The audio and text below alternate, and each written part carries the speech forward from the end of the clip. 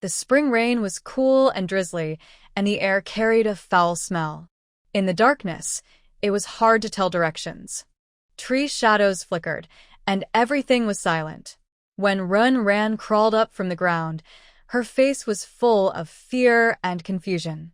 She never expected that just after finishing the game Plants vs. Zombies remake, a voice would suddenly speak in her mind. The Wasteland cultivator system is activating. Then, she felt a sharp pain in her head. When she opened her eyes again, she found herself transported to this dangerous wasteland. "Hey, system, hurry up and send me back. I don't want to die here," she shouted, her body trembling slightly. Her memories told her that the original owner of this body was an orphan wandering outside, planning to find a camp near City No. 9. But she ended up starving to death in this desolate land. Then, she took over this body. After learning all this, Ran looked at the pale, ghostly figures in her memory, and her face showed uncontrollable fear. "System, I don't care what you want to do. Just send me back now." Her voice was loud, but the system's reply was gentle. "Sorry, this system cannot fulfill the host's wish at the moment." The soft female voice sounded a bit mechanical, but Ran felt no warmth from it. "What do you mean? Why did you bring me here if you can't send me back?" She was just an ordinary person, suddenly in this strange world, standing on a bleak, empty plain with no one around. A huge sense of danger surrounded her, making her feel frantic.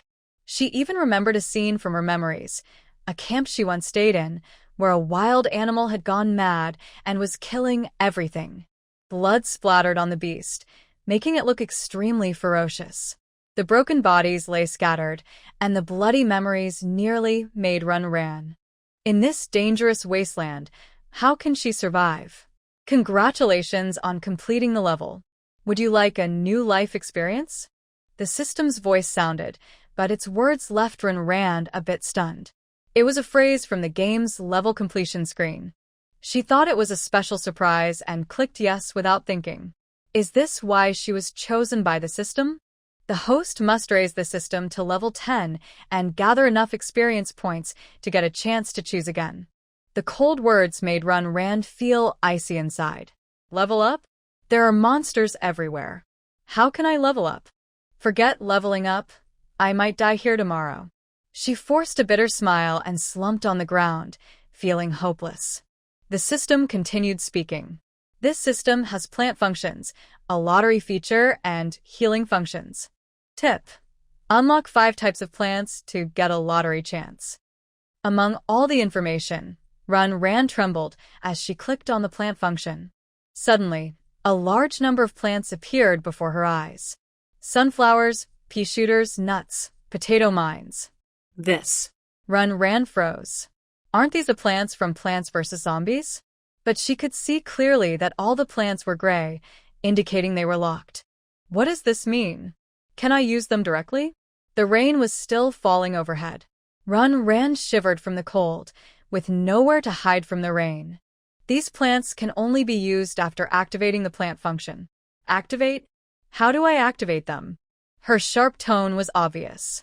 Nearby, the dark shadows of trees swayed, looking like monsters. She hugged her knees, eyes wide, trying to see through the darkness. The host needs to use experience points to activate the plant function and unlock exchanges. Experience points are gained by hunting fallen seeds. Tip: only 1 plant can be exchanged per natural day. Huh? This time, the system explained clearly, but Ran almost burst out laughing in anger. So you're telling me, with my current state, how am I supposed to hunt those fallen seeds? Am I here to deliver vegetables? This broken system just wants her to die. Suddenly, a strong sense of danger overwhelmed her as a sharp feeling of being watched struck her. She turned around and saw that unmistakable pale body still visible in the dark night. It was a fallen seed creature. This creature was small in size, for limbs on the ground, with a smooth, hairless surface that made her feel sick.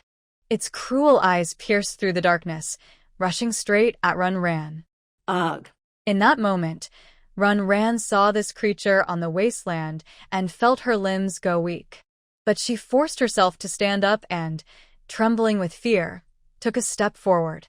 Her attempt to run only seemed to excite the creature. In the next second, it charged at her with a speed several times faster than hers. It wouldn't be long before it caught up with her. At that point, she would definitely die. Thinking of this, Renran's heart grew cold. Could it be that she was going to die here? System, don't pretend to be dead. Hurry, give me something. Her hoarse shout echoed in the darkness, but the system did not reply. Its silence made her heart race, and her legs feel numb. A strong wind was already blowing behind her. Renran turned to dodge, but she was immediately knocked to the ground by the creature. Up close, she saw that this creature had two small but sharp claws beneath it. The claws pressed down on her and suddenly pierced her abdomen. Ah! Get away! Leave me alone! The pain was unlike anything she had ever felt, and she screamed. She desperately slapped at the creature on her, but it didn't move at all. Its hard, cold skin made it impossible for her to find a grip. Saliva dripped onto her face, smelling terrible. The creature had now opened its mouth, revealing sharp teeth inside. Death was approaching, and Renran could only twist her body, trying to resist. But the creature showed no sign of giving up. Its crimson eyes shone with cruelty, and its teeth snapped shut. Creak, creak. She even heard her shoulder bones being bitten apart, piece by piece. The pain was so deep it almost made her faint, but she knew that if she closed her eyes, death would be her final resting place. At this moment, her mind was close to breaking down. She mustered her last strength and shouted, "System, help me. I listened to you, isn't that enough?" Screams echoed across the wasteland, and the creature's claws inside her still twisted.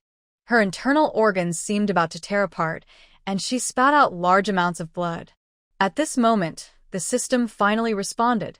"Host, have you used your lottery function in advance?" This sound was like heavenly music, and Renran shouted loudly, "Yes." Two sounds seemed to ring out at the same time. Renran saw her upper arm bone completely broken, leaving only some flesh and blood still attached to her shoulder. Ah! In the pain of her limb being bitten off alive, Renran was soaked in blood and cold sweat. The intense pain made her head feel dizzy. Drawing in progress. Congratulations to the host for obtaining a carnivorous plant seed. Followed by a bunch of descriptions of the carnivorous plant, but at this moment, Renran had no time to pay attention. She quickly glanced at the instructions and then threw the seed onto the ground. The purple seed was about the size of a fingernail, but as soon as it touched the ground, it grew rapidly. Below were a few broad green leaves, with a tall, thick stem. The most impressive was the large flower bud above. The purple flower bud was about the size of a basin, quickly blooming to reveal a circle of sharp teeth inside. Without any command from Renran, the carnivorous plant, which had grown from her blood, swung its huge flower bud and bit the fallen head of the creature riding on her. The tough skin, usually hard for ordinary guns to, was sliced open by the plant's sharp teeth. Creaking sounds. The familiar noise made Renran tremble all over. She saw that as the plant bit down, the head of the fallen creature, wrapped inside, stopped harming her and started struggling. Its two pairs of slender limbs kicked at the plant stem, but to no avail. However, its small claws scratched wounds on the flower bud. The carnivorous plant can swallow zombies in one bite, and perhaps also swallow fallen creatures, but during feeding, they are very vulnerable to injury. Note: a corner of the carnivorous plant's information didn't completely reassure the survivor, Renran. One side of her arm was limp and connected only loosely, seeming ready to fall off at any moment. But Renran didn't care about that now. She frantically lunged forward, grabbing the top of the claws with her healthy arm to stop them from attacking the plant. Getting closer, she seemed to hear the sound of bones being chewed, making her scalp tingle. Blood loss, nausea, and fear caused her stomach to churn violently. Fortunately, with Renran's help, the fallen creature's head was finally bitten off by the plant. The headless body fell to the ground and gradually stopped struggling. Renran also sat heavily on the ground, gasping heavily against the plant's stem. As she relaxed, she suddenly felt a wave of darkness approaching. Something seemed to be leaking from her damaged abdomen. The wound on her shoulder was bleeding profusely. At this moment, Ran was very clear. Her injuries were too severe. She was about to die. A large loss of blood made her mind become dull. To stay alert, Ran once again communicated with a system. A system, that healing function, use it quickly. Isn't that function supposed to be able to save someone with even the slightest breath, no matter how badly injured? The healing function can only be used once. Please choose carefully, host. At this moment, the system seemed to be malfunctioning, as if hoping Ran would refuse to use it. Her eyes turned bloodshot, and her dead silence almost filled her pupils. Don't be cautious, just use it quickly. She was about to die, yet she still wanted to save herself. Suddenly, her body felt a warm sensation, like gentle water flowing around her, wrapping her up. The intense pain from her wounds gradually eased, and she saw her bones automatically reconnecting. Her abdominal wound healed instantly, and the pain disappeared completely. She tried moving her arms and found no resistance. Even her abdomen was flat and scarless. This healing function was truly amazing. Ran looked at the headless corpse on the ground, feeling a chilling fear again. Her torn clothes and the bloodstains confirmed that everything she experienced was real. She had almost become that creature's food. Escaping death, Ran now felt a terrifying sense of emptiness. What should she do next? Supporting her tired body, she stood up and looked at the ugly yet surprisingly obedient carnivorous plant beside her. A glimmer of hope appeared in her eyes.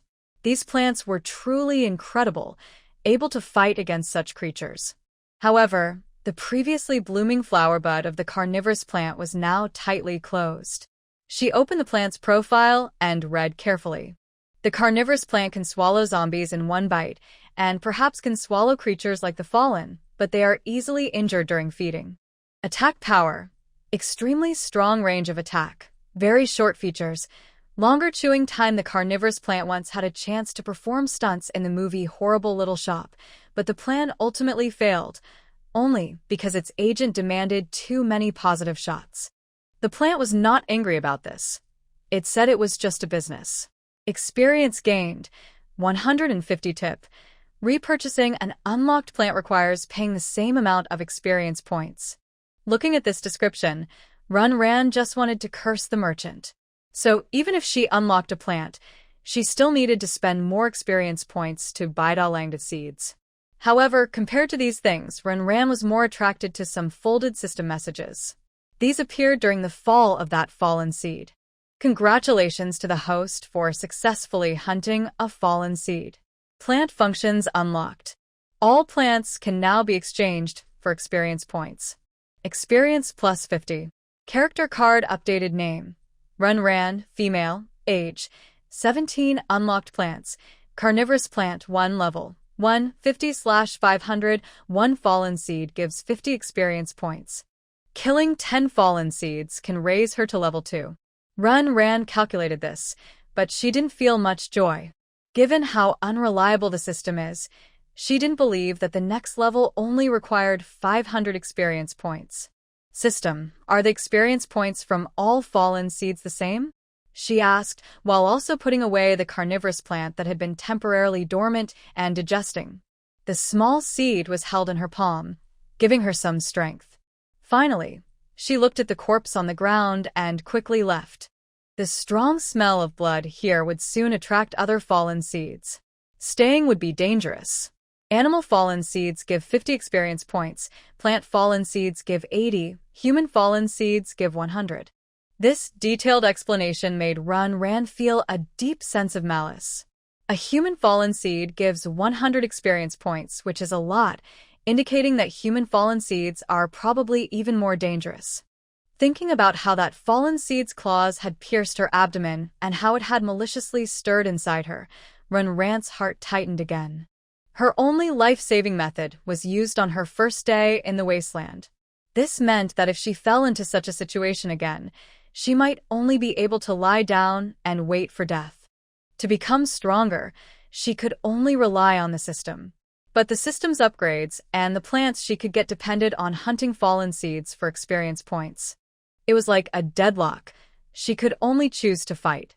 Before improving her abilities, she needed to find a place to settle down. The power on the Wasteland was simple.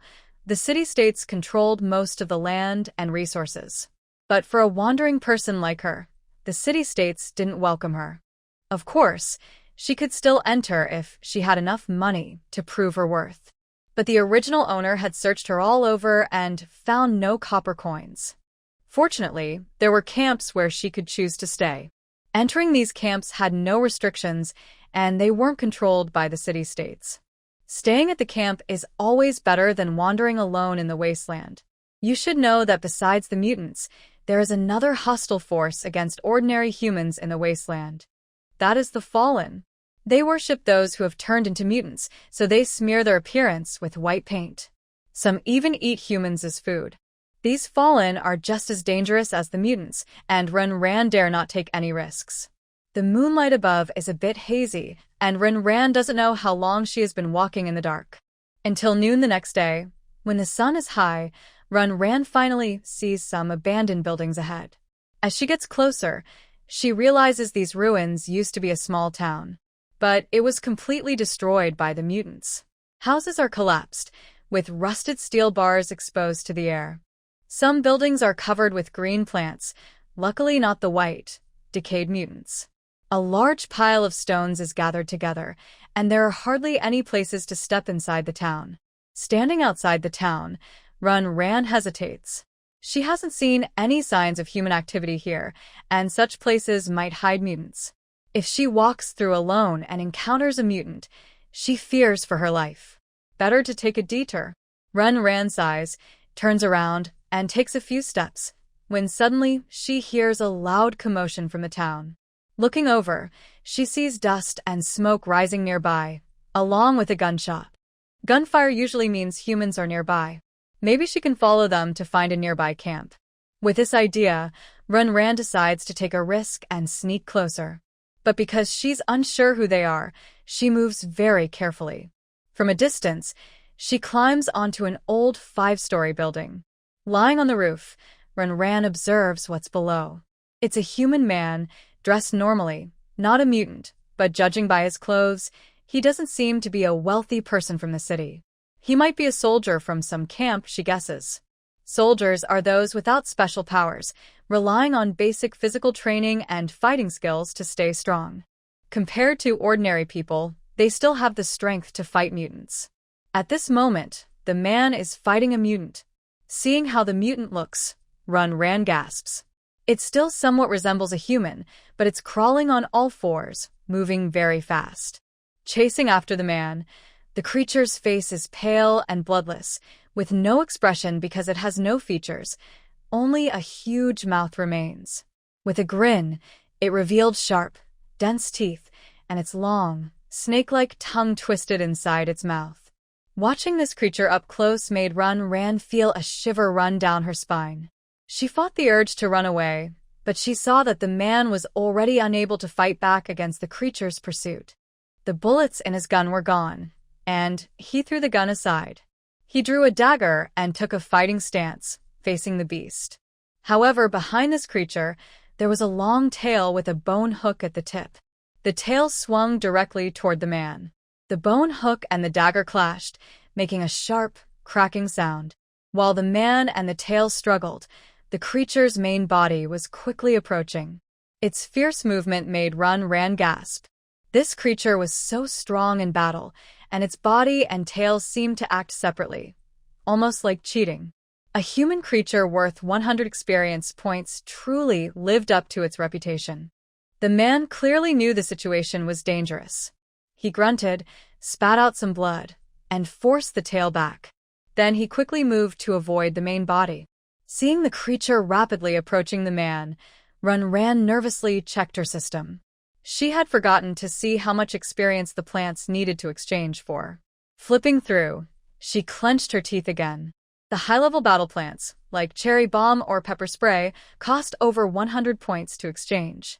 The only ones she could get were sunflowers and sun mushrooms, which only produce sunlight. But what use would she have for sunlight now? Suddenly, her eyes lit up. She focused on the potato mine. It only costs 25 points to exchange. She remembered it was cheap and quite powerful. But looking at the terrain around her, she felt it was unlikely to work. This thing needs to be buried in the ground and take some time to prepare, and the creature wouldn't just stand there waiting for the mine to explode. What should she do? System, can I buy on credit? Ran tentatively asked, but the system responded by pretending to be dead. Cheapskate, She muttered, then turned her attention to the spitting mushroom, which was even cheaper to exchange. It only costs 10 points. But with its short range and normal damage, she decided to give up. After all, judging by the shots the man just fired, couldn't he even make the creature bleed? Planting this mushroom, she guessed, might do less damage than a tickle. You beast, I'll kill you. Below, the man was accidentally caught by the tail. In response, he stabbed the tail fiercely with his dagger. There was no damage from the first strike, so she tried again. The muscles on her arm bulged, looking very strong. The old man's face looked fierce, but just from the blood dripping from his mouth, it was clear he was badly injured internally. If she didn't think of a way soon, she would have to watch this old man die. Looking through the menu, Ran had an idea, but she still needed the system's approval. After all, she could only exchange for 1 plant per day. System, the man-eating plant is a prize.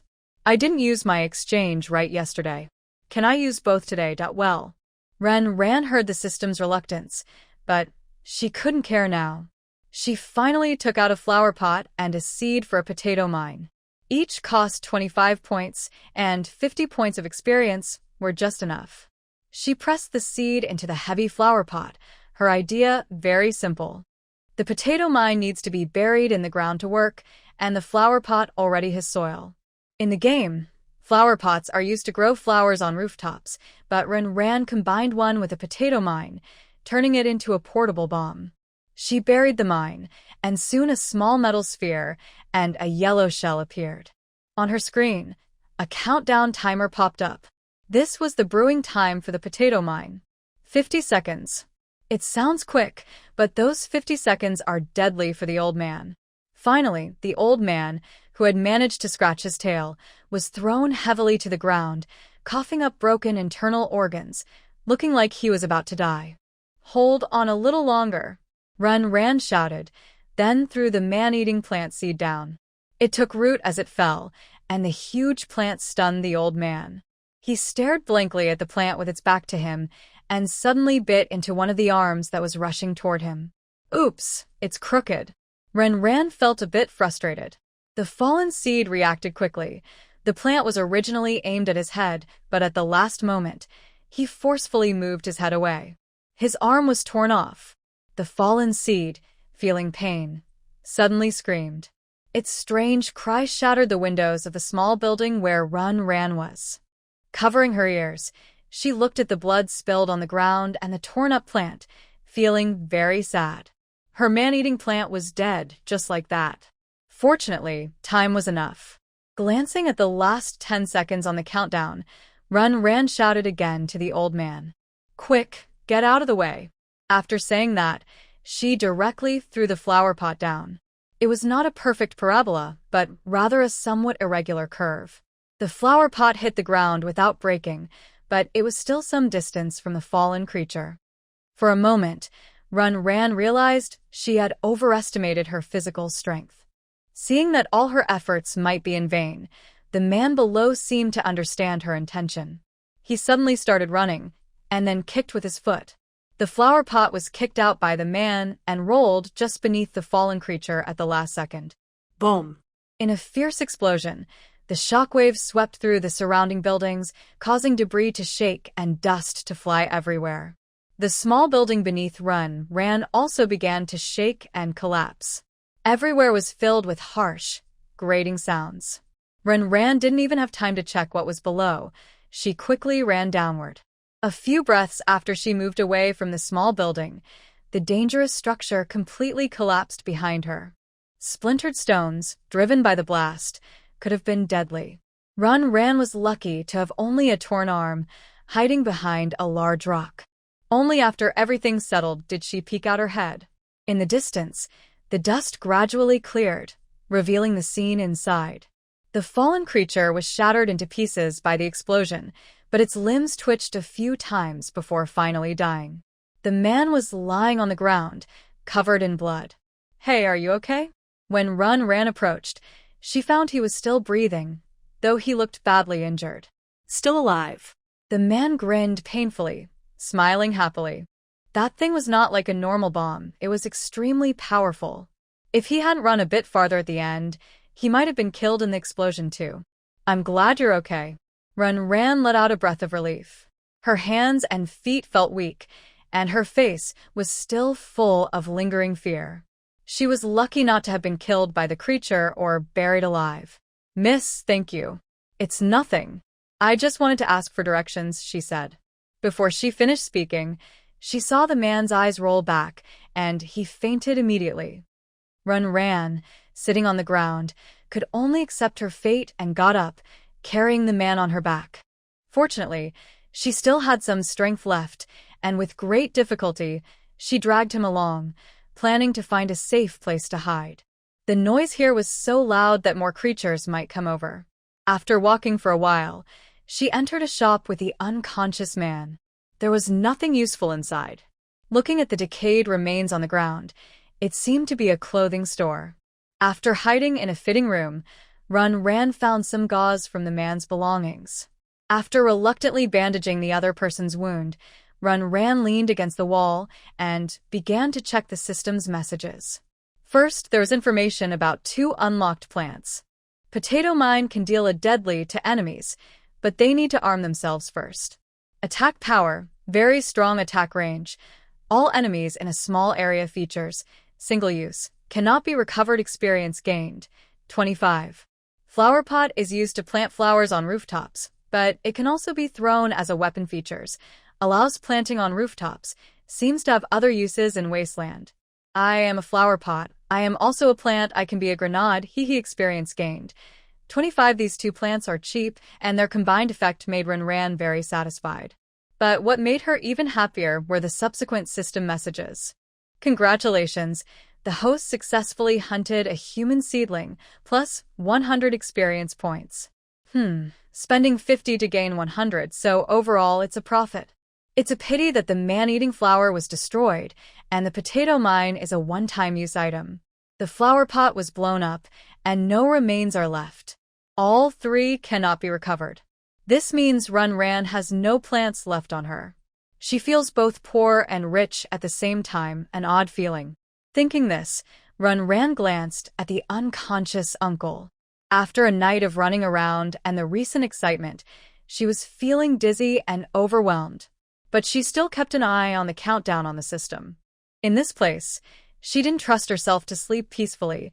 She wanted to wait until the next day and exchange for a plant to carry with her first. She didn't know how long she waited before her eyelids started to droop, and the system finally began the new day's countdown. At midnight, under the moonlight, the ruins looked like a huge monster, making people afraid to touch them. Ran painfully used all her experience points to exchange for a pea shooter seed. This was her carefully considered choice, as the pea shooter is a very classic plant in games. It can attack from afar and defend up close, perfect. Plus, it can keep firing continuously, making it more economical than the man-eating flower overall. The round green seed fell into her palm, looking very cute. Ran looked outside the door. Under the night, apart from the uncle's snoring, everything was silent. She planted the pea shooter at the door of the compartment. Soon, a pea plant about the height of a person grew up. The leaves below are oval-shaped, broad, and plump, looking very cheerful. However, the tip is a dark hole, giving off a strong sense of intimidation. Pea shooter is your first line of defense. It shoots peas at approaching zombies, and it treats all enemies equally. Attack power, normal range. Wide experience gained. 100. Stay outside and attack immediately if there is any danger. Unable to hold on, Ran leaned on the pea shooter and fell into a deep sleep. What she didn't see was the pea shooter's nozzle gently nuzzling her head and the leaves covering her belly, very thoughtful. Ran slept very soundly that night. She dreamed of commanding her clan army to sweep across the wasteland and becoming a queen. But in her dream, she always felt like something was secretly watching her. The strange gaze made Ran open her eyes. The room was very bright, and outside, the sun was already high in the sky. Then she saw in the corner of the room an uncle curled up, watching her cautiously. "Oh, you're awake. Do you have special abilities?" Both questions sounded at the same time. Ran blinked and then nodded. "Yes, I think I am. A plant-type ability user." This was the explanation she had prepared long ago. There are many strange abilities in this wasteland, like metal, wood, water, fire, and earth types, which are quite common. Being a plant type or wood element isn't very eye-catching. "What is that thing?" The uncle pointed at the pea shooter, relaxing a little. In this wasteland, he had never seen or heard of a wood type being able to create such strange plants. After she woke up, the original gun barrel aimed outside was now pointed directly at her. She had tried to approach Ran, but the barrel turned red, as if warning her. "Bear." Ran said shyly. These plants don't exist on the wasteland, but luckily, her ability covers it, so she's not afraid. "By the way, my name is Ran. What's yours?" She quickly changed the subject and casually put away the pea shooter. "Chen You." The uncle looked at the plant that disappeared out of nowhere and said, "Is that what a pea looks like?" "Uncle Chen, do you know if there are any camps nearby?"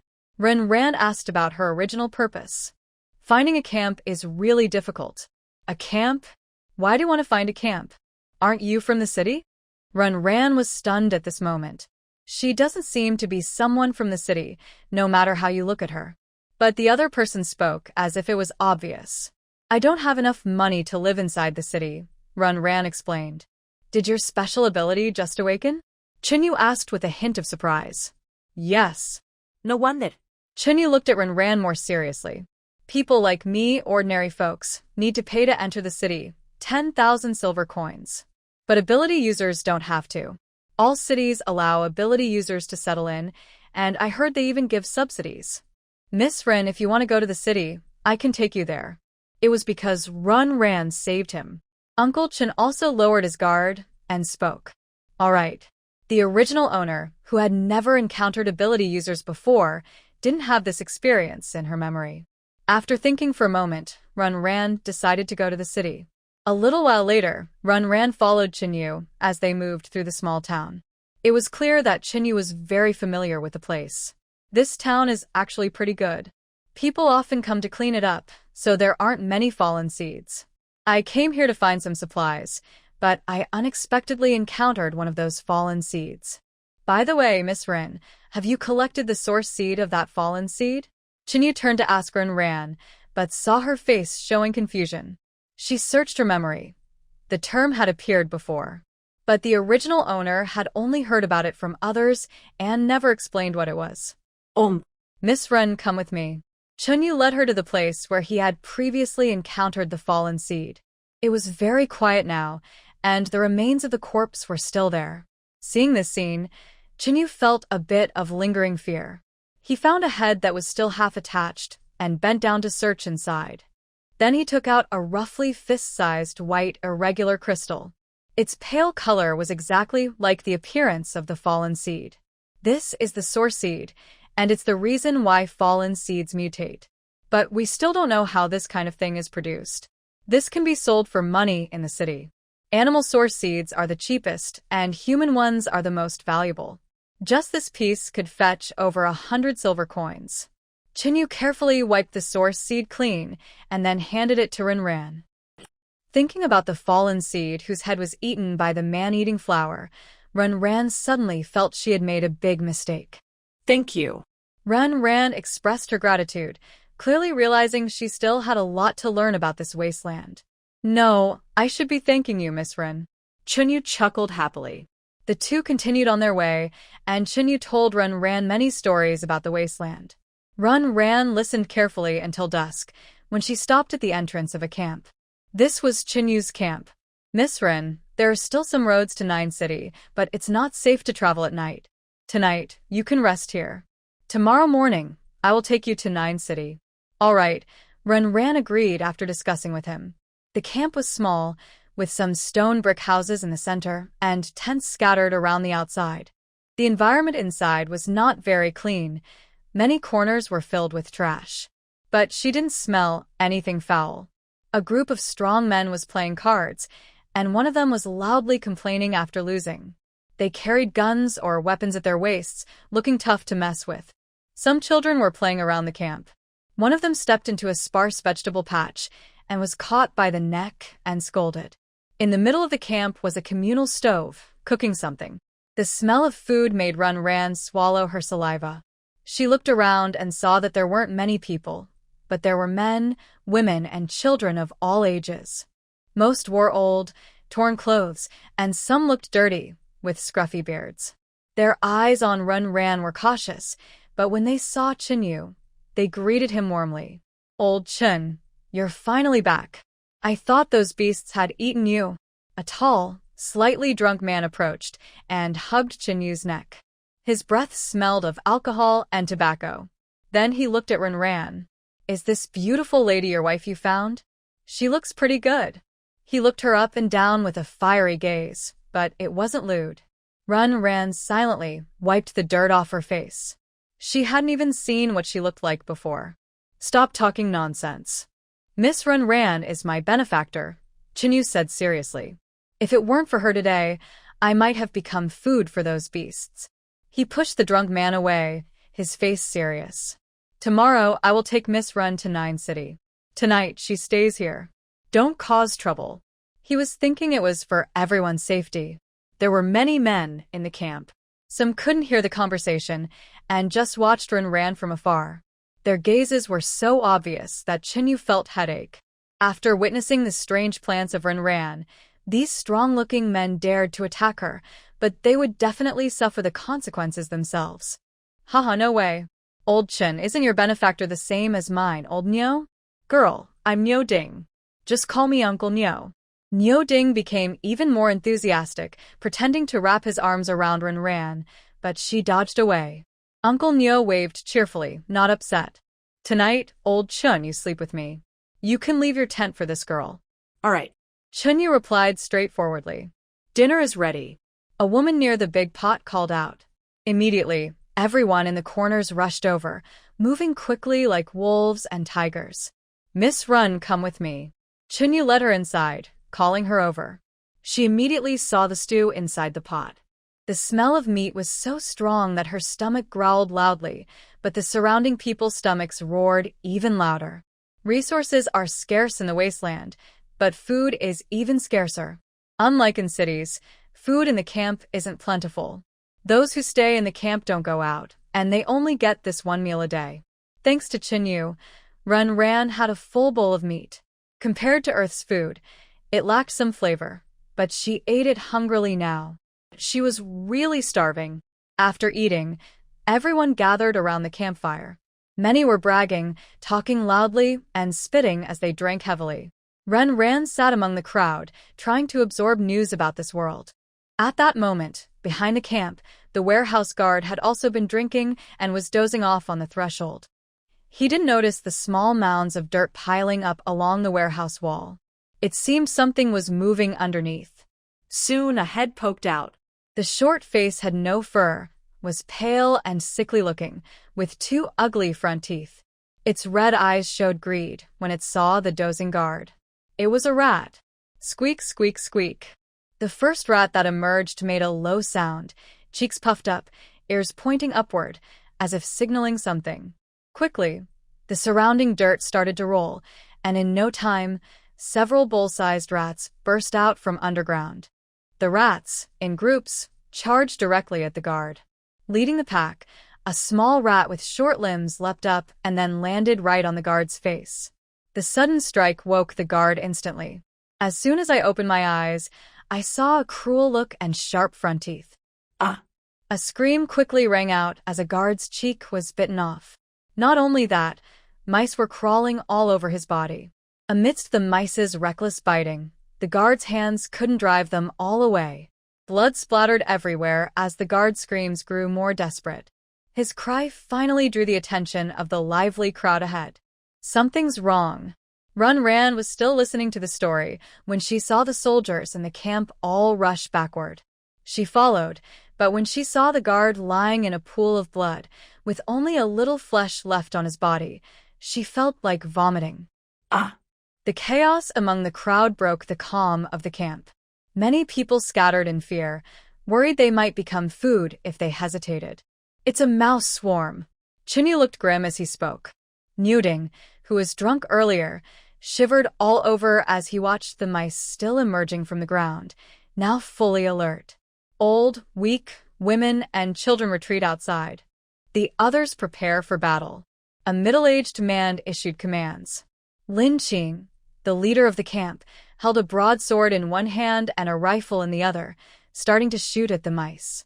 The sharp whistling of bullets cut through the air, hitting the mice that had fallen. But Ran saw clearly that the bullets only left scratches on their tough skins, not harming their insides. The mouse swarm was still moving with at least 100 or more. The first guard was now completely eaten down to the bones. Blood stained the ground as the mice pressed toward new food. There were too many. Ran felt nervous, her back sweating coldly.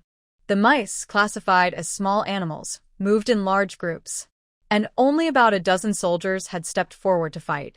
This numerical disadvantage made everyone's face tense. "Miss Ren, can you help us?" Seeing Ran still hesitating, Chen You couldn't help but ask. The strange power of the plant might be very useful. Ran hesitated. She only had a pea shooter now, and wasn't sure how powerful the peas really were.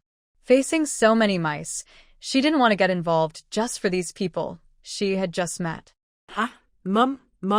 Boo. Suddenly, a child's crying came from behind the warehouse. A young girl ran out.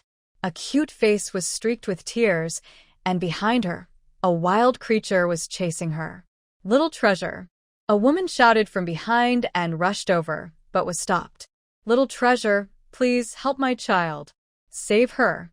The woman immediately knelt on the ground, crying out in despair. Tears fell freely, and her miserable appearance was very touching. Lin Qing's bullets in his gun were all used up, but he hadn't fired a single shot.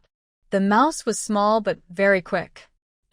Seeing the girl being almost caught by the creature, Ran quickly took out a seed from the pea shooter.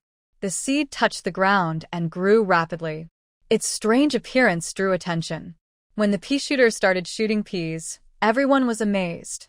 The green, round peas looked just like in the game, only the size of a fingernail. But the speed at which the peas flew was lightning fast. Bang! Heavy impacts sounded. Ran saw that when the pea hit the creature's tough skin, it was only slightly slowed, then instantly pierced through its body. The creature's body split in two and fell to the ground. One pea shot had taken down a creature. The power shocked even Ran. But things didn't get easier because the pea shooter could only shoot one pea at a time. After killing the creature chasing the girl, the pea shooter's chamber recharged, as if preparing for the next shot. Seeing the girl about to be caught again, a whip suddenly swung out, wrapping around her body and pulling her to safety. Outside the camp, several vehicles were parked, and a group of young men and women got out. The woman with short hair, wearing leather pants and a leather jacket, looked very confident as she swung her whip. "These mice are migrating. They probably got hungry and came looking for food when they found your camp," she explained. With a flick of her hand, the people behind her quickly dispersed. When the fire serpent burst out, the mice were quickly pushed back. Ran even smelled something burning. "These people are mutants." Ran was surprised. She saw a badge on the woman's chest with some words written on it. "Red Leaf Team." Ran muttered the name. Just then a man walked over to her. He looked at her casually, with a hint of contempt in his eyes. "Move aside quickly, don't get in the way." He raised his hand and pushed her, causing Ran to stumble and almost fall. Suddenly, she felt dislike for this man. These mutants seemed so arrogant. "Hurry up and finish it," the woman shouted, and the men and women quickly moved. Ice spikes condensed in the air and shot directly at the fallen creatures. The dense attack kept the swarm of rats confined within a certain area. The fire rings around them kept shrinking, and many of the fallen creatures were roasted, their flesh torn apart. Blood and meat splattered, one piece landing right at Renran's feet. Next to her, the pea shooter finished charging and fired another bullet. The plant bullet pierced through the fire ring and even shattered some ice spikes on the way. It hit one fallen creature precisely, with power undiminished. The fallen creature struggling under the flames instantly shattered into pieces. This power made the woman look at it with surprise. "Are you also a mutant?" The woman's voice was clear and bright, with a hint of a smile, looking friendly. Yes. "Plant type," Renran replied. The system was reporting. Successfully hunted 2 animal mutants, experience plus 100. The 100 experience points were enough to exchange for another pea shooter. Not wanting to reveal too much in front of others, Renran chose not to use other plants. She threw out another seed, which took root and sprouted. A tall pea shooter appeared, lazily shook its body, then started firing. The rat mutants were weaker among all the mutants and easy to handle. Since a group of seemingly strong people had arrived, Renran believed there was no need to worry about the safety of the camp. So, she decided to take this opportunity to gain more experience points for future use. "My name is Redleaf. What kind of plants are these?" Redleaf looked curiously at the plants guarding beside Renran. As she approached, one of the shooters aimed directly at her. Renran patted the shooter's head, and it obediently continued firing at the mutants. Bear. The same answer she gave Chen You. The woman nodded thoughtfully, but didn't ask further. Under the control of the ability users, things that originally existed in nature could appear in other forms. Like these ice spikes filling the sky now. Water in the air condensed into ice, something that was impossible to do manually before. Although Redleaf's plants were strange, she could accept them. With Redleaf and others involved, most of the camp people retreated. Only the soldiers stayed nearby to prevent any escaping mutants. A small team of 7 people, including a fire user, an ice user, and a person with earth abilities. The ground began to show some quicksand, trapping the fallen enemy's legs. But for mice used to underground life, earth abilities were not a big threat. After the fire reduced the enemy's fighting power significantly, 2 men and 1 woman charged forward barehanded. They threw punches, accompanied by loud bursts of energy. The air vibrated, and under these punches, the fallen enemies' bodies caved in. Blood splattered, but this also made the mice more aggressive. Chirp, chirp, chirp. A sound came from behind the mice. Once the sound appeared, all the fallen enemies became more excited. They even ignored the fire barrier and rushed toward the crowd. "It's the Mouse King. Help me find the Mouse King's location." Redleaf's calm expression faded. She held a whip tightly, staring at the mice. But among a group of similarly sized pale mice, it was hard to find the Mouse King, who seemed unremarkable. Renran was also searching. Another fallen enemy was killed by a pea shooter. Under the fierce attack of the mice, some team members with special abilities had already retreated. One person's arm had a large chunk of flesh torn off and was bleeding heavily. "Stop the bleeding first," Redleaf ordered, her brow furrowing. Their mission this time was to deal with this mouse swarm, originally to eliminate it.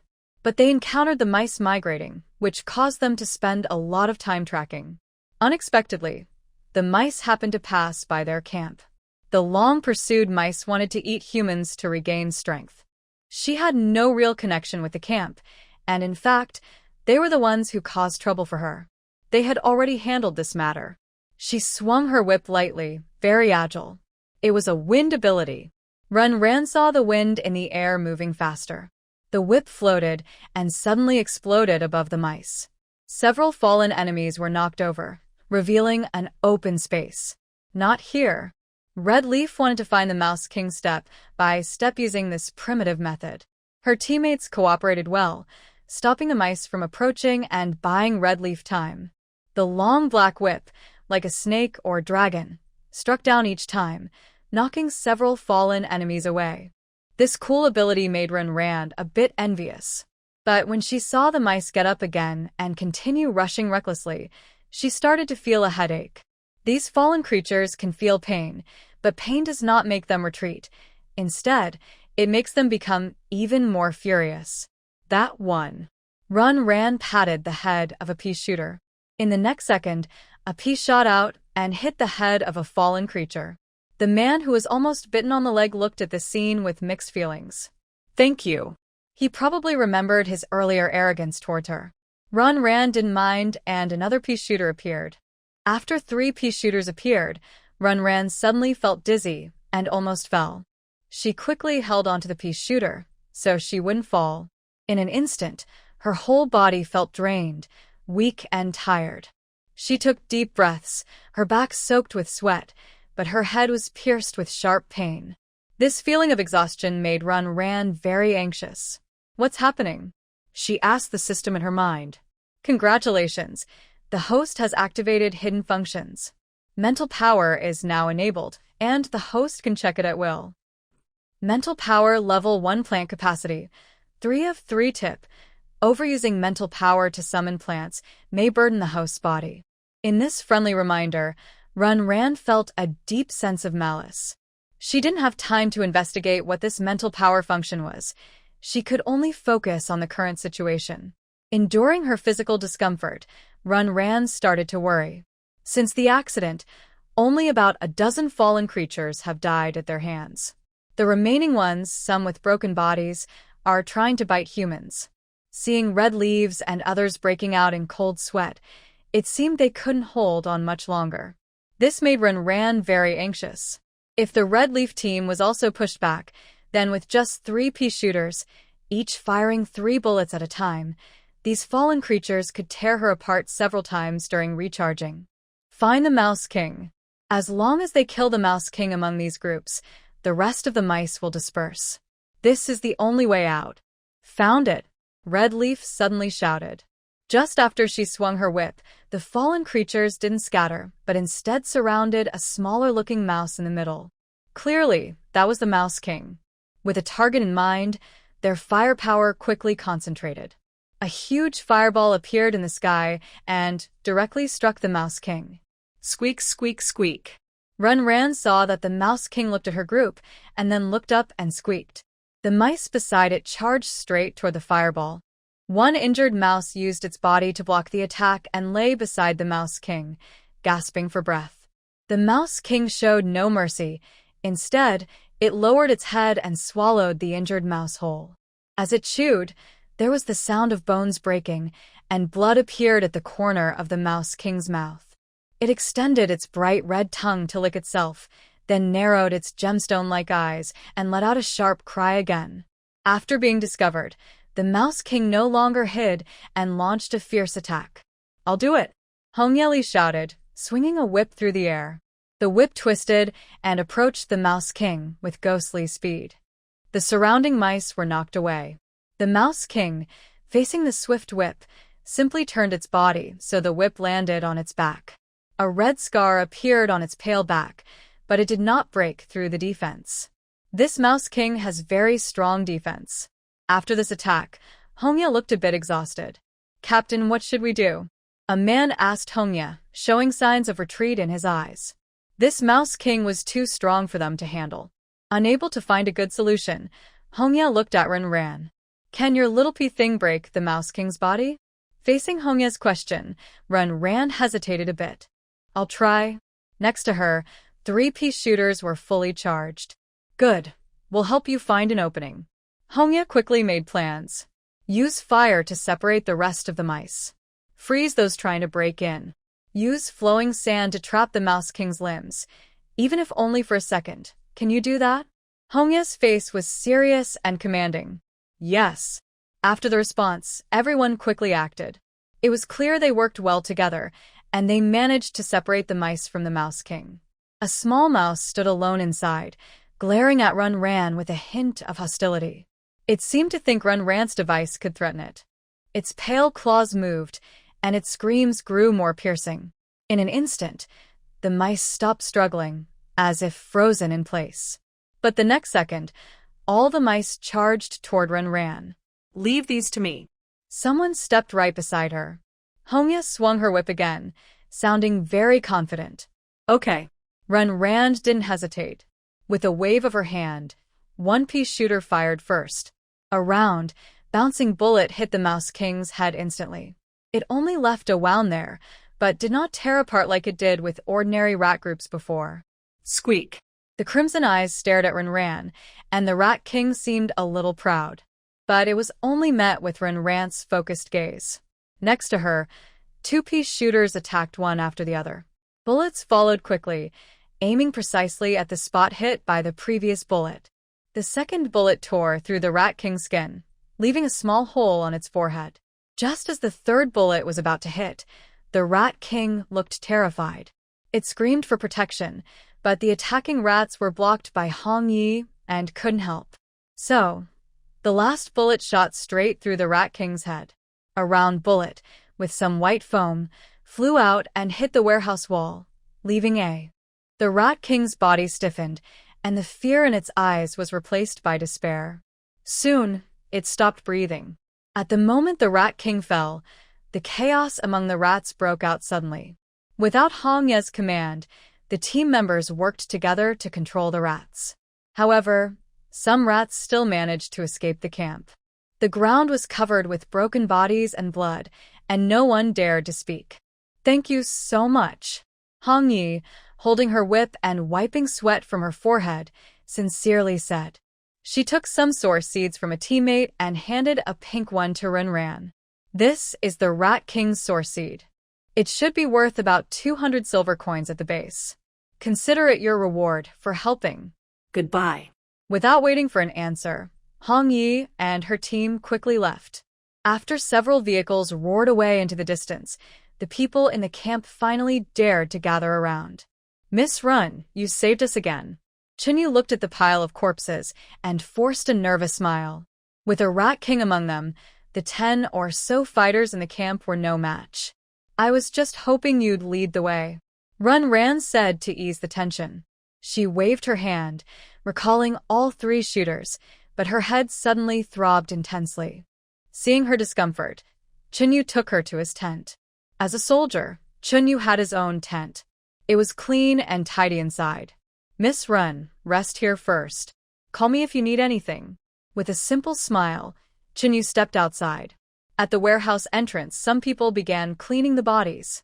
Someone actually disassembled the bodies and placed the parts into bowls. "Be careful when handling these. You can exchange them for money at the base." The guts, claws, or mutated parts from the fallen creatures were all bought by the city. The Red Leaf Squad didn't care much, but for the people at the camp, these were treasures. Leading the group, Lin Qing waved to Chen You. "Who was that Miss Ran? Are you sure she's not from the city?" Lin Qing was also surprised by Ran's performance. Those 3 bullets shot out by the pea plants were beyond common sense. What kind of plant can shoot bullets? Yes, at first she wanted me to lead her to the camp. Chen You suddenly slapped his thigh. I shouldn't have mentioned the city. If the camp had such a protector, they wouldn't have to worry about safety anymore. Chen You was now regretful to the point of feeling sick. "They probably don't look favorably on us," Lin Qing said with a bitter smile. Meanwhile, Niu came over, looking sneaky. "This girl probably hasn't registered in the city yet. People like her are very valuable. Maybe we could sell her." "Enough." Before Niu finished, Chen Yu's face darkened. "Don't you realize who saved us today? If you try to sell her to those degenerates, they might retaliate and kill you. Do you think you can handle that pea thing?" Chen You warned Niu with a serious look. "Better hide your little schemes." "Haha, I was just joking. Don't take it seriously." Watching the bloodstains that couldn't be fully cleaned, Niu chuckled nervously, a hint of fear in his eyes. Meanwhile, Ran was unaware of what was happening outside. She was checking the system messages. She had killed 7 fallen creatures, gaining 350 experience points, but spent 200 on 2-piece shooters. Now she only had 150 experience points left. Shouldn't the Rat King give more experience? Ran muttered. The system was silent, and Ran didn't really expect the greedy system to give in. Right now, what mattered most was the mental power ability.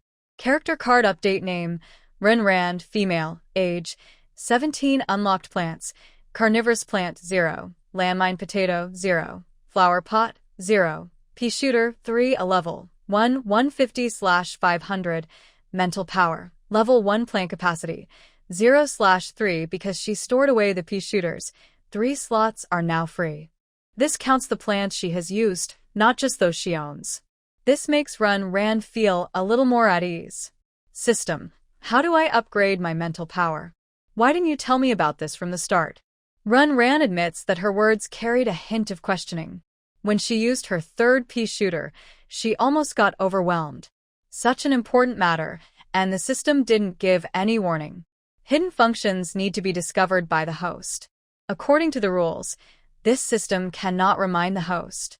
Mental power upgrades based on the host's control over plants. Please explore on your own. In other words, there's no experience bar to show her progress clearly. Ren falls silent. Outside, it is pitch dark, but the camp is unusually lively. After the bodies were disassembled, someone picked up a white bone from the pile of fallen plants. A human arm bone was taken to the wasteland, not far outside the camp.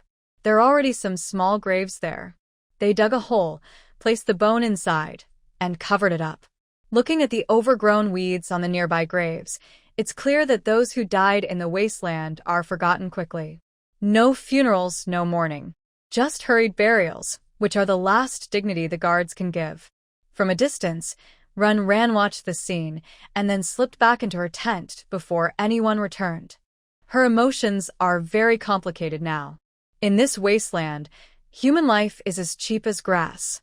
She wants to survive in this environment, which is even harder than she desires. That night, Ren slept very restlessly. The next morning, she got up early. The camp was lively again, and the bloody events from last night didn't seem to affect the mood of the people. Big sister Ren, Mom said this is for you. A little girl who had almost been killed by a mouse swarm the day before held out an apple in her hand. The apple was a bit wrinkled but smelled sweet. Ren smiled and broke the apple in half. Good. 1/2 for each of us. The girl's eyes were clear and innocent, seemingly unaware of the harshness of this wasteland. But Ren clearly knew that this pure innocence would eventually be tainted by the wasteland. Just one day after arriving in this world, Ren's mood became very heavy. She didn't know what awaited her ahead, but she could only move forward. Miss Ren, the vehicle is ready. Chen You came over, smiling warmly as he looked at Ren. Our camp needs to go into the city to exchange some supplies, so these two and I will go inside. I hope you don't mind, Miss Ren. A man and a woman followed behind Chen You, smiling kindly at Ren, seeming somewhat admiring. I don't mind. Ren nodded and got into the vehicle. The vehicle sped across the ruins, with collapsed buildings becoming more obvious around them. The road was bumpy, and the car kept jolting. Looking out, wild grass grew everywhere and there were almost no signs of human activity. The wide view made Ren feel very lonely. After half an hour of rushing, they finally approached City Number 9. The roads near City Number 9 were somewhat smoother. The vehicle stopped at the city gate. People from camps like Chen Yu's could enter the city to exchange supplies, but vehicles were not allowed inside. Ren stood at the city gate, looking at the tall walls, feeling the imposing presence. The unique black city wall, built from metal, was dozens of meters high, with a large 9 carved into it. This metal was heat-resistant, corrosion-proof, and extremely hard. It was this wall that completely separated the city from the outside world. Many people in the wilderness wanted to get into the city, but couldn't. There were machine guns mounted above the wall, which, from Ren's limited knowledge of firearms, looked very intimidating. Just one glance at those guns made her feel scared. After a few moments, Ren followed Chen You to the city gate. Outside the large metal gates, several guards stood. One of them seemed familiar with Chen You and was chatting with him. Hey, long time no see.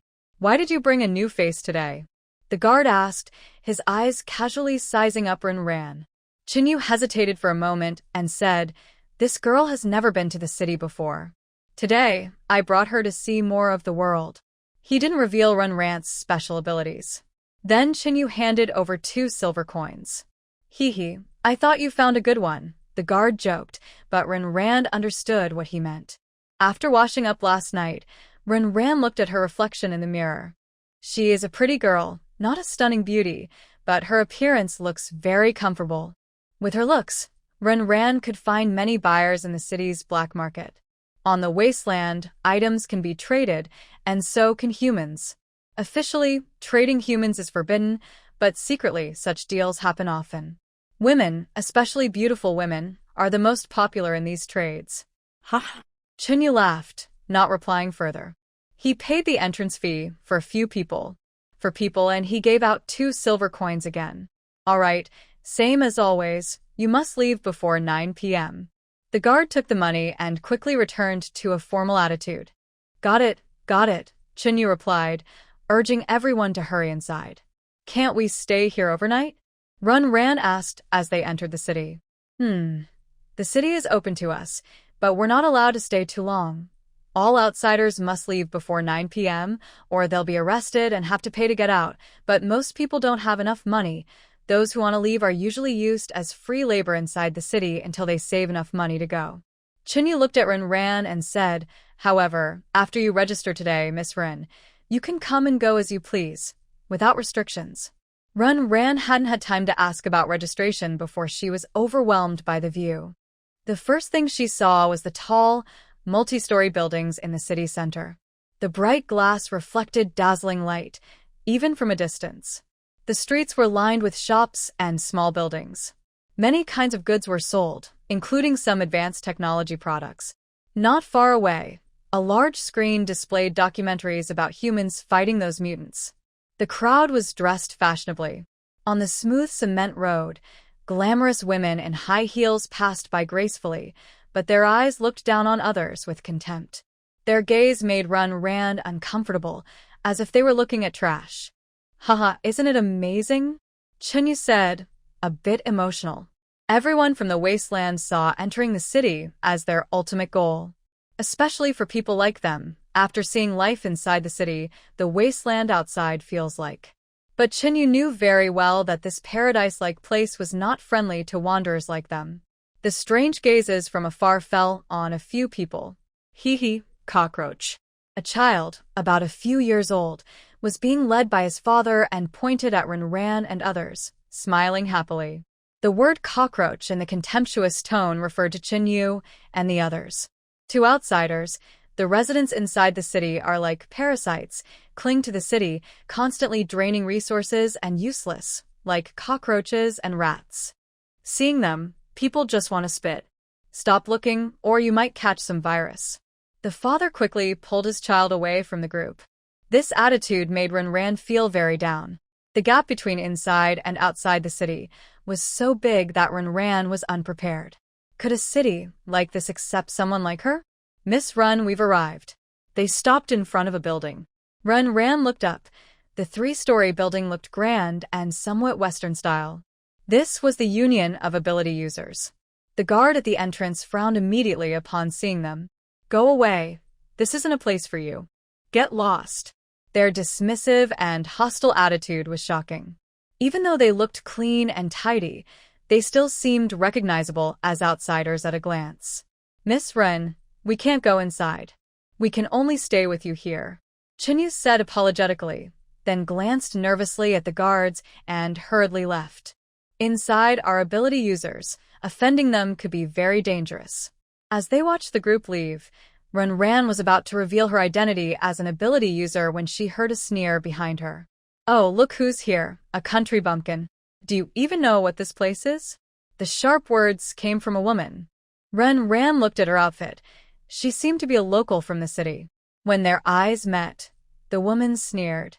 You're such trash, coming here to embarrass yourself after staying outside? Do you even know what this place is? Do you know who can come inside? Just get out of here. A bunch of trash. The woman looked pretty, but her voice was sharp and harsh.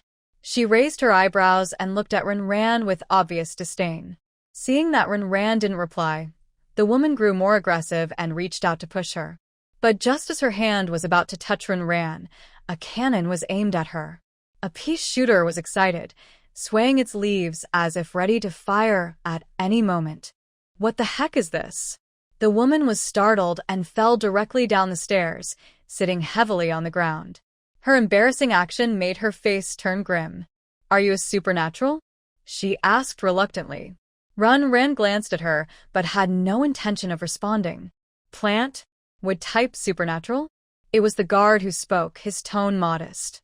"Sorry, I didn't know you were a supernatural. Please come in." The man bent down and pointed, his changed attitude making Ran feel a bit better. Behind her, the woman looked at Ran with some resentment. How could such trash also have a supernatural power? Inside, Ran found the hall very spacious. On the left, there was a screen listing some bounty mission details. On the right wall, many different metal plaques were hung, each with a squad name. Straight ahead, there were several windows. Ran found the window for registering supernaturals. "Are you a newly awakened supernatural? Please place your hand here for a test." A woman with the name Jean shone on her badge, smiling professionally, said gently. Okay. In front of her was a round, silver-white metal plate, slightly concave in the middle, shaped like a palm.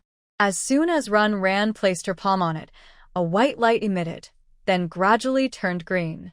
A small dip appeared on the side of the metal. "You're a level 1 wood-type supernatural. Please fill out these details for registration." Jean Shan's voice sounded even sweeter, and her gaze at Ran was flattering. She was just an ordinary person, living in the city, but needed to serve these important figures. But she felt very honored. Level 1 supernatural? So, supernatural powers are also ranked? Supernatural levels increase with frequent use. Currently, there are 9 levels. Beginners are all level 1. Later, you can come for regular assessments. Jean Shan explained seriously. Supernaturals of different levels enjoy different benefits in the city. Now, a level 1 supernatural receives a monthly allowance of 500 silver coins. Each time your level increases, the allowance doubles and so on. Also, if you don't have a residence in city number 9, we can assign one for free. A bunch of benefits flooded into Ran's mind, making her feel dizzy. "By the way, do you have an account? If not, I can help you open one and deposit these coins into it." Jean Shan looked at Ran with anticipation, and her gaze made Ran feel a bit uncomfortable. "Okay, thank you." As she spoke, the woman outside the door also entered. Seeing that Ran's identity as a special ability user was confirmed, Chen Yu's expression grew darker. As long as someone awakens an ability, even outsiders can be allowed in. Is this allowing these troublemakers to come in and pollute their city? Faced with Chen Yu's angry look, Ran couldn't understand. To cooperate with Jean Shan's work, she wore a communication device on her wrist, which looked like a watch. The rectangular screen clearly explained its functions: user account, communication, and inquiry. It was similar to a phone on Earth, but less fancy. "Hee, can you understand it? Do you know how to use it?" Chen You sneered at Ran's curious gaze. Not wanting to provoke her further, Ran furrowed her brows and looked at her. She wasn't someone without temper. She just didn't want to stand out too much in the city when she first arrived.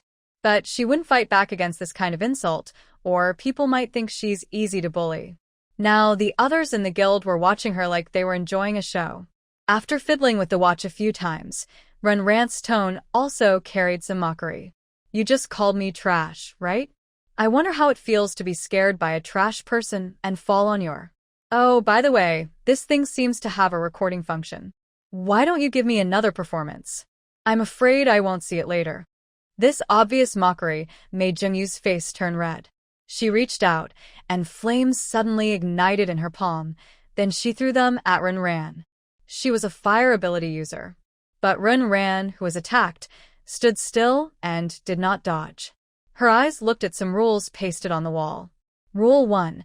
Ability users in the city cannot fight privately.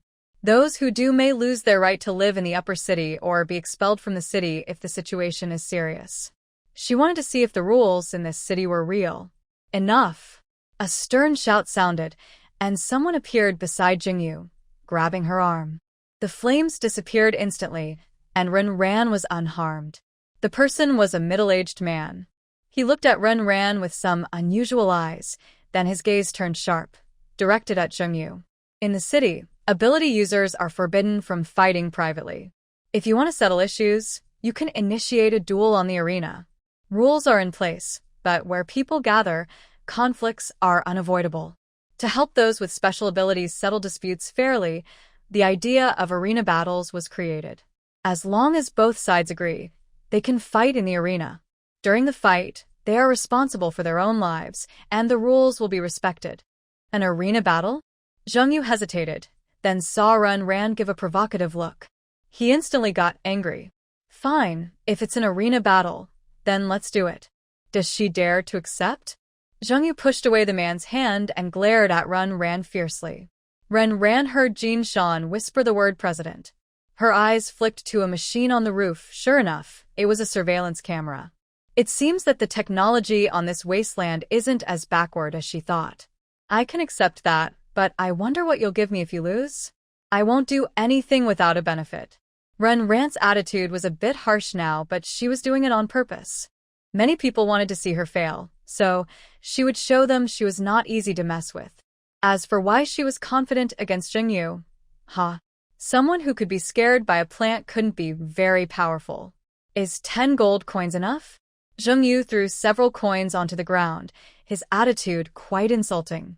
Seeing the coins roll to his feet, Ren Ran held back her anger and smiled. That's enough. Since she'd just arrived in city number 9, she was broke. If someone was willing to give her money right away, she was happy. On this wasteland, the exchange rate is 100 silver coins to 1 gold coin.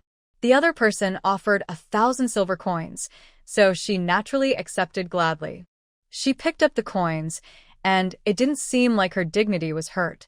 Since that's settled, come with me, both of you. The president gestured for them to follow and led them to the back of the guild. They walked down a long corridor and arrived at an open-air arena. The oval-shaped building had a large opening at the top, with tiered seats around it. There were some spectators in the stands, clearly here to watch the fight. This place is open to everyone, the president explained when he saw Ren Ran's question. Now, I will be your referee. There is only one rule in the arena, either death or surrender. If neither happens, the fight continues. Let fate decide life or death. You two begin now. The high arena was made of gray stone, but the surface was stained with black and red. The dark colors that seem to blend with the stone platform are the marks left by those who once fought here. It feels like I can smell a faint scent of blood. The leader has already stepped down, leaving only 2 people on the stage. Without hesitation, Chen You activates her special ability. The temperature around rises, and some fire rain appears in the sky. Following Chen Yu's gestures, the fire rain begins to fall directly. Ren Ran summons 3 pea shooters to surround herself. The 3 peas start shooting bullets, breaking apart the falling fire rain. Looking up, Ren Ran sees Chen Yu's proud expression. Don't you know that among all abilities, fire can defeat wood? Fire defeats wood. That's common knowledge. Although Ren Ran's plans are a bit strange, it doesn't stop her from having the advantage from the start. Hearing this, Ren Ran's heart beats faster. She had forgotten about that. But when she sees the peas easily smash the fire rain, she smiles again. Yes, ordinary plants fear fire, but her plants are not ordinary. The fire rain is shattered, and the scattered flames drift around. One lands on a pea shoot's leaf. The leaf seems impatient and flicks away the spark, knocking it off. And on the lush green leaf, there are no scorch marks at all. Well done. Ren Ran can't help but praise. She pats the pea shoot stalk and then slips under one of the leaves. As long as there's a leaf, the fire rain can't reach her. The pea shoot is truly her good big boy. You're cheating. Seeing this, Chen You can't help but shout. How can a fight involve such cheating tactics? Is there a rule that says I can't do this? Ren Ran puts on an innocent face, making Chen You gnash her teeth in anger. But she soon realizes that the peas can't shoot anymore when they are in recharge mode. Haha, I knew it, you're useless. Even your plants are useless. During battles, energy recharge is necessary. Does the enemy just wait for her to finish charging? As Chen You finishes speaking, She waves her hand and immediately gathers all the fire rain in the sky. The flames converge into a whip in her hand. The high temperature tears space apart, rushing toward Ren. Her pupils shrink, and she forces herself to resist the urge to escape, calmly speaking. Open fire. Just 2 words, and the peas, still recharging, quickly open fire. A bullet is fired instantly, accurately hitting the fiery whip. The whip shattered into 2 pieces and fell to the ground, then turned into ashes and disappeared. Ren heaved a sigh of relief and couldn't help but gently touch the pea shooter. Since she obtained these plants, she felt a kind of mental connection with them. As she used them more, this feeling became stronger. From the last use, they conveyed a message that their charging time had decreased. Mental power upgrades based on the host's control over the plants. Please explore this on your own. These plants were slowly growing, and she seemed to be beginning to understand what the system meant by that sentence. Are you lying to me? The flame whip disappeared, and Jungyu's expression looked as if she wanted to rush forward and tear Ren apart. You didn't ask me. Ren scoffed, but around her, she could hear cheers. Hurry up, kill her. Kill her, make it more exciting. This thing is really powerful, I want one too. The audience clapped for Ren's performance, but most of them were urging her eagerly. Looking at their eyes, Ren felt a heavy weight in her heart. It seemed these people didn't see the fighters on the stage as peers, but as toys for entertainment. They even shouted for her to quickly finish off her opponent. So, should she kill Chen You? Ren hesitated. She had never killed a living person before. I surrender. Seeing the support from the crowd and noticing the 3 pea shooters beside her that weren't afraid of fire, Chen You shouted loudly. She raised her hand, her face pale. She didn't want to die. The sudden surrender made Ren stop thinking. Ignoring Chen Yu's fierce expression, she looked at the judge below, waiting for him to announce the result. Getting 10 gold coins was pretty easy. But when she looked into the judge's eyes, a smile appeared on his face, and he showed no intention of calling her onto the stage. What's going on? Ren was very confused. Oh. This really is a newcomer. Ha. The newcomer really believed it. Laughter erupted from the audience. What does this mean? Ren's face suddenly changed color, and she felt a wave of heat hit her from behind. She awkwardly rolled on the ground. A burst of flames brushed past her back, and the burning sensation made her sweat profusely. Just because I let you lie to me doesn't mean I can't lie to you? Chen You sneered and moved closer to Ren again, her palm wrapped in flames, directly aiming at her. She understood clearly that Ren had no fighting ability of her own, so she just needed to avoid those strange plants. The best plan was to make her relax her guard and then get close to deliver a deadly. Obviously, her plan worked. On the arena, surrendering requires kneeling to the opponent, the president explained. This was a humiliation and punishment for the loser, and a reward and honor for the winner. Unfortunately, Ren had just entered the city and didn't know this at all. Chen You took a gamble on this, and she succeeded. You are doomed. Chen Yu's eyes darkened, and her malicious gaze was chilling. Ren bit her lip and quickly stood up. With a quick thought, she fired a pea shooter, releasing a bullet. Do you think I would fall for that?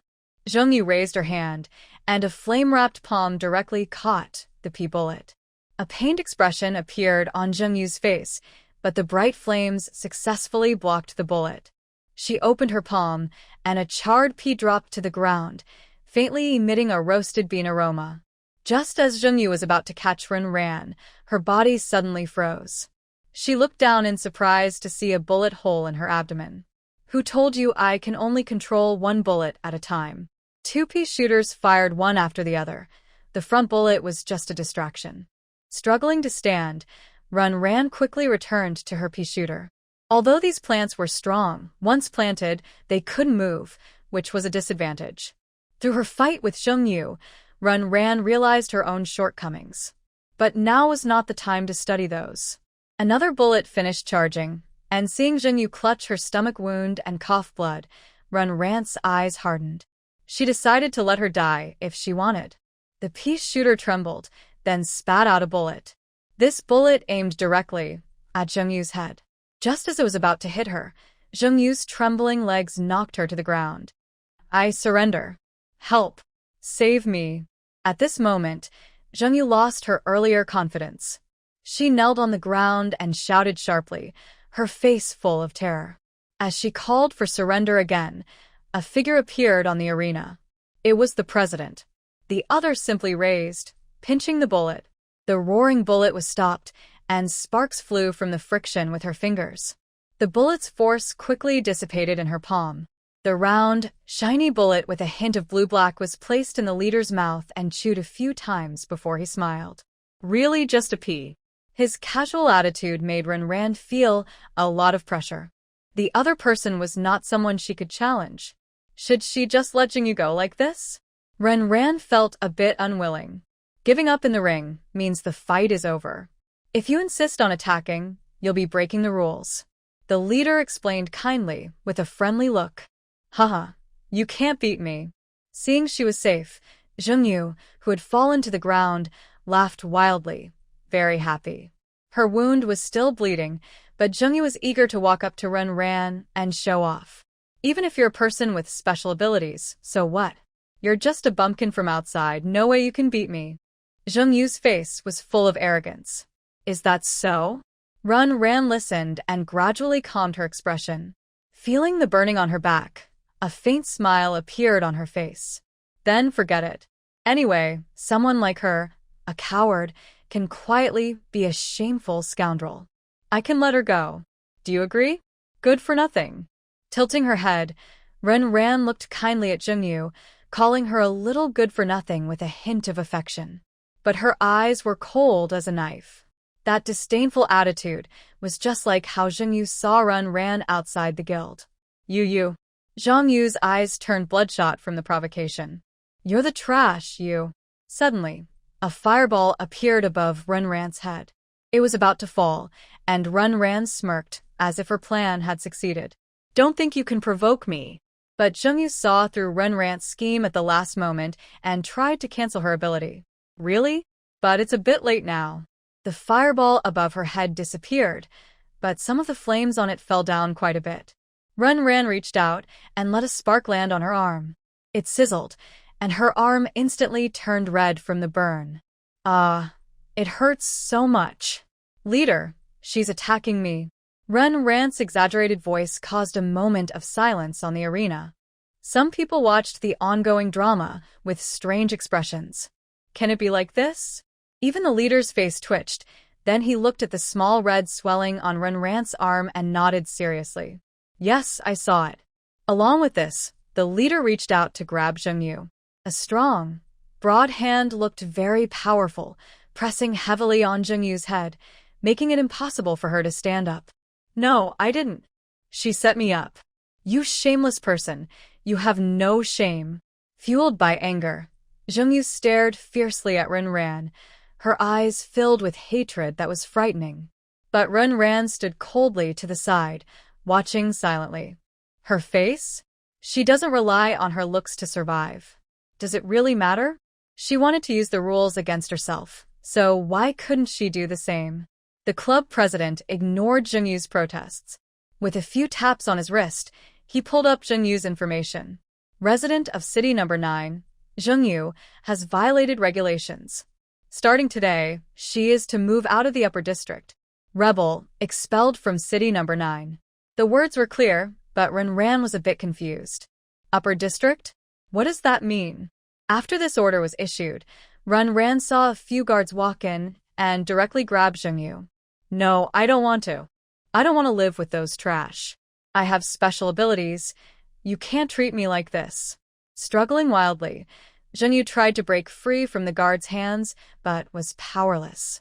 It seemed she also wanted to use her abilities to attack the guards, but she met the expectant gaze of the club president. Seeming to realize something, Chen You lowered her head. That was fear. But through her messy hair, her hatred for the other person remained unchanged. She watched helplessly as the other person was dragged away like trash. Ren felt a growing fear of this city in her heart. People who can kill are not only armed. Miss Ren, this is your first time in our city number 9, right? Jean Sean, give Miss Ren a good reception. The club president greeted Jean Sean. That girl looked proud, as if she had been chosen, and walked over confidently. Yes. Hee, Miss Ren, on behalf of city number 9, I welcome your arrival. See you next time. Watching the guards and the pea shooter beside Ren, the club president suddenly disappeared from the arena. Miss Ren, please follow me. Following Jean Sean, Ren learned about this city's general situation. The so-called upper district is where powerful people with special abilities, wealthy people, rulers, and contributors live. It's basically the upper class. Ordinary people like Jean Sean, who works in the union, can only live in the lower district. The lower district is filled with ordinary people who work at the bottom of the city, doing menial jobs. Some of the formerly homeless people who had saved enough money to move into the city now only lived in the lower district, doing small jobs to get by. The beauty of the city advertised outside still belonged to only a few people. In fact, life here was even harsher than on the Wasteland. Ren suddenly understood this point. Even if some people managed to get into the camp, the upper class still saw them as inferior. Miss Ren, which hunting team do you plan to join? If needed, I can help introduce you, Jean Sean said enthusiastically, pointing to the wall covered with team badges in the hall. These are official teams registered with the guild. Many of the tasks on the hunting list are completed by them. She pointed to the screen showing ongoing missions and explained carefully. Red Leaf Team. Ren saw the familiar name on the wall. She had some interactions with this team before. Oh, this team is only considered a third-tier team in City 9. Third tier? Do teams have levels too? The management here seems very strict. Yes, there are 3 levels, but the team's level depends on their contribution points, which are earned by completing hunting missions. Third-tier teams are the lowest level. Red Leaf Team is third tier, but after completing a few more missions, they should be able to promote to second tier. Jean Sean knew a lot about these teams. If I don't join a team, can I still take on missions? The rewards for these missions are tempting, and more importantly, she needs to go out hunting to gain experience. But she didn't want to be overly controlled. It seemed she would have to serve as a subordinate whether with the system or in City 9. Yes, you can. But some missions require a team to accept. Jean Sean pointed to Ren's wrist. All the specific information can be checked here. Thank you. After thanking Jean Sean, Ren found her assigned residence using an address. It was a tall apartment building. Number 805. She found her specific apartment, and as soon as she opened the door, she saw a door in the house had been slammed shut. It seemed the person inside heard her opening the door and quickly hid in the room. It was a 2-bedroom, 1-living-room apartment, which meant Ren had a roommate. To own a completely private place, she would need to spend money. Fortunately, the house was not messy. Ren casually looked around. The kitchen and bathroom were very clean. Another room's door was open, so Ren went inside and then closed the door behind her. What she didn't notice was that a small gap was open on the door across from her, and a dark, curious eye was staring at her room. The room was small but well-equipped. Lying on the soft bed, Ren felt an unreal sensation. Having spent several days in the Wasteland and then returning to human civilization, she found it hard to get used to. It was like being locked in a prison, filled with a sense of restraint. Annoyed, she scratched her head and decided to sit up. She was going to study her plants carefully. She had played the game for a long time and knew the properties of the plants well. But some plants were useless in the Wasteland, like sunflowers. This was the most important plant in the game, but in her hands it was almost useless. Looking at the gray sunflower picture, Ren communicated with the system. If I exchange for a sunflower, does it really give me sunlight? By the way, she didn't know what sunlight from a sunflower looked like in this world. This system only created these plants based on the host's understanding. Details are for the host to explore on their own. In short, just by gaining experience points. This system was as stingy as ever. So, should she try it? Looking at the remaining 150 experience points, Ren sighed. If she kept spending like this, how long would it take to gather enough experience to level up? But sunflowers were cheap, only 50 points to exchange. Seeing the 50, Ran felt the system was tempting her. Just give it a try. With a determined bite, she clicked to exchange. After exchanging, these plants seemed to have some intelligence and could even interact with her to some extent. Maybe the sunflower would change too. Soon, a sunflower seed fell into her palm. The golden seed was quickly planted and grew rapidly after she threw it on the ground. Among the seeds she exchanged, except for the potato mine, the others could grow without touching soil, which was a good thing. In a moment, a half-human height sunflower appeared in her room. Its bright golden face was quite pleasing. The soft petals looked just like in the game. But Ran waited for a long time and didn't see any sunlight appear. Does this count as false advertising? Ran really wanted to understand system theory, but some things seemed destined to fail, so she gave up. She brought along a sunflower, which meant she had unlocked 5 types of plants. However, she had already used her lucky draw chance earlier to save her life. Feeling a bit discouraged, Ran lay on her bed, but something in her pocket pressed against her. She took it out and discovered 2 source seeds. One from a fallen human and one from a rat king. One pale, one pink. Some fallen species live in groups, and in such groups, a king is born. The king's source seed is pink, which is more valuable than ordinary ones. She forgot to exchange these for money. The Union of Abilities users buys them. She played with the 2 seeds in her hand, then decided to exchange them for money. It's safer than carrying them around, and the money can be stored in her account. Her account is linked to her biological data, so even if her watch is lost, she can get a new one, and the money remains safe. Suddenly, she lost focus, and the pink seed accidentally flew out of her hand. It happened to land right on the sunflower's big face. Seeing this, the sunflower shook its head as if expressing displeasure. Then, "Stop, no, shut up." Ran's scream echoed in the room. She lunged toward the sunflower, but couldn't stop it from swallowing the seed whole. Yes, whole. Just moments ago, a black hole appeared in the center of the sunflower's bloom, and the seed dropped right into it. "Spit it out." She grabbed the sunflower's stem and shook it angrily. Losing 50 experience points was bad enough, but now she had lost a seed worth hundreds of silver coins. She felt she had been cheated. No matter how she shook, the sunflower played dead. It even obediently allowed Ran to tug at its flower, as if saying, "I'm very obedient." Green leaves draped over her knees, as if begging for mercy. "Don't act cute with me."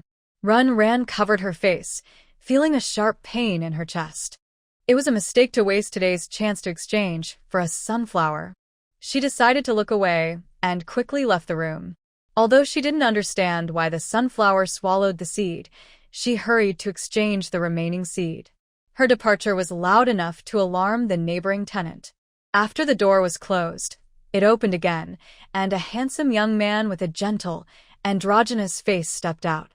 He is holding a small screen about the size of a palm, displaying that Ran has already left the mutant ability apartment. With light steps, the man walks quickly to Ran's door, gently touching the doorframe with his slender fingers. Then he plucks out a small object about the size of a fingernail. It is the same wood color as the doorframe, and Ran doesn't notice it. Connecting this piece to his computer, soon the computer plays Ran's voice. "Stop, no, shut up. Spit it out. Don't act cute with me." These are the 3 sentences Ran said after entering the room, clearly talking to some presence. The man then pushes back his messy hair, revealing a pair of bright eyes with faint dark circles. She lives alone. There is no sign of any sinister aura on her. So, who is she talking to? Thinking this, the young man walks to Ran's door and presses his finger on the handle. The lock is useless to him. He is sure his intrusion won't be noticed by Ran. Should he go in and take a look? After a moment of hesitation, he puts his hand down. Forget it.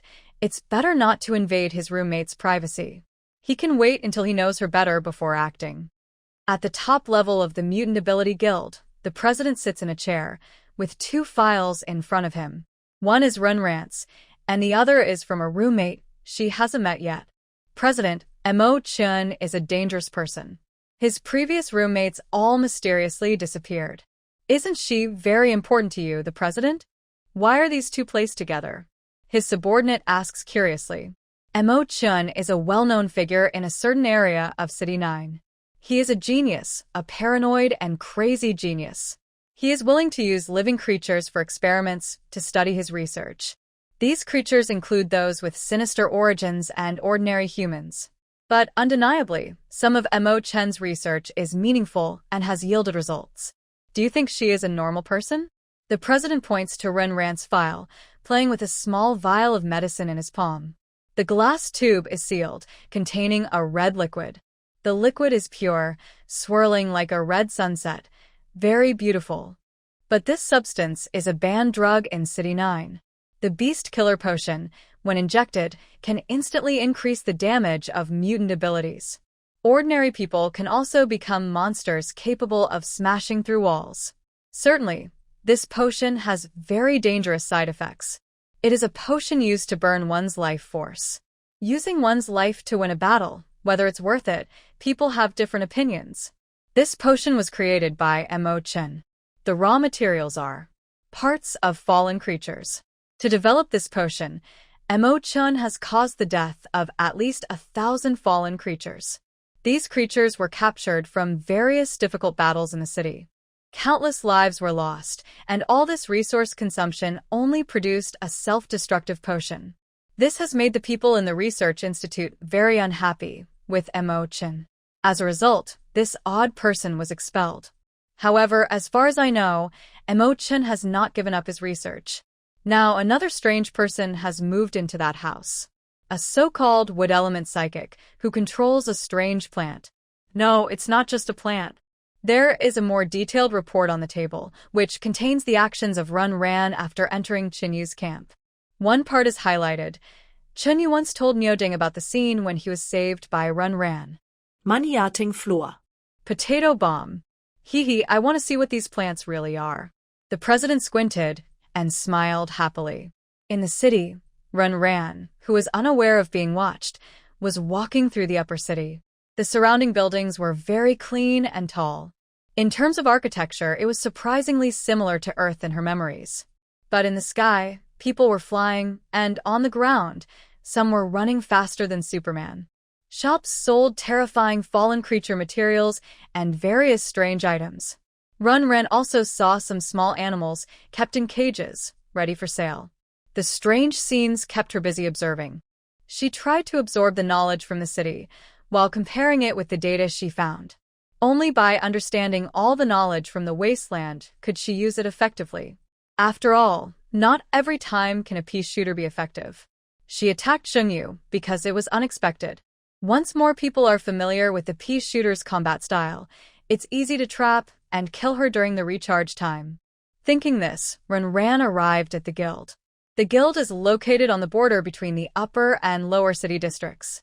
Beyond that is the lower city, which the people of the upper city look down on. After successfully selling the source seed, she looked at her increasingly full account and planned to explore the lower city again. Just a few minutes away, the surrounding buildings clearly looked old and broken down.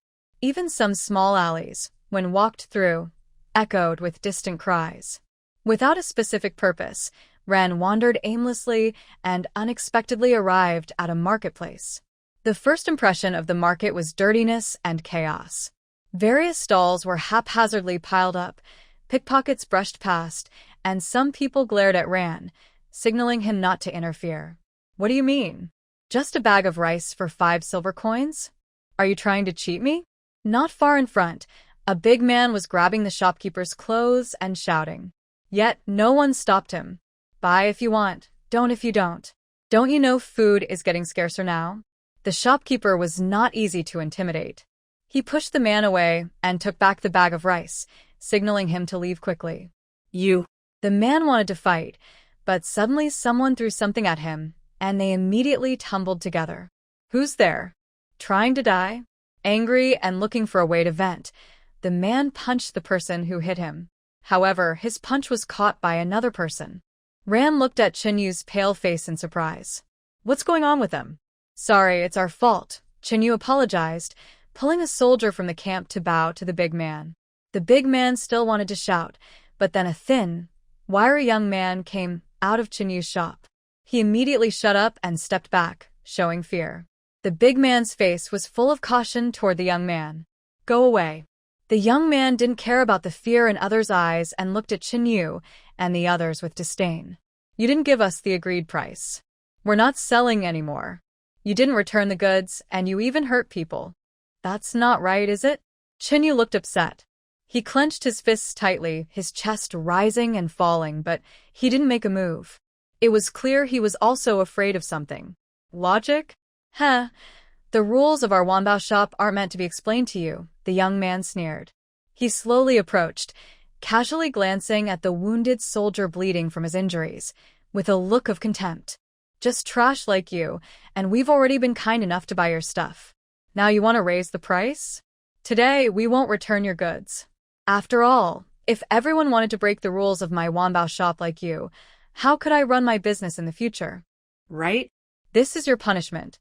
The young man spoke, clearly looking at Chen You, but his eyes seemed to casually glance at a bug. No, you must return the items to us. Those are our camp's harvest for a month. Soldier Song Shui was feeling pain in his chest, but looked at the young man unwillingly. The goods they brought today were collected bit by bit outside. With so many people in the camp, they hoped to sell today's items to get money and supplies. How could they just give up like that? Chen You didn't speak, but his expression showed he was also unwilling.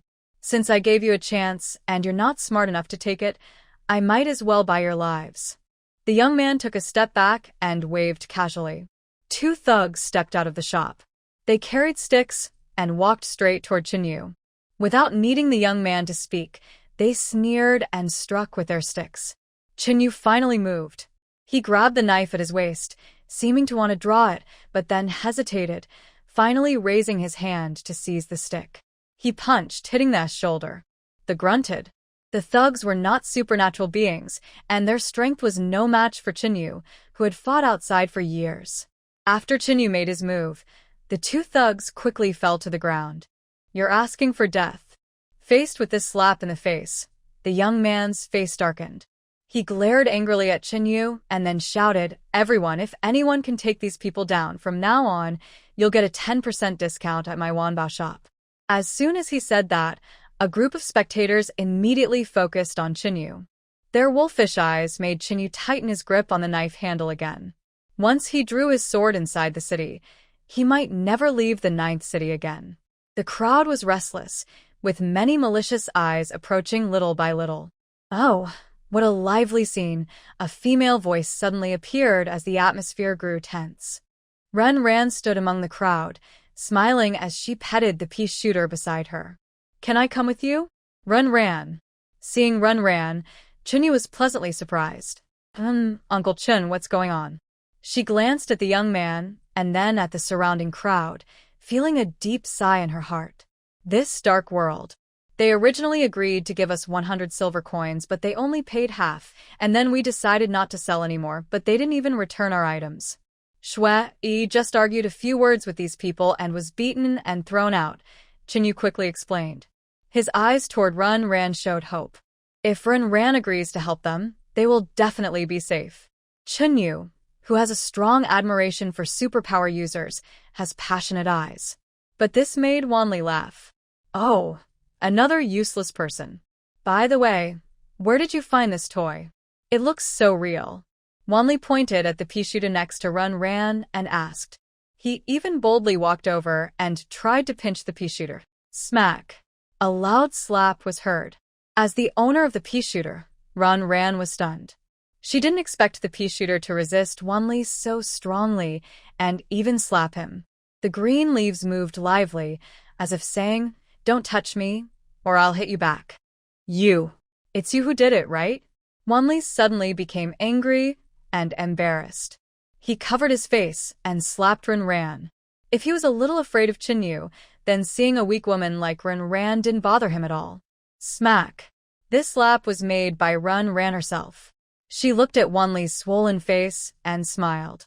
Quite symmetrical. Everyone said she hit him, so She wanted to make her wish come true. You're asking for it. Seeing Ran raise her hand again, Wanli quickly stepped back and threw a small bag. The bag spilled, and several silver coins rolled out. Kill her, and the money is yours. Pointing at Ran, Wanli's face twisted with anger. This woman had humiliated him so much. One silver coin just rolled to someone's feet. It was a middle-aged woman. She looked at the coin under her feet, moved slightly, then bent down to pick it up. This action seemed like a signal, igniting the crowd. The crowd surged forward, rushing toward Ran. Their greedy or excited expressions made Ran realize the situation in the lower district. If the upper district was maintained by rules, then the lower district was a place that ignored laws and regulations. As long as there was money or profit, killing people in the city was no problem. Bang! A round bullet narrowly missed a middle-aged man's head, widening his bald spot. Ran stood beside the pea shooter, watching the crazy crowd with a blank expression. Come again, and don't blame me for being merciless. The city's rules say superpower users can't fight privately, but there's no rule saying they can't kill ordinary people. Those rules protect the upper class of City Number 9. You are a superpower user. When the pea shooter fired, Wanli finally realized that the strange plant was no longer a toy. He was responded to by a bullet whizzing past his shoulder. The pea bullet hit the signboard of Wanbao Pavilion. The sign snapped with a cracking sound and fragments fell, cutting his cheek. He covered his painful face, no longer showing the previous arrogance. But seeing Ran's arrogant look, he didn't want to bow his head. He fiddled with his communicator, as if contacting someone. After Ran made his move, many people calmed down. They quickly left the market, though some blinded by greed still stared at Ran, waiting for a chance. An old man had somehow slipped behind Ran. He looked at Ran's back with greedy eyes. Seeing that Ran didn't notice him, the old man drew a dagger and stabbed at his back. He touched the pea shooter's pouch, lowered his head, and aimed his gun at the old man's arm, firing a shot. The bullet shattered the bones in the old man's arm. It didn't threaten his life, but his hand was definitely useless. Ah! The pain made the old man kneel instantly. He looked at Ran's frowning face and hurriedly bowed his head. I'm sorry, I was wrong. I don't want to die. Please let me go. Tears streamed down his old face, and his cloudy eyes showed regret. Ran looked on calmly, with no emotion. People like him couldn't be taught well. If given another chance, he would still act violently. Just as Ran was about to deal with him, he suddenly heard a harsh screech of brakes. A car stopped nearby, and 2 guards got out. Move along, who's causing trouble here? Are you looking for death? The guards approached with guns, and some people blocking the way were knocked down with gun butts. They groaned in pain, but no one cared. It's you, right? You're causing trouble here. Come with us and explain. After the guards arrived, they looked at Ran carefully, and then tried to take Chen You and others away. The door of Wanbao's shop was already closed. But Ran knew these people were probably called by the owner. So, because of these guards backing him up, was he daring to act secretly? Why should we?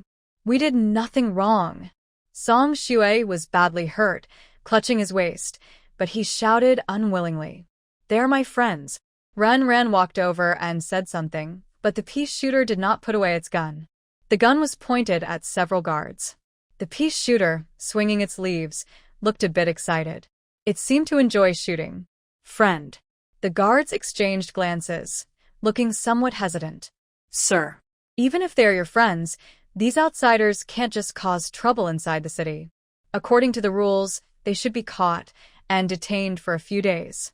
One guard, trying to flatter Ran, rubbed his hands, showing clear intent. That's true. We should follow the rules, but I remember you can pay to get out of trouble, right? Ran asked curiously, but his clear eyes conveyed intense pressure. Yes, you can pay to redeem yourself, the guard nodded. At that moment, Ran took out a silver coin and handed it over. Is this enough? It seemed like a challenge or a warning. The silver coin, light in weight, fell into the guard's hand. His face twitched slightly, as if he wanted to say something. The pea shooter was even more excited. Enough.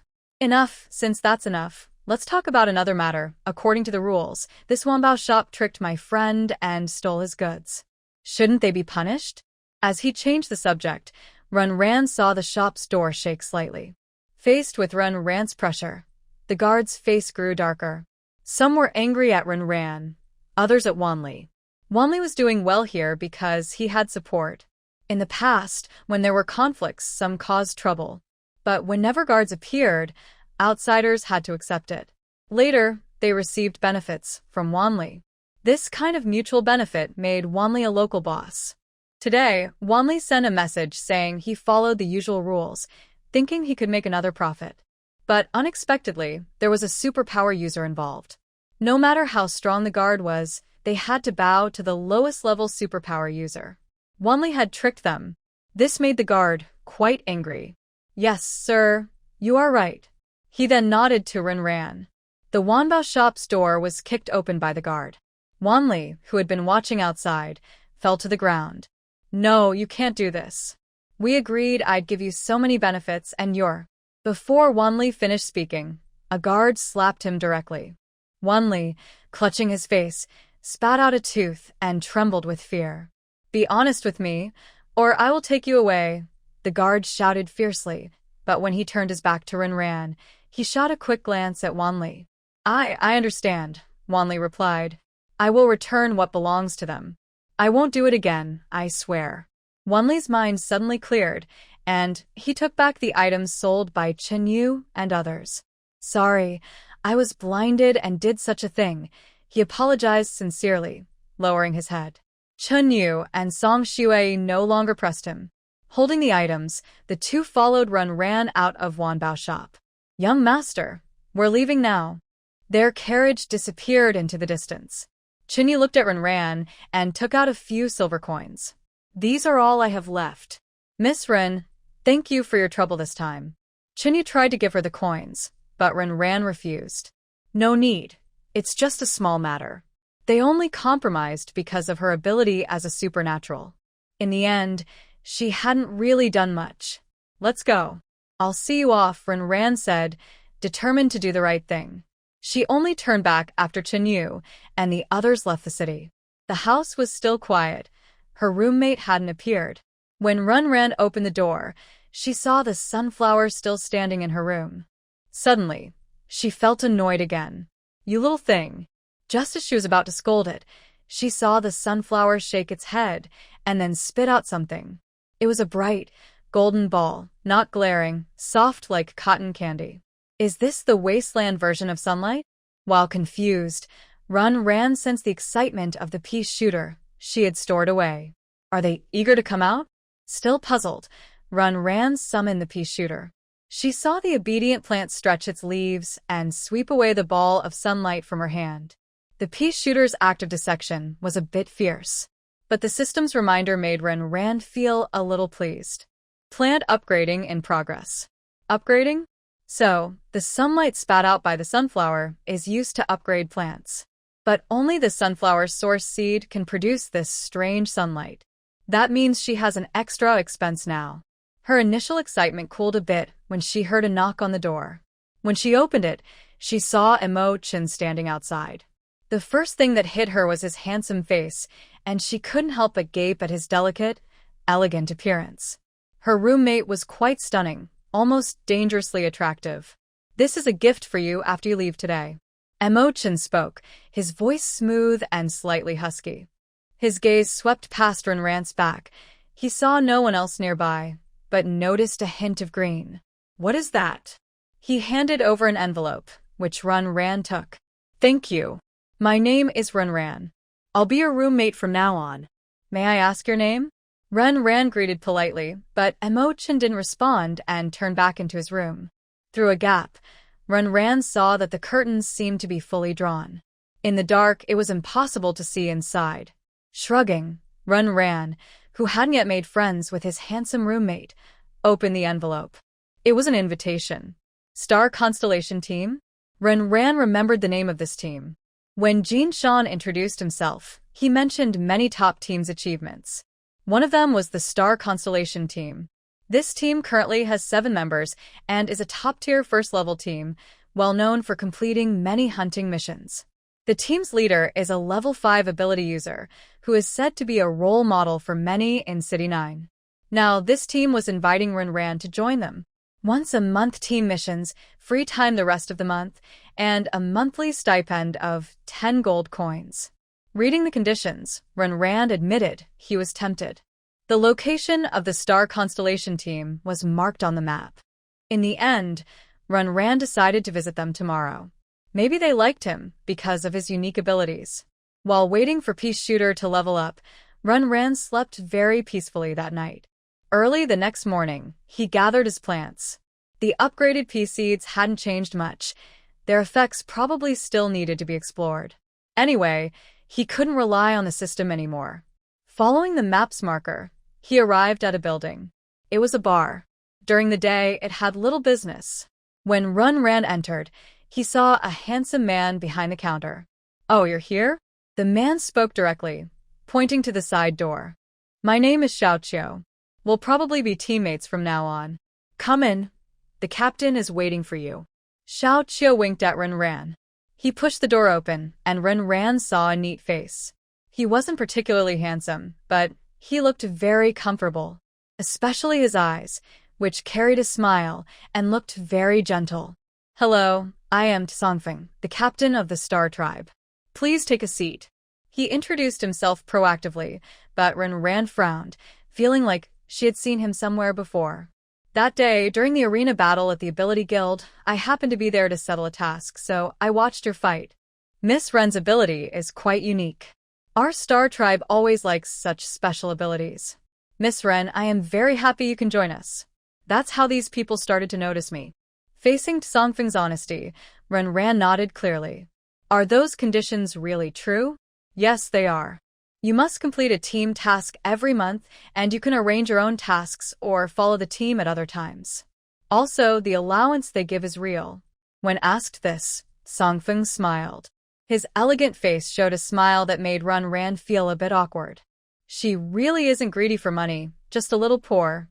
"By the way, Miss Ren, you came just in time. Tomorrow, we need to go on a mission. Would you like to come along?" Confronting handed her a file. "Yanluo Orchid?" It was information about a plant. Yanluo Orchid grows in wet areas. It is very delicate, and its flower dew is a rare material. When used in medicine, it can produce a scarce healing potion. This potion is a luxury in the Wasteland cities. So, the search for Yanluo Orchid has never stopped over the years. Recently, some wanderers discovered the existence of Yanluo Orchid and sold the news. "Our destination is Tinglon Wetlands." Confronting pointed to a map. "This task is not difficult. Tinglon Wetlands often has human activity, and there are almost no strong mutants there. So, it's very suitable for beginners. And the reward is high. According to our team rules, everyone involved in the task shares the reward equally. Miss Ren, you might want to consider it. Just call me Ren. Miss sounds too formal." Ren chuckled and replied, "Okay, I'll give it a try." He good. "We'll meet here at 8 a.m. tomorrow. By the way, Ren, could you describe your abilities so I can better organize the team?" Confronting's attitude was very natural, making Ren feel no invasion. She thought for a moment and said, "My ability is basically to cause some plants to mutate. This mutation happened based on my understanding. For example, the pea shooter. I wanted a gun, and it turned into what it is now." Ren's explanation was fine. After Confronting took notes, he signaled that Ren could do as she pleased. When leaving the small room, Ren saw Chen You tidying up a table. "Hello, I am Ren. I know. Yesterday, when you showed your strength in the lower city area, I saw everything. You're quite good."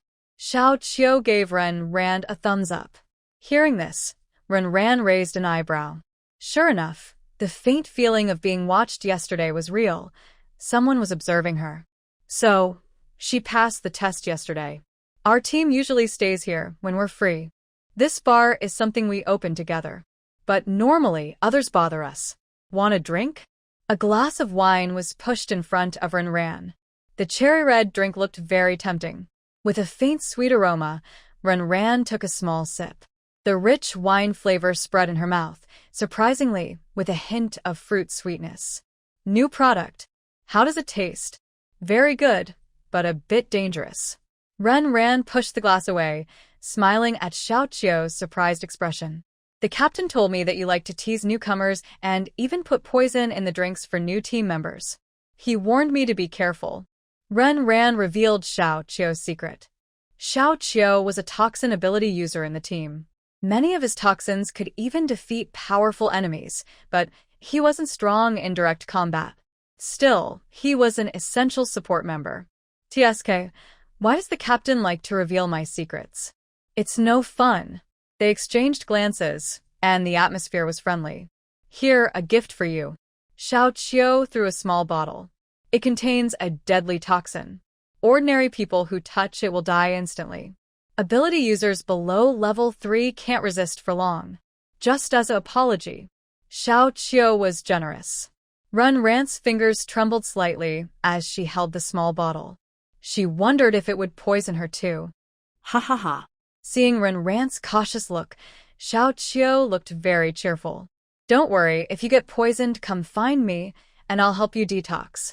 They joked and played around until Ran left the bar after a while. Rubbing her stiff cheeks, she felt a bit excited about her future days in this team. After making some preparations, Ran arrived at the bar promptly at 8 a.m. the next day. As soon as they entered, they saw a beautiful woman whispering with Xiao Qiu. When she saw Ran, the woman turned her waist and walked over, hooking her arm around Ran's neck. Hey, you must be Ran. Finally meeting you. From now on, I'll watch out for you. If anyone dares to bully you, I'll stand up for you. She clenched her small fist, and her knuckles made a cracking sound. Xiao Qiu was the first to shrink back, showing he was scared. Ran looked at her fist, feeling a little tense. Yanluo, with a name as beautiful as her abilities, is a mutated ice-type powers user. Her favorite way to fight is to summon a snowstorm, cutting enemies apart beautifully. She is also the second strongest in the team after the leader, Songfeng. Thanks, Snow Sister, Ran replied sweetly, then quickly looked at a cold face. That is Yu Jiashi, the person I told you about yesterday. His ability is wind. Don't judge him by his cold appearance. He's actually quite shy. Xiao Qiu bluntly pointed out Yu Jiashi's flaws, trying to look cool in front of the new teammate. Yu Jiashi's cold mask cracked. Are you looking for trouble? A gust of wind blew, messing up Xiao Qiu's carefully styled hair. Oops, I'm sorry. Please forgive me, he begged. While they were joking, Songfeng came out from inside. Everyone calmed down. For this mission, only the 5 of us are going. The other 3 are on vacation. We'll introduce you to them next time. Songfeng spoke, and the 2 immediately behaved. It was clear that Songfeng had a strong presence in the team. In the off-road vehicle, they sat together. Ran watched as the vehicle slowly entered the wilderness outside, feeling a mix of emotions. Coming to this wilderness, the situation was different. Playing with the seed in her hand, Ran's eyes grew firm. She still wanted to go back, so she needed to hunt more fallen seeds to gain experience. The vehicle jolted over the ruins. Looking at the abandoned buildings around, Ran felt curious. After a whole day, they finally reached the outskirts of Tinglan wetland. It was already dark. They found an old, broken house to spend the night. After tidying up a bit, they lit a campfire. While eating dry food, Ran saw Xiao Qiu and Yanluo being very close.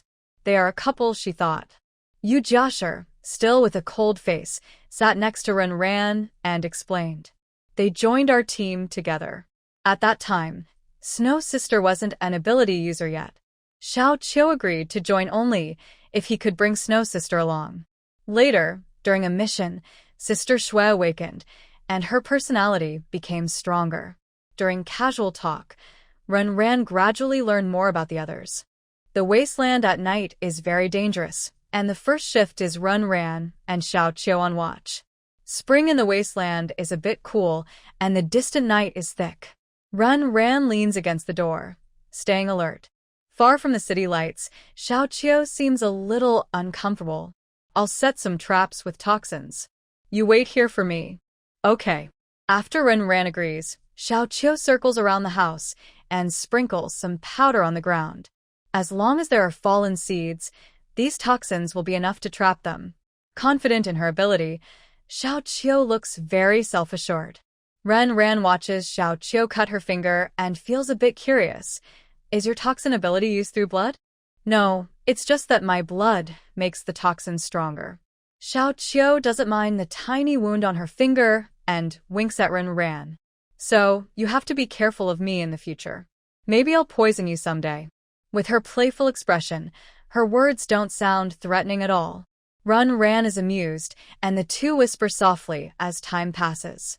As night deepens, Ren begins to feel sleepy. In her blurry state, she hears Xiao calling her. Ren, come quickly and see what I caught.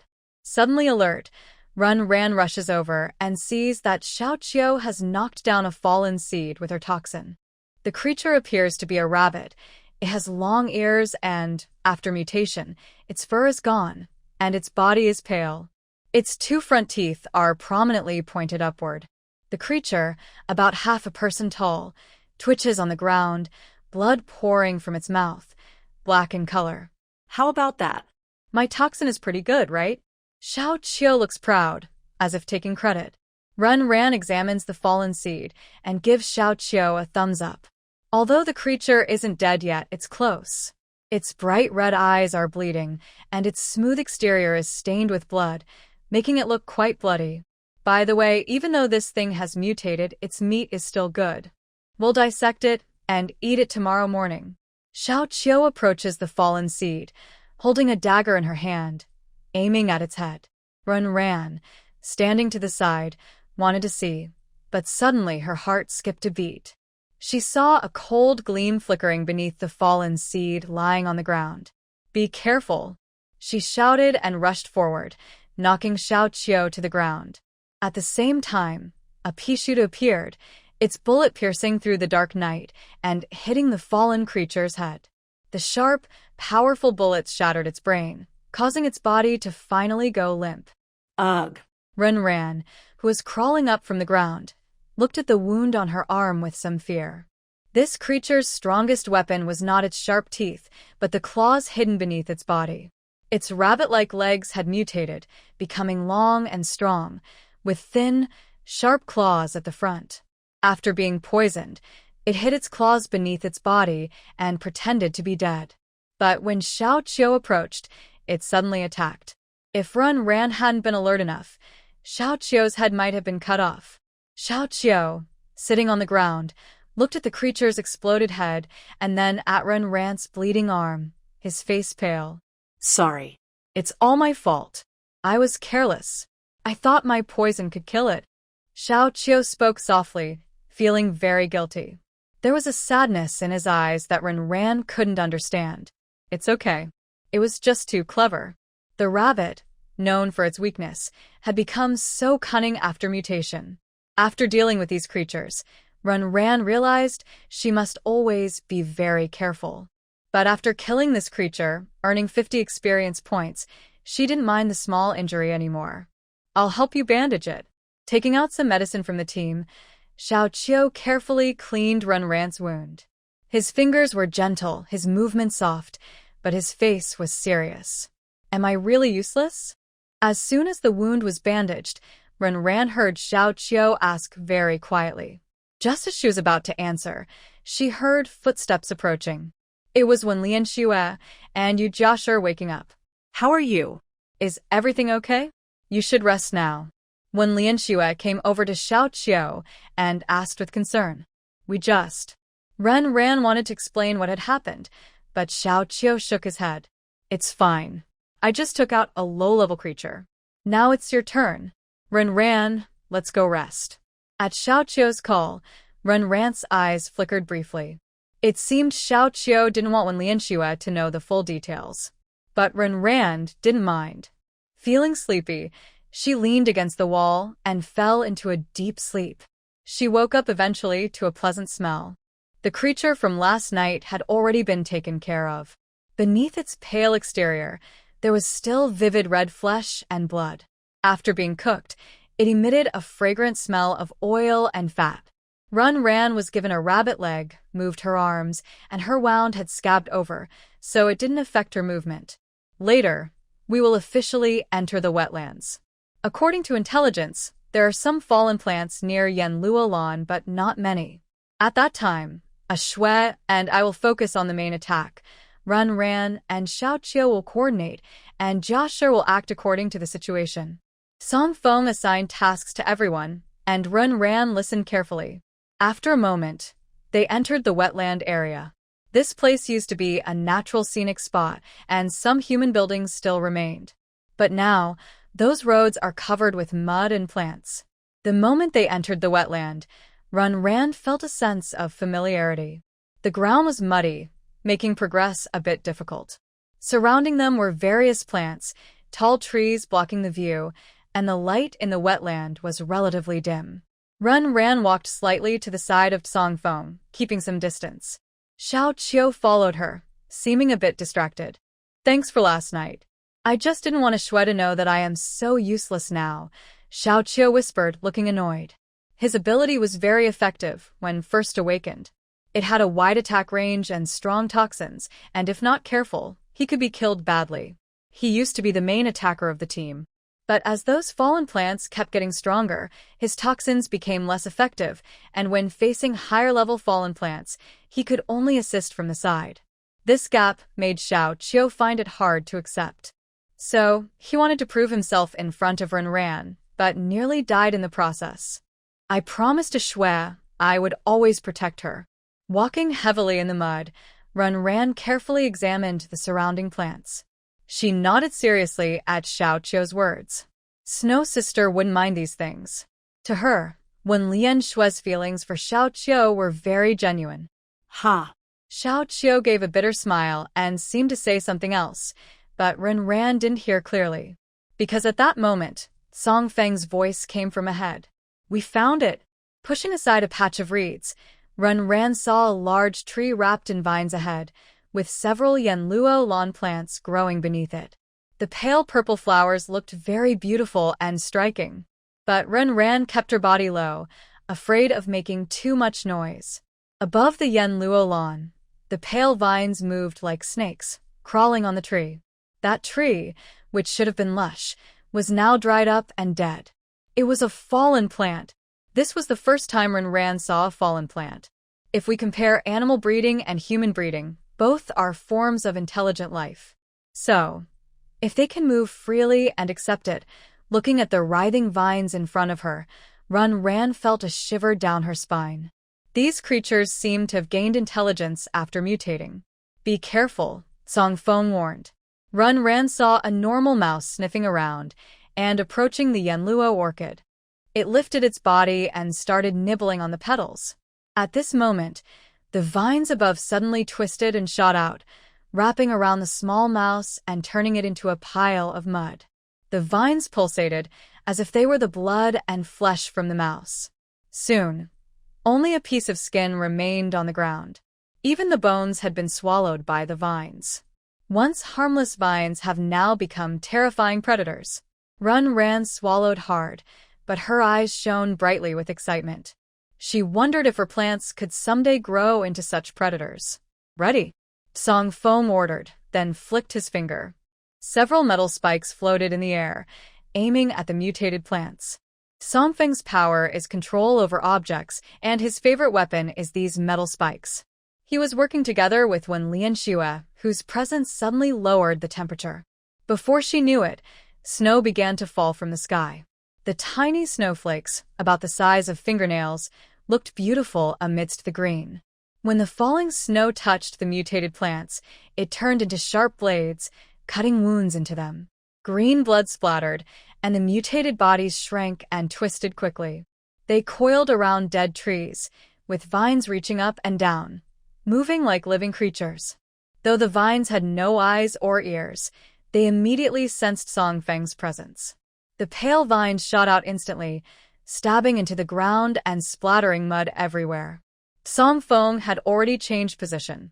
Under his command, the metal spikes attacked through the gaps between the vines repeatedly. Each strike drew out a lot of green blood. The snow fell even more heavily now. Ran reached out and caught a snowflake, but her palm immediately showed a wound. That was when Lianshua's special power, very powerful. Ran summoned her pea shooter and followed Song Feng, waiting for the right moment to shoot. Since last night, she noticed that after evolving, the pea shooter no longer needed charging and continuous shooting made a big difference. A round bullet whizzes through the pale surroundings, successfully exploding green flowers on the fallen creatures. Impressive. Are you really just a first-level psychic? Yu Jiashi teases as she moves closer. Vines twist around beneath the withered tree, preventing Yu Jiashi from approaching. She can only support from a distance with wind blades. Anyway, that's what the guild says. Ran sees the other person curious to touch the pea shooter, then annoyed when she slaps it away with a big hand, and can't help but smile. Suddenly, a strange sound rings out. This makes Ran's eyelids twitch. The sound actually comes from the plant creature, with all its vines dancing wildly in the air, looking like madness. The personified voice is sharp and piercing. Isn't it strange? Some say these things are evolving toward humans. Yu Jiashi sighs while swinging her wind blade steadily. 3 pea shooters stand in a row, attacking the fallen creatures without needing instructions from Ran. With Song Feng and Wen Lianxue in front, the fallen creatures can't reach them. They chat casually and Ran glances at Xiao. The other person's finger is bleeding constantly. Bright red blood spreads around him, slowly invading the fallen creatures. Ran notices that the vines at the bottom of those creatures seem to have turned black, but it quickly fades. Cycle after cycle, the vine's attack speed slows down significantly. This thing's source seed is usually at the roots. Aim for the roots. Song Feng's voice comes through as the pea shooter adjusts its aim. The only vital point on the fallen creatures is where the source seed is located. Most animal and human fallen creatures have their source seeds in their heads. Plants, on the other hand, have theirs in the roots. If you don't destroy the location hiding the source seed, these vines can almost regenerate endlessly. That's the terrifying part of plant-based fallen creatures. Not far away, the tangled vines have been completely enraged, and the strange, piercing scream continues. Metal spikes cut through space, and wind and snow strike the roots of the fallen creatures, but can't. Layer after layer, the vines wrap around their roots, showing they know how to protect their weak spots. I'll find an opportunity, Xiao says. He throws a pill toward the fallen creature. As the pill approaches, it is shattered by snowflakes and turns into powder, scattering around the fallen creature. The powder-corroded areas on the creature's body quickly decay. The vines twist in pain, and their root protection loosens. Now's the time. Without anyone saying anything, the pea bullet took advantage of the gap and directly infiltrated the root area. The same trajectory hit the same spot, using the method that was previously used to deal with the Rat King's offspring. Focus on one point. The others understood Ran's idea and followed suit. The corrupted offspring wanted to retract the vines swirling in the air and wrap their roots, but it was a bit too late. Its roots were shattered by the blast. The source seeds were blown out immediately. The thick, snake-like vines stiffened instantly. They turned pale and decayed into ash gray, and the vines covering the withered wood fell to the ground little by little. The ash-like bodies piled up, creating a strange, beautiful scene. Done. Yu Jiashi clasped his hands together. This task was not difficult for the Starry Squad. Mainly, it was to help the newcomer Ran get used to it. Go ahead. Yu Jiashi nudged Ran, signaling her to collect the loot. Reluctantly, Ran picked up the source seed. The pale crystal was very cold. TSK, what a pity. There were 3 Yanluo orchids in total. One was affected during the fight, but luckily the other was intact, so they could still complete the task. Yu Jiashi was bending over, collecting Yanluo orchids. The snow that filled the sky disappeared at some point. When Lianxue supported the weak Xiao, speaking with a hint of blame in her tone. Use your toxin to assist, but don't use your blood to catalyze the toxin again. Your body can't handle it. Ran didn't bother the little couple, but also missed the dull expression on Xiao Qiu's face. The Yanluo orchids were quickly collected.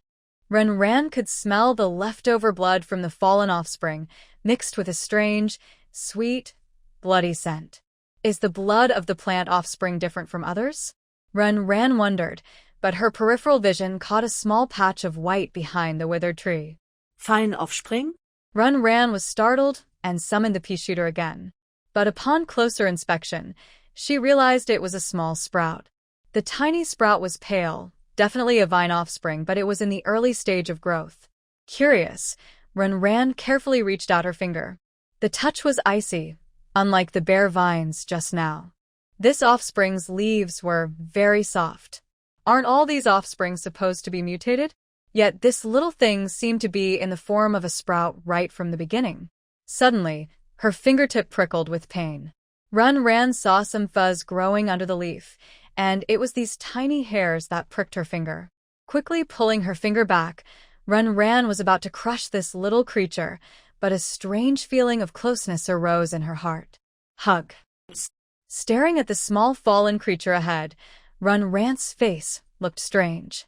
This thing could actually communicate with her. And the feeling it transmitted was completely non-threatening. It was very similar to how her big children acted when they were being cute. Could it be? Ran had a guess in her mind. After hesitating for a moment, she decided to carefully pull out the little creature. The moment she held the creature in her hand, a smile appeared on her face. But in the next second, she froze in place. Her body trembled slightly, and her pupils shrank in fear. At this moment, it was as if something had locked onto her, making her body stiff and uncontrollable. Ran. At the same time, she heard one Lianxue scream. The voice of the fiery, elegant woman was filled with extreme fear.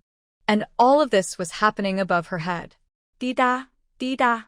Something dripped onto her neck, causing her back muscles to tense. Cold, prickly, dangerous. In the midst of everyone's shouts, Ran quickly lunged forward. The uncollected pea shooter also launched an attack instantly. Standing up again, Ran hurriedly stuffed the little creature into her pocket, then looked over. Above the withered tree, pale circles spun again. But this time, it was a fallen animal. It was a giant python, its pale scales constantly opening and closing, each scale seemingly hiding a mouth underneath. Its sturdy body wrapped around the trunk, with bright red vertical pupils staring at Ran, revealing obvious cruelty. Crystal python. How could it appear on the outskirts? Always calm, Songfeng's tone was now tinged with panic. The crystal python was a type of fallen creature living in the very center of the Tinglan wetlands.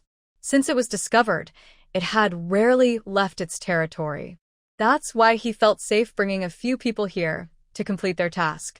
But this time, the crystal python had actually come to the outskirts. This high-level fallen creature's body covered in scales had almost no weak spots. Its large, sturdy form was as big as a cow, and its length was impossible to measure. It had two small bulges on its head, like a snake about to shed its skin.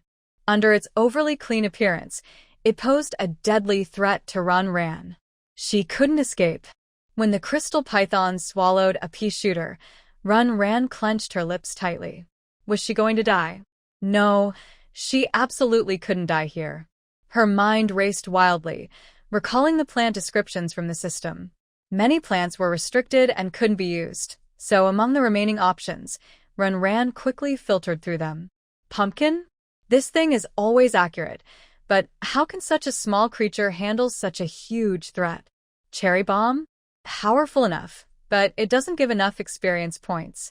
The final that caused the plant to fall wasn't made by her, so she didn't gain any experience.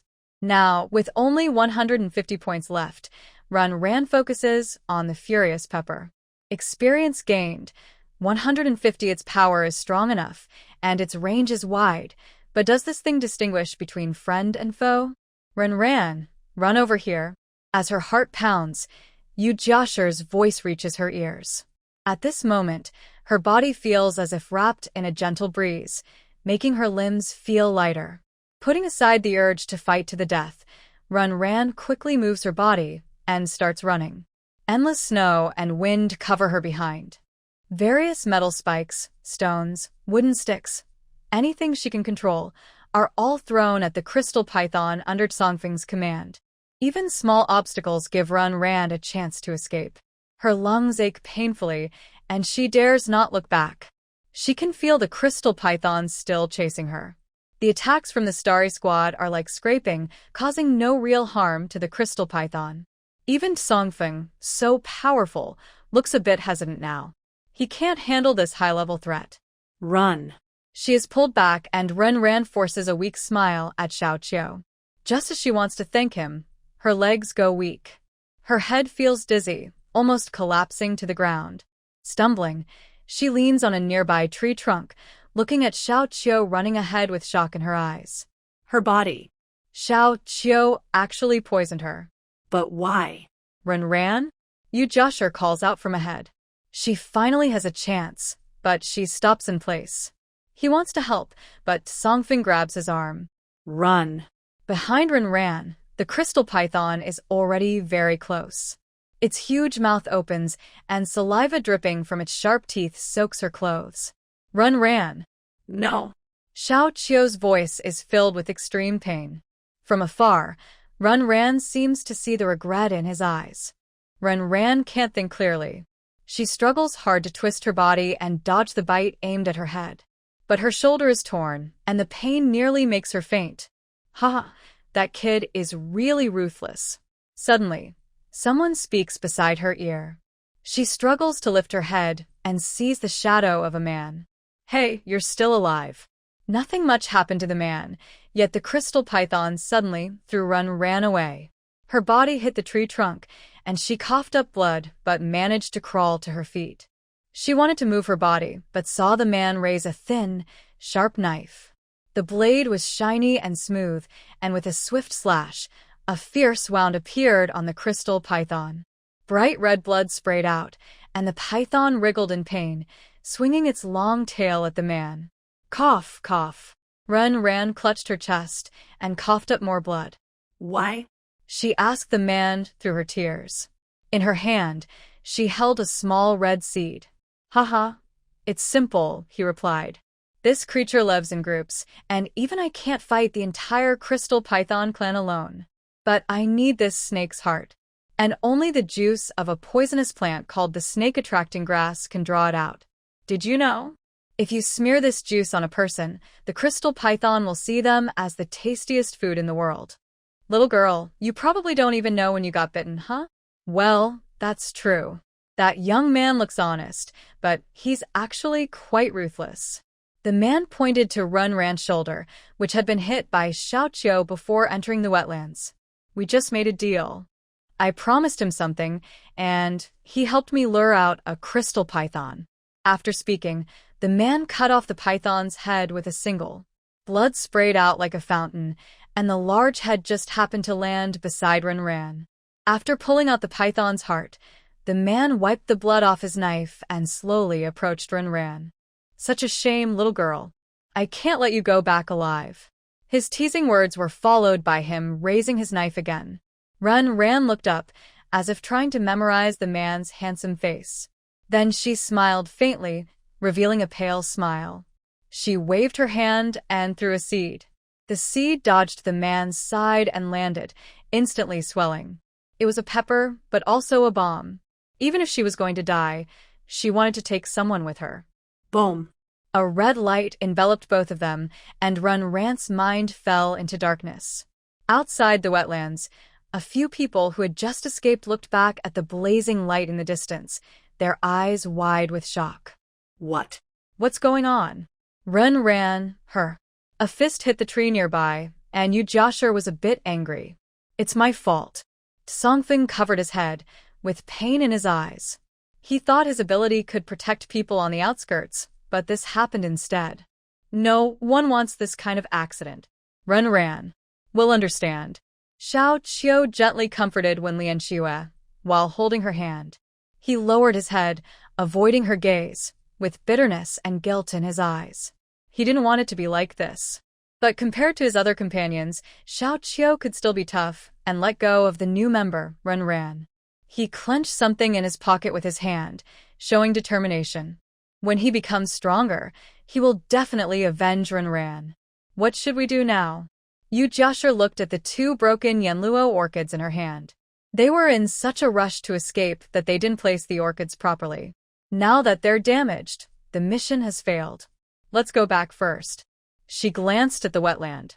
The huge explosion was caused by something unknown, but staying here is definitely dangerous. With Songfeng's words, everyone quickly left the edge of the wetland. Congratulations to the host for successfully hunting the plant seed. Experience plus 80. Experience plus 80. The system's repeated messages echoed in her mind, waking Ran from the darkness. Her body felt like it had just recovered, sore all over.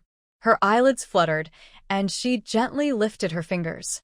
What she saw were raindrops falling from above, and the smell of decay and blood filled her nose. Wasn't she supposed to be dead? Ran looked blankly at the top of her head.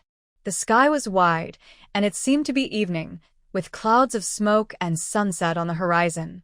When she sat up, she realized she was in a huge pit. Everything within a 20-meter radius of her was gone. All that remained was the broken ground beneath her. So, the pepper was good at distinguishing enemies from friends. Lost in thought, Ran looked at the system's many reminders and smiled happily. Level 2 150/2000, so she had a nap and leveled up directly. It must have been when the pepper exploded, clearing out some hidden seed remnants around her. Cough cough. After coughing a few times, she stood up, clutching her chest, and took a few steps forward, only to kick something. Looking down, she saw a white bone sticking out of the mud. It seemed to be that of the crystal python. The large body of the crystal python disappeared in the explosion, along with the terrifying man. Ran's fingers trembled slightly. She remembered his final strike, which carried a deadly threat, and even now, she still felt scared when she think about it. But she had no idea who that person was. Struggling to climb out of the pit, Ran carefully examined her surroundings while clutching the remaining 2 pea seeds. Everything was silent around her. After the explosion, the fallen seeds nearby had temporarily left. The evolved fallen seeds had gained some intelligence and chose to retreat when faced with such overwhelming power. This made Ran feel a little more at ease. After figuring out the direction, she moved forward carefully. A short distance away from the huge crater caused by the explosion, Ran finally found the way back. Huh. She looked happily at a branch and leaf sprouting from the dry grass. It was a Yanluo orchid. Xiaoqiu had told her that this plant was highly sought after on the hunting list and could fetch a good price on the black market. Xiaoqiu. Thinking of that familiar face, Ran's expression darkened. No matter why the other person wanted to use her, she was still alive. She was determined to return what was owed. A fierce look flashed in her eyes as she dug out the Yanluo orchid. While the sky above was still not completely dark, Ran quickly left the wetland. Not long after she left, beneath the huge crater, mud began to churn. A hand reached out from inside. It was holding a broken long knife. Ha! A slightly joyful male voice sounded as the man crawled out from the bottom of the pit. His left arm was shattered in the explosion, and he had lost one eye, his face covered in dirt.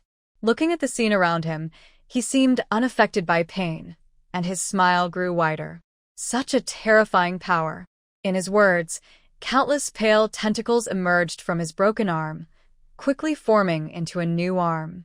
Something was also growing and gathering in his injured left eye. In just a moment, his left eye became perfect again. He moved his limbs, casually threw down the broken knife, and looked in the direction Ran had gone, his tone somewhat resentful. She finally got the snake heart, and now it's gone. You're really a little troublemaker. His gentle tone seemed to carry a hint of affection, but the smile on his face was chilling. In the blink of an eye, the man's figure vanished into the wetland, nowhere to be seen. Outside, the rain suddenly intensified. Even the sky quickly darkened. Inside an abandoned house, Songfeng and a few others sat together, sheltering from the rain, their atmosphere somewhat heavy. The sound of rain echoed outside, covering all other noises and masking any smells. Many strange beings moved constantly in the dark night. At midnight, everyone still couldn't sleep, and the rain was almost over.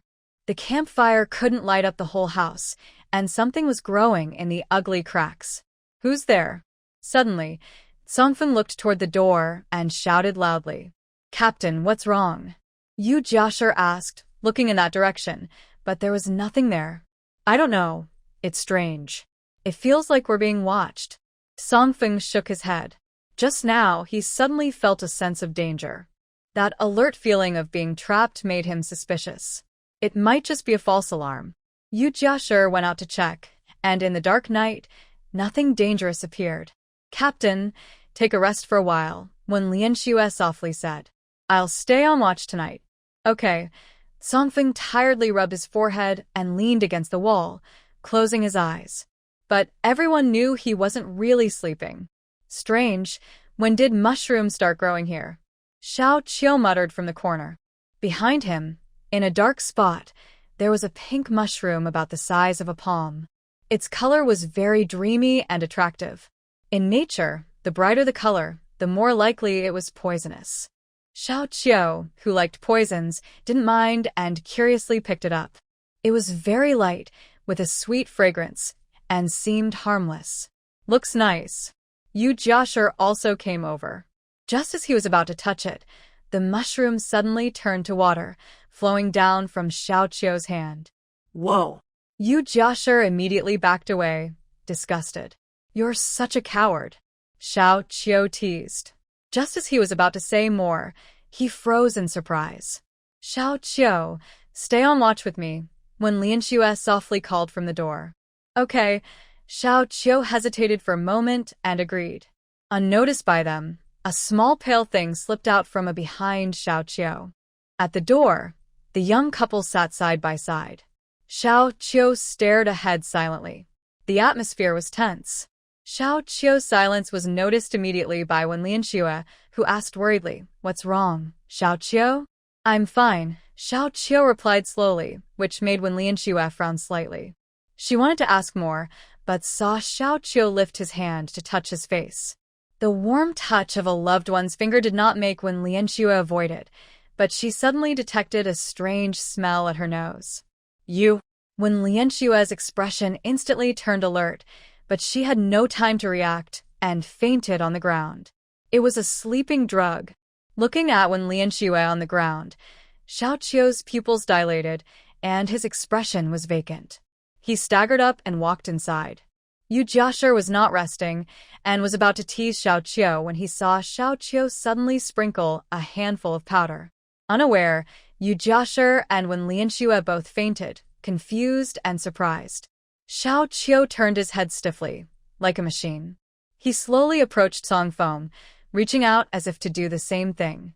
Just as he was about to act, Songfeng, who had closed his eyes, suddenly opened them and grabbed Xiao Qiu's arm.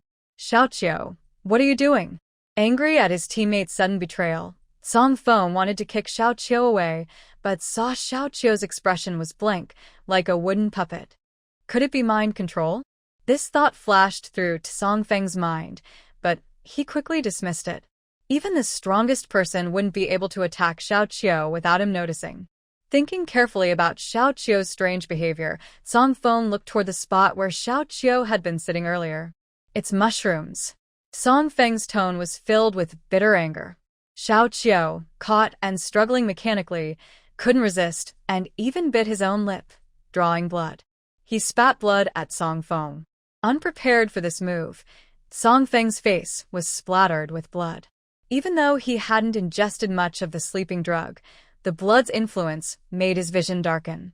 Almost losing his balance, Songfeng took out a small syringe and stabbed it into his neck. The awakening potion, a product of City 9's research, can keep a person fully alert after use, but it also has side effects that can damage the brain to some extent. After injecting all the medicine, Songfeng barely managed to stand. "Xiao Qiu, wake up," he shouted, but Xiao Qiu showed no reaction.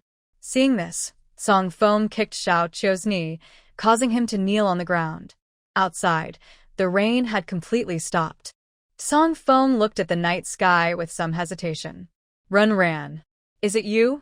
He asked in a certain direction. The air seemed to grow quiet, but soon, footsteps appeared at the door.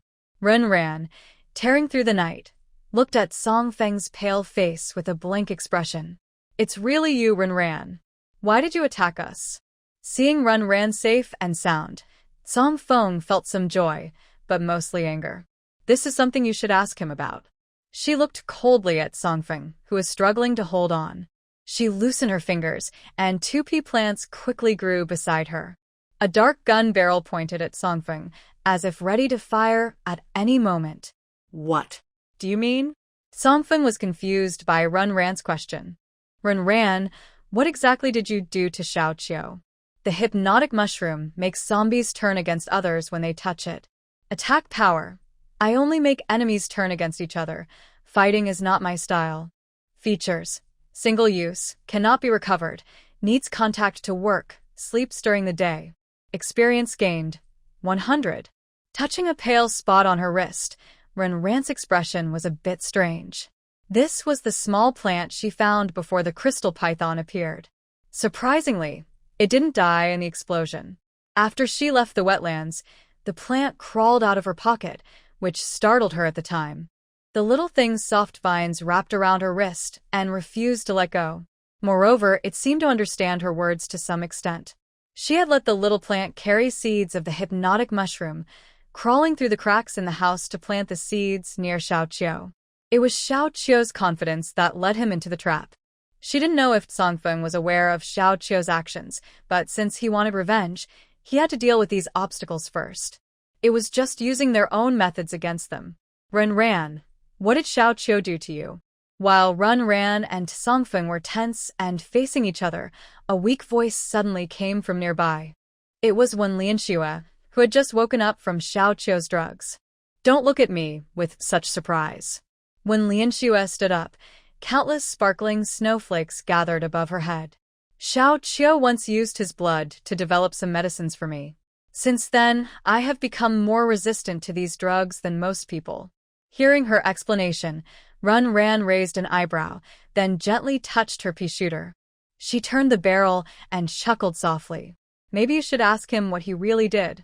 With a snap of her fingers, Xiao Qiu's body, pressed to the ground, began to convulse. He suddenly collapsed to the ground, let out a loud cry, and Xiao Qiu rolled his eyes and spat out a mess of dirt and grime. But because of this, Xiao Qiu woke up. When he looked up and saw Ran's figure, he was like seeing a ghost and immediately fell to the ground. 5 minutes, and I succeeded in pretending.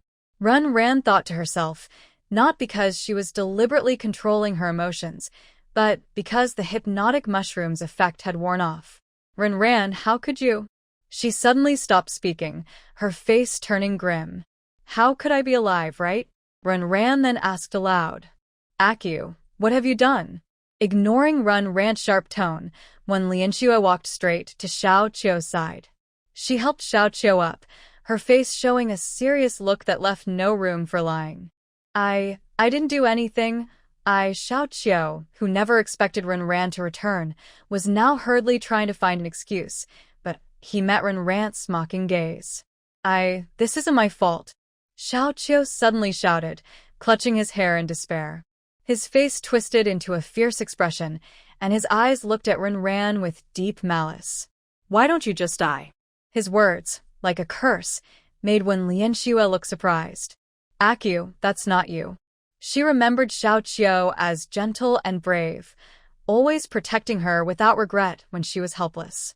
No matter how dangerous things got, he never gave up on her. How did Xiao Qiu, once so kind, become such a terrifying person? That's not me? It seemed as if Yanluo's words hurt Xiao Qiu. He pushed her hand away and smiled bitterly. So, Shui, what kind of me is really me? Is it the person who stood in front of you and protected you from the storm, or the one hiding behind you now, only able to look up at your back? Axu. What Xiao Qiu wants is to be a strong man who stands tall. I promised you I would protect you, not use my powers once and feel like I'm about to die. He rolled up his sleeve, revealing countless wounds on his arm. These scars were left each time he used his ability. The gradually weakening poison needed his fresh blood to catalyze. But even so, his ability was still less useful compared to others. Even the new recruit Runran's strange ability was more helpful than his. From relying on one Lianxue to now depending on her, this gap and sense of failure slowly ate away at his heart. Is it wrong to want to be strong? He looked back at Wen Lianxue and took out a vial of medicine from his pocket. Ah, Shui, with this medicine, I won't need you to protect me anymore. I can protect you, just like before, really. Eager for approval, Xiao Qiu looked at Wen Lianxue with tears in her eyes. Seeing Xiao Qiu's shy expression, Wen Lianxue felt very sad. Sparkling tears wet her face. Ah, Qiu, I don't mind. Really, no matter what you become, I won't mind. Can you give me that thing? She looked at what Xiao Qiu was holding, her pupils trembling with fear. In the small glass tube was a pink medicine, looking sweet and tempting. Even Song Feng looked shocked at this moment. Gene's serum. Xiao Qiu, you only did this for Runran. He didn't finish his sentence. The so-called gene serum is a major mistake in human medicine research history, a wrong turn. It was originally developed to boost the abilities of mutants, even allowing ordinary people to gain powers. But soon, people who used this serum started to decay physically, and their personalities became dark and twisted. Some people's personalities changed so much they killed their friends. This caused big problems in many cities, costing a lot to fix. Some people died in hunts, others escaped into the wilderness, living with the corrupted.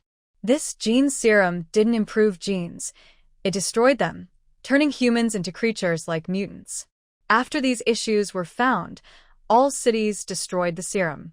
Today, anyone who dares to research it is considered an enemy of the major cities.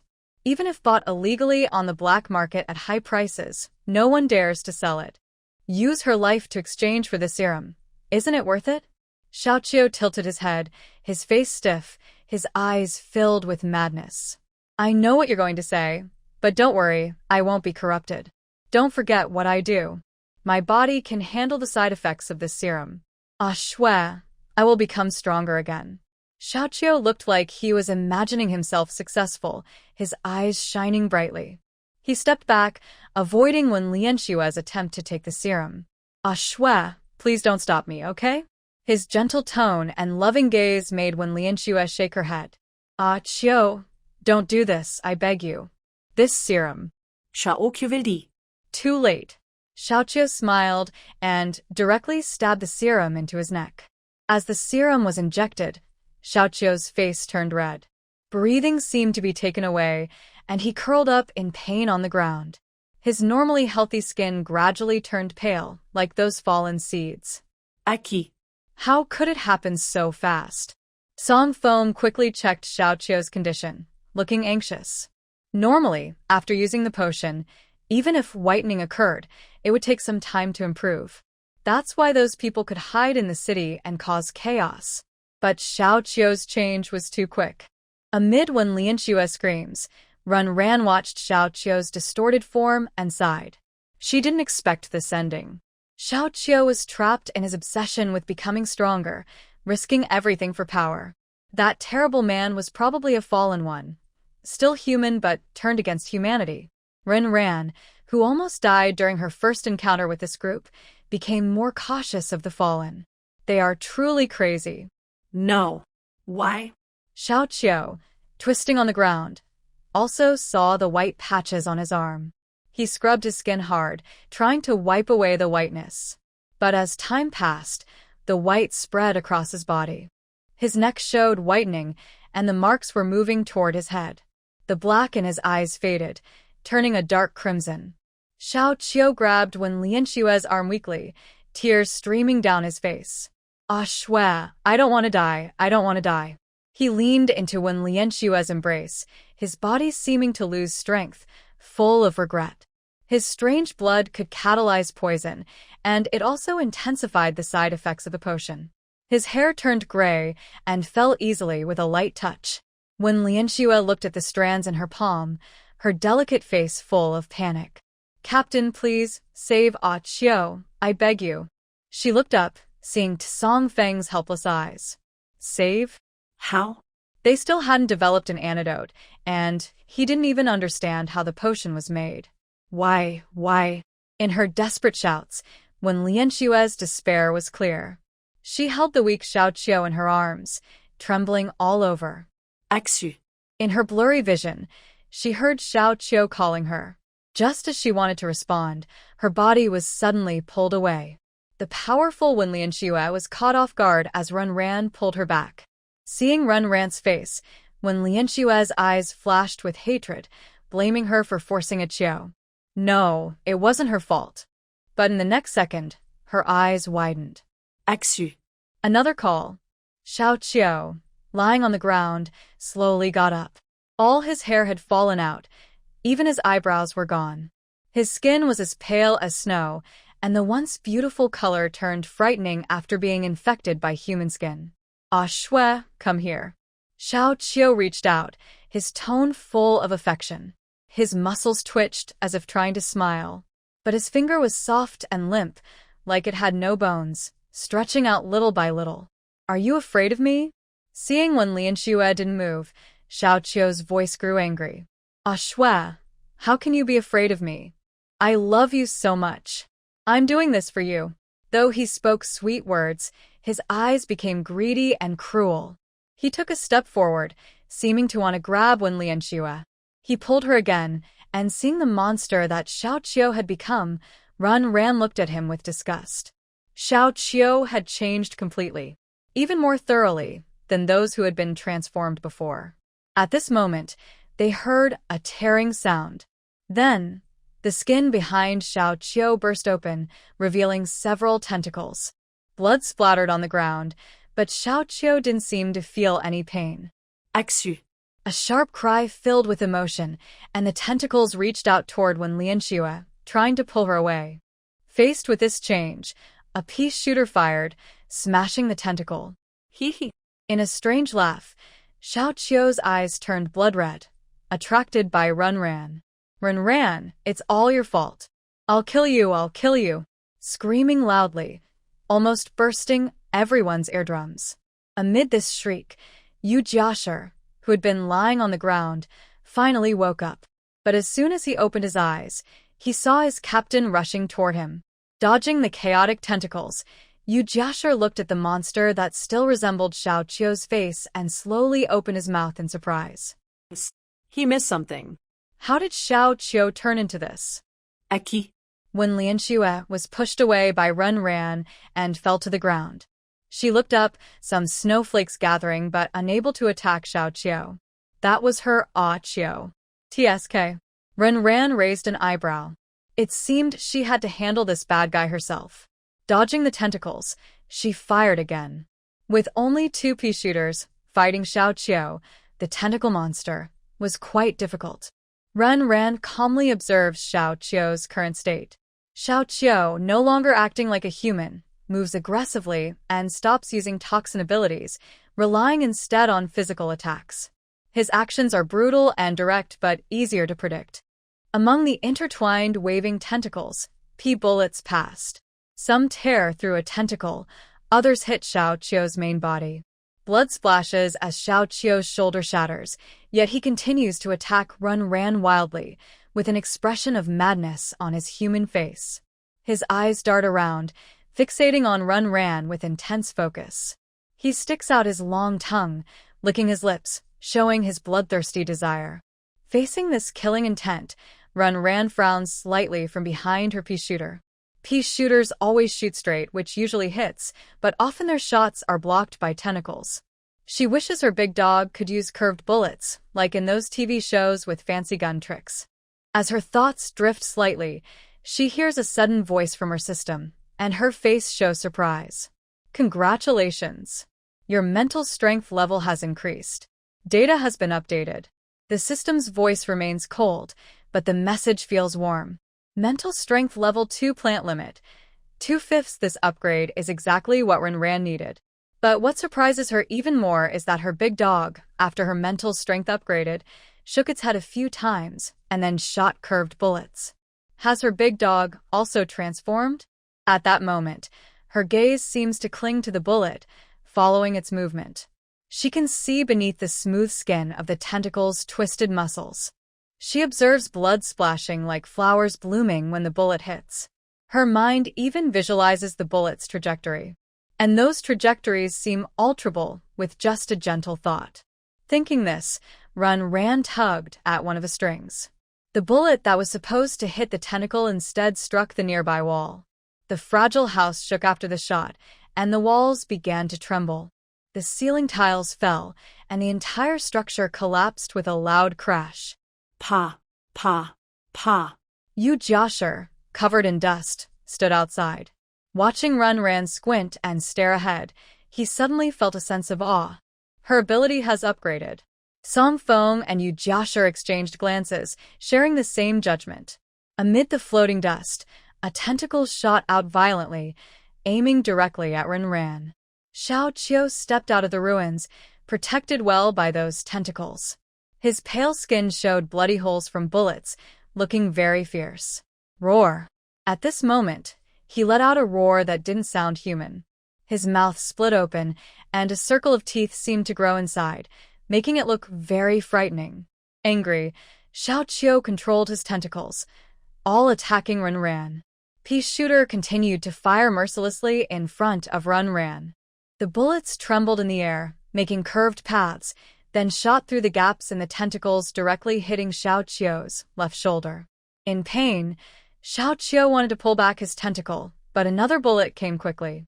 His entire shoulder was blown apart, and the tentacle on that side still wriggled on the ground, with countless pale tissues growing at the wound. The flowing blood was bright red, spreading over the pale body, which made Wen Lianshue's eyes sting. Enough! Ah, Qiu, enough. She stood up and walked to Ran's side. Without any movement, snowflakes began to float down. Beautiful snowflakes landed on Xiao Qiu, instantly turning into sharp weapons that cut the tentacles apart. At this moment, the two worked together perfectly. Yu Jiashi wanted to help, but was pulled by Song Feng. Leave it to them. An enemy, a lover, who Xiao Qiu died in the hands of was inevitable. As for them, Song Feng looked sad. This time, was it really necessary to lose a companion? When Wen Lianxue made her move, Ran felt much less pressure. Sparkling blood flowers slowly covered Xiao Qiu. Under extreme cold, the speed of the tentacle attacks slowed noticeably. This gave Ran a good chance. Pea bullets cut through the darkness again and hit Xiao Qiu, this time in the stomach. The blood burst out, and the internal organs showed a strange pale color. Xiao Qiu's body had already changed inside and out. He still kept his consciousness at this moment, but desire had taken over his mind. Even facing Wen Lianxue, Xiao Qiu's actions were full of aggression. Shui, why don't you help me? His fragmented whispers sounded obsessive and annoying. Ran looked at Wen Lianxue's stiff back and suddenly asked, "Are you coming, or should I?" The strange words Wen Lianxue understood. She didn't look at Ran, just clenched her fists. "I'll come." Simple words, but they needed endless courage. Wen Lianxue looked up, and the snowflakes in the sky began to spin rapidly. Snowflakes, about the size of a fingernail, gathered into a palm-sized cluster. As they spun around Xiao Qiu, they cut through a tentacle. The severed limb should have quickly regrown, but at this moment, it was frozen in ice. Below the ice, the flesh was compressed, forming lumps of tissue. Unable to release energy, they eventually exploded inside, causing many blood holes to open on Xiao Qiu's body. Eki. In Wen Lianxue's trembling voice, a snowflake pierced through Xiao Qiu's chest. The cold blood flower, passing through his warm heart, surprisingly did not melt. Instead, Xiao Qiu looked dazedly at the damage to his chest. His bright red heart gradually stopped beating. He reached out blankly toward Wen Lianxue, but all he saw was his ugly arm. "Ah, Shui, what is happening to me?" His red eyes cleared, but the corners were tinged with a bitter redness. His body fell heavily to the ground, and when Lianxue immediately supported him. Ah, Chiu, it's okay. You're just tired. Sleep now, sleep. Like a lullaby, a gentle smile appeared on Wen Lianxue's face. Her fingers touched Xiaoqiu's face, feeling the cold skin beneath her palm, and the pain almost destroyed her. Ah, Shui, I'm sorry. I think I can't be with you anymore. In her lover's embrace, Xiaoqiu's voice gradually fell silent. His eyes looked outside the house, filled with unspoken words. But silence quickly took over until everything was gray and white. Xiaoqiu's body was motionless, his non-human appearance revealing what had just happened. Renran stood at the door, lowering her eyelids. She couldn't quite understand what she was feeling at this moment. The revenge was successful, but she didn't feel happy. She was holding a pea leaf with her finger, and as she put it away, she prepared to leave. Renran. When Lianxue's shout made her stop. Turning her head, she saw the other pick up a piece of broken glass. That was the gene serum Xiaoqiu had just injected. Can you tell me what exactly happened? Wen Lianxue was very calm at this moment, but Renran sensed the anger boiling beneath her outward appearance. I don't know exactly. After you left, a man appeared. He said he made a deal with Xiaoqiu. Xiaoqiu used me to lure out the crystal python, probably to exchange for this serum. But he's probably already dead. The huge explosion had destroyed everything within its range, and the man was likely turned to ash as well. After witnessing the power of the angry pepper, Renran had no plans to tell everyone. I see. When Lianxue forced a smile. Sorry. Qiu is the one who is sorry for you.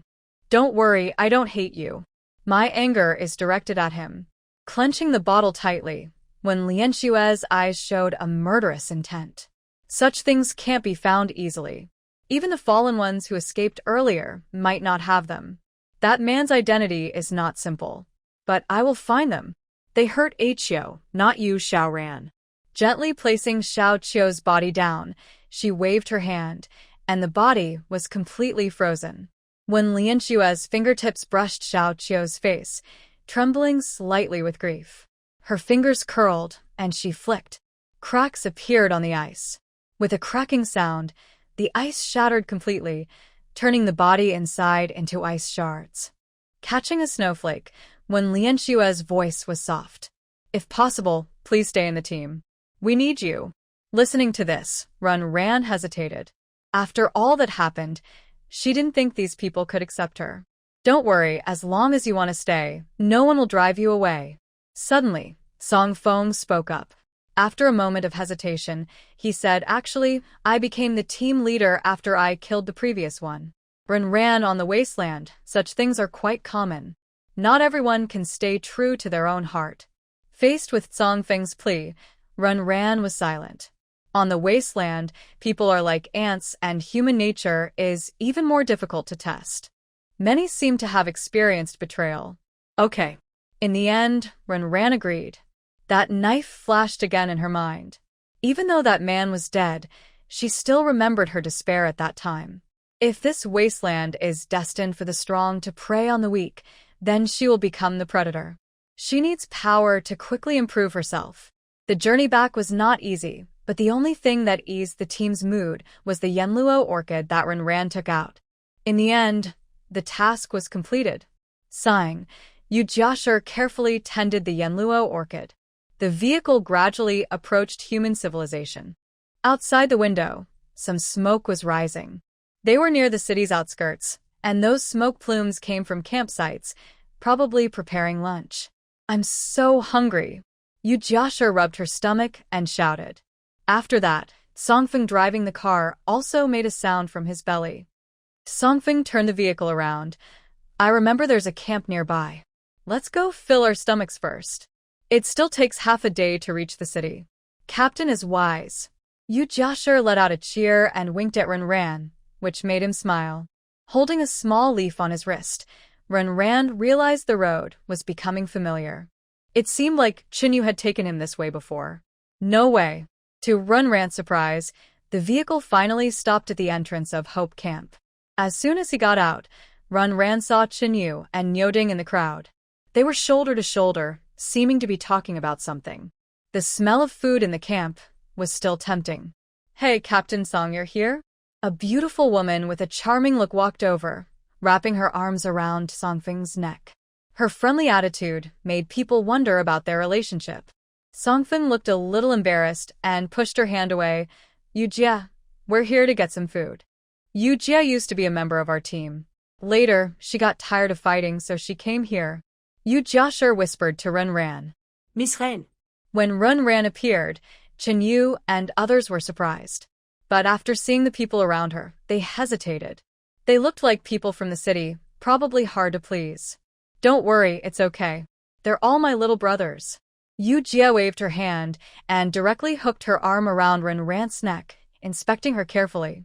"So you're the plant killer from the camp legend, huh?" TSK. "Little Ran, I have to thank you. Last time, I wasn't in the camp. If it weren't for your help, when I returned, they might have been buried in graves." Yujia was very enthusiastic, walking confidently in high-heeled boots, pulling Ran inside. "Come on, today we're having barbecue. It's on me. Eat as much as you want. Who would compete with you? I'll beat them up." Yujia seemed very influential in Hope Camp. Many people laughed at her words. Some people's eyes toward them also became kinder.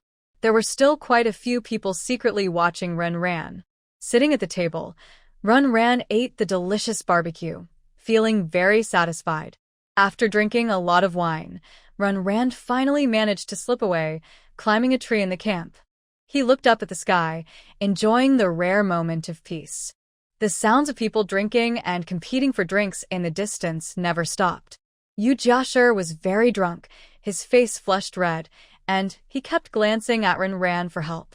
Of course, Ran ignored him. After eating and drinking enough, some women in the camp started singing and dancing passionately, and many men watched with wide eyes. In this lively environment, Ran began to feel sleepy. Suddenly, a scream pierced the quiet from a dream. Awakening quickly, Ran almost fell from the tree. He looked up and saw fireballs falling from the sky. Upon closer inspection, they were made of flammable materials wrapped around stones and then thrown in. The fireballs exploded in the camp, setting many buildings on fire. Was someone attacking the camp? Ran quickly looked for his team, but found they were also confused. "It's the Fallen. They've come," Yujia, holding a gun, said. In this wasteland, guns aren't always effective. Only modified guns can cause serious damage. But the plain pistol in Yujia's hand made Ran feel threatened. Yujia's ability is with firearms. No matter what gun it is, in her hands, it can be as powerful as a cannon, Yujia explained. During this attack, ordinary people in the camp ran in all directions. Some were hit by fireballs and instantly turned into fiery figures. The smell of burnt flesh filled the camp. Everywhere, there were loud, terrifying screams. Everyone was confused by this sudden attack. "Did you offend someone?" One Lianxue asked Chen You, who shook his head. "We haven't had much contact with the outside recently." "That's simple. Catch them and we'll find out." Yujia aimed her gun and shot. The others also looked eager to fight. Ran followed behind as they headed outside. The camp's gate was blown open, and a group of pale, painted creatures rushed in. They worshipped the Fallen and dyed themselves white. They rampaged across the wasteland, leaving a trail of corpses. Thinking about the stories of the Fallen, Ran looked serious. These people carried various weapons and shouted strange, eerie cries. "Wow, not bad, little girl." One of them whistled at Wen Lianxue with a leering look that made her disgusted. In response, Wen Lianxue swiftly cut his throat. Once she moved, the rest of the team also didn't hold back, and in an instant, their supernatural powers were unleashed. Most psychics are in the city, which is common knowledge in the wasteland. Few psychics like to hang out in camps like Sister Yu does. So when many psychics suddenly appeared in this camp, the bald leader was very surprised. It seemed like he had stumbled into trouble. But even facing the starry squad, the bald man showed no sign of retreat. He held a giant axe in his hand, his strong body stepping forward, causing the ground to shake. For these thrill-seeking madmen, retreat is not an option. Madness is the name of these fallen ones. They love fighting in blood. As for their lives, dying in bloodshed is the highest honor. The bald man swung his axe down, as if tearing the air apart. He is a power-type ability user. At this moment, a bright green bullet hit his axe, leaving a mark on it. The bouncing pea shooter gave a whistle to the bald man. You're here too. Hearing this, Ran felt something was strange. How does the other person know him? Hey, don't bully the little guys in front of me. Sister You stepped forward and fired a shot, but no bullets came out. The bald man was initially cautious, then sneered, and finally looked in shock at the wound on his shoulder. How could this be? Wasn't that gun empty? Who told you guns can only shoot bullets? Sister Yu's ability compresses her psychic power into the gun, shooting out powerful attacks focused on a single point. It's very terrifying. Using a power similar to air bullets, she directly damaged the bald man's right arm. Blood appeared on his muscular arm, but his expression suddenly became excited. He bent down and picked up the giant axe from the ground with his left hand. He shouted softly, and his muscles suddenly swelled, making him look much larger. Enough strength, come on. His agile left hand was unaffected. Sister You dodged this axe, moving left and right, and her playful expression disappeared. The opponent's strength was not bad. Fortunately, the Starry Squad was here, and the fallen enemies following couldn't break through their defenses. Seeing his subordinates defeated one by one, the bald man didn't seem to care. They didn't have any brotherly bonds. Visits, The axe slashed diagonally past Sister Yu's side and was then thrown out by the bald man. The rapidly flying axe was aimed at Ran. Standing next to the pea shooter, Ran heard his teammate shout. Does the bald man want to kill himself? Doubt appeared in his mind. Ran patted the pea shooter. Bullets shot out rapidly, hitting the giant axe one after another. The bullet's force collided with the strength of the axe in midair. Under continuous strikes, the axe was pierced through and then fell with a thud at Ran's feet. That woman lied to me. The bald man cursed loudly, then spat, and without a weapon, he threw a punch at Yu Jie. Old woman, my target isn't you. Teasing words made Yu Jie's expression turn serious. Then you have to beat me first. Yu Jie got angry, but from behind the camp, chaotic shouts could be heard. Turning around, they saw a child in the camp being grabbed by a fallen creature. Ugh, let me go. Let me go. The boy's face was full of tears, and he was punching and kicking the fallen creature, but his weak strength had no effect. Instead, it angered the creature, which slapped the boy hard across the face. Shut up. Stop yelling or I'll kill you. The cruel expression frightened the boy, who rolled his eyes and fainted. His limbs were limp, like a drowning fish, and his breathing was faint. The child's condition was not good. Chen You hurried over worriedly, but was kicked aside by the creature's companion. Because of the child, Chen You didn't dare make a big move. How did these people get in? The wall. These people blew up the back wall, Song Shui said softly, sounding regretful. Because Ran and the others were there, he had been careless. These people came prepared, and were not reckless. Old woman, how are you now? The bald man moved his left arm, a fierce smile appearing on his face. His yellowed teeth showed, and the bulging blue veins on his pale body looked terrifying. The opponent fought bravely and even took a hostage, so Yu Jie's attacks slowed down. She retreated to a few steps behind the others and looked at Song Feng. Don't worry. Song Feng nodded, seeming to have a plan as he stared at the fallen creature.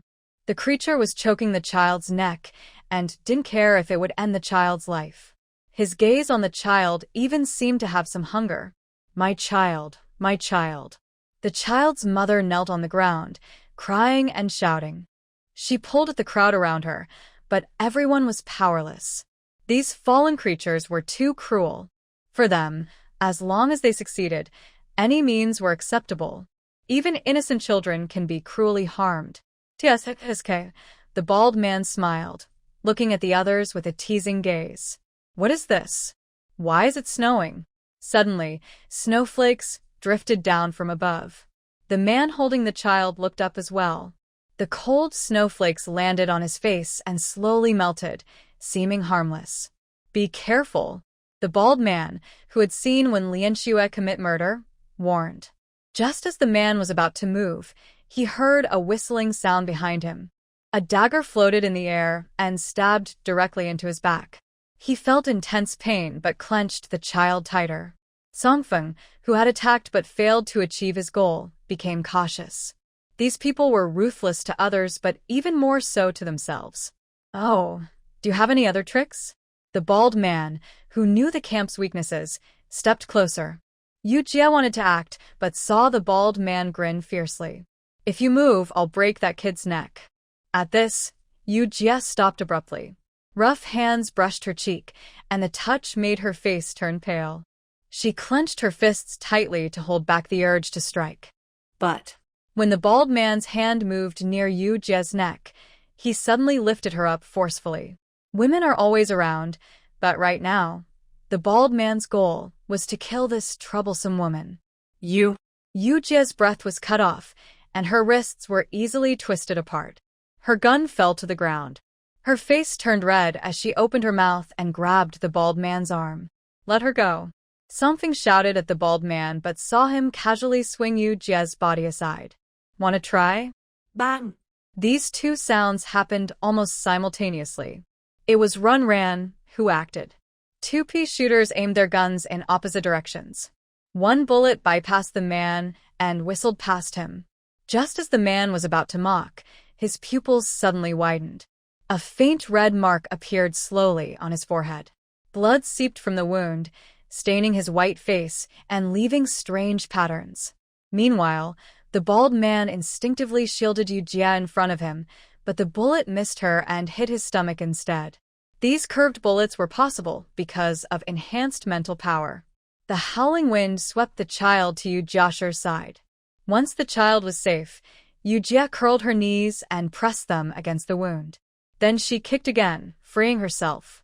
Touching her neck, Yu Jie coughed a few times, then burst into loud laughter. Do you have any other tricks up your sleeve now? Trash. This sentence acted like a signal. Songfeng and Yanluo immediately took action. This time, everyone no longer ignored any threats. In a short while, the bodies of the fallen lay on the ground. Blood stained the soil, and the screams from the crowd slowly stopped. The frightened crowd gathered together, looking at Run Ran and the others with some fear. Run Ran approached the bald man. The bald man, whose hands had been cut off, was lying on the ground, barely alive. He was strong, but he had too many enemies. Run Ran knelt in front of him, his eyes cold. Who sent you here? Someone who wants to destroy you. Even at this point, the bald man still wore a happy smile. He used his strength, suddenly lifted his head, and tried to hit Run Ran, but was easily dodged. Run Ran stabbed a dagger into his stomach and twisted it hard a few times. His internal organs were torn apart, and the bald man spat blood loudly. His hand was covered in blood, feeling sticky and uncomfortable. Fighting nausea, Run Ran clenched his wrist tighter. His strong life force prevented the bald man from dying easily. Sweat broke out on his forehead, ruining his makeup. The bald man looked at Run Ran with murderous intent, feeling pain. Just a woman. I only know she's a woman. Give me a quick death. The bald man shouted in pain, blood seeping from his teeth. Woman?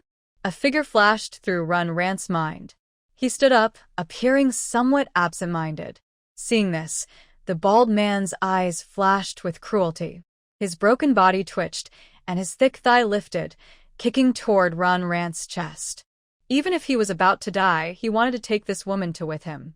But what greeted the bald man's ferocity was a prepared pea shooter.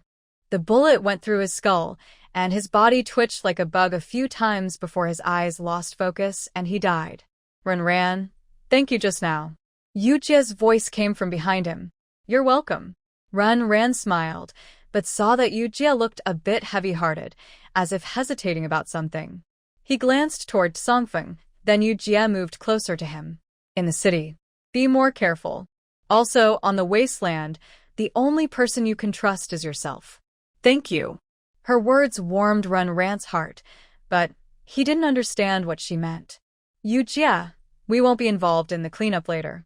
At this moment, Captain Songfeng came over and interrupted their conversation. The camp situation isn't very good, but most people survived. In the Wasteland, that's already lucky enough. All right, thanks for today. Sister Yu patted Songfeng's arm with a serious tone. See you next time. Okay. They responded with smiles and got back into the car. The vehicle was on the way back. Sitting in the front passenger seat, Ran glanced at the rear.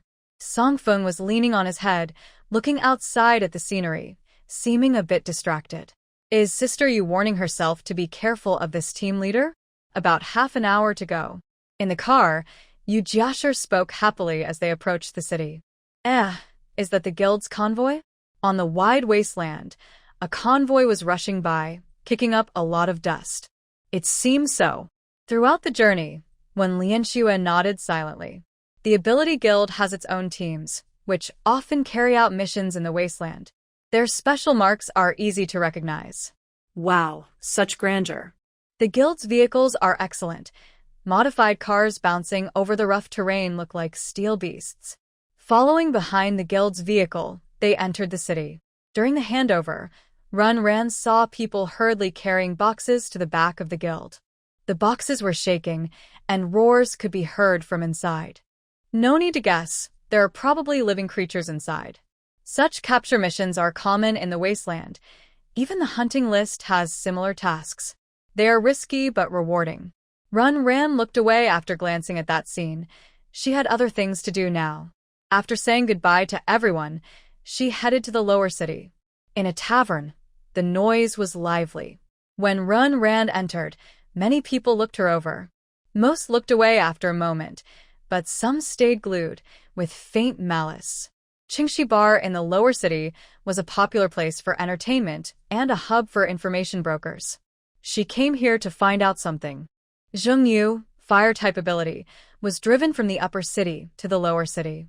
At a small table, Ran looked at the enchanting woman opposite her, describing the person she was looking for. The fallen in the camp recognized her, and the bald man wanted to kill her. Since she had only been in the city for a few days, the only woman she could think of who might have offended her was Chen You. Finding someone is no problem, but as for the price. The woman twirled her hair, her eyes seductive, with long, delicate fingers painted with black nail polish, carrying a hint of danger. Little sister, I see you look unfamiliar. Who told you about this tavern? The noisy voices ring in my ears. The woman sits on a chair, crossing her legs. Her long, strong thighs attract many men's attention. It seems she enjoys the lingering gazes, occasionally changing her pose to show off her figure. Captain Song of the Starry Squad, Ran announces Songfeng's name. The Starry Squad has been in Ninth City for a long time, and they know many factions very well.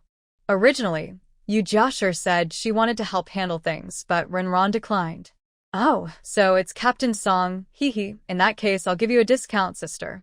Her sweet voice is very charming. The woman smiles warmly, waves casually, and a well-dressed man comes over. Go, find that person for our sister. With a flick of her finger, the man nods and leaves. Wait a moment. I'll go greet other guests first. She gives Ran a flirtatious look and then twists her waist to leave.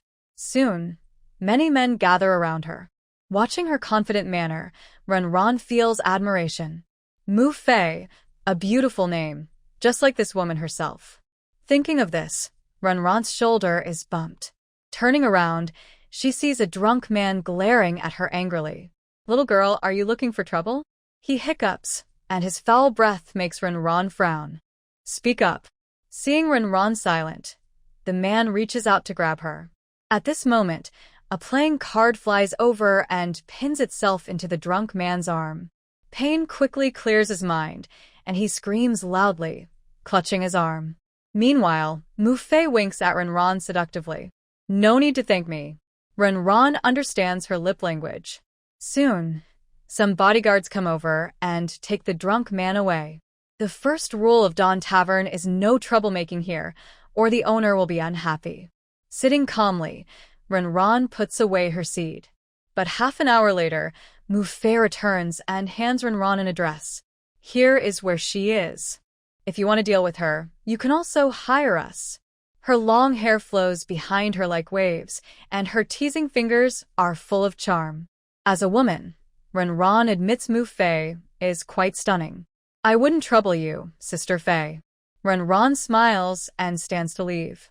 Of course, she must handle her own revenge. The streets of Xiaoqing district are complicated, with many small alleys. Walking through them feels crowded. Renran encounters some people on the road. Their eyes are wary and nervous. When she finds a crowded house, she looks up at the oppressive sky through a round building. She thinks that if she were forced to live in such a place, she would hate the other person very much. Like in the corridor of a dormitory building, Renran knocks on a door. Who's there? A hoarse, unpleasant voice from inside responds. When she looks at the door, Renran sees Zheng with a messy face and clothes hanging loosely on her. She is not doing well, and the room smells bad. When Zheng sees Renran, she instinctively tries to close the door, but is stopped by Renran. Did someone from the camp send people to cause trouble? Renran asks directly, her eyes sharp, no longer confused like when they first met. So, what if they did? Zheng replies with a grim smile, then reaches out her hand toward Renran. If it weren't for you, I wouldn't have lost my chance in the upper district. If it weren't for you, I wouldn't be like this now. Zheng's voice is full of resentment. Suddenly, a man's voice comes from inside the house. Who's there? A rough male voice follows, and a man with his upper body walks out. His hair is wet, and his clothes are disheveled. It's obvious what just happened inside.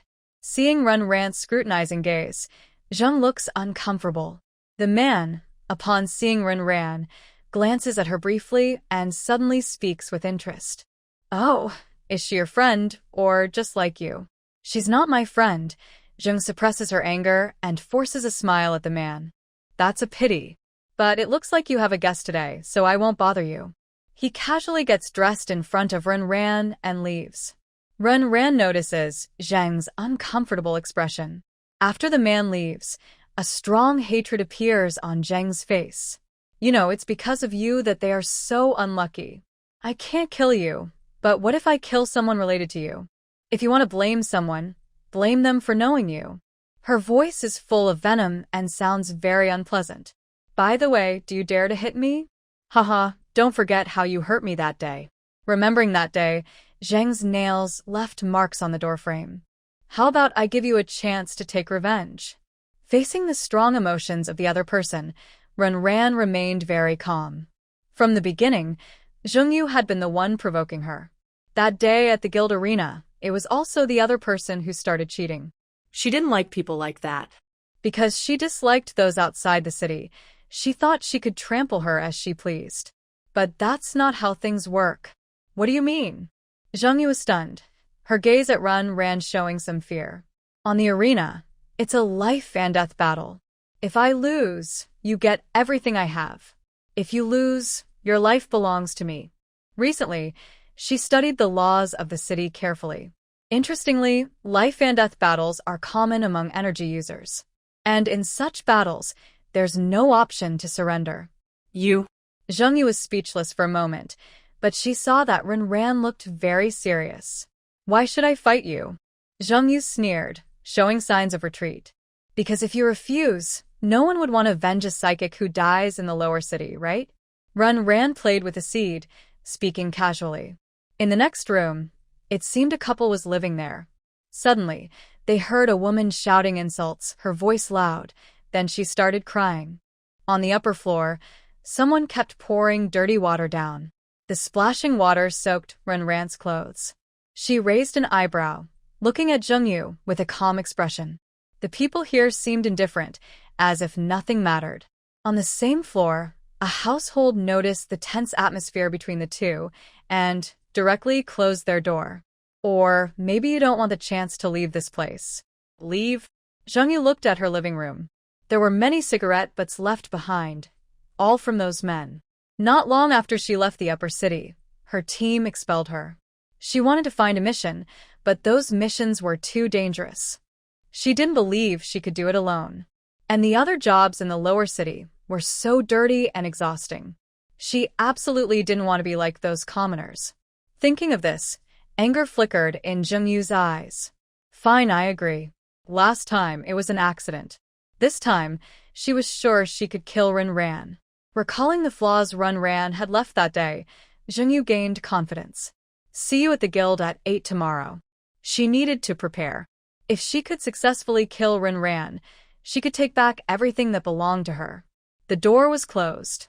Outside, Ren Ran raised an eyebrow but didn't continue to press. In her eyes, Zhang Yu was already dead, so a little delay didn't matter. The next day, when Ren Ran arrived, many spectators had already gathered around the arena. Many came to watch the life and death fight after hearing about it. Ren Ran even saw some familiar faces. In the high-level area of the venue, behind a one-way glass, the president looked at the two women below and smiled with interest. Your new team member is quite the troublemaker, the president said with a smile, while Song Feng stood quietly nearby, watching Ren Ran's face. Her normally gentle face was now expressionless, and her words were cold. She's a problem, and she also holds something very dangerous. Something? Maybe it's a plant. The president was not concerned. On the table, there were several photos, clearly showing the scene after Ren Ran's angry pepper explosion in the wetlands. It looks like he was also badly injured in that explosion. Next to the photos was a broken sword. Listening to the president, Song Feng frowned and looked at Ren Ran with caution. This time, she probably passed her test, but are you really planning to bring her into the team? When asked, the president shook his head. I think she, like your former captain, doesn't like to be controlled, but don't you think she has a very special potential? I want to see how far she can go with those strange plants. So I'll leave her to you. The president patted Song Feng's shoulder with a smiling face. But Song Feng's pupils shrank, and he nodded quickly. Yes. By the way, what do you think about making this fight more interesting?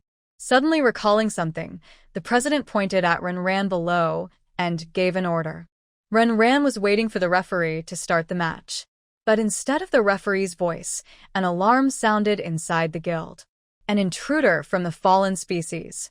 In the audience, someone shouted, and some people scattered while others looked eager to fight. Fallen species? Ren Ran was surprised. How could fallen species get into such a place? But she quickly found the answer. A fallen species with chains hanging around its neck burst in. It was a humanoid fallen. It stood upright on two legs, with its arms hanging at its sides, and its back slightly hunched. Its body hadn't changed much, but its head was oval-shaped, with a single vertical pupil where its eyes should be, bloodshot. The blood-colored vertical pupil was bleeding. This is a test subject in the guild, so how did it escape? Confused, she still heard the loud alarm ringing. That mutant had already found its target and was heading straight for Ren Ran. Kill her. Haha. Kill her. Not far away, Chen You saw this and surprisingly started to laugh excitedly. Faced with this unexpected situation, Ren Ran could only prepare to fight. The pea shooter fired fiercely, changing its shot trajectory, making Chen You, who was bouncing around, look upset. Why didn't her bullets use energy anymore? They even curved. One bullet brushed past Chen Yu's cheek. Sorry, I accidentally hit you, Ren Ran said innocently. At such a moment, it was hard to tell if she was deliberately attacking Chen You. But while Ren Ran was distracted, that mutant had already gotten close. At such a close distance, Ren Ran could smell the strange scent on the mutant. It was a foul smell, mixed with a medicinal odor. Ren Ran quickly leaned back, trying to put some space between them, but the mutant kept following closely. Ren Ran rolled on the ground, looking a bit clumsy. Seeing this, Zhang Yu's face showed a malicious grin. Sure enough, close combat was still her weakness. Carefully observing Ren Ran's attack methods, Zhang Yu clenched her fists, and flames appeared around them. She didn't attack immediately, because she knew many people were watching. Initially, The chaotic crowd saw that the mutant was just chasing Ren, and now they sat calmly, shouting, Come on. "Eat her." Kill it. Amid the noise, a bullet brushed past Ren's side and hit the mutant, slowing its attack. Finally, Ren made it back to the pea shooter and ordered it to fire rapidly. The continuous stream of bullets left no place for the mutant to hide. Wounds appeared on its pale body, but the glow in its vertical pupils was startling. The body twisted strangely and then disappeared from sight. Looking again, it was already beside Ren. Its speed was shocking. Ren leaned on the pea shooter, her expression growing serious. Why had she been fighting for so long, yet no one from the guild had appeared? This wasn't her responsibility, right? "Miss Ren, please hold on a little longer. Our people will be here soon," Jinshan panted as she ran over, worried for Ren. "Come on, Miss Ren, keep going." Encouraged by Jinshan, Ren's focus shifted more to the mutant. "Request failed, is she waiting for me to come over?" A sudden thought flashed through Ren's mind as her approach slowed down. Why not come closer? However, Chen You continued to provoke Ren, seeming eager for her to act impulsively. Ignoring the challenge, Ren kept using her pea shooter to attack from afar. But her bullets were blocked by flames. The fight between them fell into a stalemate. "Hey, this isn't what I signed up for. I thought this was a life and death battle." Fight. Charge. The spectators were unhappy, shouting from above. Some even threw silver coins onto the arena. The silver coins tumbling onto the stage were quite eye-catching. Looking around at the boiling murderous intent of the crowd, Ren frowned. "Why are these people so crazy? Are you surprised?" Chen You looked at Ren's expression and sneered. "Ren, do you know what kind of place this is? Is it heaven or? Today, you and I are the joke here. Tomorrow, perhaps we'll be the spectators watching from above." Flames wrapped around Chen Yu's cold words as she swept toward Ren. Bullets zipped through, hitting Chen Yu's arm. But they only caused a shallow cut. Blood seeped out and Chen You wiped it away, her eyes dark with anger. Ren. Suddenly, Chen You roared, and blood streamed from her eyes. No! Her 7 orifices were bleeding. Her face was covered in blood, but then Chen Yu's attack grew even more intense. Flames spread out, twisting and merging in the air to form fiery phoenixes. The phoenixes flapped their wings, stirring the air as if it was burning. Chen You was struggling, half kneeling on the ground. She supported herself and looked at Ren with a crazed smile. Go to. The phoenix screeched and burst out in a flock. The flames surrounding Ren scorched her hair. Amid the firestorm, bullets hit the heads of the phoenixes. One by one, the phoenixes cried out and fell. Countless sparks danced in the air. Hiding under a leaf, Ren watched this strange scene, feeling an even stronger sense of danger. Chen You was acting abnormally. It was as if she had exhausted all her life force fighting her. Such a desperate act suggested she might fight to the death. Then, what was her real deadly move? "Shh." The voice coming from above made Ren feel a bit shocked. The leaves of the pea shooter were burned through. The bullets were still flying, but Ren clearly sensed that the pea shooter's condition was not good. If this continues, both shooters will be destroyed. "Come on, have you run out of ideas?" The threatening voice belonged to Chen You. Her arm hung down, and a dagger appeared in her hand. Not only had her supernatural ability greatly increased, but her physical strength was also much stronger, making her move very quickly. The fire phoenix in the sky held back the pea shooter's attack, unable to protect its owner. A strike was coming straight toward her face. Ren's pupils trembled slightly. Faced with Ren who chose not to dodge, Chen You looked crazed. Snap! What was that biting sound? The dagger fell to the ground, and Chen Yu's arms dropped weakly, along with her body, onto the arena. Blood sprayed from her neck. Behind Chen Yu, a purple man-eating flower was happily chewing on its food. Its large, swinging head tried to nuzzle Ren, but was pushed away disdainfully. The flower that had just bitten off Chen Yu's head was covered in blood, and Ren found it disgusting. "By the way, I really appreciate you arranging this life and death battle today." Glancing at Jin Shan, who was covering her mouth in surprise, Ran silently thanked her. If it weren't for that suddenly appearing villain she killed, who gave her 100 experience points, she wouldn't have been able to get the seed of this man-eating flower. What happened to Chen Yu's headless body was unknown. But it's probably safe to say that the foul-smelling mouth of the man-eating flower wasn't a pleasant experience. Ran, who had collected some plants, felt her watch vibrate. Looking at it, she saw that all of Chen Yu's assets had been transferred to her account. Her actions were really quick. The sudden appearance of the man-eating flower completely disrupted Chen Yu's plans. Her supernatural ability disappeared instantly with her loss of a host, and around her, shouts erupted. Wow, that was amazing. That plant, I want one too. Ha ha ha, this woman is so fierce. Ignoring the excited voices around her, Ran stepped down from the arena. Miss Ren, congratulations, Jin Shan sincerely said, her eyes full of admiration. By the way, Miss Ren, do you want to do another level assessment for your supernatural ability? I think your level should have gone up. When the testing device lit up with 2 green dots, Ran wasn't surprised. It seemed that the level of her supernatural ability was determined by her mental strength level. Miss Ren, are you free? My master wants to see you. Just as Ran was about to leave, someone stopped her. It was a young man, handsome, wearing glasses, with a friendly smile on his face. Outside the guild, a car was waiting quietly for Ran to get in. Master? Ran raised an eyebrow but did not respond. Yes, the master wants to buy your plants. Miss Ren, please come with me.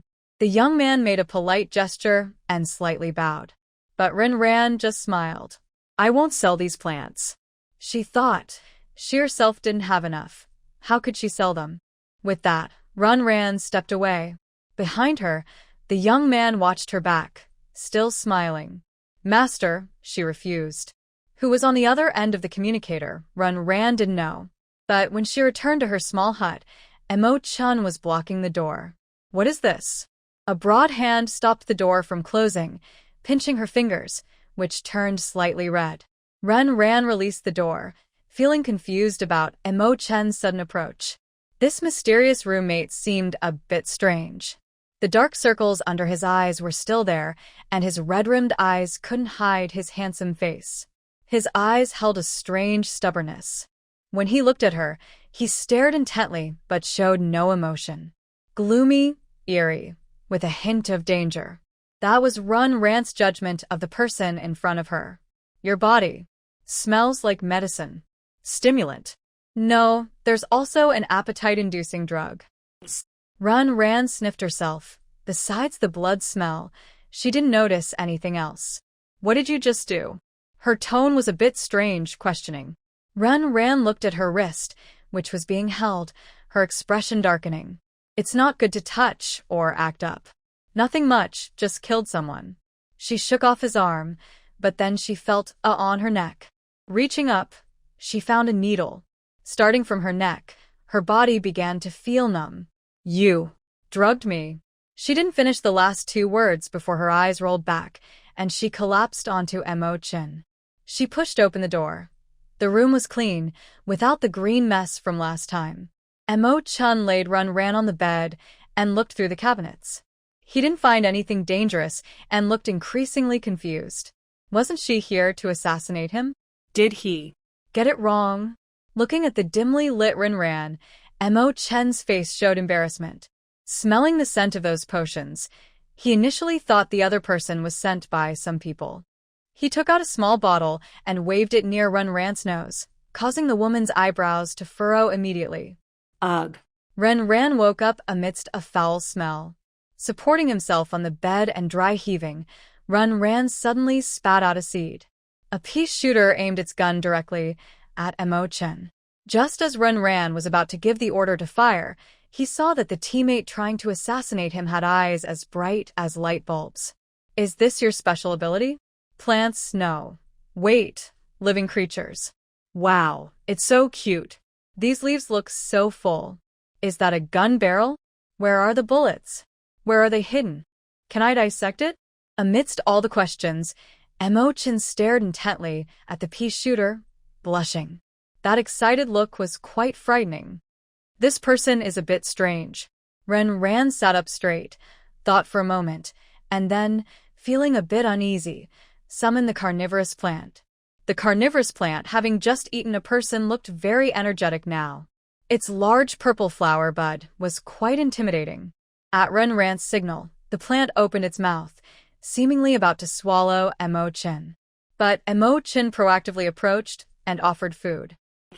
Watching that small head stretch into the plant's mouth, trying to see what was inside, Chen looked at the plant with curiosity. Ren suddenly felt that this kid probably had a brain that wasn't fully developed. What's this again? Venus flytrap? No, a mutant? Not quite. Muttering to himself, Chen pinched the plant's sharp teeth. Even though his finger was pricked, he didn't care. He even took out gloves and then a cotton swab from his pocket. In front of Ren, Chen used the cotton swab to wipe the mucus inside the plant's mouth. Ugh.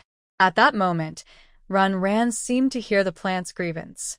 He immediately put away both plants and looked at Chen with caution. Who are you? What do you want to do? Surprised by Ren's question, Chen blinked in confusion.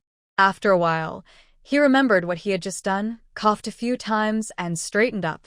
Well, let me introduce myself. I am your roommate. My name is Chen, and I am a scientist. I smelled some potion scents on you, and I thought you came to kill me, so I acted first. Although it was a misunderstanding, you still hurt my young and tender heart. In that case, if you bring out those plants again and let me dissect them, I might forgive you. Chen, speaking with righteous seriousness, was met with Ren's punch. Holding his temporarily swollen left eye, Chen wobbled and said, "Your strength isn't good enough. You need to train more. You can't knock me out."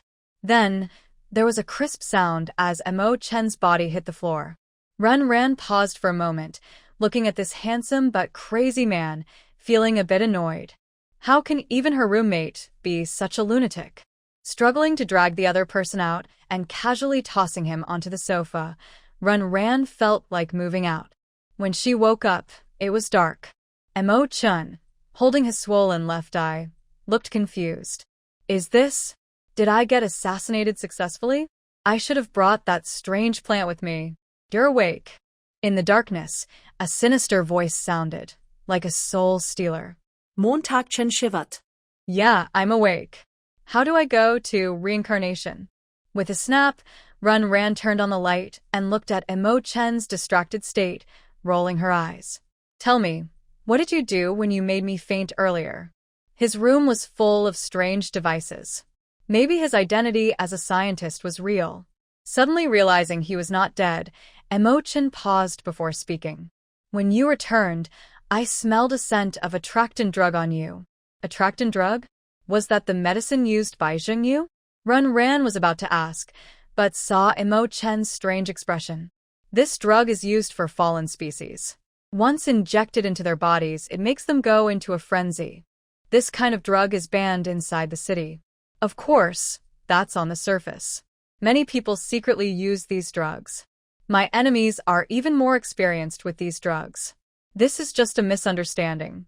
While explaining, Chen looked at Ren with intense eyes. Realizing what he was thinking, Ren forcibly resisted the urge to have the carnivorous plant bite his head off and sat across from him. So, the sudden loss of control of that fallen species today wasn't an accident, but someone intentionally injected the drug. But why? It probably wasn't meant to target her specifically. Feeling puzzled, Ren suddenly thought the waters in this city were very deep. Any more questions? Chen asked eagerly, but his overly enthusiastic gaze made Ren shake her head in discomfort. Then let me see your plant. She looked at Ren eagerly, but only received a cold rejection. Dream on. Ren responded with 2 words and returned to her room, locking the door behind her. Ignoring Chen's complaints outside, Ren summoned the sunflower. Today, after the fallen seed of the ability guild died, she didn't take the source seed. However, Jean Shan gave her one when she left. Holding the pale crystal, Run Ran saw the little head of the carnivorous plant swaying slightly in the direction of the source seed. "Wanna eat?" she asked with a smile. These little creatures are all clever and tricky. They didn't respond, but the leaves drooped on Run Ran's arm, acting spoiled. She threw it to the other, but she wasn't stingy. The strange sunlight emitted by the sunflower was very useful, and she planned to upgrade the carnivorous plant as well. But right now, she didn't have many plants on her. Her experience points were all used up, and she only had 2 peas and a carnivorous plant. Sighing, tired from the past few days, Run Ran lay on the bed and fell asleep. The next day, feeling refreshed, Run Ran opened the door and saw Chen, with dark circles under his eyes, looking at her with a mournful expression. "Even with your face, don't look at me like that." The tired beauty was heartbreaking, but Run Ran was determined to refuse. "No luck there. Are you going out? Take me with you. How about 100 silver coins per hour?" Chen made his offer, but he wouldn't say that he secretly bought her information last night, knowing she liked money. 2 hours, and will you give me a source seed if I ask? Yesterday, she had spent a lot of effort to convince herself not to loot the source seeds casually discarded in Chen's room. Yes. Chen waved his hand curiously. The two of them went out together. Perhaps because they hadn't seen sunlight in a long time, Chen, upon stepping outside, shielded his eyes from the light. His fair skin showed a hint of redness, making him stunningly beautiful. His face was almost too perfect. Run Ran admitted she was nearly blinded by how handsome he was. "Where to?" Chen lowered his hand and asked, his long eyelashes fluttering like a fairy. "Not sure, just wandering around." Run Ran shrugged. Today, she planned to get familiar with the rest of the city. Suddenly, a car stopped in front of her. The person who got out was someone she had just seen yesterday. Still polite and courteous, she looked slightly surprised when she saw Chen beside Run Ran. "Miss Rin, my master asks you to reconsider and sell the seeds to him. Name your price freely." With perfect gentlemanly manners, she bypassed him and left directly. Why are both of them so eager for her? "He is from the Su family," Chen whispered to Run Ran, seemingly trying to give her a hint. "I don't care which family he's from. I don't know him. Are you trying to get me to give the plants to him?" "No, I must be the first to study them." Chen's attitude was firm. Watching Chen like this, Run Ran didn't bother with him. After thinking for a moment, she decided to head to the lower city district. The streets in the upper city are too neat, with many shops, but they didn't have what she wanted. She wanted to see what the black market, highly recommended by Yu Jiashi, was really like. "Black market?" Chen responded eagerly, as if asking her a question. But Run Ran ignored him. Except for a few main roads, the other streets are narrow and old, with bumpy old vehicles still running. The lower city is just as it always is. She crossed a small alley and stopped in front of a shop. It was a grain store, with rice mixed with husks and yellowed flour on display. Seeing the two, the shop owner didn't bother to greet them. Run Ran simply walked past the shop and went to the back. Down a long staircase, she saw a wide underground market. Bright spotlights shone overhead. The hollowed-out city below was lively, with crisscrossing roads and crowded stalls. There were many people in the black market. Some moved sneakily, clearly up to no good. But everything sold here was good stuff. Run Ran saw an animal that had just broken free from chains, only to be caught again. It was covered in scars, roaring to leave but handed over to its buyer. At a potion stall, Chen's forbidden medicines were displayed very openly. "Don't buy, they're just watered-down stuff." Chen followed Run Ran, looking at the potions with disdain. "If you want some, I can get them for you. But you have to trade with your plants." Run Ran was not tempted by his repeated mentions of her plants. She found a stall selling source seeds. Many shiny seeds were displayed, irregular shapes, some even incomplete. One price, 100 silver coins each. Suddenly, Run Ran felt that his price for Chen was too low. "Stop looking, they are all poor quality. Feel free to choose anything from my place." After waiting for a while and not hearing any further offers, Run Ran happily withdrew his hand. Ding ding ding. A loud bell suddenly rang out, and Ran saw some people rushing in a certain direction. That's the black market auction. Good items brought from outside are sold here. Following the crowd, Ran decided to join in the excitement. This was an open auction. On a high platform, a host was shouting, announcing that a weapon was being auctioned. The modified gun looked very scary. Its thick barrel was very intimidating. Some mechanical enthusiasts were bidding, and soon the price soared to over 100 gold coins. TSK junk. Mo Chen's muttering was quiet among the crowd, but Ran heard it clearly. He couldn't help but look at Mo Chen, feeling very curious. Are you also good with guns? He thought Mo Chen was a potion expert. Why not? A versatile scientist can do anything, Mo Chen sneered, clearly annoyed by Ran's underestimate of him. Look at this gun. It seems powerful, but in reality, it can up after just 10 or 20 days of use. These things are only good for fooling outsiders like you.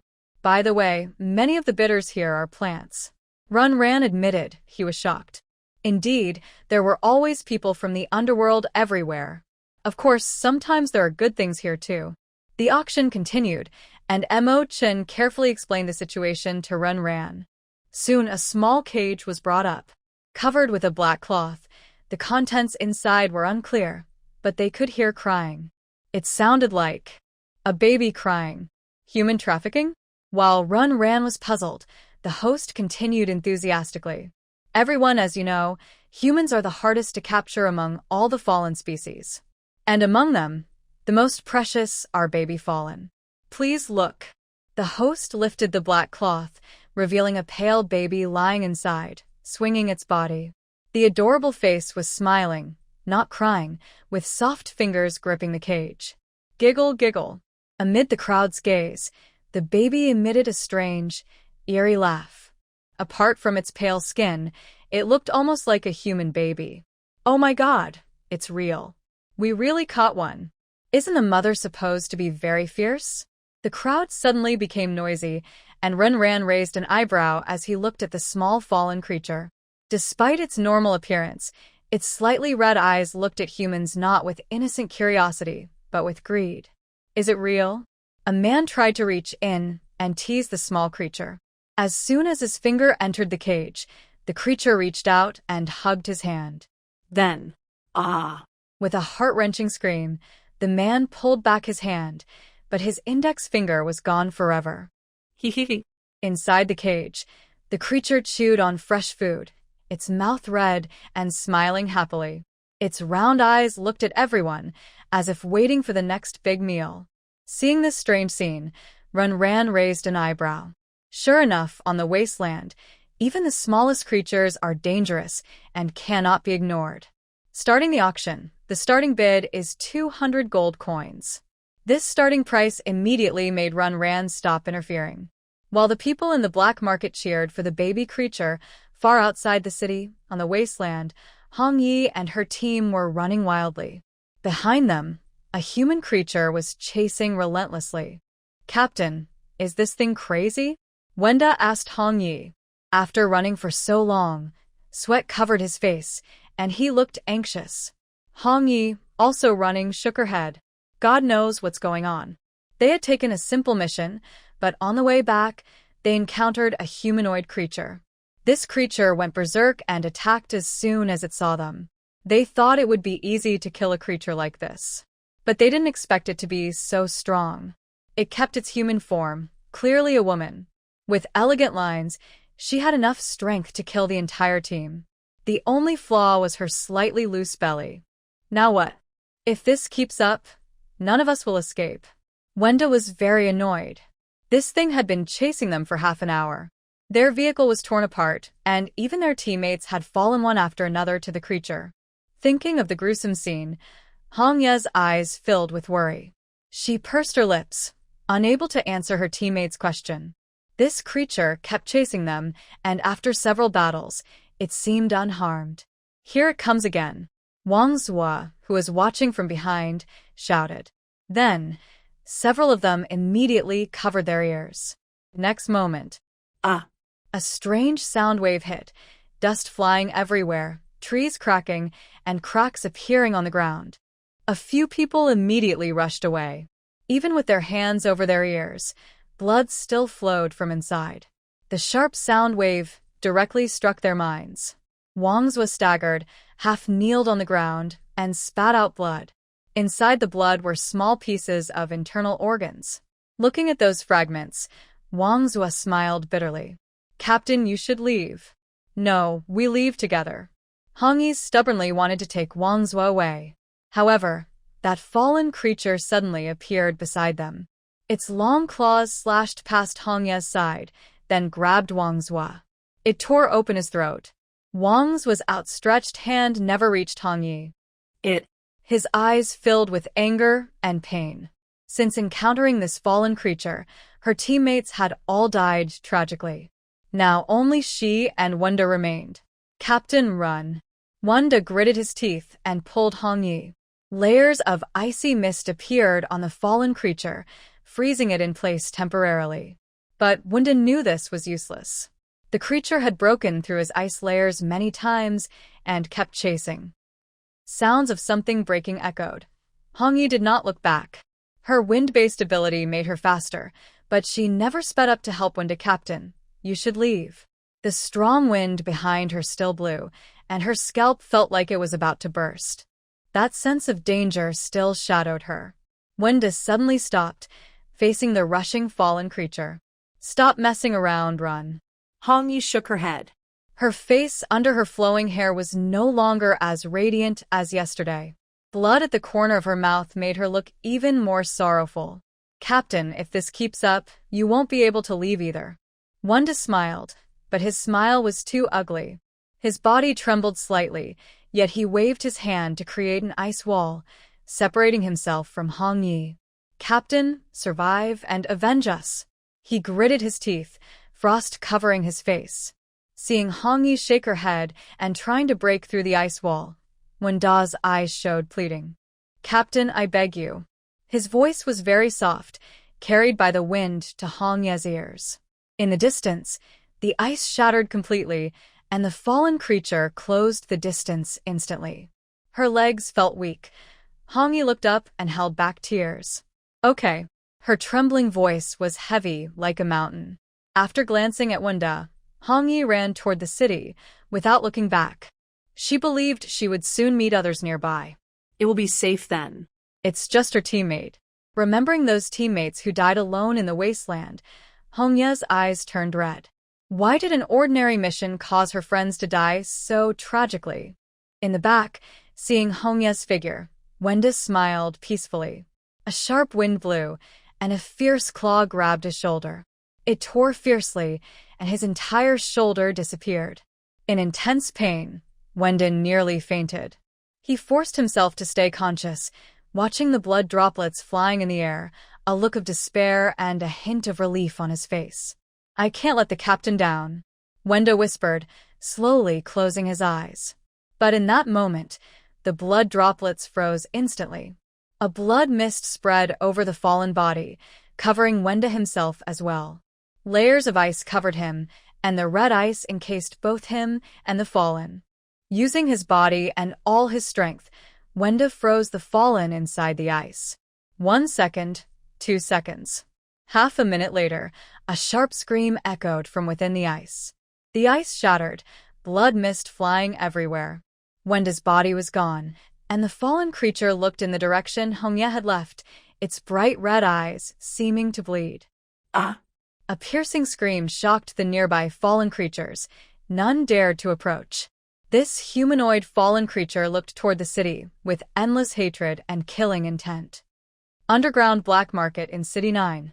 The baby fallen creature was still being auctioned, now reaching a price of 10,000 gold coins. It shows that this city still has many wealthy people. 1,800. Does anyone want a bid higher? Anyone else? Then congratulations to this gentleman for winning the bid. Finally, the cage was handed to an old man with white hair. The trembling old man seemed out of place here, slowly leaving with a cane. But Ran clearly saw that many bodyguards, including a few with special abilities, were following him. He must have a high status. Strange, beside them, Chen looked at the old man's back and muttered. Do you know him? Ran asked, but Chen shook his head. No, I don't know him, but I feel like I've seen him somewhere before. Ran shrugged, thinking he was just talking nonsense. By the way, what's the use of bringing back such a small fallen creature? She knew someone in the city was researching fallen creatures, but the details were hard to guess. That. It's better if you don't know. Chen looked at Ran deeply. Danger seemed to swirl beneath his dark pupils. Ran suddenly understood and kept quiet. It's dangerous, so she decided not to get involved. After wandering for a while longer, Ran left the black market. She was about to head back when she saw a crowd gathering near the city gate from a distance. Curiosity is human nature. Ran pulled Chen and squeezed into the crowd, but what she saw was a familiar face. Redleaf? Ran softly whispered the name, but seeing the other person's wounds, she didn't get closer. The person had just come back from outside and seemed to have encountered some danger. These injuries. Seeing the almost pierced abdomen, Ran felt a bit shocked. Redleaf was quite strong. What kind of person could hurt her like this? And where were her team members? Yes, I will find the president. Unfortunately, Redleaf, who fainted after just saying these words, couldn't answer her questions. It was just a chance encounter. Watching Redleaf being carried toward the Ability Guild, Ran didn't bother anymore. She strolled back to her house, took her payment for the day, and then slammed the door, locking Chen outside who had wanted to follow her inside. Girls' houses shouldn't be entered casually. Hearing this, Chen outside touched his slightly numb nose and stayed silent. Inside the house, after seeing Ran return, the sunflower twisted happily and released a burst of sunshine. The soft sunlight had no particular smell and felt cold to the touch. Releasing the man-eating flower, which was swallowing the sunlight with its big mouth, Ran looked forward to its evolution.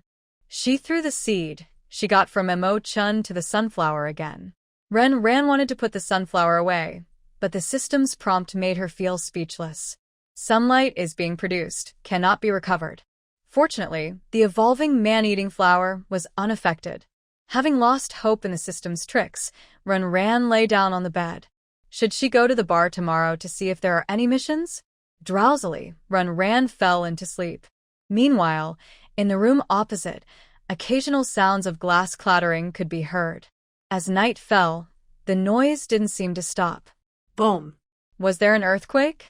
Waking up to the sound of an explosion, Ran opened her door and saw black smoke billowing from the other room. Chen, with a serious face and curly hair, grinned widely. Good morning. You're such a troublemaker. Ran rolled her eyes, her heart returning to normal. If you're making explosives, please do it somewhere else. She definitely doesn't want to be blown up in her sleep someday. Who said I was making a bomb? Chen looked at Ran with curiosity, seeming unhappy with what Ran said. Just as she was about to speak, the door was knocked. Jia? At the door was Jia, whose slightly tired face looked like she hadn't slept all night. Oh, the captain asked me to call you over. There's a task for you. One that's really necessary. Jia made a face at Ran and saw Chen, who looked like a coal ball behind her, with a look of shock. Little Ran's hobbies are surprisingly bold. What are you thinking about? Annoyed, Ran directly slammed the door shut and left with Jia. Last night she was thinking about doing a task, and today it was right at her door. What's the task? Curious, Ran asked, but Jia shook her head. I don't know either. I was woken up by the communicator. Yawning, Jia muttered, I paid until noon today, but I've lost a lot. Not wanting to ask why she paid, Ran followed Jia to a bar. During the day, there were 2 people sitting in the bar, but they weren't customers. Little Ran, here you are. Meet the other 2 team members. Song Feng waved at Ran. Zheng Gong. Luo Qing. A man and a woman introduced themselves. But when they saw Ran, their expressions were cold, as if they didn't like her. They were brought in by Xiao Qiu, so. Jia whispered, and Ran understood. This mission is a bit unusual. It's a sudden task, but very important. Song Feng placed some documents on the table. The top one showed a humanoid creature with pale skin and striking eyes. Does it seem strange? Song Feng asked, and Ren Ran honestly nodded.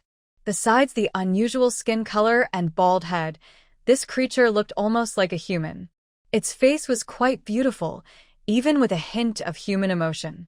Yesterday, this creature appeared in an area not far from the city and killed a small team. Later, we found out this wasn't an isolated incident. In the past half-month, this creature has killed many people in the city, and it ignores other passing creatures. Its target is only humans. We believe it is actively hunting. Song Feng's long finger pointed at the photo, but his words sounded strange and unsettling. What does it mean? Yu Jiashir scratched his head and asked. Whether human or animal, no matter how smart they were in life, after becoming alienated, they are left only with the most primitive desire to kill. The word proactive doesn't seem to belong to these creatures. This is exactly our mission's goal. We need to find out what really happened to that fallen creature. Oh, and later, someone else will join us. She is the only survivor of yesterday's team that was attacked. Her name is Hongya. The door was pushed open, and Ren Ran turned around, unsurprised to see the shock in Hongya's eyes. But the two just nodded at each other briefly. Just in time. Everyone get ready. We leave in 2 hours. After Songfeng gave the order, the team began tense preparations. This time, when Lian Xue did not join the task, Xue Jia might need to rest for a while, Yu Jiashir moved closer to Ren Ran, feeling a bit worried. As the initiator, Ren Ran couldn't find words of comfort. In the back vehicle, Hongya and Ren Ran sat together, with Yu Jiashir driving. I should have invited you to join my team that day, Hongya teased with a smile after learning that Ren Ran had entered the city. But Ren Ran saw clearly that the light in her eyes was dim, and she radiated a deep sadness. Don't worry. We knew from the start that we would die sooner or later. This wasteland is our home now.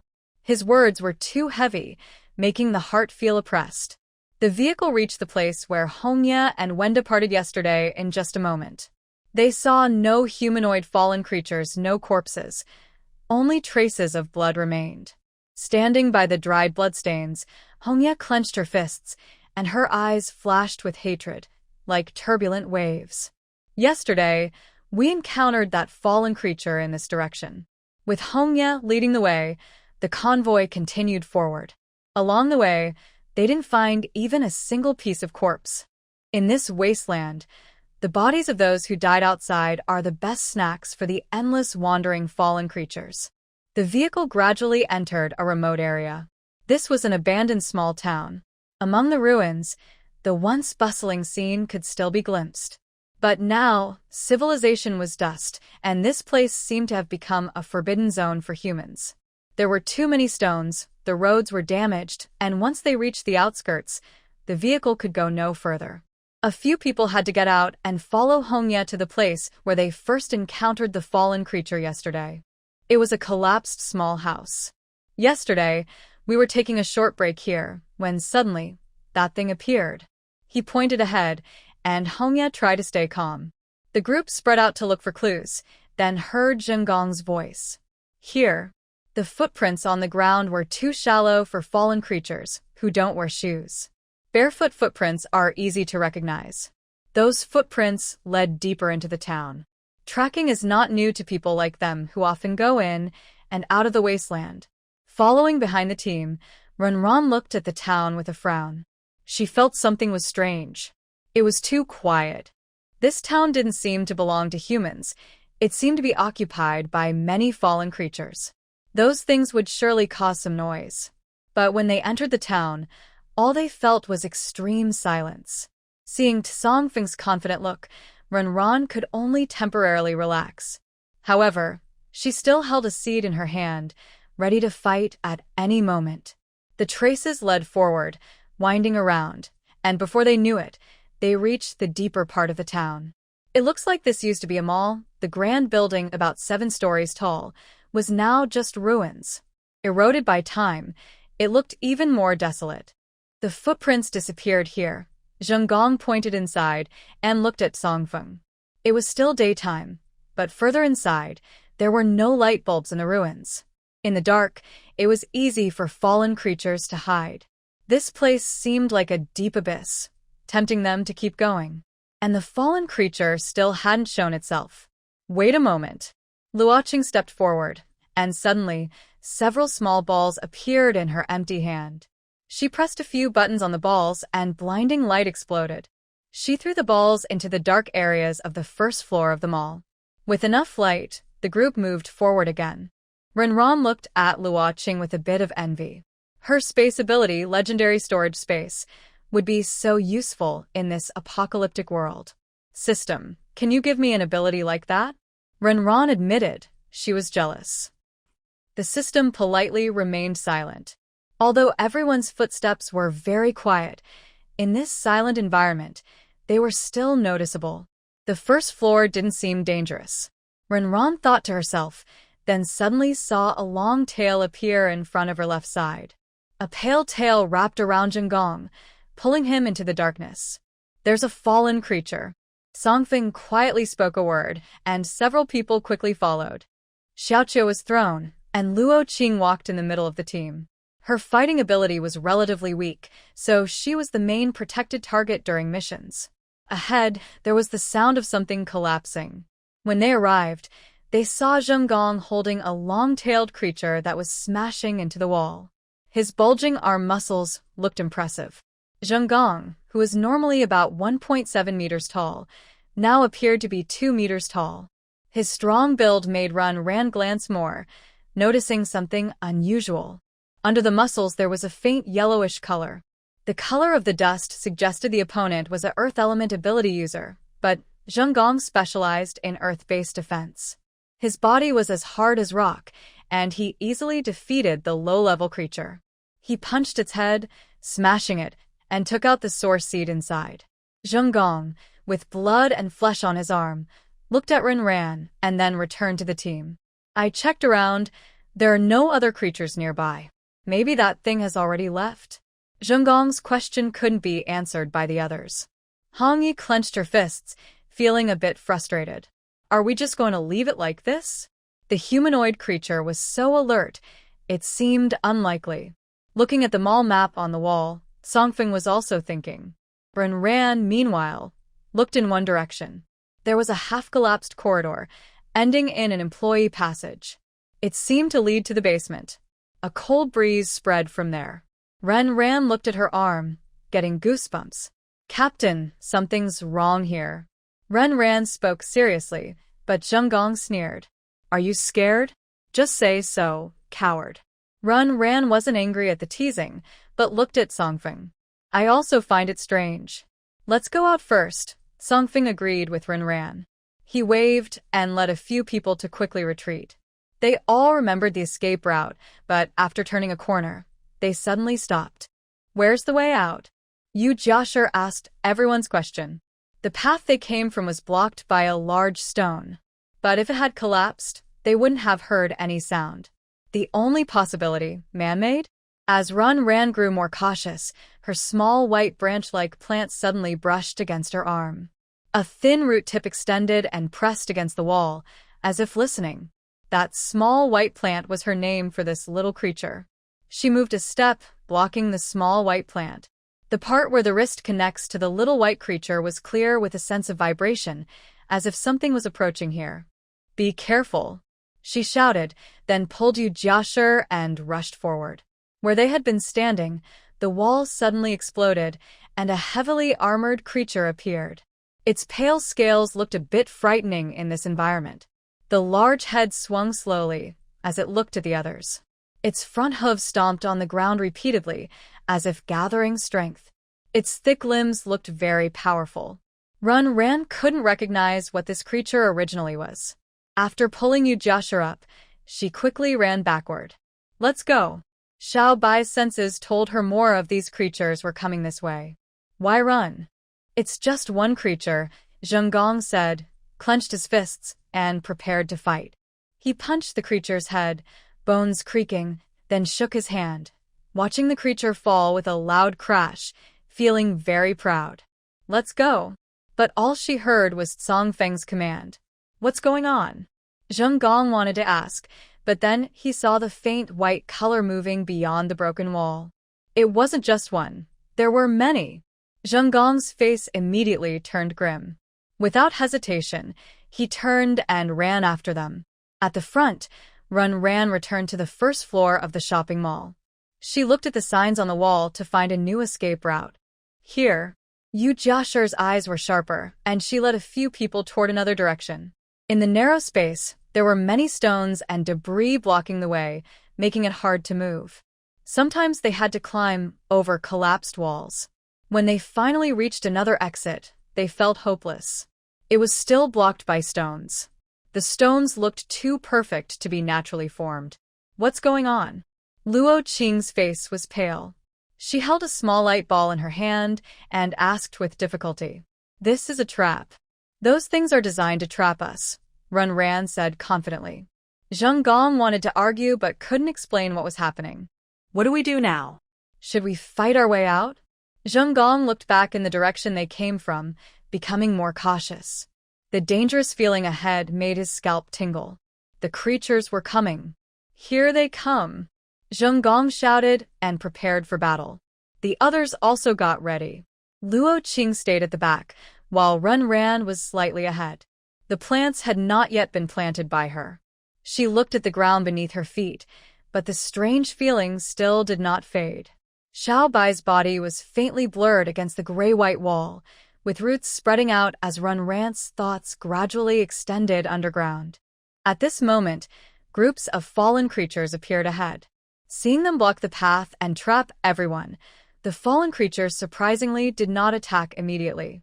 Instead, they stood still on their hooves, looking a bit impatient. Their bright red eyes lacked wisdom, filled only with endless desire. Ah! A sharp scream suddenly echoed in this enclosed space. Everyone covered their ears. The sharp pain in their eardrums made Ran frown, but what she saw was Mingliang's bright eyes. It's her. She's here. Mingliang's voice was a little hurried, but looking around, the tall animals among the fallen creatures filled the space, making it impossible to see the shadow of the humanoid fallen creature. No. In that moment, Ran felt as if her mind had been hit by a storm. She looked at the fallen creatures ahead, her eyes filled with disbelief. There is also fierce competition among the fallen creatures. Even among animal fallen creatures, they fight each other, sometimes more cruelly than humans. But these fallen creatures seemed to coexist peacefully here, and it seemed they had been here for some time. After the scream, the restless feeling among the animal fallen creatures decreased significantly. The leader of them, a fallen creature, stared at a few humans, saliva dripping from its mouth. It craved human flesh, but did not show its fangs. In one of Ran's guesses, that fallen creature lifted its front hoof. Not just this one, those behind also did the same. Then it stomped down hard. Steel and concrete are strong, but not indestructible. With enough force, concrete can be shattered into powder. The ground where the group stood immediately cracked and then shattered. Stones fell down. The people wobbled and were unsteady. In this sudden change, everyone fell downward. But soon, they hit the ground. Their bodies, strengthened by their abilities, were not killed by a fall from a single story. What they saw was utter darkness. Urgent breathing echoed in their ears. Ran took out pea shooter seeds and planted them. Fortunately, in the next second, the light ball lit up the darkness. However, the faces of those regaining their sight did not look good. Above their heads, the fallen creatures formed a circle, blocking the entrance. Climbing up seemed almost impossible. This was an underground warehouse, with no exits around. Ran saw some collapsed shelves. Some remnants of products still remain on top, but over time they have turned into waste. Below, it is very crowded, with things piled everywhere. The light ball only illuminates the area around a few people. A foul smell of decay fills the air, making the atmosphere very thick and heavy. Dust floats freely in the light, blurring people's vision. Engineer Zheng curses, feeling helpless as he vents his frustration. Roar. Another loud, sharp scream echoes, causing Ran's ears to buzz. Fingertips touch something, and they are covered in blood. Is this the power of that cursed creature? After that scream, some of the cursed creatures jump down directly from above. One after another, like dumplings being steamed. The scene is shocking, but the reality is cruel. The moment they land, those cursed creatures roar and rush toward them. In the crowded space, their bodies, all looking the same, seem terrifying and strange. White, which should be a pure color, is stained with dirt at this moment, making it suffocating to look at. When the pea shooter fires, the others also start to attack. Bullets shatter the head of a cursed creature, earning 50 experience points, but Ran finds it hard to feel happy. There are too many. So many that they seem like helpless lambs caught in a slaughterhouse, unable to fight back. Ran takes one direction and fires mercilessly. Next to her, the carnivorous plant sways its head, waiting for prey to fall into its trap. The mechanism of the carnivorous plant prevents it from attacking like the pea shooter, but it's a perfect bodyguard. Nearby, a cursed creature falls to the ground, its skull mostly cut away. That was Yu Jiasher's work. Thinking that the creature was surely dead, Yu Jiasher turns to face another one. But in the next moment, the cursed creature struggles to get up and rushes toward Luo Qing at an extremely fast speed. Ah! Screaming, Luo Qing pulls out a pistol and fires. The bullet tears through space, causing blood to burst on the cursed creature's body. However, the large body is hit by several shots without much pain. In the blink of an eye, the cursed creature is right in front of her. Its damaged head, with rolling brain matter, is disgusting to see. Just as Luo Qing is about to be swallowed, the swaying limbs of the carnivorous plant, like a musical instrument, suddenly open its mouth and bite off the cursed creature's head. Instead of eating, the carnivorous plant spits out the prey. The closed flower bud of the plant remains alert. Under the sunlight, the evolved carnivorous plant seems to understand the principle of fighting first and eating later. Even the leaves underneath are trying to kick the head further away. Looking at the scene, Ran's expression relaxed a little. She is very poor, so she only has 3 battle plants. But this is good because her experience points are constantly increasing. 250/1000, that's a good number, Ran sighed, but she didn't rush to exchange for more plants. Now her mental strength is only at level 2, so she can use at most 5 plants at once. Yes, not 5 types, but 5 individual plants. She can't overuse them. With everyone working together, they temporarily blocked the attacks of the corrupted creatures. As time passes, they should be able to eliminate these corrupted beings. But the sense of danger that surrounds Ran still hasn't disappeared. In the darkness, faintly visible eyes make her back stiff with tension. Xiao Bai is now separated from her body, its roots stretching out into the darkness. This little creature in some ways understands more than the plants given by the system. Endless trouble, so annoying, Yu Jiasher muttered, but he kept fighting tirelessly. He occasionally looked at Hong Yi. As a wind-type ability user, Hong Ye's whip, under the influence of her power, moves like a living creature, weaving through the corrupted creatures and easily taking lives. The whip flicks lightly, exploding in the air like a dragon or snake, a beautiful and deadly attack. Level 3 wind ability, Yu Jiasher thought silently, learning to control wind while fighting alongside Hong Yi. Compared to Hong Yi, Song Feng's attacks seem even more dazzling. Besides the countless metal spikes, everything usable in the basement was controlled and thrown at the corrupted creatures. As a level 5 ability user, Song Feng's back looks very reassuring. But after Ran takes down one corrupted creature, her gaze shifts beyond the front, looking farther away.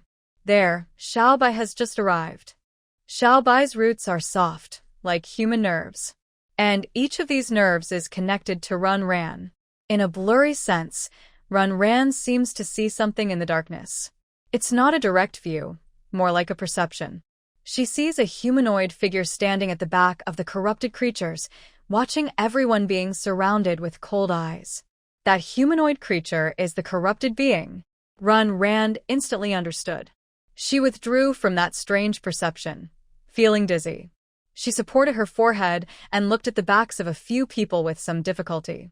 Sure enough, these animal-like, corrupted creatures are controlled by that person she sensed. But as far as she knows, such a situation hasn't appeared on the Wasteland before. Is this a new evolution among the fallen creatures? Is it a trend or just an exception? Ran is not entirely sure. Ran, can you help me? The voice belonging to Engineer Zheng sounds weak. Ran sees a hollowed-out spot on his chest. There is some blood on the corner of his mouth. Gasping for breath, Engineer Zheng walks back. The others mostly attack from a distance. Only Zheng engages in close combat. As the team's speed tank, he always leads at the front and has been injured the most. Okay. A peace shooter appears and temporarily fills Zheng's spot. Once it's safe, Zheng walks over to Luo Qing and takes a vial of medicine to inject into his body. His chest begins to recover little by little, but Zheng's face still looks very pale. Healing medicine can ease the injuries. Seeing Ran's puzzled look, Zheng explains, and his attitude has improved quite a bit. Please hold on for a minute. After a minute, the medicine reaches its full effect, and he can continue fighting. 60 seconds often feels like a fleeting moment in daily life. But in this basement, it feels painfully long, so long that even the peace shooter's gunfire seems to be burning with impatience. Two peace shooters keep firing, working with Songfeng to temporarily hold off the fallen creature's attack. However, it's clear that Yu Jiashi's attack speed has slowed down. Even Hong Ye's arm movements are less forceful than before. The only ones doing better are Songfeng and Ran. Songfeng is of a higher level, and Ran's plan attacks don't drain her supernatural energy. But Songfeng notices this situation clearly. Glancing at Ran's worried face, Songfeng's eyes are filled with thought. There are quite a few monsters on the Wasteland. The president's voice echoes in his mind. Songfeng snaps back to reality and moves his fingers lightly. A wooden stake pierces through a fallen creature's body, followed by a metal spike that hits its head directly. The struggling fallen creature lets out a whimper and collapses. Bodies pile up, seemingly blocking some of the fallen creature's attacks. Roar!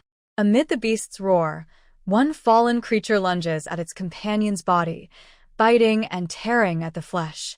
Its fierce face shows sharp, intimidating teeth. The attack is slowing down. There shouldn't be many left. Hong Ye's breathing is a little hurried. She wipes sweat from her forehead and frowns tightly. Up to now, the humanoid fallen creature has not appeared. Even if it's a trap, that thing should have shown itself by now. She wants to wear us down. Ran has used her. For this kind of intelligent creature, using her doesn't seem very suitable anymore. Are you saying that she did it on purpose? Songfeng spoke, looking a bit cautious. Yes. Maybe those footprints were left intentionally by her. Perhaps even Captain Hong Ye's life was left by her. Hearing this, a chill ran down everyone's spine, especially Hong Ye, who remembered yesterday's situation and shivered. Yes, the wicked one who easily slaughtered the entire team. Why did she let herself go so easily? She used me as bait to lure you all here. With clenched teeth, her words cut like a whip, tearing the enemy apart. The smell of blood and pieces of corpses already filled the area.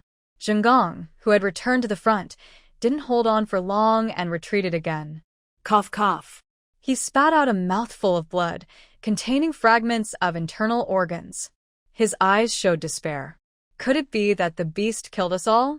His fierce words didn't change the monster's mind. Ah. What responded to their guesses was a familiar scream. And roar. The animal monster was furious. Those left behind on the top also attacked down. This wild was very overwhelming. Yu Jiashi reacted a bit slowly. A large piece of flesh was torn from his arm. Ran supported him, quickly bandaging the wound with gauze. She said softly, "She doesn't want to play anymore." Her voice was gentle, but everyone heard her clearly. That thing was losing patience. But that also meant it was about to show itself. Ran thought quickly. Peace shooter kept firing without stopping. However, the leaf looked a bit sickly. seeming low on energy. Even the guard's carnivorous flower had piled up many heads underneath. Will it pretend to be dead? Ran muttered to herself, as if talking to no one. Everyone looked at each other but understood her meaning. The first to fall was Yu Jiashir. His blood stained the gauze red. He covered his arm, trembling, then suddenly fainted with white eyes. Luo Qing imitated him, but Ran thought her acting could be better. Zhengong was more direct. After tearing apart a monster, he suddenly spat out a large mouthful of blood, staggered back to the crowd, and then collapsed to the ground. That muffled thud was really solid. Ran still stood there. As a plant, she seemed unlikely to be hurt. So, she controlled the carnivorous flower, and when a monster tried to ambush her, she didn't attack. Under the foul smell of the mouth, Ran stabbed the fallen creature's lower abdomen with a dagger, then was immediately pressed down by the opponent. The creature twitched a few times, and then stopped moving. The pea shooter also stopped shooting at the right time, its big head drooping down. Due to the exaggerated way of dying, Ran couldn't see the other two people's situations. His ears still stung from the ringing, and he heard Hong Ye shout. Then came the sounds of people falling one after another. In the basement, those human corpses looked very miserable, each with a different death pose. The fallen creature was crazily approaching. Both the dead and the living didn't stop it from feeding. The outermost Song Feng's shoulder was bitten by a fallen creature. Its sharp teeth pierced through flesh, and in intense pain, Song Feng remained motionless like a real corpse. Seeing the fallen creature almost tear off Song Feng's arm, a faint scream sounded from behind. It was from the humanoid fallen creature. The fallen creature released Song Feng, and the pack of beasts parted. A beautiful-looking fallen creature stepped forward. She moved very quietly, almost without making a sound. She slowly approached the corpses, bent down, and lifted Song Feng. Her sharp claws pierced Song Feng's neck, and her red eyes were full of resentment. Ah! She placed one hand on her full, fleshy belly. Her mouth, identical to a human's, suddenly split open, revealing a writhing tongue inside, enough to swallow Song Feng's head. At the same time, a bullet hit the humanoid fallen creature's head. A spark appeared at her temple, but her skin remained intact. Ran pushed away the fallen creature pressing on him, wiped the blood from his face, and looked disgusted.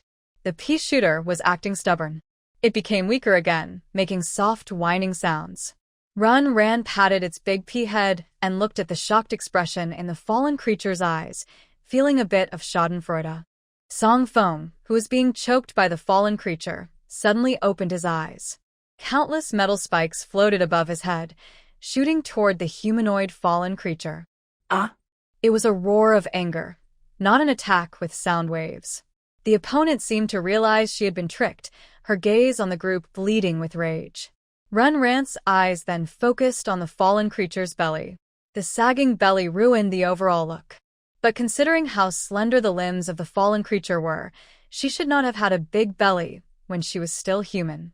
No. Ran thought of a possibility. She had just finished giving birth and was then transformed into a fallen creature. And her somewhat ugly body was kept intact. This thing looks a bit creepy. Yu Jiashir, who had just stood up, rubbed his arms and hesitated to get closer. The gaze of the fallen creature was too intelligent. That hatred felt almost real, making his skin sting painfully. Can you understand what we're saying? Ran moved her fingers slightly, causing two archers to stop firing, but the carnivorous plant stayed protectively beside her. Ah! The only response to Ran was a piercing scream. The animals behind her stirred again, eager to move. Are you looking for your child? Ran asked quickly. Suddenly, the fallen creature's body stiffened. Its bright red eyes stared at Ran, putting a lot of pressure on her. Is it a small child, about this size, with sharp claws and a big smile? Ran ignored her companion's strange look and continued gesturing. She remembered the fallen creature auctioned in the black market. The baby, about the size of a fist, looked freshly born, innocent yet strange. Fallen creatures eat humans, so there's no need to go through so much trouble to lure someone here unless there's another reason. Based on the situation, Ran boldly guessed, and her guess was confirmed by the creature's reaction. The female fallen creature stopped shouting and looked at Ran. Her fingers were placed on her belly. She made soft whimpering sounds, expressing sadness. She stepped forward and suddenly appeared in front of Ran. Her long, sharp fingers reached toward her. Ran backed away, avoiding the fingers. The creature showed no signs of attacking, but she didn't want to be touched. Because it was sold at auction. I don't know where it is now. If you want to find it, just catching us isn't enough. They were just small players in City 9. That old man that day didn't seem ordinary. Even if their abilities threatened his life, he wouldn't give up the baby fallen creature. More importantly, the killer intent from this fallen creature hadn't disappeared. Ran, can you say something nice? Yu Jiashir couldn't help but complain. Seeing the fallen creature fall into another frenzy, everyone stayed alert. I would like to, but do you think even if we trade, she'll let all of us go? Or do you want to stay here while I bring her child back? In this tense atmosphere, the teasing words made it hard to relax. Yu Jiashir quickly stepped back as the wind howled again in the basement. Ugh. Suddenly, a strange sound escaped from the throat of the doll-like creature. Was it a hiss or a deathly gasp? For a moment, Ran couldn't tell the difference. The battle resumed, but their original goal was to lure this doll-like creature into view. Don't even think about hiding anymore, said Han Yi, as she looked at the creature in front of her. She vaguely remembered her team members dying painfully at the hands of this creature. Go to. She swung her long whip, twisting it in the air. When she brought it down, the creature caught it directly. Its sharp claws, like blades, almost sliced the whip apart. A group of them surrounded the creature, blocking its retreat. Animal-like creatures also started to go wild and joined the fight. But this time, they also became targets of the doll-like creature's attacks. Perhaps inspired by Ran's words, the doll-like creatures attacked wildly, without distinguishing friend from foe. Some animals were torn apart, lying on the ground, barely alive. Whenever this happened, a small pea shooter shot in just the right moment, ending the lives of those creatures. Of course, someone had to follow behind and finish off the monsters, right? Ran thought such sneaky tactics were justified. Plus 50. Messages from the system kept popping up, and the total points made Ran feel happy. Level 2. 1000 congratulations. The host has reached level 3. Level 3.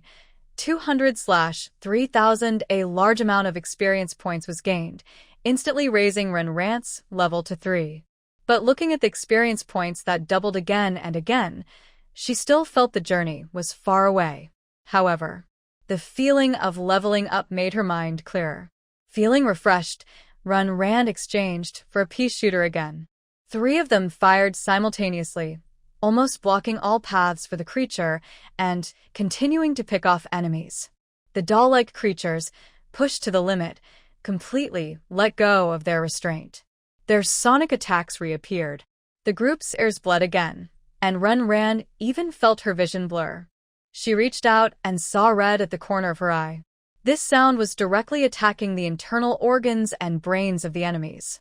But the enemies weren't doing well either. If Yu Jiashir's scraping was like a gentle massage, then Songfeng's attack was a real. The enemy's body showed wounds of all sizes, tears, punctures, gradually increasing, draining their health. Taking a deep breath, Ran saw the trajectory of the pea bullets. Using her mind to control those lines, she precisely aimed the bullets at the wounds. Songfeng is responsible for breaking through defenses, while Ran handles deep attacks. Their teamwork is perfectly coordinated at this moment. Nearby, Zheng Gong, who is supporting those animal mutants to prevent interference, watches with a complex expression. Ran's strength is quite good. When a bullet spins through and hits the other's abdomen, Ran sees fear in the eyes of the humanoid mutant. She covers her lower abdomen as if protecting something precious. Blood flows down her pale body, creating a hauntingly beautiful scene. Bang. Another shot rings out. The humanoid mutant's kneecap is shattered, and it staggers backward, kneeling on the ground. Its pale, delicate face is filled with hatred. Her gaze toward the others is full of deadly intent. Ah! Renran sees the opponent open her mouth, but no sound comes out. Instead, the humanoid mutant's body begins to swell little by little. Not good. Renran shouts, her expression becoming serious. The pale body looks like an inflating balloon, continuing to expand. A vague sense of danger makes everyone's heart race. The humanoid mutant stops attacking, but what she wants to do next is even more terrifying. She's going to herself up. She mutters these words, tossing aside her broken whip, and quickly surveys her surroundings. The warehouse isn't large, with many hiding spots, but it cannot withstand an explosion. What should they do? Zheng Gong curses and rushes forward, determined to deal with her before she self-destructs. However, the mutant who intends to perish with everyone won't give Zheng Gong that chance. Her body quickly retreats, and the animal mutants guarding her are also sensing danger, shouting anxiously. But under the control of the humanoid mutant, they do not instinctively back away. Seeing this scene, Songfeng issues an order. Retreat. Immediately. Just as they try to climb through the gap, the animal mutants swarm again. Their dense attacks leave no time to breathe. They aren't even asked to kill these humans. Instead, they block them here. Are we really going to die here? Luo Qing looks a bit off, her expression vacant. She mutters softly, despair beginning to show in her eyes. As the weakest in combat, Luo Qing is breaking down under this harsh situation. Her face, full of a bitter smile and despair, seems to delight the human-like mutant. Her swollen face twists in a distorted expression. Her crimson eyes are bleeding. Her swollen body had reached its limit. She once again placed her hand over her stomach. In her remaining wisdom, she faintly remembered that many years ago, a small life had crawled out from here. That was her child. And as a mother, even if she was a monster, she still wanted to protect her child. But those humans, those hateful humans, how dare they take her child away from her side? Madness and hatred spread like wildfire, never ending. She couldn't find her child, so she decided to destroy these humans along with her. Her last bit of intelligence faded from her eyes. Her swollen, elephant-sized body suddenly stopped moving. no. Lu Qing's cry was full of sadness and fear. The next moment, there was blinding light and a raging storm. Mixed in were the angry roars of those humans. The explosion covered the entire underground warehouse. Everyone under attack was engulfed. Even the animal creatures struggled and fell into the blast. Their ears hurt, and tears streamed from their eyes. Ran stood straight in the midst of the explosion. Although she should have died in the blast, she now stood in front of everyone, her thin back straight. In front of her was a large, yellow, oval-shaped wall. Looking closely, it was made of several walls joined together. Wall fruit has a tough shell. You can use it to protect other plants. Attack power. I was born for defense strength. Very high exchange experience. 50 low exchange price, but very high defense. In the last moment of the explosion, Rand exchanged for wall fruit seeds. The excellent wall fruit blocked the explosion, protecting everyone. Cracks appeared on the wall's surface, but it never fell. Everyone covering their ears looked on in shock. The terrible explosion barely harmed them. All of this was thanks to that strange Plant? The closest person to Ran, Hongyi, saw her throw out 2 seeds. Dust fell from the cracked walls. Sniffing it, she recognized the smell of a nut's special oil. Ran coughed a few times, feeling dizzy. The explosion came suddenly, and she had only a short time to choose. Fortunately, the wall fruit did not let her down. But her current mental strength could only control 5 plants at once. At the last moment, she stored away the carnivorous plant and managed to create this wall. Using her utmost mental strength to save everyone, Ran's face was unusually pale. A bloody taste was swirling in her throat. She struggled to smile at everyone. Look, we're still alive. Her light-hearted words and smile drew some attention. Covering her face with a strange expression, Luo Qing looked at Ren Ran with surprisingly bright eyes. Zheng Gong's dissatisfaction completely disappeared. Even Songfeng nodded in thanks to Ren Ran. Haha, Ren Ran forced a laugh, trying to stay aware and observe her surroundings. The humanoid creature after self-destruction vanished without a trace. However, many animal corpses from fallen creatures were scattered around. Some were still alive, groaning among the wreckage, looking a bit pitiful. Determined to gain more experience from finishing off enemies, Ren Ran directed her pea shooter. But each shot caused her sharp headache. Ren Ran, Ren Ran. In the end, she heard Hong Ye's panic shout. What happened again? Dazed, she thought, and then everything went dark. Ren Ran. Hong Ye, anxious, caught her in her arms. Songfeng withdrew his hand and said, "Let's leave here first." The explosion nearly destroyed the entire warehouse. Only where they stood remained intact, while the surroundings were a mess. The ceiling above was blown open, stones tumbling down. After Ren Ran fainted, some stones quickly fell and hit the ground. The building was about to collapse. The group didn't dare delay. Zheng Gong immediately carried Ren Ran on his back. But the plants that had no owner remained standing awkwardly in place. Hong Yi, trying to take the pea shooter away, found she couldn't pull its roots from the ground and had to give up. After everyone hurriedly left, a pale figure quickly moved through the dusty basement. It touched the plants, turning them back into their original seeds, with a faint hint of pink within the pale figure. A dull ache spread through her body, making her feel weak. Her throat was so dry she couldn't speak, even opening her mouth. Beneath her was a bumpy vehicle, above her hot sunlight. Awakening on the vehicle, Ren Ran sat up, shaking her head. "You finally woke up." Hong Yi looked at her with concern. "Are you okay?" "Better now." "I'm fine," Ren Ran whispered as she drank water, but her eyes showed some frustration. At the end, because she finished off enemies, she gained a lot of experience. After buying 2 wall fruits and doing some calculations, her experience was steady at 350/3000. But She fainted too quickly, and none of the plants had time to be retrieved. Even Little White is nowhere to be seen. All she has left is a seed of a carnivorous plant. Feeling mixed emotions, Ren Ran sits against the car. At this moment, the vehicle has just left the town. Looking back, Ren Ran sees some fallen seeds rushing toward the shopping mall. The loud noise attracts wild beasts, so Ren Ran gives up on going back to look for them. The vehicle doesn't stop. Ren Ran, who is talking to a few people, feels down for a moment but suddenly feels a tickling sensation under her. It's like something is wriggling underneath. This thought makes her face look strange.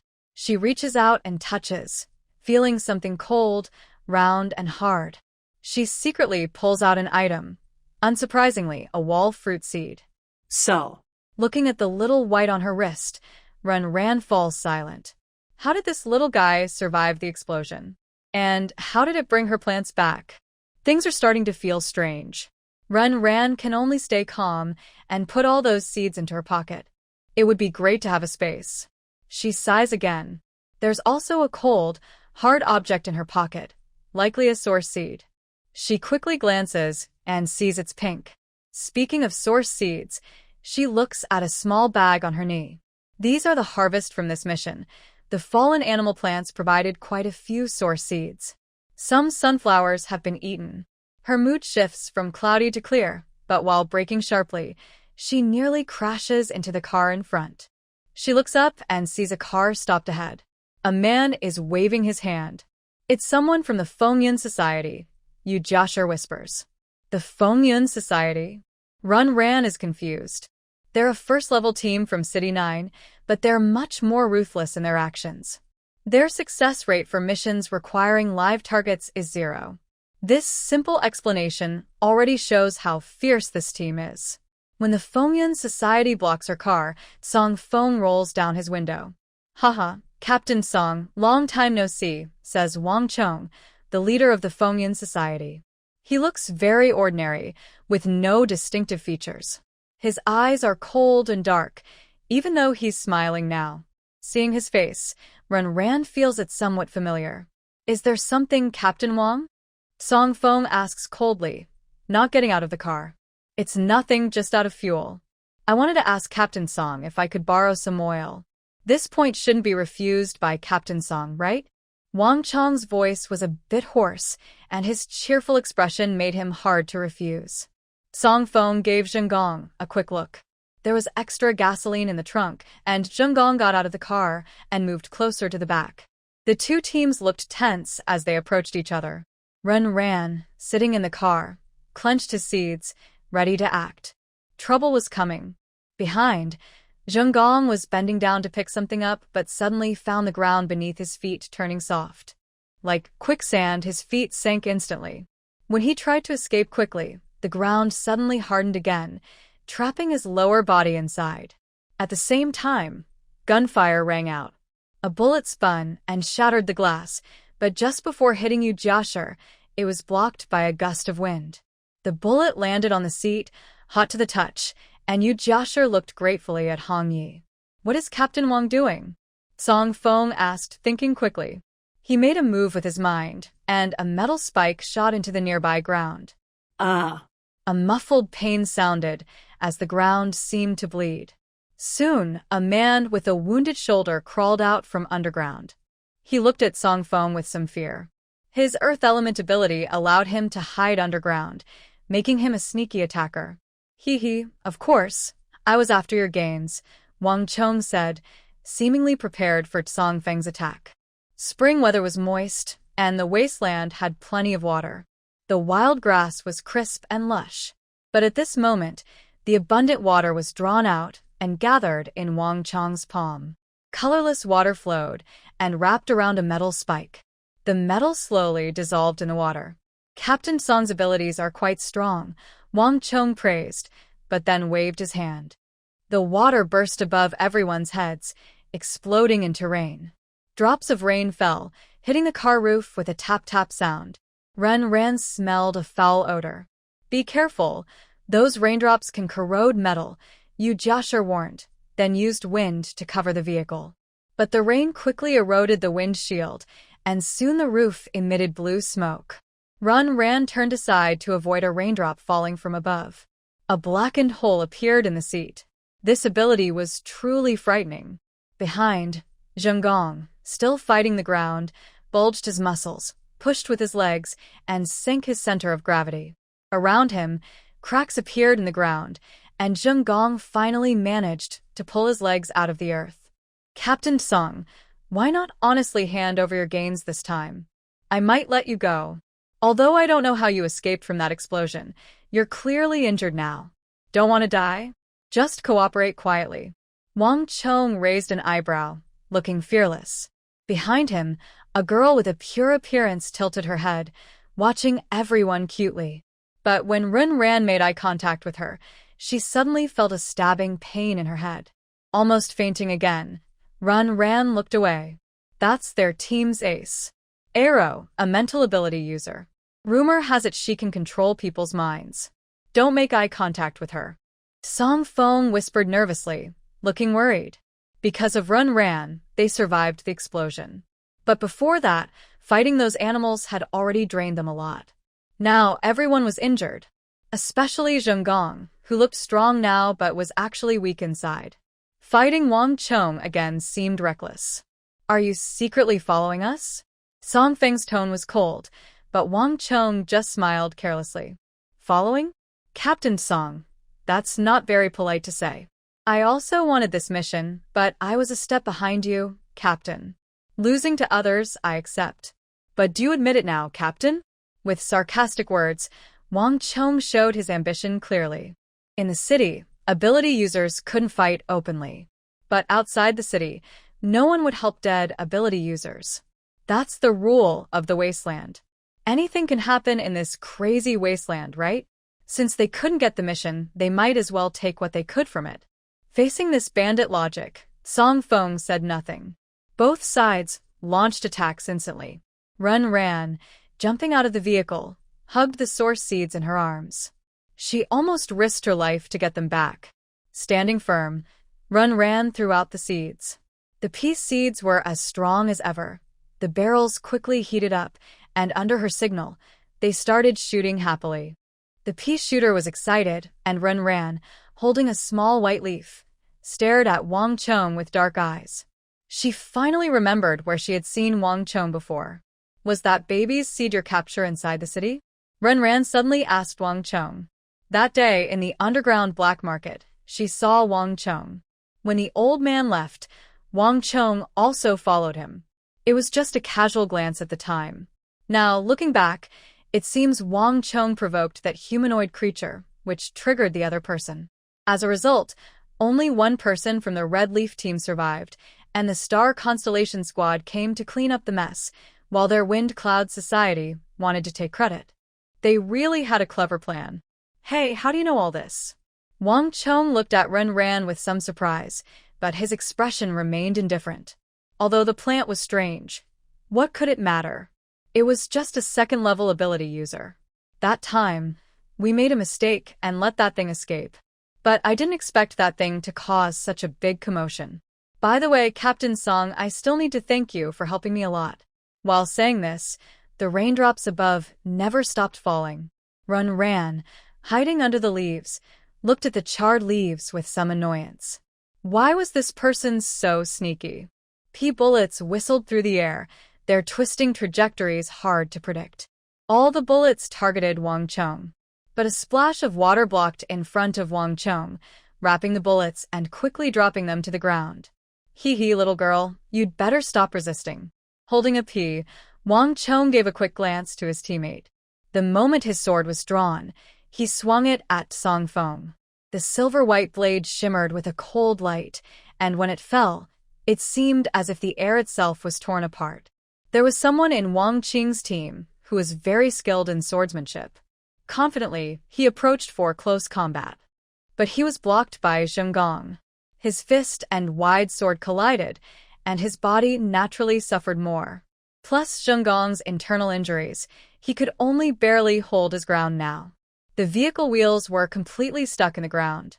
The Earth-type ability user, badly injured on the shoulder by Song Feng, hid behind and tried to pull everyone into the mud pit. His narrow eyes were full of scheming and cruelty. The enemy was coming fiercely, and Run Ran's side seemed somewhat overwhelmed. The wind was howling wildly, but it was useless. Yu Josher's face turned a bit pale. Hong Ye's eyes burned with anger. In the end, it was these people who had harmed their team members. You all deserve to die. The violent wind caused the rain above to pour down even more fiercely.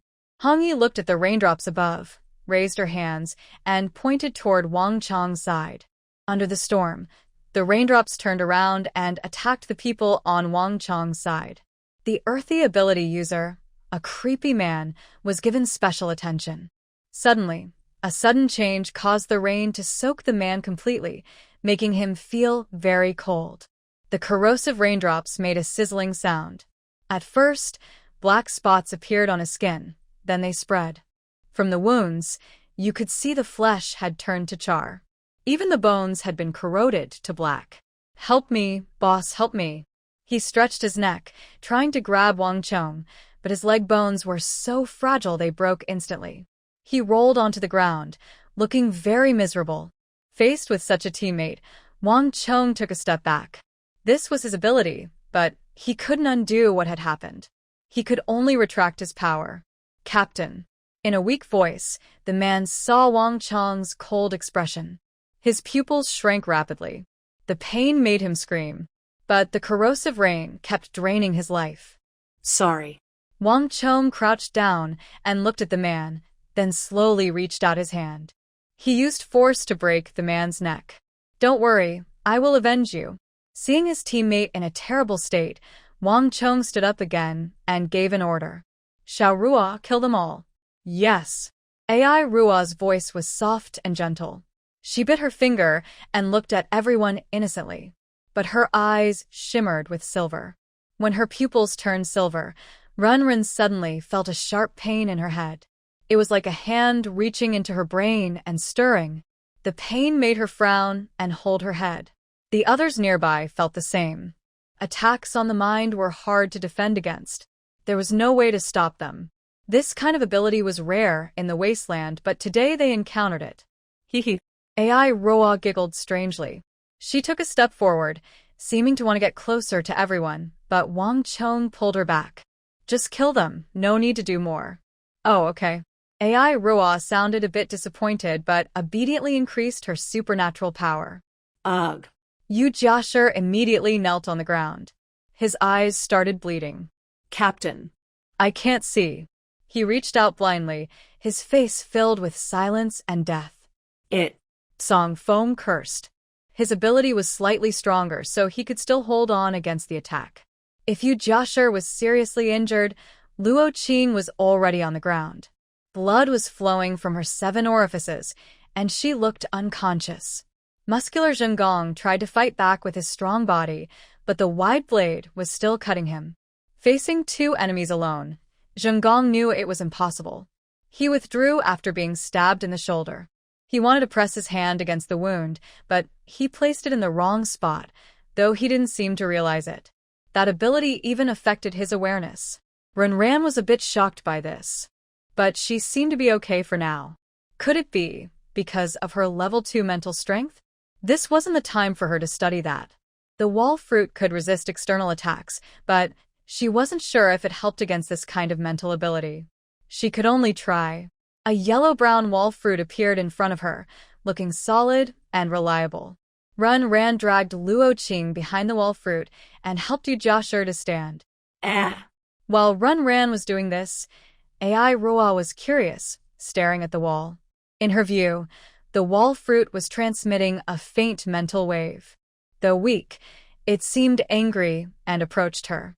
Interesting. AI Roa smiled with her eyes. She took a step forward. At that moment, Renran froze as she moved Yu Jiasher. It was like something had locked onto her. Her mind suddenly became chaotic. Memories were just vague concepts, but now they seemed to be melting away. At this moment, AI Roa was fully targeting Renran because she was challenged by a weak mental force. AI Roa, what are you doing? Wang Chong asked, but AI Roa looked at him fiercely. Shut up. Her stern tone made Wang Chong look unhappy, but strangely, he didn't try to stop her again. Thanks to Renran's misfortune, the pressure on the others instantly eased. Song Feng seized the opportunity and targeted Wang Chong's other team members. With Hong Yi assisting, those people were suppressed by Song Feng. The one with the knife, a broad-faced man, smiled arrogantly and tried to get closer to Song Feng, but Song Feng waved him away easily. He was thrown onto the ground and didn't react for a while.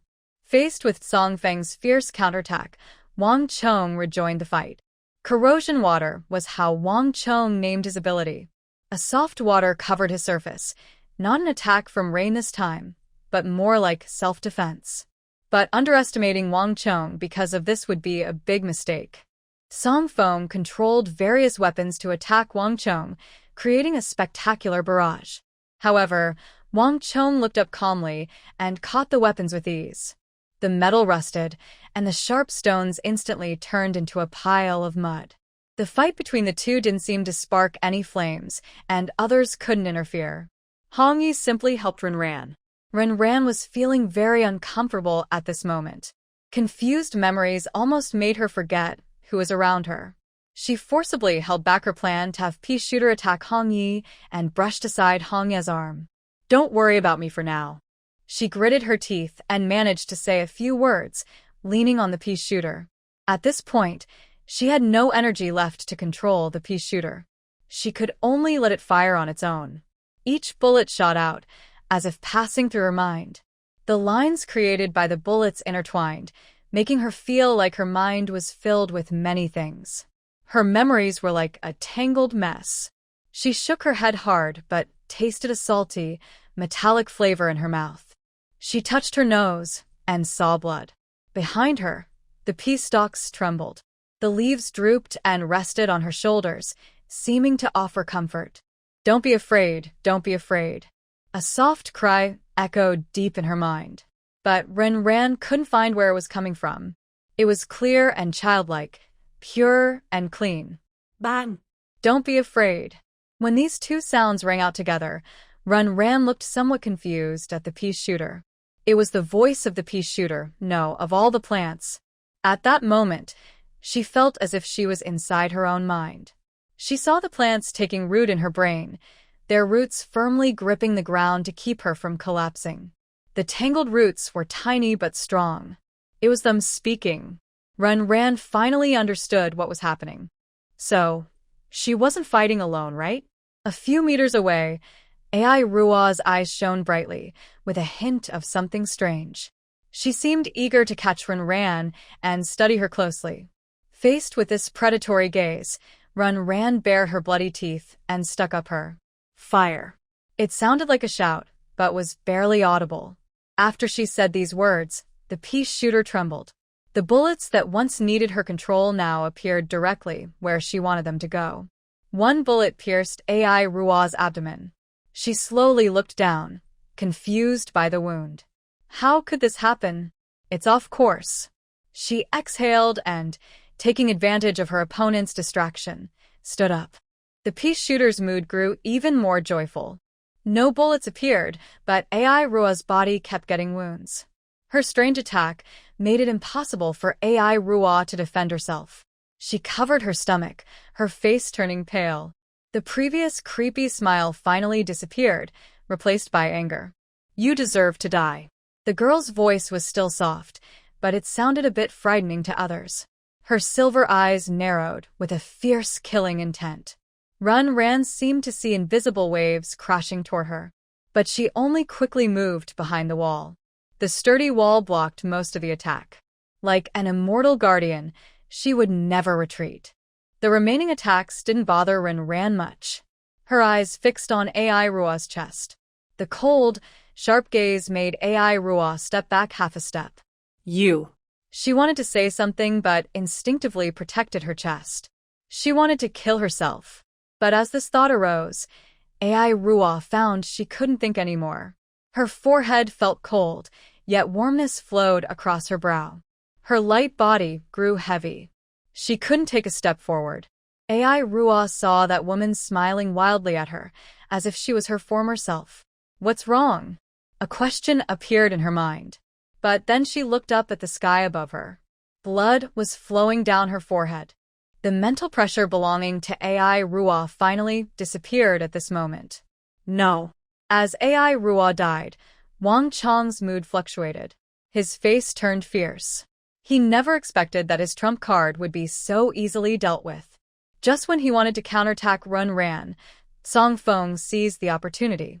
A glint of a needle flashed, easily piercing the water membrane and stabbing into her forehead. Using the same attack method, Wang Chong's rushing body stopped a few steps ahead. A little red appeared on his forehead, and the water membrane suddenly exploded. The corrosive water scattered, catching the knife-wielding man off guard. Ah. My eyes. Help. The knife man, splattered with blood, covered his face and screamed. But he was met with Zhengong's counterattack, who should have been collapsed on the ground. His body lunged like a fierce tiger, fists clenched, knuckles protruding. Hard knuckles struck the fragile throat. The screaming knife man spat out blood.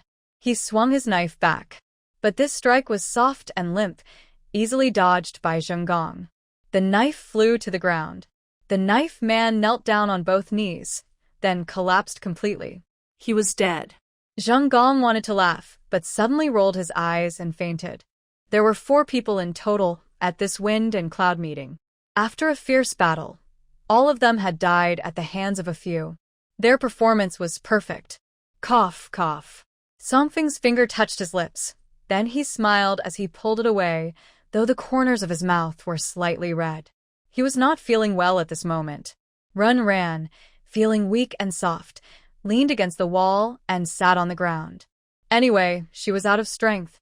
She exchanged a glance with Hongya, and both of them smiled. Thank you. Following Ran's example, Hongya also slumped down. But the wall became damp. Ran then saw a large wound on Hongya's back, bleeding. Don't worry, I won't die. His tone grew more steady. Hongya looked up at the sky, eyes full of sadness. Look, I've avenged you all. Murmuring, Rand did not respond. Holding the peace seeds in her hand, she was checking the system messages. Congratulations, your mental strength has increased. Plant capacity, 2 out of 7, a blessing in disguise. What a happy event. Congratulations, host. While sighing, Rand heard the system's voice again, with a faint smile in it. System, are you alive? After experiencing a spiritual connection with the plants, Rand was curious when she heard the repeated congratulations. Anyway, I'm not dead. The system's reply made Rand choke. Why did she feel like it was mocking her? No, the system actually responded to her.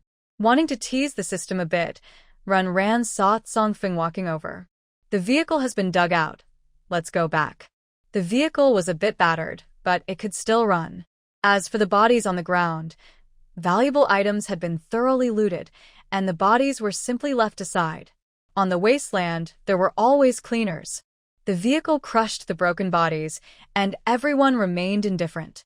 For someone like Wang Chong, who liked to profit from others' misfortune, there was no need to show any face. Run, has your ability upgraded again? Yu Jiashir, just waking up, asked after learning what had happened. His eyes shone with admiration and frustration. It seemed that Rand's upgrades were as easy as eating or drinking. It should be. According to previous rules, she was now a level 3 mutant. But these few advancements had come at the cost of life and death, so there was nothing to be proud of. Ah. You must be a monster, Yu Jiashir muttered, leaning on his chair, looking somewhat defeated. The vehicle creaked as Confronting drove, and Rand saw him observing her through the rear-view mirror. But when she looked again, he was staring straight ahead at the road. Was it an illusion? Rand thought but did not ask questions. After a while, everyone finally saw the city gate. Once the vehicles entered the city, everyone felt like they had traveled from a wild land to the future. They heard singing nearby, coming from street performers at the square. On the street screens, there were some advertisements. A charming woman strutted confidently down the street, while a gentle man smiled kindly. Back in civilization, Rand finally relaxed completely. Not everyone needed to go on the task, so Rand said goodbye to everyone and went back to her home. But when she reached the door, she felt something was wrong. The door was half open. She gently pushed it open. Inside, she saw a messy living room, with things scattered everywhere, as if robbed. Her own door had also been broken into violently. Rand hurried over, and sure enough, the sunflower she left in her room was gone. Someone had entered her room. What about Chen? She quickly moved to the neighboring room, where there were broken glass shards everywhere. Chen's equipment was smashed, but she didn't see Chen's shadow. What was going on? Rand frowned a little. This was a building where superpowered people lived. It must take a lot of strength to be so bold in such a place. Hey, you're back? A familiar voice came from the door. She turned and saw Chen leaning against the doorframe, looking at her. His face was soft but looked a bit weak. The people came for you, but they ended up destroying my things. How do you plan to pay for that? And to get back your sunflower, I got hurt by those people, though I didn't succeed, he said. Of course, if you let me study your plants, I'll forget about everything, he added, rolling up his sleeve. His arm was wrapped in bandages, with some blood seeping out, looking quite miserable. What's going on? Rand asked, walking over to look at Chen's arm, then pressed the wound while he wasn't paying attention. That hurts so much, Chen groaned, reacting slowly before crying out in pain. Seeing Rand's sharp eyes, he clenched his teeth. I don't know what's happening. He tore off the bandage, revealing a healthy arm. Disappointed, he threw the bandages on the ground. They didn't even manage to fool Rand. Come with me, she said. After walking a few steps, she saw him open the door to the next room. The layout was almost identical, and Rand almost thought her eyes were playing tricks. This is the room I rent. I bought the one next door. The clever rabbit has 3 burrows. No matter what, I can't put everything in just one place, especially with outsiders around, after all. Chen emphasized the word outsiders and looked at Ren. Chen took out a device, tapped it a few times, and a picture appeared on the screen. The camera seemed to be mounted near the door, facing the living room. Soon, Ren heard the sound of the door opening. Then, two men entered. One was searching the living room, while the other headed straight for his own room. A few minutes later, that man brought out a sunflower. "Is there more?" one of them asked, but the other shook his head. "Wait a moment," that person said, and then opened Chen's door. But inside, there was no movement, only the sound of the device being broken. The scene changed, and Ren realized that the man had accidentally knocked over the equipment while searching for something. Chen was not inside. "Enemies are many, so I usually don't sleep in the same place twice," Chen explained when Ren looked curious. "Do you know these two men?" When they left, their faces were facing the door, so she could see their features clearly. "No, I don't know them." Ren shook her head. She was sure she had never seen these two before. But it was obvious. They were after her. No, more precisely, they were after her plants. In the city, there are other wood-type abilities, but those people probably can't control plants like she does. Her ability is just a disguise. So, someone has targeted her and taken action. Looks like I'm not the only one interested in studying you," Chen said. "Before those people catch you, how about I dissect you first?" Suddenly, Chen's hand appeared with a small surgical knife. The thin blade flickered in his palm. The small blade gave Ren a sense of danger. "Go ahead and try," Ren rolled her eyes in response. "Just joking," Chen said with a smile. He wouldn't stand a chance against that pea shooter. "What do you want to do now?" "Well, I can lend you this place for free, but on one condition." "No need," Ren interrupted Chen directly. "This guy talks about her plants almost all the time. Since those people didn't find what they wanted, they would definitely come back for her." At this moment, Ren was angry, but she remained calm. Unlike other plants, the sunflower is not aggressive. The only purpose is to consume the source seed and produce sunlight. Ren cannot be sure if others will activate this ability. But those people definitely won't think of this easily. If you want to know who they are, there's a simple way, just wait. Deep inside her mind, the sunflower's consciousness is weak, but still exists. The sunflower was not destroyed. She tidied up the house and continued to stay in the room assigned by the guild. Chen also moved back in. It's called a good reason, to observe the materials closely for experiments. Ren just wants to say, "You are the real material." That night, in the underground laboratory of City 9, an old man stares at the sunflower behind a glass enclosure, looking somewhat excited. Is this thing's attack power really so strong? Special glass is not fragile. Inside the room, the sunflower swings its big head, wildly hitting the surrounding scientists. The scientists in white coats dodge carefully. They work together. One jumps forward, and the needle in their hand is injected directly into the sunflower's big face. This is a sedative for plants. Since they brought the sunflower back, it has been in a bad mood. Like a living, strange plant, it shows its aggression. It's dangerous, but the people here are increasingly fascinated. Unfortunately, we haven't found other plants or seen any seeds, the old man sighs, followed by a middle-aged man behind him. Director Wu, are we really doing the right thing? After all, that girl is a psychic. I heard the president's side is paying close attention to her too. Just take her things away, will that be? Ha! Before the man finishes, Director Wu sneers, his old face full of arrogance. My research is for the evolution of all humanity. A mere psychic can't stop it. If they have objections, they can come to me. Do they think they can destroy my place just for a girl? Director Wu raises his hand, pointing around. Surrounding him are countless experimental rooms, holding all kinds of things. And the baby hybrid, who once had a brief encounter with Ren, is now in a room. It is chained up. Various instruments are attached to it, blood being drawn. The baby hybrid looks weak, no longer smiling. It seems to be working. The middle-aged man looked down, avoiding Director Wu's sharp gaze, and spoke softly. In the room, The sunflower quietly settled down. The bright yellow flowers slightly shrank, and the leaves drooped at the foot of the plant, as if sleeping peacefully. Humph. Let's observe for a few days first. If there's no change, then we can dissect it. Director Wu was quite satisfied. Yes, Director, replied Li Xiaoliang. Just as he was about to leave, Director Wu looked at the man with curiosity and asked, Xiaoliang, it seems you haven't called me teacher for a long time. His statement made Li Xiaoliang's face stiffen briefly, then he quickly returned to normal. Teacher in the Research Institute, I think we should be more formal in how we address you. After all, I don't want them to think I got this position just because of you, my teacher. Li Xiaoliang explained, with a hint of nostalgia in his eyes. I will never forget your teachings, teacher. Hee, neither will I. You are my best student, and also the most obedient one.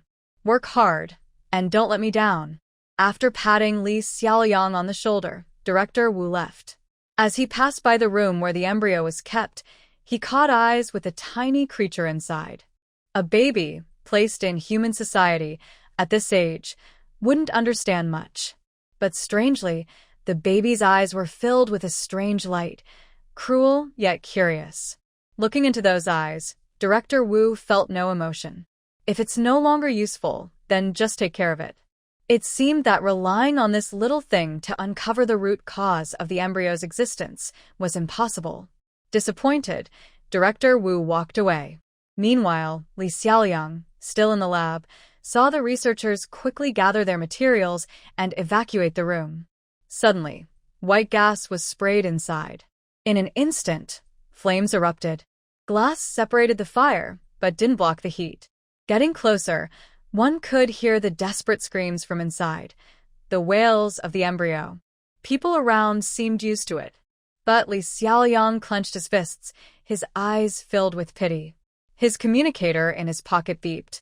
A message came through, just a few simple words. Is it you? The message had no sender or recipient details, leaving Li Xiaoliang uncertain. He typed a few words but ultimately deleted them. He couldn't betray his teacher. He couldn't be a traitor. Li Xiaoliang also left. In the room where the sunflower was kept, a few researchers plucked petals and pried open the still-growing seedling. There was even a moment when someone cut off the next leaf. The sunflower, being toyed with, showed no reaction. That's enough. The leader seemed to be a woman. Seeing how obedient the sunflower was, she was very satisfied. She patted its head and then left with her people. Outside, the night was getting deeper. Some people were still staying in the laboratory, but most had already left. In the empty glass room, the sunflowers had moved slightly. Its damaged head lifted, revealing a black hole. Inside the black hole was a bright, shining light. Just as the light was about to be released, the sunflower swallowed it again. Gulp. It sounded like someone swallowing, and then the sunflower's leaves moved. Bang. It was like an explosion. The person on duty looked over and saw only shattered fragments. One unlucky person had a piece of glass right in front of his face. Blood was flowing from his face, and one eye was blinded. His muscles twitched, and he collapsed to the ground. Ah! A scream rang out, followed by the alarm in the laboratory. The sunflower, twisting its tendrils, came out from inside. Its appearance hadn't changed much, but whenever it encountered something, it would hit with its head. Some experimenters tried to stop it, but were knocked away ruthlessly. When Li Xiaoliang arrived, he saw the laboratory in chaos. Many rooms were broken, and many test subjects were destroyed. And the sunflower was still attacking, even more violently. How is this possible? Behind him was Director Wu's voice. The hurried Director Wu looked exhausted. That thing had somehow escaped his control. Director, what should we do now? His throat moved, and Li Xiaoliang hesitated. Its aggression had increased, but the people who brought it said it was very gentle. Retreat, transfer, then destroy this place. His tone was harsh and bitter. Director Wu was reluctant. This was a very valuable sample, but it was too dangerous. Since this place was destroyed, it didn't need to exist anymore. Yes. The alarm grew more urgent. Many people started to flee. In her sleep, Ran seemed to hear a loud explosion. When she opened her eyes, she saw a system notification. Congratulations, host. The sunflower has successfully evolved. The sunflower has died, and its seeds cannot be recovered. Her breathing was a bit rapid, but Ran asked, System, what's going on? She hadn't done anything. So, how did the sunflower evolve? Plants created by the system are considered the private property of the host. If a plant is placed too far from the host, it may go berserk. Please be careful when placing plants, host. Is the system implying that I shouldn't have left the sunflower here? Ran feels a toothache from frustration. Her peaceful morning has vanished. That sunflower probably won't be coming back. She had wanted to exchange some sunflowers, but has now given up on that plan. It seems she needs to find a safe place first. When she opened the door, Ran saw Chen sitting seriously on the sofa, seemingly waiting for her to give an order. As she stepped forward, Chen handed her an invitation card. Takeda? Who is this? Why is he inviting me over? The invitation was addressed to her, and Ran found it a bit strange. Takeda is a major family in City 9. They have existed since the city was first built. They are very powerful, one of the biggest forces in City 9. As for why he wants to invite you, only you can know that. Chen pointed outside the window while explaining. The invitation was sent over half an hour ago. Also, there's a car downstairs waiting for you. From the high floor, she couldn't see clearly outside. Ran quickly went downstairs. The luxurious car drew the attention of nearby people. She also saw some people with special abilities whispering about something. TSK, these days being a person with special abilities isn't as good as being pampered. Who knows, maybe someone just got really lucky. Gossip spreads fast and can be dangerous. When Ran saw the young man again, she frowned slightly. I told you, I won't sell the seeds. Please don't bother me anymore. It was the same people again. They had tried to take her seeds multiple times. She looked at the young man suspiciously. She even wondered if her sunflower seeds had been stolen by these people. Miss Ning, we are sincere. The young man still spoke politely, showing no anger at her harsh attitude. My refusal is also sincere. Ran said seriously. Really? The young man looked up at her with a polite smile. But perhaps it was her imagination. She suddenly felt a dangerous sense. A shiver ran down her spine as she clenched a seed in her hand. If the other person dared to make a move, she would definitely fight back. Miss Ren, do not be afraid. Seeing Ran's cautious expression, the young man smiled gently. Our master said we shouldn't force Miss Ren. But since Miss Ren has refused 3 times, we won't bother you again. He turned sideways, allowing Ran to leave. Watching her confident back, the young man narrowed his eyes. It's just a matter of politeness. His voice was soft. After speaking, he turned to look at the tall building behind him, a cold smile in his eyes. Just a minor psychic. His arrogant words did not diminish his elegance. After the vehicle left, Ran, who should have gone far away, stepped out from the corner. Looking in that direction, she finally put away her seeds. The other person's killing intent was real. How many people had been watching her plants? At this moment, Ran suddenly felt something. She was still too weak. Weak enough that, in this city which should be safe, she felt an inexplicable sense of danger. It was as if countless eyes were studying her from the shadows. This creepy feeling ended when she received a message from Songfeng. A new mission? When Ran arrived at the bar, she saw Lianxue, whom she hadn't seen in a long time. Morning. When Lianxue greeted with a smile, her delicate face seeming free of gloom. Morning, Sister Shui. She didn't see Zhengong, but Luo Qing was there. This mission is quite simple. It's not mandatory. If you want to take it, meet here tomorrow noon. Songfeng waved to gather everyone. Here. He pointed to the map. Pingliang City is next to City Number 9 and used to be a very prosperous city. But after the disaster, the situation there worsened. Some still wanted to hold on to Pingliang City, but it was repeatedly attacked by those corrupted beings. Eventually, it was abandoned and turned into ruins. Many residents of Pingliang were moved into City Number 9. That city had strong storage facilities. Just last year, people there gathered a large amount of supplies. But with the scavenging by adventurers, Pingliang became a true ghost town. Is there no point in exploring here anymore? Luo Qing asked curiously. Such newer ruins were probably already cleared out. It should be so. But the mission shows. There is a private warehouse here. It contains a lot of supplies. The guild asked us to go and bring back these supplies, Songfeng explained. After a few people understood, they started discussing. However, Run Ran noticed Songfeng hesitating to speak.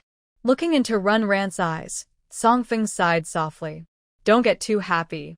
This time, the guild's plan is for another team to join us in cooperation, to make sure everything goes smoothly. This last part sounded a bit strange. Which team? When Lianxue asked softly, her voice cold like snow from the sky. Since Xiao Qiu's incident, when Lianxue had become very cold and lost her previous enthusiasm. Shanghai. Shanghai? As soon as Songfeng answered, Luo Qing showed resistance. How can a second-tier team be allowed to join this mission? That was a good question, but Songfeng only smiled bitterly. It was obvious there was some secret involved. I heard that one member of the Shanghai team has connections with a big figure in the city. Another big figure? Ren Ran wondered silently. Was today a gathering of important people? But don't worry, they are just assisting us. The operation will still be led by us. Besides, considering the road conditions, it will take about 3 days to reach the warehouse. Why not let them drive you there? As the team leader, Songfeng was good at comforting his team members. So, what do you all think? By the way, Luo Qing, your abilities will be very useful, so there's no choice. That statement silenced Luo Qing, and she nodded at Ren Ran. I can also go, when Lianxue said casually, and Yu Jiashi also nodded. Everyone's eyes turned to Ren Ran. Of course, Ren Ran was willing. She would definitely encounter fallen ones outside, so why would she dislike a task that could earn her experience? All right, same as usual. Meet here at 8 a.m. tomorrow. Songfeng smiled as he watched them leave. The door closed. Songfeng sat in his chair, sending a message. Under his calm gaze was a cold smile, without warmth. According to your orders, I notified her, and she agreed. But why did you deliberately send her away at this time? Songfeng tapped his fingers while waiting, and soon he received a reply. She is still useful. Likely, they might attack her on the other side. Outside the city is safer. But no need to protect her too much. Her life or death is up to her. The reply was so cold that Songfeng smiled. Yes, I understand. Thank you. He is not suited to be a babysitter. Unaware that Renran has been carefully assigned to gather supplies. A small dagger and a delicate pistol, both modified, with strange symbols engraved on the gun. From outside sources. The power is good, 280 silver coins, non-negotiable. The shopkeeper was very firm, and Renran bought it immediately after trying it out. It has enough firepower and is easy to carry. Plants are not Waineng, so she needs them for emergencies. The longer she stays in the wasteland, the more she realizes. The real danger is not what's in front of her, but what's hidden in the dark. Hopefully, it's not just worry-war thinking. Muttering to herself, Renran exchanges for a new plant. Ah, another 120 points gone. Watching her experience points decrease, Renran feels sad. The next morning, Renran woke up early, but didn't see Mo Chen's shadow. She guessed he went to another safe house. Thinking that, she didn't bother her strange roommate. When she arrived at the meeting point, she saw a commotion inside. It's just showing your ability. Why can't you do it? A man stood in front of Wen Lianxue with his arms crossed, looking rather arrogant. His attitude was a bit annoying. Behind him, several men looked tough and unfriendly. It seemed they were part of the so-called Shanghai team. Looking at their expressions, Renran rolled her eyes. They must be characters from the classic of mountains and seas, right? Otherwise, why does everyone look so fierce? We sisters Sioux aren't obligated to serve you, Mississippi. If you're unhappy, just leave. Yu Jiashi, usually gentle and especially kind to women, was now sneering. It showed how irritating those people were. Forget it. Since Shui doesn't want to, let's leave it at that. I just wanted to see Shui. It's okay, there will be other chances. I was too abrupt. At this moment, a girl spoke softly. Her gentle voice was very soothing. As she approached, Renran saw her face. It was delicate and fragile-looking, like a harmless little bunny. But in the Wasteland, little bunnies can be hunters. Xiaoran, you're here. Seeing Renran, Yu Jiashir became more enthusiastic. This difference in attitude made the girl curious. Their eyes met, and the girl shyly smiled with pursed lips. Hello, my name is Yu. A very gentle name, and Renran also smiled. Renran. Sorry, we apologize for bothering you this time. I just wanted to see outside, so I begged Grandpa to let me come. Grandpa agreed, because he heard this mission wasn't very dangerous. If we caused any trouble, please forgive us. Just from these few words, it's clear that Yu is very polite. However, when Renran saw Yu Jiashir's frown, which was so small it could kill a fly, she just smiled silently. It seems that some unpleasant things happened before I arrived.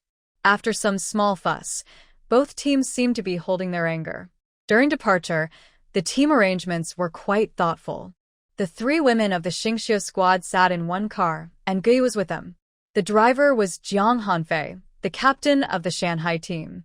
Captain Jiang is a middle-aged man, honest and kind. He was cheerful and often started conversations, seeming easy to get along with. The group responded casually, and the atmosphere looked pretty good.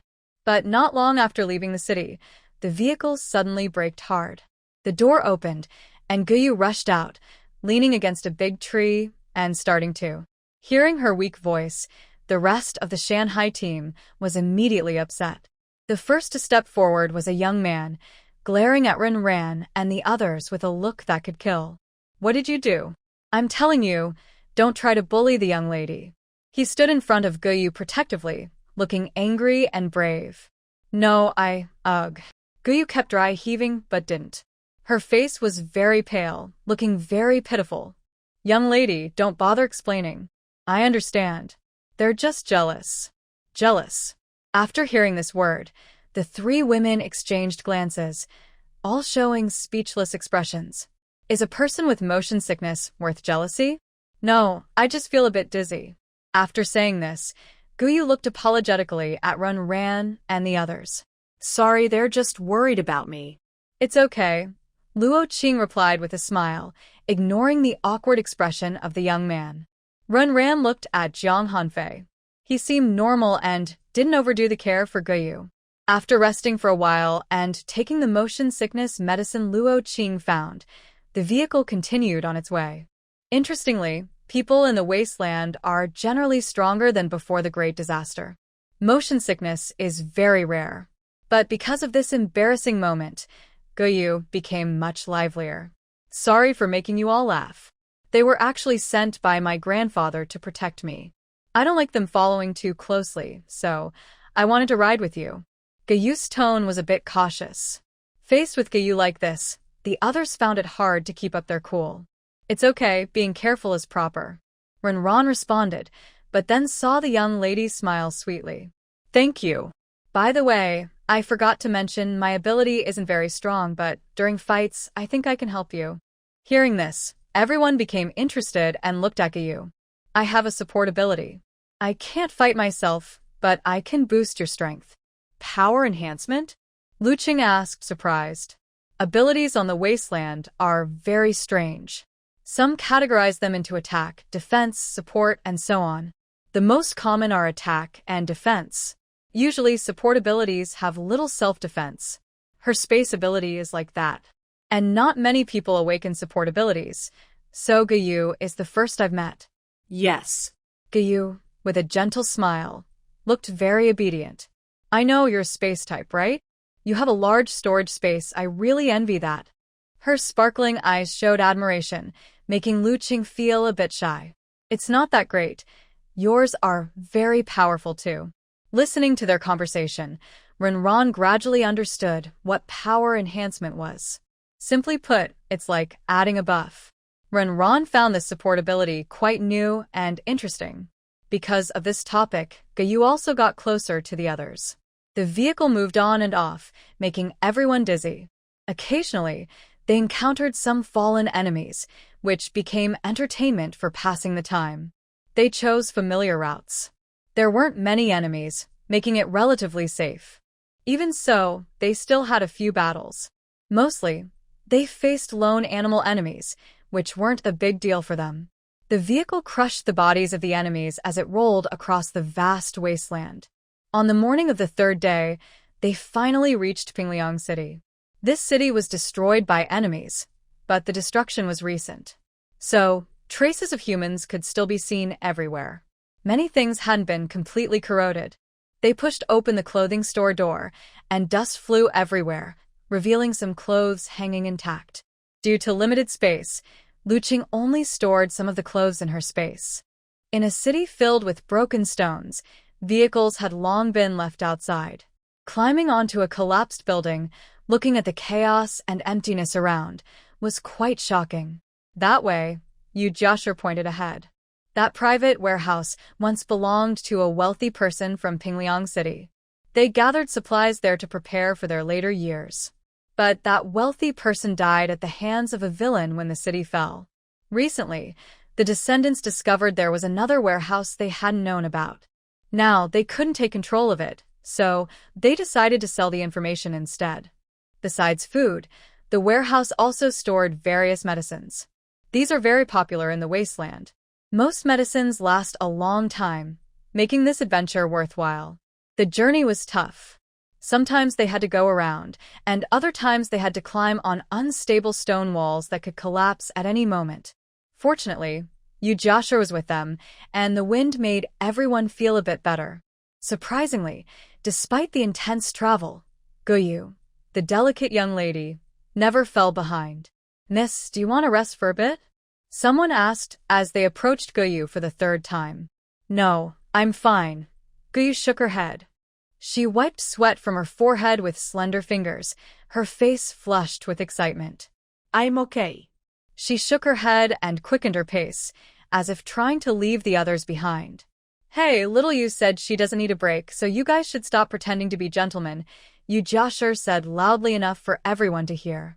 Faced with Yu Jiashur's teasing, the others looked a bit uncomfortable. But they didn't get angry, just kept walking. Suddenly, a frightened shout interrupted the group. A man stared fixedly at a corner.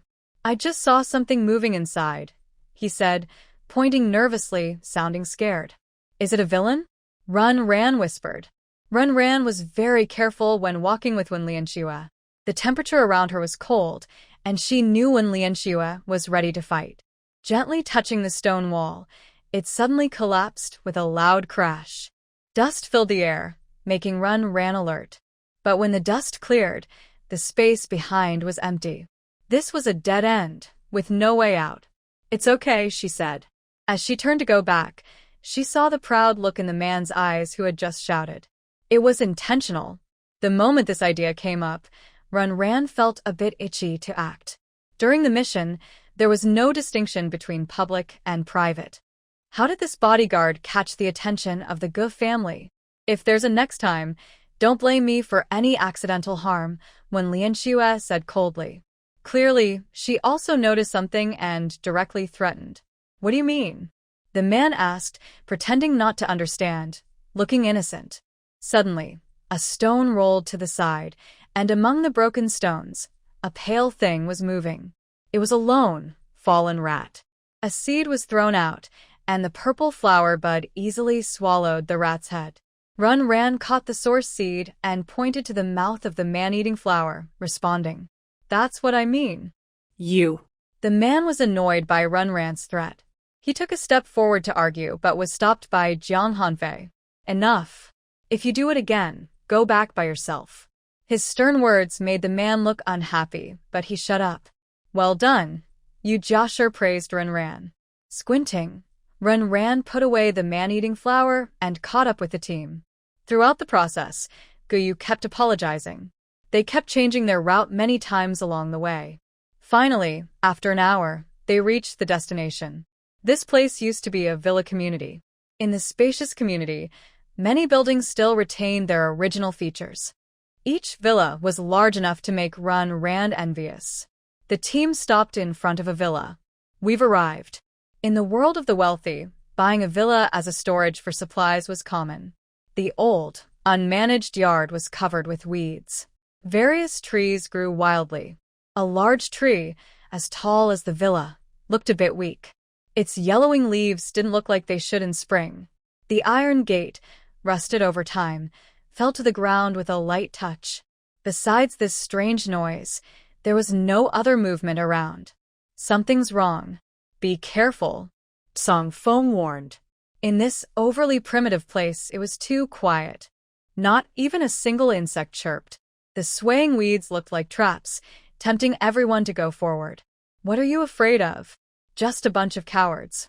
The angry man, who had been holding back, pushed Joshua aside and stepped into the yard. Lita, a member of the Mountain Sea team with fire powers, was very confident. He released flames, burning all the grass in the yard completely. The yard, now blackened and scorched, became empty in an instant. Look, what danger could there be? The exposed ground is dry and looks quite solid. With a sneer, Lee answers and takes another step forward. But this step feels a little different underfoot. Soft and sunken.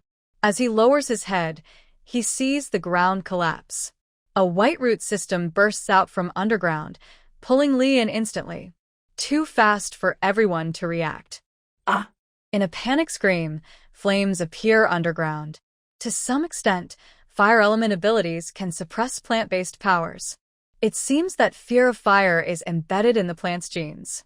The underground fire roars, and faintly, Lee's shouting can be heard. Go to you.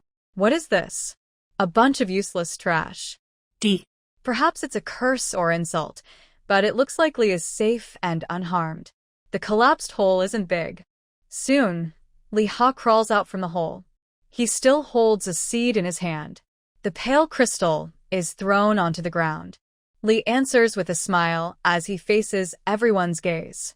It's just a small thing, go ahead. At this moment, Lee Ha's arrogant attitude is obvious. Just then, Rant's eyebrows jump. Be careful, hurry up.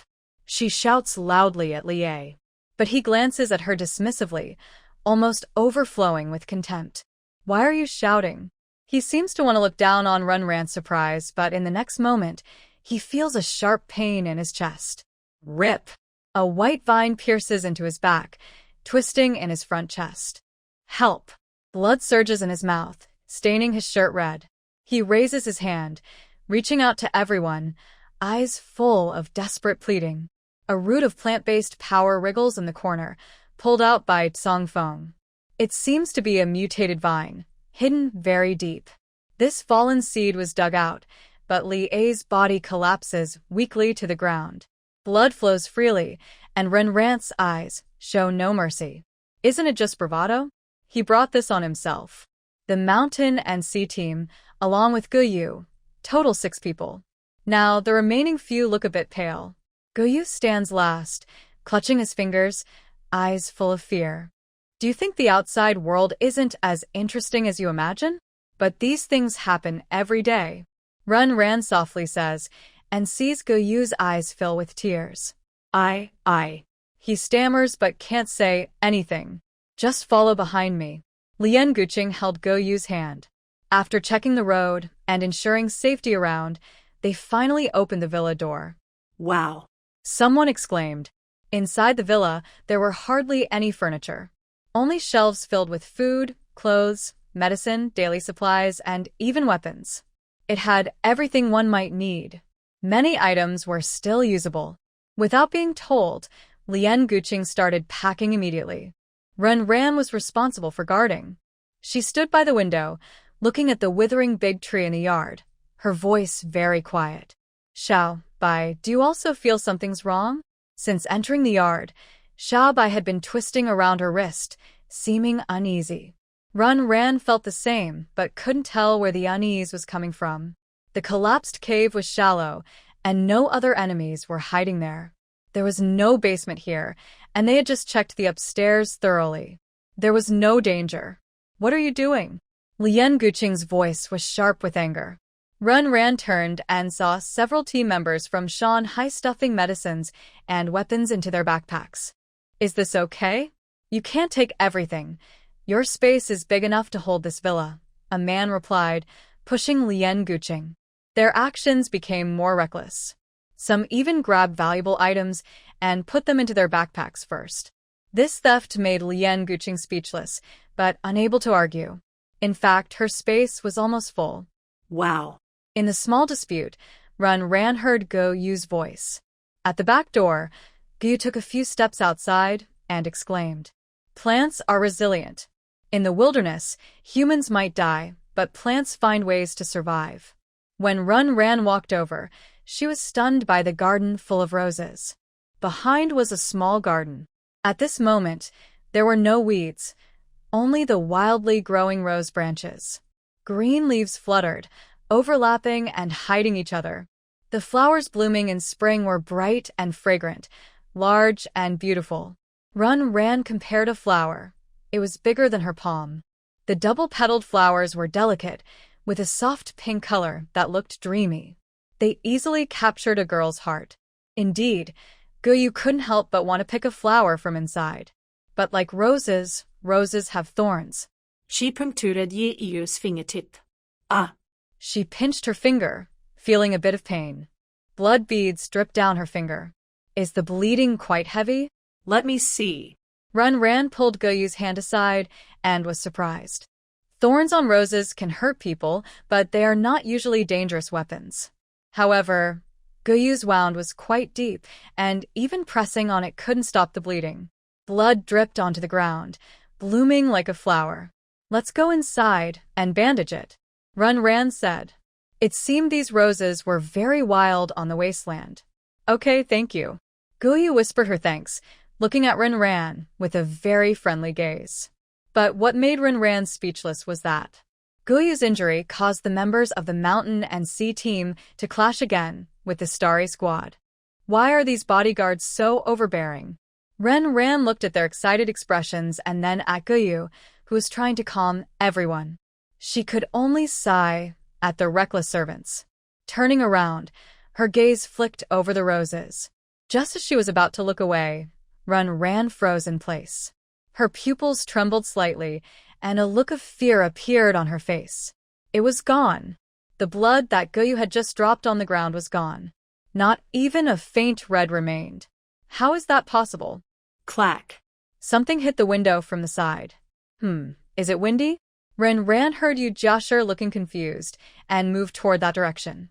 A sudden sense of danger made Ran immediately draw her seed.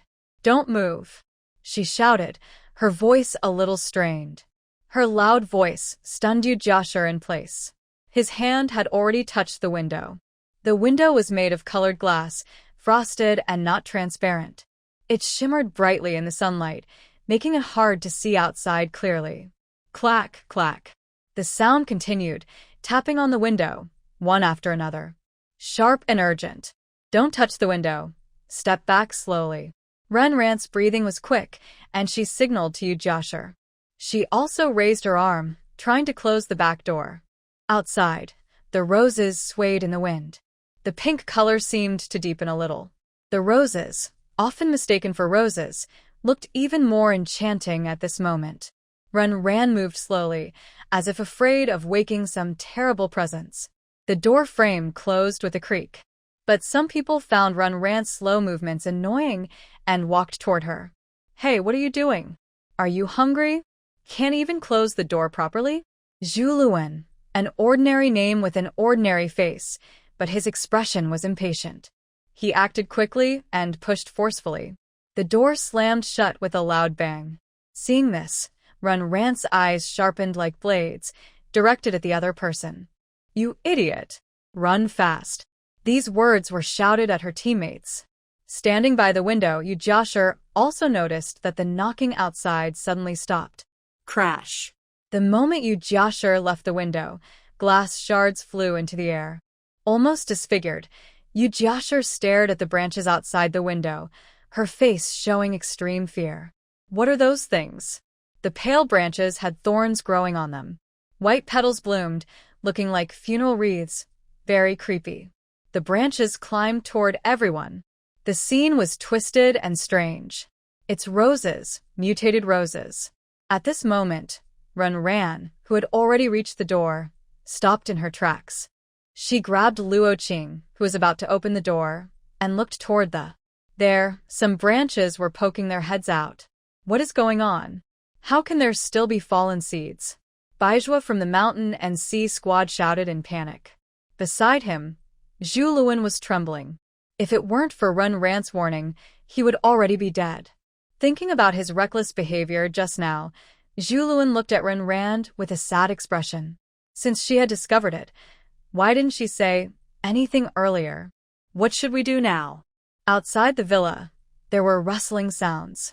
Those things were slowly surrounding the house. Through the windows and door cracks, the branches kept creeping inside. The white flowers looked delicate, but they never withered. Ran could only shake her head. Those things are hidden in the rose bushes behind us. They all belonged to roses, but one had mutated. However, the mutated rose did not eat its companions. Instead, it provided blood to make the others grow denser. This way, it successfully concealed its presence. Under the dense foliage, no one knew how huge this fallen seed plant really was. Are we just going to sit here and wait to die? Baishua's voice was urgent. Ignoring his companion's advice, he still pushed open the door. Plants grow in the soil. Even if they mutate into fallen seeds, most still need to root in the ground. This also means that as long as they can escape the attack range of those plants, they can be safe. That was Baishua's idea. A good idea faces a harsh reality. Outside the door, branches are swirling. Each branch looks just like those rose branches I remember. They are thinner than a finger, but cause much fear. There are too many. If we think of animal or human offspring, counting one by one, then plant offspring are not within that range. Many plants grow in clusters like roses. Each branch is like a single offspring. Even if there is only one rose plant overall, the number of intertwined branches hidden among the leaves is frightening. Fire. Set fire. Don't these things fear fire? Bai Zhu looked at Zhu Luan, who has fire powers. Realizing this, Bai Zhu waved his hand, and large flames fell into the flower bushes. The branches moved like living creatures, struggling and twisting. You could faintly hear their cries. But as some branches turn black and break, new ones grow back quickly. This kind of plant offspring, if the source isn't destroyed, seems endless. That's why Ran hesitated.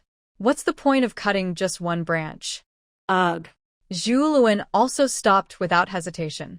The flames raised the temperature inside the villa quite a bit. From all directions, the branches seemed to come alive, moving closer. Don't go too far from me later. Luo Qing held Guyu's hand and gave instructions. Although neither of them has attack powers, Luo Qing is especially caring towards Guyu. Okay. Guyu nodded, then hesitated. Now I'll start boosting your powers. A white light flickered from Guyu's body. Stars seemed to fall onto everyone. In an instant, Ran felt his strength become more active. Even the emotions from the plants felt joyful. This support effect was indeed powerful. Thank you. After saying that, Ran ordered the pea shooters to fire. 3 pea plants kept up, no one fell behind. Their bullets shot through the branches, smashing some. Others quickly joined the fight. The wind helped the flames, blocking the front door, so the branches couldn't attack en masse. The others handled the back door and windows. Some branches started climbing along the walls. They grew roots that grasped the walls tightly. Above, the branches twisted like snakes, ready to strike with venomous fangs. Everyone was surrounded, facing enemies from all sides, and the situation was not good. A single slash cut off a branch, and Captain Jiang Hanfei of the Mountain and Sea Team, who was at the front, performed very bravely. Under his protection, Luo Qing and Guyu remained safe. There's no need to worry about the others. Their firepower is fully engaged. But there are just too many. So many that after finishing one wave, a new one appears. Even the hardworking pea shooter feels like it's about to overheat. What's that? Guyu's voice was soft, but Runran looked over and saw that she was staring upward. Fallen flowers? Murmuring to herself, Runran saw that the branches above weren't attacking anyone. Only the flowers on them were slowly falling. Petals fluttered down beautifully, like a stunning scene. But at this moment, no one dared to admire it. Because, my hand. Shouting, Baizhua covered his arm. On the ground, a fresh severed arm was bleeding heavily. Just moments ago, when the falling flowers touched Baijua's arm, he didn't react. But those delicate-looking petals were sharp as blades, slicing off Baijua's arm instantly. Their sharpness was comparable to when Lianshue's snowflakes. Speaking of snow, some frozen branches around looked very beautiful. But the thorns on those branches were slowly piercing the ice. They can't freeze us, when Lianshua whispered. Her attacks were dense, but if she couldn't hit the enemy's weak spot, all those snowflakes would just drain her energy. Even with Goyu's mana recovery, when Lianshua's snowflake production decreased. This isn't going to work, Yu Jiashi agreed, earning everyone's nod. These branches clearly trapped them here, turning it into a battle of attrition. No matter how strong they would eventually be worn down by these branches. No, Runran disagreed with everyone's idea. She pointed at the wall. Unnoticed, the walls around the villa had been taken over by those rose vine roots. Pale roots gradually thickened and became strong. Like steel bars, they tightly embedded into the concrete. But as time passed, cracks appeared on the walls. Spiderweb-like cracks spread outward. If this continues, the villa will collapse. Then they'll either be buried alive here or face all the rose branches outside. Don't you think we should deal with this first? Jiang Hanfei, usually calm, spoke for the first time. He swung his sword, blocking the falling petals above. The falling flowers looked like a beautiful woman swaying in a dress, dancing gracefully. The falling flowers dropped even faster. Jiang Han's knife dance was so tight that no gaps could be seen. But there were many people around him, and he couldn't take care of everyone. Baizhu was losing too much blood, feeling cold all over, and sweating on his forehead. His arm was quickly bandaged, but it was still bleeding. He wouldn't last much longer. Watching the petals fall, he realized these were parts of the enemy's bodies. The attacks from the air were indeed hard to defend against. Even a nut could only block the sides. There was still a gap above. The cool air above his head was how Runran felt now. Above? Oh, right. Runran suddenly brightened, thinking of something. She looked at her experience points. Level 3, 230/3000, that was enough. Runran was very happy. Using the communication system, she directly exchanged for seeds. The 4-leaf clover symbolizes luck, while its more common predecessor, the 3-leaf clover, is often seen. In the game, a 3-leaf clover could be used against specific enemies, like those coming from the air. When a 3-leaf clover taller than a person suddenly sprouted, Zhuluan almost burned it immediately. Growing among the crowd, its 3 large leaves perfectly covered everyone. The bare, thick stalk looked very sturdy and reliable. And when the 3-leaf clover started working, a breeze began to above. The wind was gentle, with no aggression at all. It simply blew the falling petals away to other places. The area above became safe, but everyone's gaze on Runran grew stranger. What kind of plant was that? The 3-leaf clover can away thick fog and all balloon zombies, but now I'm just used to blowing pretty petals. My owner is the best.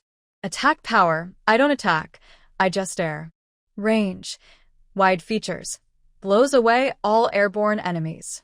Exchange experience, 100 perfect. Those words popped into Runran's mind. This thing had no attack power, but it was very useful in this situation. The petals stopped falling. Runran, who was confidently targeting the branches, didn't notice the gloom in Baiju's eyes. Why didn't she bring out this plant earlier? Was it intentional? The dark side of human nature was fermenting, and when one's spirit was fragile, it caused a drastic change. Bullets sprayed out, snowflakes fell.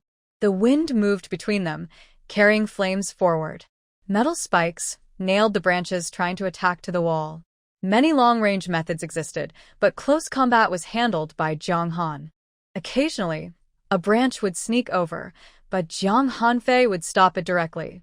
For the first time, Guyu saw such a scene and looked a little flushed. She clenched her small fist, her eyes shining brightly, seeming excited. Meanwhile, Ran, too busy to care about others, was staring at the back door. According to her idea, the main body of the fallen creature should be hidden among the normal-looking roses. Attack that direction. Song Feng pointed toward the back door. Clearly, his idea was the same as Ran's.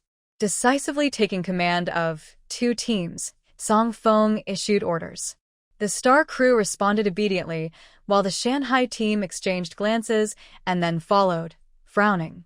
The branches at the door were writhing. Perhaps they had noticed everyone's plan. They began to gather together. Thin branches spiraled, winding around each other. Soon, a large, pale branch resembling a giant snake appeared before everyone. Its spines made the snake look even more fierce. The flowers on its body had a strange, beautiful look, like deadly flowers blooming by the Naiha Bridge. The giant snake lifted its front part and then slammed down hard. The villa's floor cracked, and those who dodged couldn't breathe a sigh of relief in time, because the creature suddenly swung horizontally. Its speed was very fast. Ran was the first to be targeted. She tried to dodge, but it was clear she couldn't escape that speed. Without hesitation, Guagua threw a wall fruit. The solid wall blocked the attack, as expected. Following Luo Qing to Ran's side, Guyu couldn't help but reach out and touch the sturdy wall fruit. Is this also a plant? Wow, so amazing. The texture under her delicate hand was very strange. Guyu's curiosity was evident, but Ran didn't hear her clearly.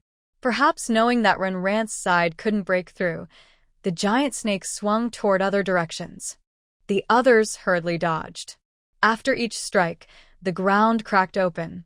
The once smooth floor was now shattered into pieces. Moreover, as the floor broke, the cracks in the walls grew faster. Soon, the villa was about to collapse. This meant they had indeed found the creature's weak spot. That's why it was attacking so wildly, right? Everyone shared this thought. Without needing to be told, they all focused their attacks on the back door. The crazy branches were driven back. Snow melted, water droplets fell onto the giant snake, instantly freezing. The absolute zero temporarily froze the snake's movements. Everyone worked together, targeting one point, and shattered the branch-formed giant snake. The broken branches and leaves scattered everywhere. Blown away by the 3-leaf clover, they almost couldn't touch the others. Ran praised the 3-leaf clover stick. The first appearance was very successful. Yes. Zhuluan also shouted. After the giant snake was shattered, the branches at the back door did not immediately gather again. This meant there was a way out. Zhuluan couldn't wait and rushed forward. He reached the door smoothly, stepped out, and was not attacked for the moment. Quick, let's go. Ran urged, but during the run, he noticed his heart was still beating very fast. It felt like the danger was still present. Maybe because they hadn't yet found the source of these things. Thinking this, the injured Bai Zhua also stepped out of the villa. At the back door, roses were everywhere. The delicate pink flowers seen before were now blood red. As everyone guessed, many pale figures moved among the rose bushes. These were the roots of the rose's fallen seed. Focus fire again. After Song Feng spoke, everyone joined forces again. Many attacks struck down. Even if the fallen seed of the rose was discovered to have a weak spot, it was hard to escape. The normal roses withered in the flames. The beautiful scene was gone, replaced by pale branches rolling in the dirt. They looked like snakes, leaving strange marks on the ground. Jiang Hanfei had good eyesight. He rushed forward and stabbed his sword into the root of the fallen seed. Then he forcefully lifted, and a source seed was pulled out. The fallen branches of the lost source seed stopped moving as if paused. Everyone breathed a sigh of relief. But in the next second, the stiff branches reactivated and even reached out with claws toward Baizhua. Baizhua was pulled away by Zhu Luan to avoid the attack. They exchanged a look, both with very obscure expressions. How can they still move? Yu Jiashir questioned. The source seed was the origin of all fallen seed powers. After pulling it out, how could it still attack? Who knows? Zhu Luan sneered. Maybe this thing has mutated again. He pulled Baizhua and took a few steps forward, looking like he was risking his life. Come back quickly, Lo Qing shouted, but saw Zhu Luan smile at her. Come back? Of course we will, but you all stay here. While speaking, Baizhua, who had lost an arm, threw something at everyone. Clack. Glass shattered on the ground. Inside, a transparent potion evaporated instantly. A strange smell spread, carrying a weirdly sweet aroma. A few people covered in the potion's effect all experienced that sweet taste. It was a bit too much. Trap potion, a bitter sound escaped from Yu Jiashir's mouth. What are you trying to do? He shouted, but Baizhua sneered. Of course, they wanted to keep it busy so they could escape. They quickly rushed toward the door, ignoring the branches beside them. Humans have a long history of hunting fallen creatures in the Wasteland. When encountering some fallen groups, they throw bait potions for safety. The smell from these potions attracts the fallen temporarily, causing them to shift their attack targets. Baizhua and the others intended to use them as bait to buy time to escape. Betrayal. Blatant betrayal. Everyone's eyes were filled with shock. But after the shock, Ran looked at Guyu. Their eyes met. Guyu was stunned at first, then smiled. I was discovered by you. What? Do you mean? Next to them, Luo Qing was confused by Guyu's attitude, trembling as she asked worriedly. What should they do? They couldn't escape now. At this moment, the two had already reached the back door. If they pushed open the wooden door, maybe they would be free. Zhu Luan's hand was on the door frame, about to push hard. Suddenly, a rustling sound came from beside him. He turned his head, only to see swaying branches. The pale branches seemed to have grown thicker. They easily pierced through his abdomen. Ugh! Blood poured from Zhu Luan's mouth. How is this possible? His eyes were blank. The potion shouldn't have failed. In his final moments, he saw that those people were indeed trapped by the branches. The fallen creatures attracted by the bait potion were very excited and attacked Ran and the others again. But why? Why was it targeting him? Zhu Luan, Baizhua, startled by this unexpected turn, instinctively let go of Zhu Luan's arm. The corpse fell to the ground, and the branches withdrew from Zhu Luan's abdomen. The flesh still seemed to twitch, making people feel sick. The branches dragged Zhu Luan's body away. The wound on his arm reopened, and Baizhua, feeling weak, ignored everything else and pushed toward the door. The door was not locked and opened easily. Outside on the lawn, there was no sign of the pale color. They had succeeded. His eyes showed surprise. Without hesitation, Baizhua stepped out of the villa. Just as he tried to take a step forward, he found himself unable to move. Instead, his ankle was painfully pierced. Look down. Some branches had wrapped around his ankle without him noticing. A huge force suddenly struck, causing him to fall to the ground. Then, a pulling force appeared, dragging him toward the villa. No, don't. Help! Help! He shouted loudly, his voice full of fear. His remaining hand grabbed the ground, trying to stop the pull. But all that remained were broken nails and bloodstains on his fingertips. The blood hadn't dried yet. Round blood droplets rolled off the grass and seeped into the soil. The strange change happened very quickly. Inside, Ran and others had just fought the branches again when they saw both of them being pulled away and disappearing. That direction was the front door. Is this? Everyone looked at each other with confusion. Could it be that the bait potion was fake? But at this moment, they had no time to think about that. They could only fight against the branches in front of them. The scene inside the house played out again. Fortunately, this time, being outside gave them more space to act. Maybe because the source seed was dug out, the fallen seed only flickered briefly. They attacked a few times, and even with the potion's help, the fallen seed's attacks became weak. A branch stabbed straight at Ran, but it stopped right in front of her face. Then it dropped to the ground. Is she dead? Yu Jiashir stepped on it with her foot, still a bit worried. Who knew if these things might come back to life? She's dead for sure. Ran frowned as she said this. Once the danger was gone, everyone relaxed a lot. But Ran looked toward the front yard, still alert. Her mind was on Zhuluan and the others. Captain Jiang is your bodyguard, right? Suddenly, she asked Guyu this question. Throughout the journey, the members of the Shanghai team acted too arrogantly. As subordinates, could they really be provoking such hatred for Guyu? And Jiang Hanwen, who should be the team leader, hardly controlled his team members' behavior. Even when the two traitors appear at the end, Jiang Hanwen didn't seem surprised.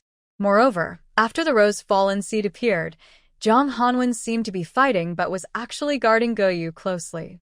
So, the one truly protecting Guyu wasn't those foolish people, but Jiang Hanwen. Yes. With a gentle smile, Guyu nodded. Ran, I knew you could guess. Actually, Uncle Jiang is my bodyguard given by my grandfather, but he is also the captain of the Mountain Sea team. As for the three of them, they are new members of the Mountain Sea team, but they don't know my true identity. I hired Uncle Jiang and the others with money, and even asked Uncle Jiang to act in a play with me. Guyu said this with a simple smile on her face. However, Yu Jiashir was rubbing her arms and leaning towards Ran. The young girl's mind is so deep. Grandpa said I should be careful in the Wasteland. Since Grandpa formed the Mountain Sea team, he trusted me to go out with Uncle Jiang. I didn't lie to you about anything else, really. Guyu stuck out her tongue, still looking cute. But the others found it hard to believe. Sorry, I was being a bit stubborn. And I also apologized on their behalf. This refers to Zhuluan and others. The Mountain Sea team exists for the Gu family, so Guyu is even more important. As for the two traitors, Jiang Hanfei's eyes showed coldness. Those two fools probably think that if Mist doesn't go back, they can still survive in City 9. Let's go first. Ran suddenly interrupted the conversation softly. The little white on her wrist was still twisting nervously, making her even more tense. Something didn't feel right. That uncomfortable feeling was the same as always. All right, Song Feng nodded. Anyway, Luo Qing's space was almost full, so it was time to leave. All the roses in the small courtyard were pulled out by the roots. It was very messy inside. The dead, rotten branches looked waterlogged and disgusting. They hurried toward the door. The moment Ran stepped over the corpse of the rotten seed, she leaned back and took a step back. Suddenly, a nut appeared and blocked her on the right. Bang! Something hit the wall of Ran's house rapidly. A small dent appeared on the hard nut.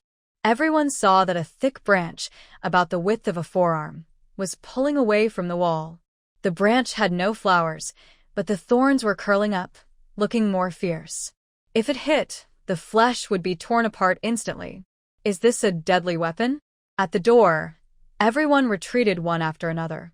They saw the swirling branches outside, making it impossible to step down. The rotten seed had appeared again, but the body was lying right there. Perhaps. Ran looked at the scene and spoke slowly. Not just one. With a few simple words, Ran's expression became serious. Do you remember the tree in the front yard? It had turned into a decayed plant, very protective of its territory. If we say the rose belongs to the same family and can hide behind it, so it was kept. But that dying tree seemed a bit strange. Or maybe that tree was just a cover. What do you mean? Lian Qing still looked confused. She swallowed hard and moved closer to Ran, as if that could give her a sense of safety. Glancing at the hand holding her sleeve, Ran spoke again. The real owner of this villa is hidden inside that big tree. She took a few quick steps to the right and could see the tree. Its yellowing branches looked out of place in spring. The trunk was thick, with some roots exposed underground, appearing dried out. Ran called out the pea shooter. Fire! But the bullets didn't hit the branches blocking their way, but aimed at the big tree. The trunk suddenly exploded. Debris scattered, revealing pale plants inside. The flexible branches looked crowded and strong.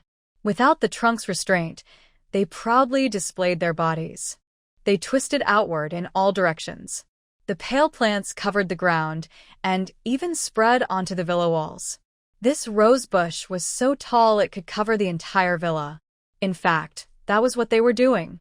Branches hung from the roof, and the peeling paint on the walls fell off. But Runran's eyes focused on the feet of the enemy. There, two withered corpses stood out. They were Zhuluan and Baishua. They were dead and had become food for this decayed plant. Several blood-stained branches swung in the air and stopped in front of them. It looked like a challenge or pride. Blood rolled on the branches, red and white, hard to blend, shocking to see. Wow! Someone exclaimed. In front of this thing, everything else seemed small. The source of unease finally appeared. Compared to others' nervousness, Runran felt much calmer. Seeing the danger meant there was always a way to deal with it. The pea shooter fired first. Green bullets were still in the air when the branches swung and intercepted them directly. The following actions were the same.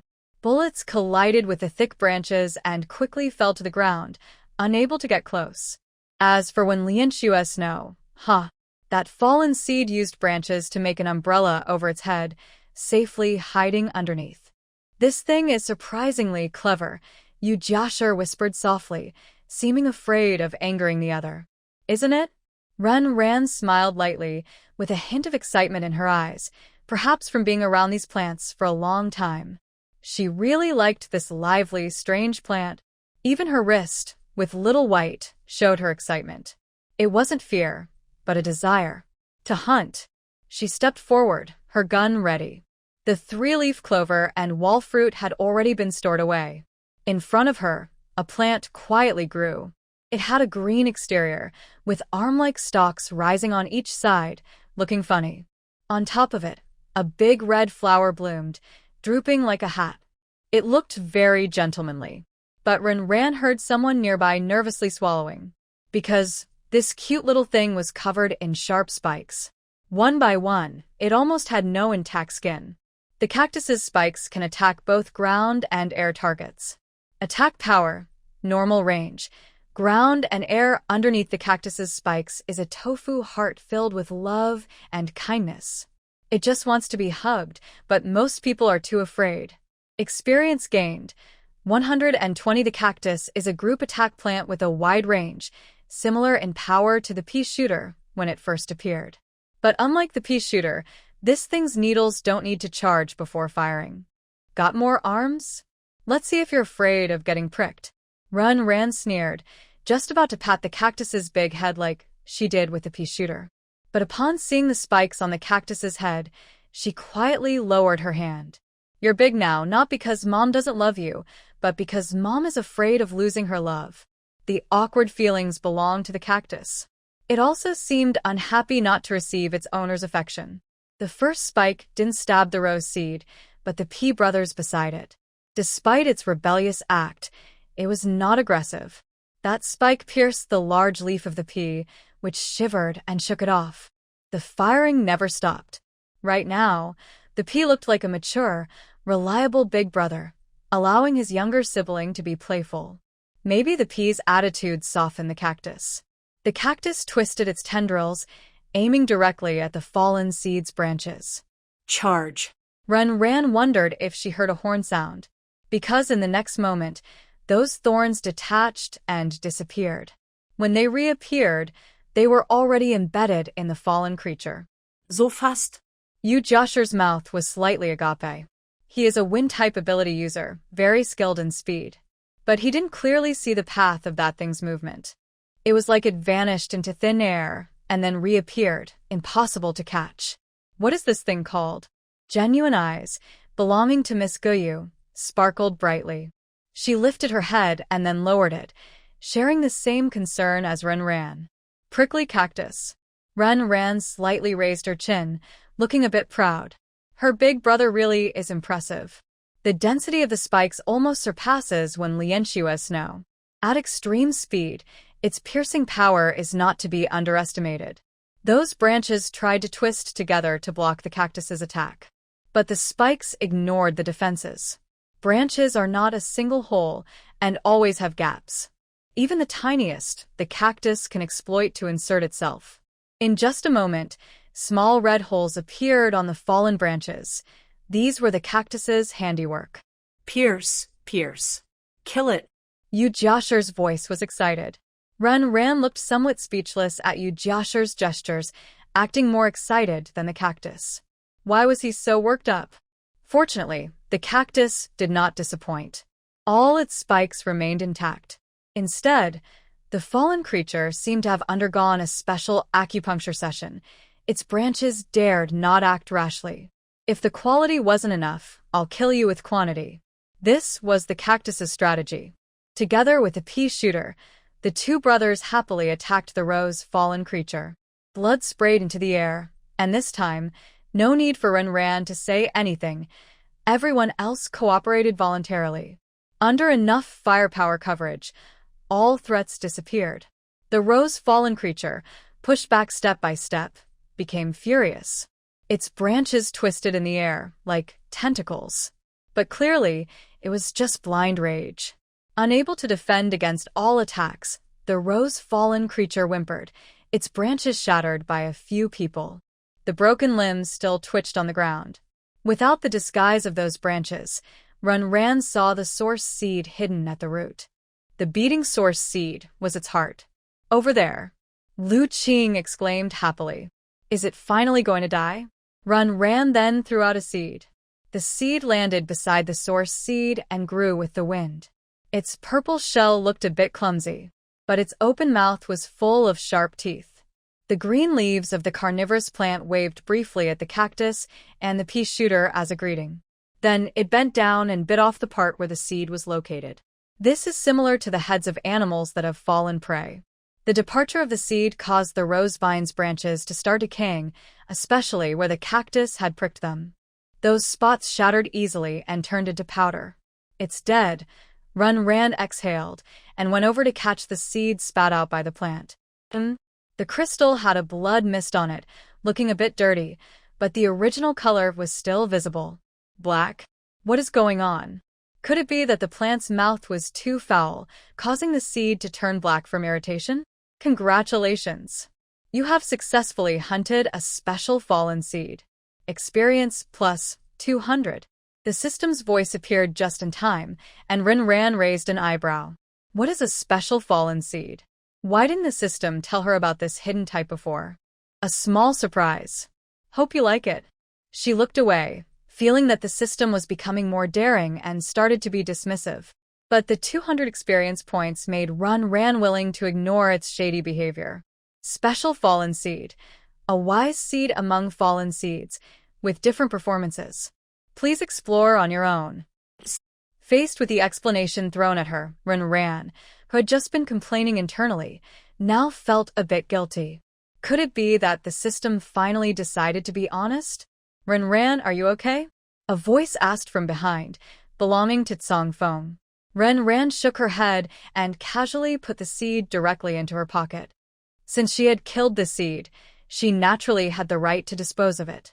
That's good.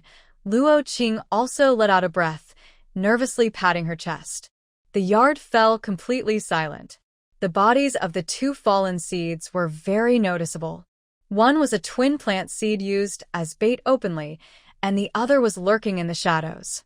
Their cooperation made everyone realize that the Wasteland was becoming more dangerous. If these brutal fallen seeds gained the intelligence to hunt humans back, the city might soon be completely overrun. But there was no need to think so deeply right now. Ran here. Luo Qing handed her a tissue, indicating she should wipe the blood from her face. Okay, thank you. The damp tissue, with a faint fragrance, was just placed on her face when Ran felt a bit dizzy. Her body wobbled. Could it be that she was hurt just now? Confused, she saw the apology in Luo Qing's eyes. I'm sorry. A soft sound was heard, and then Ran heard Qing Luo's sharp scream. Ah. Ran, what's wrong? Don't scare me. The others were discussing something nearby. When they turned at the shout, they saw Ran collapse onto the ground. Ran, coughing up blood, looked increasingly dazed. Ran, Yu Jiasher called out and quickly ran over. He found that Ran's pulse was weakening, and her breathing was slowing down. What is happening? Song Feng's voice was full of anger. No one could understand why, after all the fallen enemies had died, Ran suddenly was severely injured. I don't know, Luo Qing said, tears streaming down her face. Just now, Ran said she wasn't feeling well and asked me to help her sit down. But then she suddenly collapsed. What should we do? Medicine, yes, I have medicine here. Tears flowed down Luo Qing's face as she cried genuinely. She looked so pitiful. In her remaining consciousness, Ran vaguely thought she had been tricked by someone who looked the weakest, Luo Qing. But why? There's no use now. Her heart had stopped. Yu Jiashi looked very upset. Ran couldn't just die like this. He. An inappropriate laugh sounded, Gayu. She stood to the side, watching the dying Ran without a hint of sympathy, even covering her mouth to giggle. It was truly disgusting. What are you doing? Luo Qing glared at Gayu, very unhappy with her behavior. I'm just laughing. Turns out, the thief is shouting, catch the thief. It's true. Gayu's expression was soft, her tone gentle, but her next words made Luo Qing's back stiffen. She isn't dead yet. Why are you crying? Besides, I can save her. My ability, besides enhancing powers, can also counteract negative states, Gayu said, walking toward Ran as if to help. But Luo Qing pushed her away sharply. Luo Qing, fiercely protecting Ran, looked very agitated. Stop it. Gayu, it must be you, right? From the beginning, you've been lying to us. It was definitely you who hurt Ran. I tell you, you liar, I will never let you hurt Ran again.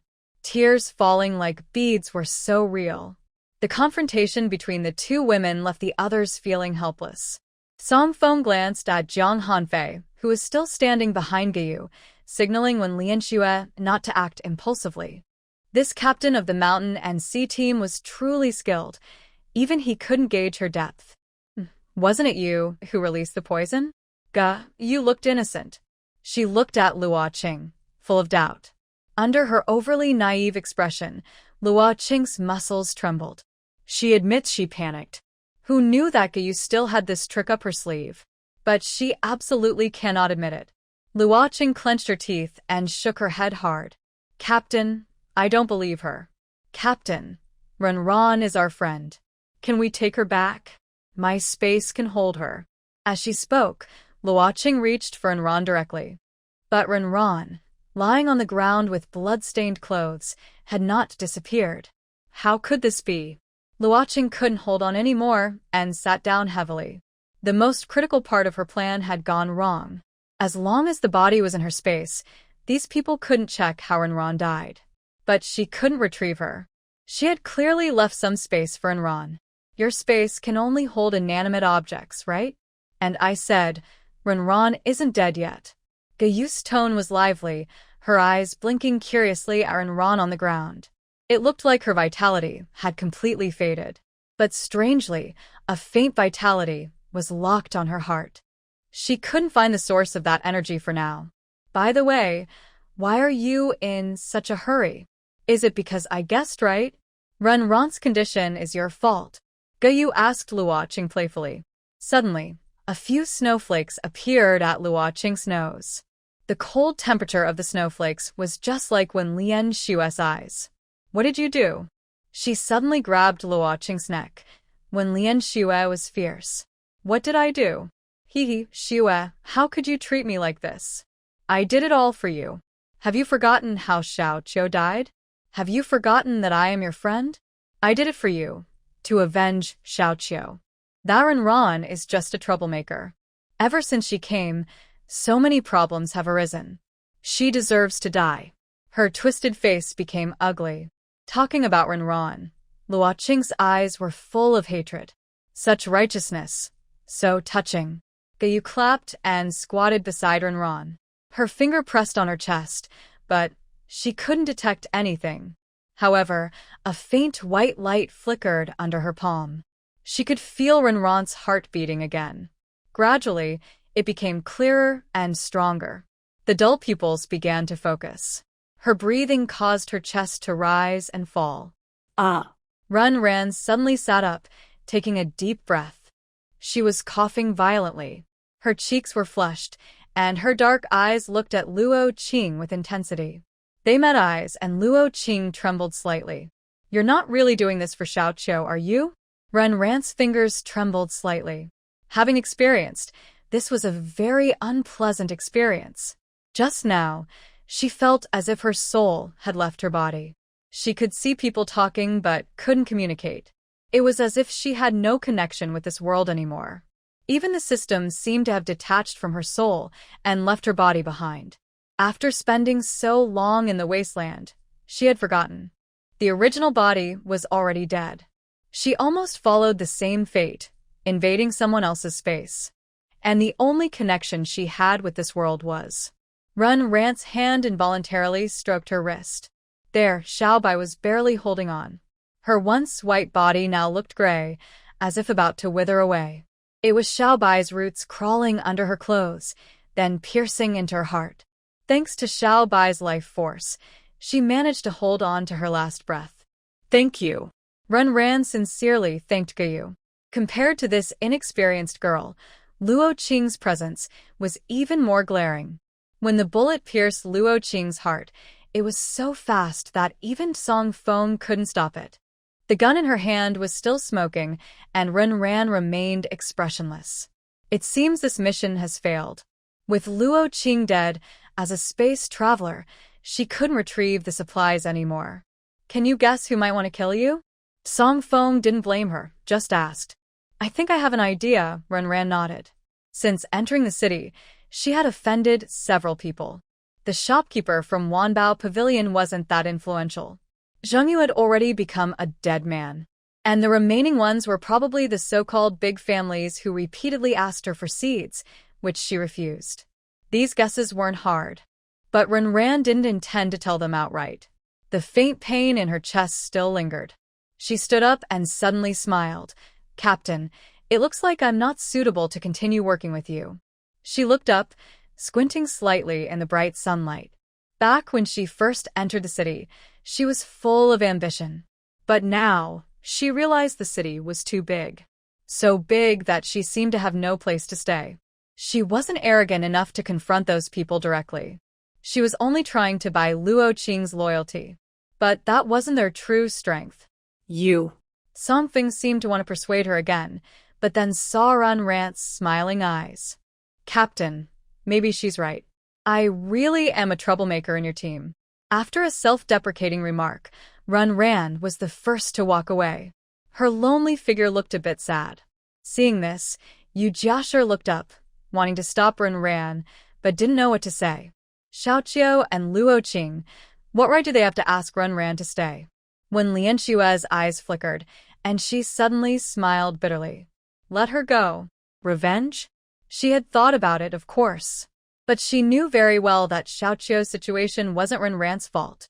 Moreover, could the current Ran really win in a fight? Those plants. When Lianshue looked around and realized those plants had already disappeared. When did she hide them? Yeah, my back must look very cool. Ahead, Ran and the system were showing off. Sad? Painful? Lonely?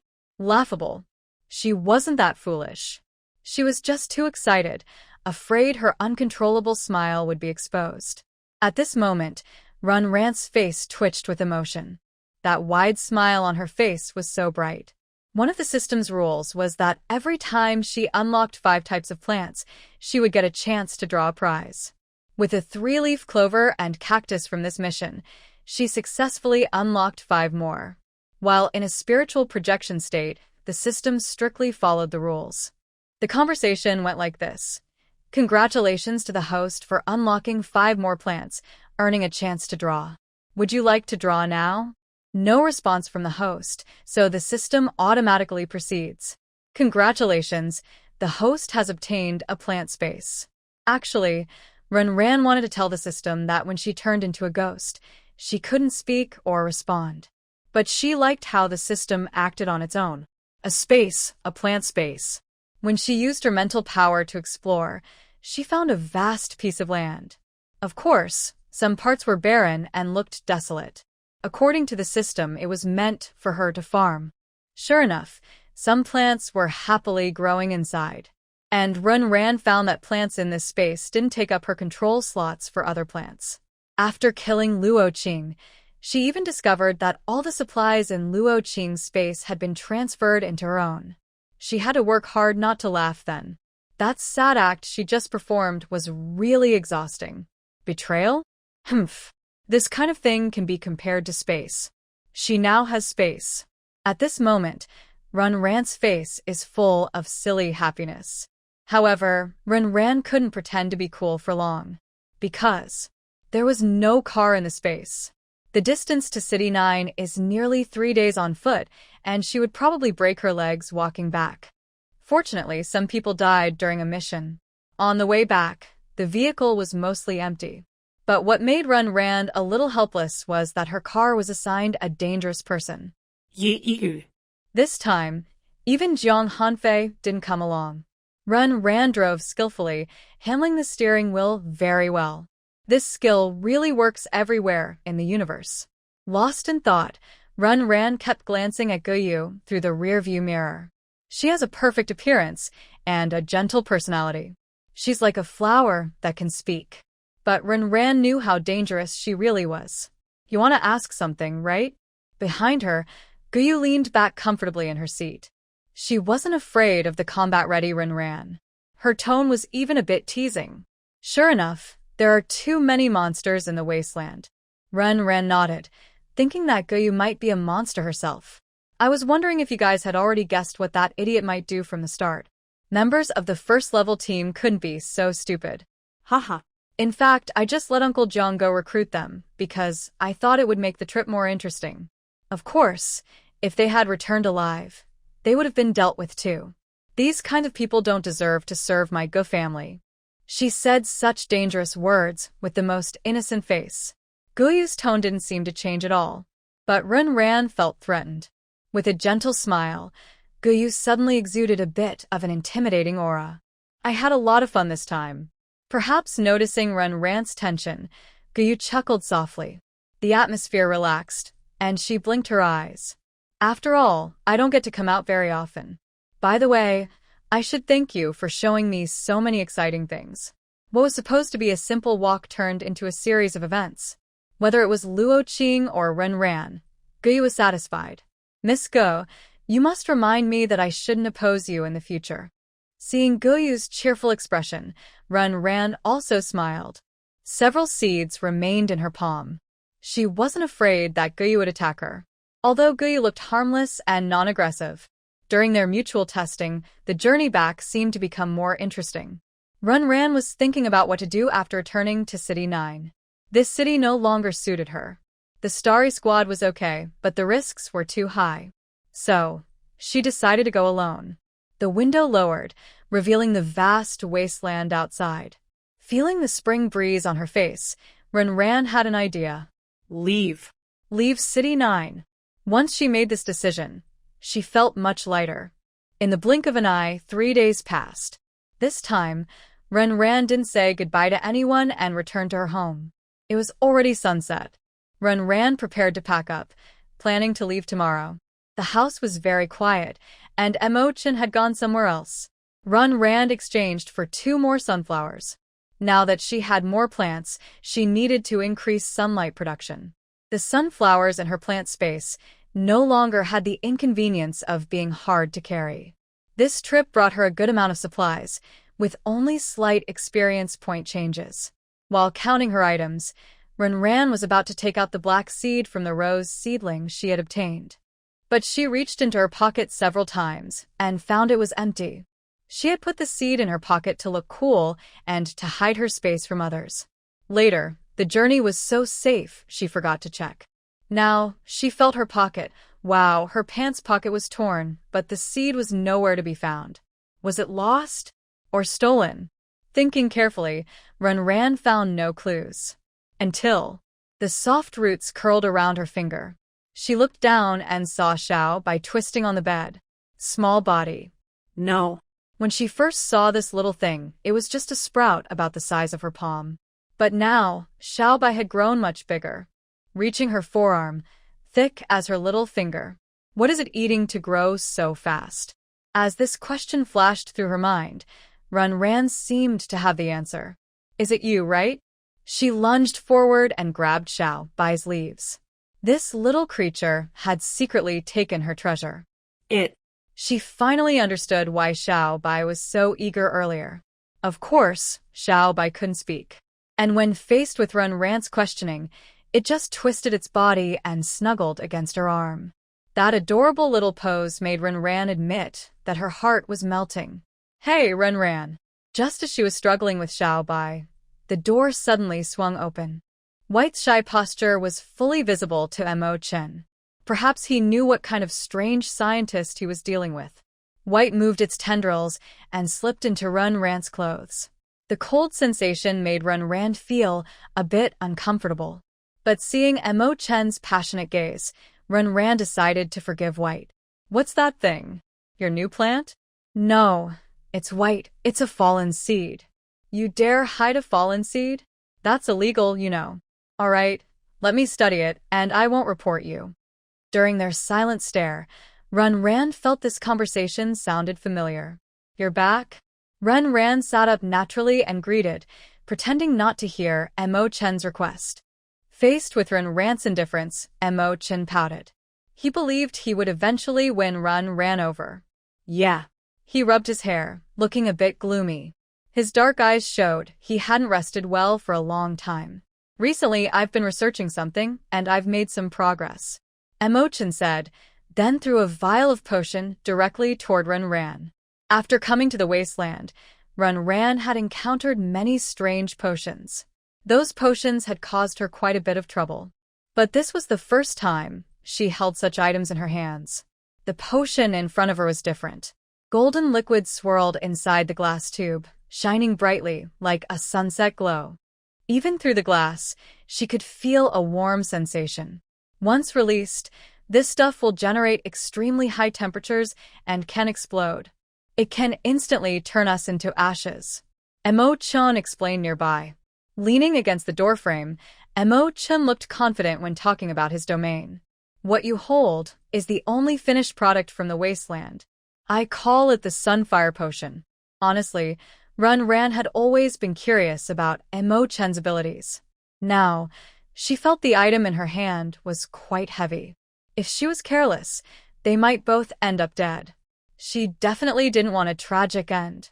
By the way, the buyer for this will come tomorrow morning. Could you please come with me to deliver it? 100 source seeds. Mo Chen's straightforward offer left no room for Runran to refuse. She admitted the offer was tempting. Deal. They had the goods, but the money still wasn't enough. In the Wasteland, besides gold and silver coins, source seeds were also a common currency. After all, this thing can be exchanged for money anywhere. Who was the buyer? Runran asked curiously. Mo Chen usually acted like a homebuddy. But homebuddies wouldn't usually study such dangerous items. I don't have an employer. I just happened to make this thing and someone wanted it. Montag Chen schroget casually. Someone provides the materials and I provide the finished product. Isn't that a perfect deal? Mo Chen's words made Runran feel quite impressed. Someone from the black market? She guessed the truth. Such dangerous items can't be traded casually. Yes, after hesitating a moment, Mo Chen decided to tell the truth. I don't really know who the buyer is. I just posted the message.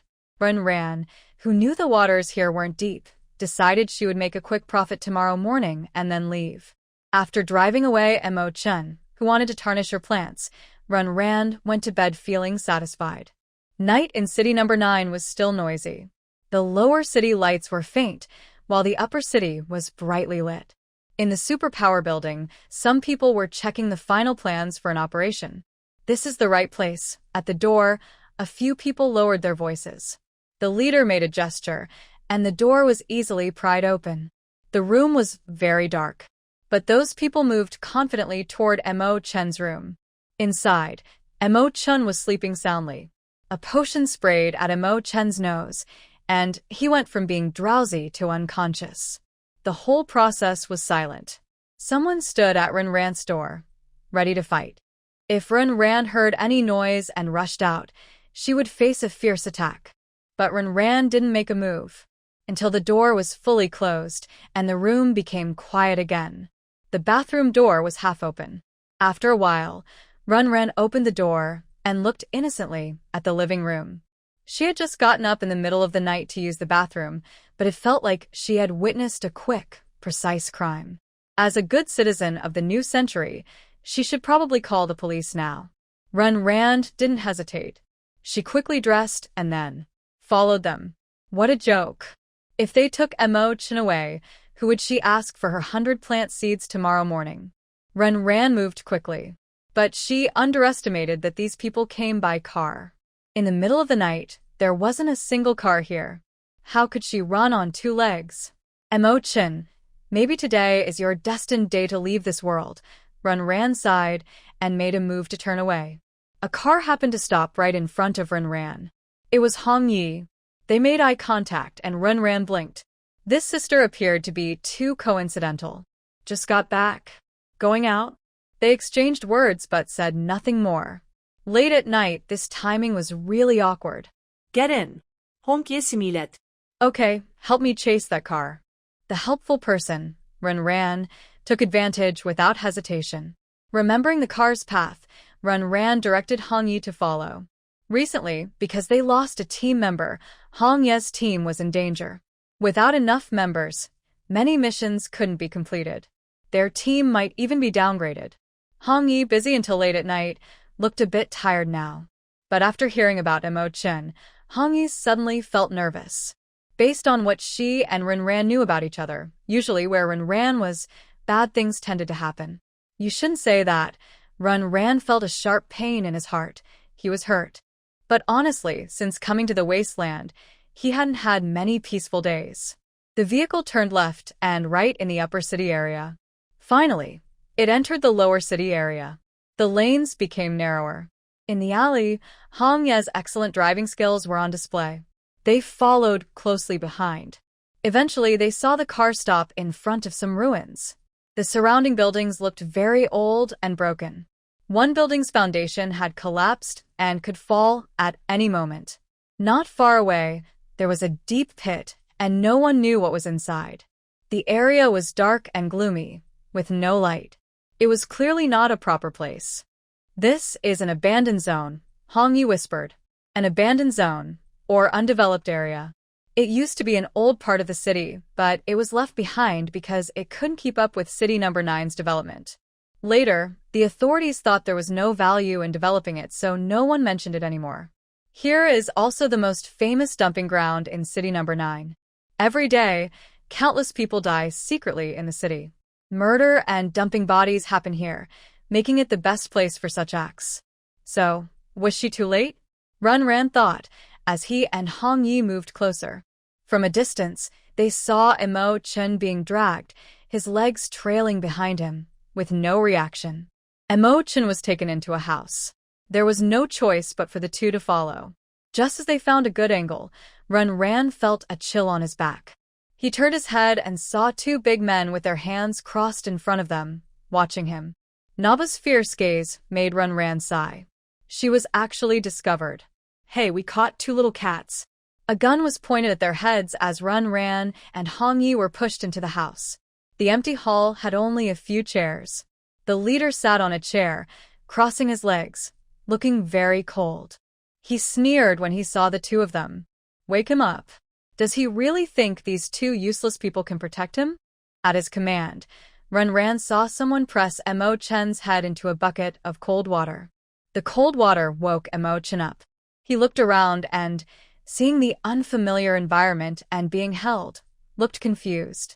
Mr. Mo, if you cooperate and hand over the formula for this thing, we'll let you go, the man said, playing with Chen's fiery sun potion. The golden potion spun on his fingertips. His casual attitude made Ran's heart race. She couldn't help but speak. Maybe you should slow down. If this breaks, we'll all be in trouble. She didn't want to die. Her kind warning was met with a punch from the guards behind her, hitting her waist. The pain made her tremble, but as she looked down, she met Chen's eyes. Another 100? No way. In that moment, both seemed to understand each other. Their silent communication was interrupted by the man. After glancing at Ren, who was grimacing from the pain, he got up and walked straight to Mo Chen. He grabbed Mo Chen's chin tightly. In a moment, Ren saw a mark appear on Mo Chen's cheek. Who are they? Hong Yi, who was innocent and caught up in this, asked. Ren shook her head, indicating she didn't know. So, you agreed to the deal? But now you're changing your mind? If you don't give me what I want, you won't get the formula. Mo Chen, held hostage, spoke firmly. He shook his head and pulled his face away from the man's hand. Spitting out a blood-stained saliva, Mo Chen looked very disdainful. Haha, quite the man. But Mo Chen, do you think anyone in City 9 can protect you now? After all you've offended. He didn't finish his sentence, swallowing the words back.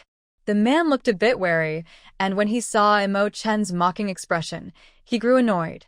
Refusing to give, huh? Then I'll see how long you can hold out. Attack him. At his command, his followers began to prepare for battle. As they approached, Mo Chen's face turned cold. So, this is Mo Chen's buyer. But this buyer seems to be planning to betray him. Watching from the side, Ren saw Mo Chen suddenly look at her. 1,000 source seeds, yes or no? His sudden shout confused many people. Ren, who was captured, immediately brightened her eyes. Yes. With such a big risk, the price must be high enough. Deciding to leave City 9, Ren wasn't afraid to make a big deal before she left. Just 2 women? Mo Chen, have you really fallen so low? The man didn't seem to care about their conversation. Clearly, he didn't take the 2 women seriously. Who told you I rely on 2 women? I only need her, that woman, and that's enough. His words were full of ambiguity, but Mo Chen's tone was very serious. The first to understand the true meaning of his words was Ren's guard behind her. Standing peacefully, suddenly having his head bitten off. What a feeling that would be. Anyway, Ren didn't want to experience it. She patted the head of the man-eating flower to encourage it. Pea shooter and cactus guarded on either side. Even the guard holding red leaf was taken down. Bullets came quickly. In this abandoned area, no matter how loud the noise, there was no fear. Suddenly, a strange plan appeared and caught the man off guard. Facing the bullets from the pea shooter, the man quickly retreated. But he wasn't panicked. With a snap of his fingers, someone appeared behind him. A thin, unremarkable man looked ordinary. He carried a long sword. The blade was slender with a slight curve, looking very sharp. As soon as the sword appeared, Ren narrowed her eyes. She recognized the sword. When Xiao betrayed her in the wetlands, the man who appeared had the same sword. But the person in front of her wasn't that man. Yet, the sword was the same. Fallen One? Ren's tone grew serious. The reputation of the Fallen Ones was notorious, and they were not allowed into the city. These people were exiled, pests on the Wasteland. But even so, many still secretly traded with the Fallen Ones. It was clear that the man before her was one of them. How do you know? The man blurted out, looking surprised. With a sudden tone of killing intent, he said, "Since you've discovered us, you can't leave here alive. Kill them." The man stepped back to clear space. The killing intent here was intense. To Ren, the opponent seemed ordinary. But when the opponent picked up the knife, the powerful aura was shocking. Ren remained standing in place. She coldly watched the other person. Associating with the Fallen is a serious crime in the city. It looks like tonight there will be no mercy. With a slash, the pea-sized bullet split in 2 and fell. The fierce slash was terrifying. The opponent was a middle-aged man, very quiet and reserved. His sharp eyes never left Ren. His arm muscles bulged as he swung the knife. He was quickly approaching Ren. When they first faced each other, it was clear he had found her weakness. But that was in the past. The appearance of the wall fruit was solid. A slash on it only caused some stones to fall. What surprised Ren was that after consuming sunlight, the wall fruit became even stronger and could repair itself. In the plant space, All the plants were ready to strike. "What is this thing?" the buyer exclaimed. Stone? Not? How could this thing be so big? Red Leaf was just as surprised as the buyer. But after a few days, Renran's abilities had become stronger, and she had more plants. Looking at the cactus covered in needles, Red Leaf hesitated, as if considering something. The knife couldn't break through the wall fruit's defense, so Renran was safe. The swordsman could only retreat again, preparing to strike when the opportunity arose. But Renran had no intention of giving him a chance. The cactus was more enthusiastic than the pea bullets. Its spines shot out like a rain of needles, very spectacular. The sword swung, creating a tight defense. But a long sword isn't invincible. There are gaps. The swordsman's arms, legs, and shoulders were pierced by some sharp spines. The wounds were tiny, but painfully sharp. The cactus's attack wasn't deadly, but very torturous. Renran admired this acupuncture technique. Standing among her plants, she was very calm. But her opponent didn't have such a good feeling in battle. She had to guard against needles and bullets. Close combat was impossible, and the opponent's long-range firepower was so strong. For a moment, the opponent was actually retreating step by step. Faster. The buyer, unaware of the swordsman's declining situation, shouted, "What are you hesitating for? If it weren't for you, would I be doing this?" These words revealed information that made Mo Chen's eyes flicker with suspicion. "Are you planning to sell me to these degenerates?" Mo Chen asked, his tone strange. "Aren't you afraid of being held responsible?" Although he had lost some people's protection, it didn't mean he had lost his value. If these people dared to hand him over to the degenerates, they could face deadly consequences if caught. Who would know once they are dead? The buyer was indifferent. His voice grew more impatient. "Hurry up, do you hear me?"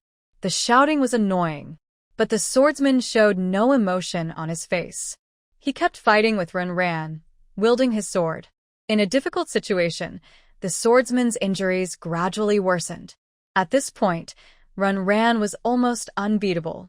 His balanced offense and defense were reasons he was preparing to leave the city. Using his mental power to control the pea, Renran took over the pea's attack at this moment. With full use of his third-level mental power, Renran saw that in his view, bullets moved very freely. Following the swordsman's flaw, the bullets attacked wildly, just like before. The swordsman still wanted to cut through the bullets directly. Confidently swinging his sword, at the moment their blades crossed, he realized the bullets hadn't shattered. Instead, they just skimmed past his sword's edge. That tiny difference caused the bullets to suddenly appear in front of him. The round bullets kept moving with full force. Bang! A loud explosion sounded. The swordsman covered his right shoulder, dropping his sword to his side, his arm trembling. A large burst of blood splashed out. Blood sprayed onto the buyer's face. His pupils trembled. He touched the warm blood on his cheek, his expression turning horrified. How is this possible? Before him, the swordsman's body suddenly collapsed heavily. Blood dyed the ground red. The swordsman's eyes gradually lost focus. Even in death, he showed no expression on his face, like a puppet without feelings. "Do you have any tricks left now?" Mo Chen stood up, shaking his sore arm, his tone calm. He glanced at the buyer and then stepped toward Renran. At this moment, Mo Chen radiated an imposing aura, like a noble ruler. But when Renran saw Mo Chen's trembling leg, he kindly stepped forward to support him. "Thank you," Mo Chen whispered gratefully. God knows how scared he was. After all, he was just a civilian with no fighting ability. Remember, there are a total of 1,100 source seeds. Whispering softly, Renran reminded Mo Chen. Seeing the exchange between the two, Hong Ye's expression twisted slightly. "Are they playing house? Today, neither of you can escape." Not far away, the buyer refused to accept his failure. He looked at the corpse on the ground, his face twisted with rage. His eyes showed intense anger. "You all must die." After these cursed words, the buyer took something out of his pocket. A golden liquid shimmered beautifully in the night. When the potion appeared, Renran's body stiffened. She forgot that the item was still in the other person's hand. And it seemed that this thing could easily kill everyone present. Could the wall block it? Ran doubted it. Ha, how about that? Are you scared now? His expression was wild, and his words showed he was breaking down. Clearly, the buyer's mind was collapsing. His fingers trembled as he held the potion. His face, flushed with redness, lacked reason. Chen, even if you made this, you can't escape. I'm glad to go with you, Chen. Seeing Chen's silent attitude, the man was about to throw down the potion. Ha! But in this tense moment, Chen simply chuckled. His contemptuous tone made the buyer's face stiffen. What are you laughing at? But it was Ran who asked this. Ran rolled her eyes, seeming confused by Chen's behavior. Yes, what are you laughing at? The buyer, who had been interrupted, also asked. Faced with Ran's question, Chen felt a bit annoyed. Why is there no understanding when it comes to money? I'm laughing. Since you know I'm the maker, do you really think I didn't prepare any safeguards before trading with you? Are you sure the potion in your hand is real? Chen's tone was confident and firm. He had a calm smile on his face. Chen, holding his fingers, looked relaxed. What do you mean? For a moment, the unsure buyer, clutching the potion, spoke in a confused tone. Literally. Try throwing it away if you don't believe me. I promise I won't run. While saying this, Chen even moved closer to the buyer. Why, so you can scheme against me, but I can't keep a little caution. He continued to provoke the other. Chen's speech was quick. I've always known that these people haven't planned to let me go over the years. I know exactly what they do. Since that's the case, how could I not prepare at all? Come on, give it a try. I'll give you this chance. With confident enthusiasm, she spoke. Faced with Chen's calmness, the buyer hesitated. Had she really run out of last-ditch options? Ha, coward. After this mocking remark, Chen turned away casually. His back looked so arrogant. But facing Chen directly, Ran saw beads of sweat at his temples and muscles twitching on his face. So. Wow, that potion is really real. Ran's eyes flickered. She quickly pretended to stay calm and left with Chen, also pulling Yi along. At first, the group moved calmly, but after gaining some distance, the three suddenly started running wildly. Seeing this change, the buyer was stunned. Then his face turned pale. Chen, you lied to me? In his angry shout, Ran looked back from afar and saw the buyer throwing the potion toward them. It was about to fall from above their heads. Chen was very angry. That fool finally became so clever. Even Yi looked a little pale now. But if they died here, they could at least explain to their team members. However, when a plant suddenly sprouted from the ground, both of them looked confused. What is this? The potion was still in the air. Meanwhile, a 3-leaf clover was turning its wide leaves. The wind carried the potion, making it sway in the air, then blew it toward the buyer. The potion followed a parabola back to the starting point. After blowing away the potion, Ran grabbed the others and ran desperately. Oh, Big Clover, Mommy loves you most today. She shouted in her heart, while behind her, a huge explosion sounded. Boom. The sky over the lower city was suddenly as bright as daytime. The explosion swept through the abandoned area and woke up the entire 9th city. Nearby streets were affected. Windows shattered. Screams echoed through the lower city. Lights flickered on one by one. Sirens sounded nearby. Her ears buzzed painfully, and her eardrums ached badly. Her vision darkened. When Ran crawled out of the dirt, she pressed her chest and coughed a few times. She spat out a mouthful of blood, feeling much lighter. Behind her, 2 wall fruits were blown into halves. Note: plants are too badly damaged to recover. The system's voice was rare and reassuring to Ran. That meant she was still alive. Cough, cough. He coughed a few more times. Ran pulled Chen and Yi up from below. Both were badly injured and fainted. Fortunately, the vehicle was nearby. Although all the windows were shattered, the tires were intact and could still start. Struggling, Ren ran through them into the car. He then drove straight toward the city gate. Now was the time to run away. The Ability Users Guild. The president stood by the window, watching the explosion in the lower city. The bright light lit up the whole city. Beside him, Song Feng looked worried and speechless. The communicator rang. The president glanced at it and smiled more. As you said, she has already left. He paused, then added with emotion. It looks like someone will be angry tonight. His voice was teasing, as if he was enjoying a show. She really didn't disappoint him. Did the Wu family really let Emo-chan leave? Song Feng looked puzzled. Over the years, it seemed Emo-chan was abandoned, and only because of his connection with the president could he stay in the Ability Users building. But everyone knew what Emo-chan was doing. The attention on him never decreased. Remember, he was the genius who developed the Beast Serum. Many later medicines were influenced by Emo-chan's work. In the pharmaceutical industry, Emo-chan was a legendary figure. Even Dean Wu was no match for him. They knew from the start that the buyer was colluding with the plunder. They planned to get involved, profit from the chaos, and then take the Sunburst Serum. Who would have thought that because of Run Ran's interference, such a big event would happen? And Run Ran had even taken Emo-chan out of the city directly. Should I go after them? Song Feng asked, lowering his head. His gaze toward the president was full of respect. No need.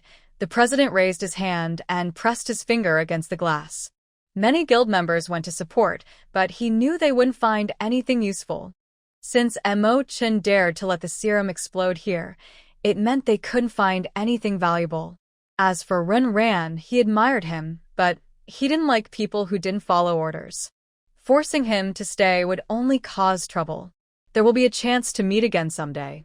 Even talented people like this are sure to attract many watchers outside the city walls. One day, I might meet them again. And at that time, what surprises will Ran have in store for herself? Ha ha. Amid the leader's light laughter, City 9 was buzzing with activity that night.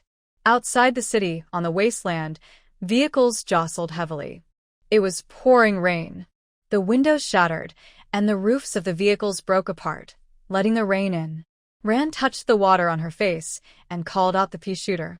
Its broad leaves rested on her head like an umbrella, keeping her dry and safe. As for the two people in the back seat, they were unconscious and fighting over a remaining pea leaf. Their actions were quick and sharp. At first, the pea shooter ignored them. But when the struggle grew more intense, it got angry. It lifted a leaf and playfully tapped one of the two on their noble backside. Ran felt the air inside the vehicle turn strange. She turned to look at the two and smiled. Wake up and get up. You're too late to go back now. She had broken out of the city directly, so going back now would be like walking into a trap. Cough cough.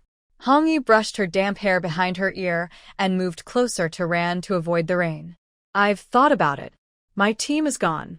The people I offended before now want to kill me. Staying in City 9 means being suppressed, so I might as well follow you.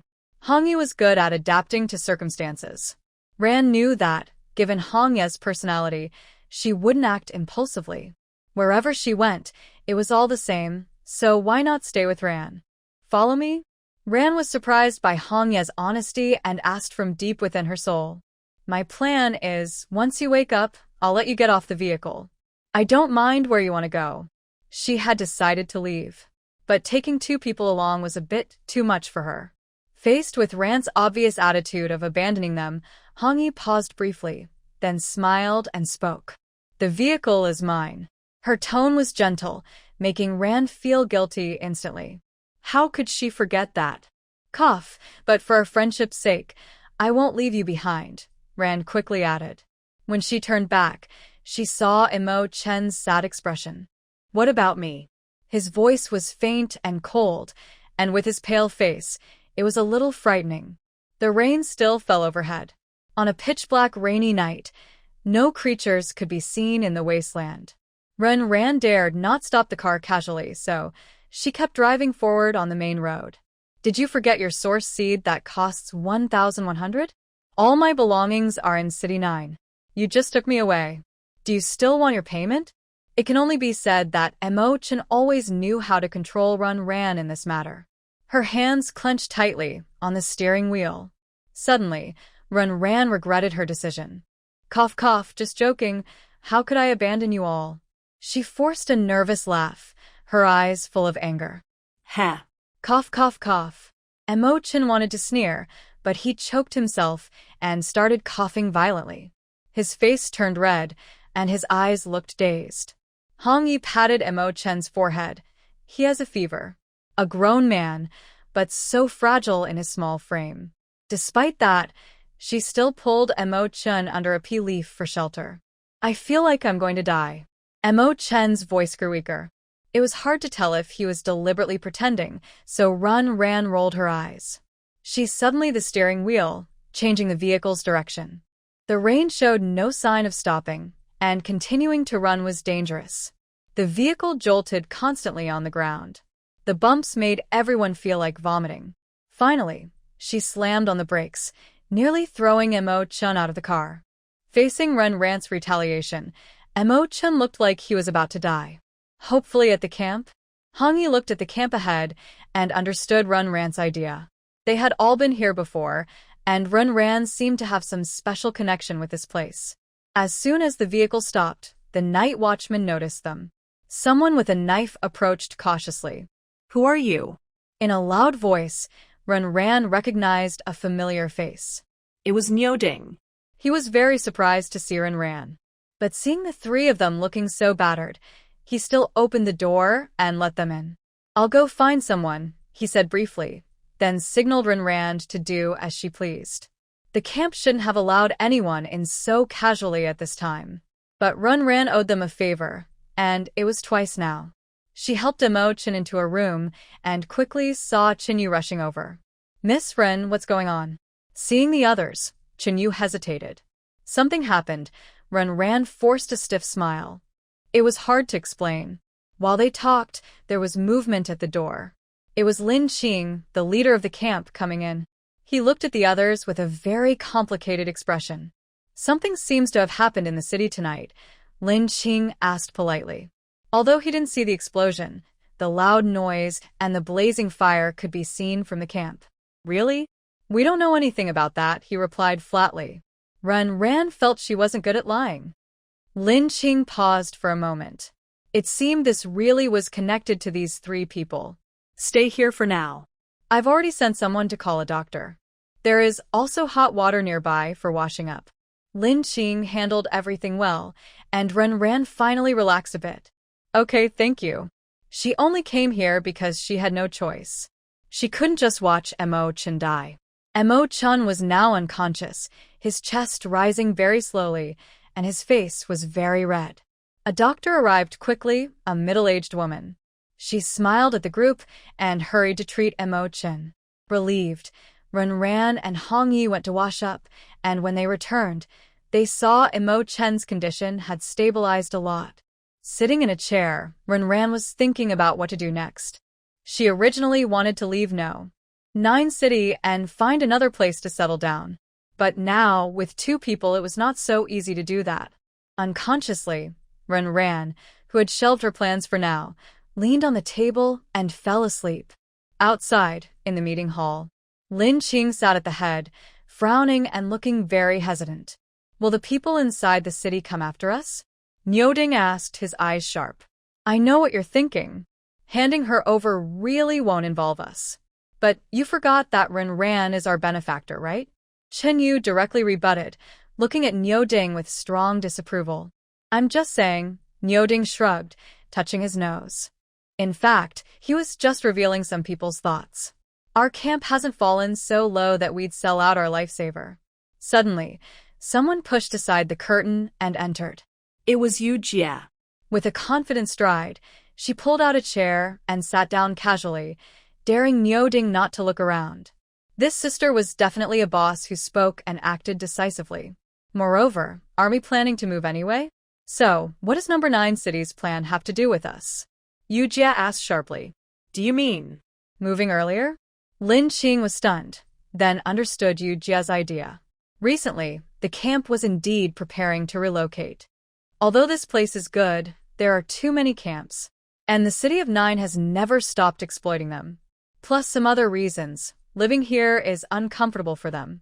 So, they want to find a new place to settle. Run ran, and the others appeared just at this critical moment. Elder Yu nodded, her delicate eyebrows raised, looking commanding. Don't you think that having 2 more superpower protectors during the move would make things safer? Or, do you think such chances are easy to get? Elder Yu's question made everyone fall silent. After a long discussion, the meeting ended. What no one noticed was that in the corner of the meeting hall, a pale thing retracted its tendrils. Inside the room, Run Ren opened her eyes, her gaze clear. After so many events in Nine City, Run Ran finds it hard to trust others. She came here just for emergency reasons. But that doesn't mean she fully trusts these people. Although she couldn't hear what they were saying, through Xiaobai's vision, she could sense that those people had no intention of betraying her. It's easier that way, she muttered to herself, moving her body slightly. To prevent Mo Chen's condition from worsening, she stayed on watch tonight. Walking to the bed, looking at Mo Chen's face returning to a pale, healthy color, Run Ran suddenly reached out toward him. Just as her fingers were about to touch his neck, he opened his eyes. Their eyes met, and Run Ran remained calm, without any embarrassment. Mo Chen, however, looked around nervously, seeming guilty. You could have just called me in a different way. He sat up, trying to joke, but saw Run Ran's serious look. Now that no one else is here, shouldn't you tell me what happened tonight? Is it really so easy for that buyer to trick someone as clever as Mo Chen? You noticed? Mo Chen's carefree expression disappeared. He looked at Run Ran with a more serious gaze. My teacher's surname is Wu.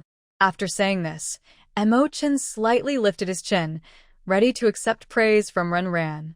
But all she did was give him a look like he was a fool. Wu, and then? She doesn't know any teacher with the surname Wu. Suddenly remembering that Run Ran is an outsider, Mo Chen clenched his teeth. Do you remember when your things were stolen before? It was probably done by someone from my teacher's side. As soon as he finished, Mo Chen saw the pea-sized finger pointed at him like a gun. Being so close, Mo Chen didn't dare to rush forward to investigate like he used to. Because he saw the pea pod swelling with a gun-like shape and also noticed Run Ran's murderous gaze. Don't be angry. He is my teacher, but that's in the past. I left the sect a long time ago. Feeling self-deprecating, Mo Chen's eyes showed a mix of nostalgia and sarcasm. My ideas didn't match my teacher's. His research seems to ignore human life too much in my opinion. I wanted to change my teacher's mind, but he wanted to destroy me for betraying his way of research. Later, I made a deal with someone, and I stayed under his protection. The Sunfire Potion was originally used to test my teacher's side, but unexpectedly, it caught another fish. Mo Chen explained with a bitter smile. Is the person protecting you the president of the Ability Guild? Run Ran still remembered how she felt when she first met the guild president. Powerful, threatening. Beneath a calm surface, there was overwhelming strength. The person who controls the Ability Guild crucial to City 9 might be able to stand against the teacher Mo Chen mentioned. In other words, the person who wanted my seeds before was actually from the Wu family. The writing was not good, but the Wu family was involved.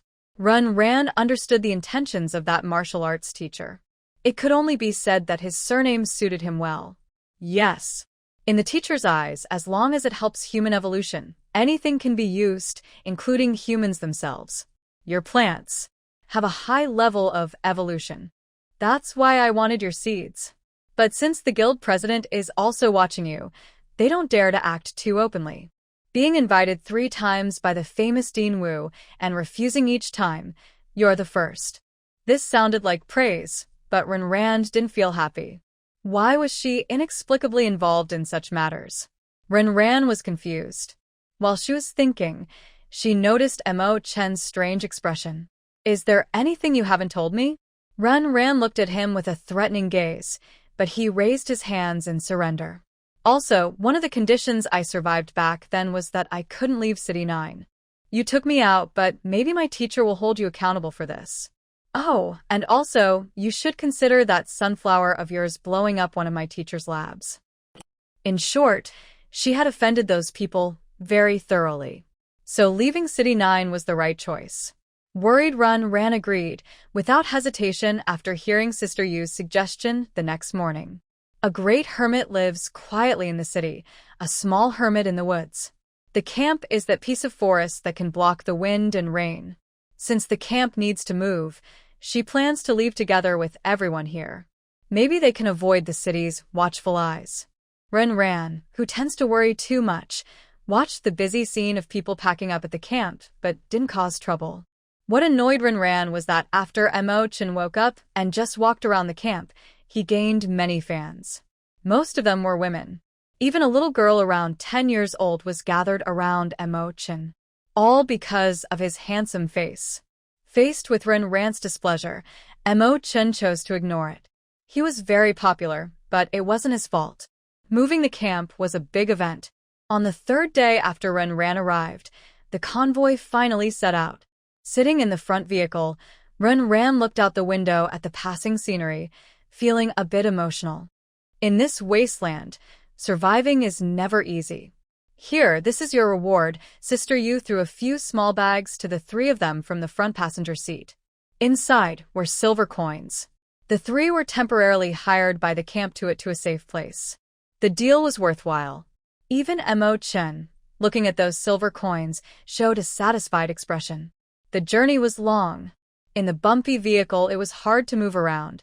The vehicle sped along the road all day, encountering some bandit attacks along the way. But they were all scattered bandits, not very strong, so no real threat. Sister Yu had already dealt with them. Until the sun was high in the west, the convoy slowed down. They stopped at a certain place. The wall ahead was about 2 meters high. From outside, it was hard to tell what was inside. This was a camp, and it would be their resting place for the night. Let's go. Lin Qing led the way.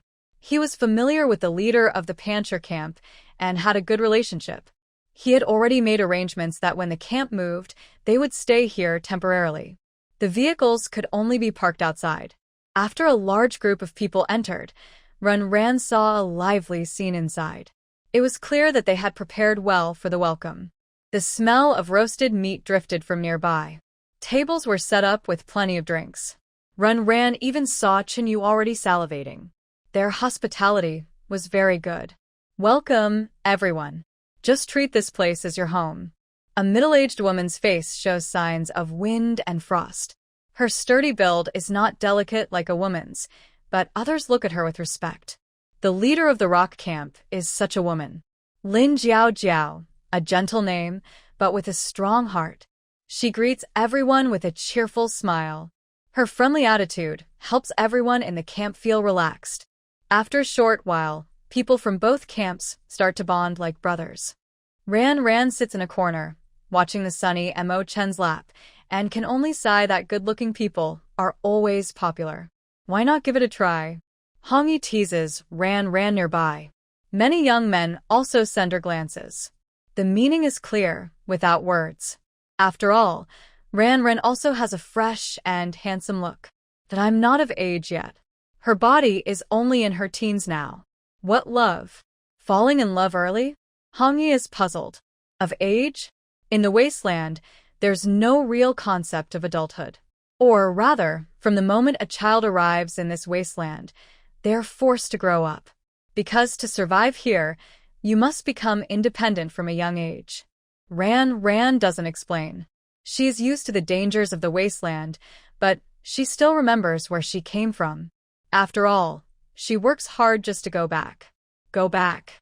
When this idea crosses her mind, Ran is surprised to realize she has been thinking about it for a while. Amid her thoughts, even the wine in her throat feels sharper. After eating and drinking, it's time for fun. Some women are dancing on stage between the two camps. Their hot dance moves make the men below shout excitedly, urging them not to get too wild. Just as everyone is enjoying themselves, someone from the crowd stumbles to their feet. Hey, where are you going? A companion nearby pulls at him and calls out. He shakes off his friend's hand, his voice full of drunkenness. I'm going to the water. I drank too much. Ha ha ha. You're not fit for this. Under the relentless teasing from his friend, the man sways and leaves the party. But when he reaches the corner, the drunkenness in his eyes fades. Under his clear gaze is a chilling malice. He looks toward the lively crowd behind him and walks straight toward the back gate of the camp. The guards on duty had already slipped away to drink. No one cares about that today. And that's exactly why. When he opened the door, no one noticed the already waiting fallen ones outside. Their pale skin was covered with red ink patterns. Many had arrived. They crowded together, their bloodthirsty eyes unchanged by time. It seemed they had waited long, and their tone was sharp when they saw the man. "Why are you so slow?" The man responded with a forced smile. "Today there was a small problem. A little camp passed by here, and their leader invited us to visit." He pointed inside, his eyes a bit excited. "Maybe we will get more tonight." Ah, you're smart, kid. A slap landed on the man's shoulder, and he laughed loudly at his friend's jolly mood. He raised a long knife. The blade was stained with dark red blood. It was built up from years of accumulated blood. This was a killing knife. He licked the edge of the blade. The smell of blood was strong in his mouth. The leader lifted his knife. "Kill them. Now." With that command, behind him, the restless fallen ones rushed forward.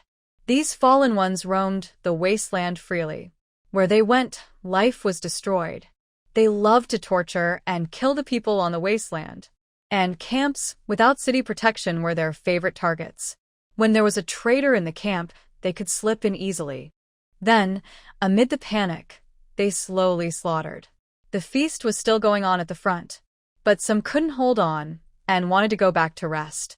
A man pushed open his door, looking confused. He remembered closing the door when he left. Something inside was moving. White was too obvious. When he turned on the light, he saw the fallen one standing by the bed, tilting its head and smiling at him. No. In that moment, when he saw the creature clearly, all his drunkenness vanished. He shouted and rushed forward. His eyes filled with fear and despair. But his running speed was no match for the falling knife. Below the raised knife was a peacefully sleeping baby. Not long after birth. The baby's face was chubby and adorable, but it couldn't stop the blade from falling. The man heard the tearing sound as the knife pierced his child's belly. He saw the child wake in terrible pain, with clear, innocent eyes. Ah, ah. The baby's cry was faint. A small hand reached toward the man, as if wanting to hold onto his father. Just as the man was about to pick up the child, the villain suddenly struck forcefully. The knife was pulled out, and along with it, the child's body was lifted up. A sharp sound echoed. The knife was removed, and the child's body fell to the ground right in front of the father. The crying stopped. Blood flowed from the wound, revealing the child's undeveloped internal organs. No. In a voice filled with despair, the man's eyes showed hatred. Tears streamed down his face as he lunged at the villain. "I will kill you." His shout carried intense pain, but his weak attack was ignored by the villain. The villain simply kicked him, sending the man flying backward. Just as he tried to get up, he saw his child's body being thrown toward him. The small child, like a piece of cloth, was carelessly discarded. He rushed forward, catching the child's body, but he could not avoid the stabbing pain in his back. His heart stopped beating. The darkness in the man's eyes fascinated the villain. He was enjoying himself.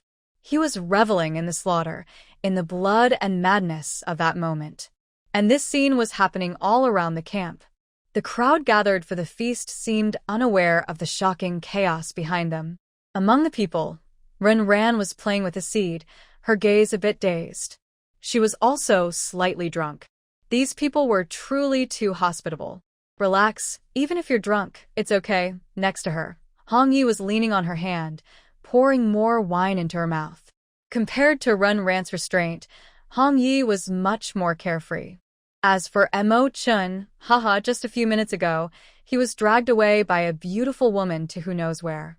Lost in her thoughts, Ran really wanted to see the excitement, but she held back. She stood up, ready to go to her resting place for the night.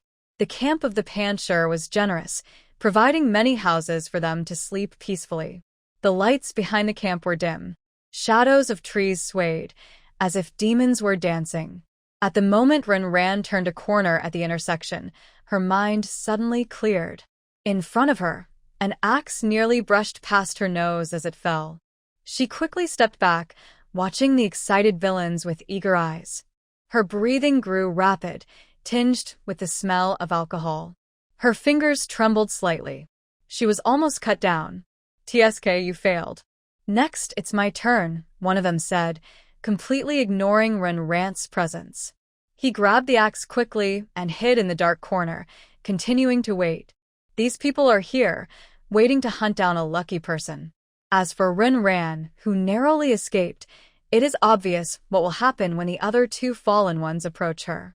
"TSK, that girl looks pretty. If you surrender obediently, little brother, I might take you home." One man's gaze was overly lecherous. He stared at Ren Ran and then reached out his hand, full of greedy desire. This was the expression that made Ren Ran feel uneasy. Hee. Facing the two people closing in, Ren Ran chuckled softly. A coldness flickered in her eyes. She looked toward the direction they came from. There were corpses everywhere. Fallen ones were stacking the bodies together. Everything seemed to be happening silently. How did these people do it? Jealousy grew in her heart. Next to her, a pea shooter appeared. Without hesitation, bullets shot through the air, hitting one of the men in the forehead. Although this person was strong, he was just a warrior, not at the level of a supernatural. And facing the deadly pea bullets that could kill those terrifying fallen ones, their skulls weren't tough enough. A small red mark appeared on his forehead. On his pale skin, it looked like a cinnabar, very striking. But his eyes started to glaze over. He fell forward, hitting the ground with a dull thud. From the moment the pea shooter appeared to the killing, it all took only a few seconds. His companions had no time to react. Blood spread beneath the bodies, soaking his shoes. The stunned fallen one looked at Ren Ran, and finally, there was no more contempt, only caution and fear. "Quick, kill him," he shouted, signaling to his companion with the axe, who was especially alert. "Why be afraid? It's just a woman." The axe wielder sneered. He hefted his axe and walked straight toward Ren Ran. As the axe fell, the strong wind made her hair flutter.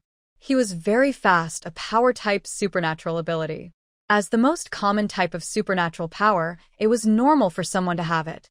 Ren Ran stood her ground and did not dodge the axe. The pea shooter kept firing. Loud gunshots rang out one after another, like a signal, fully revealing the brutal scene happening in the camp. Ah! Screams echoed throughout the camp.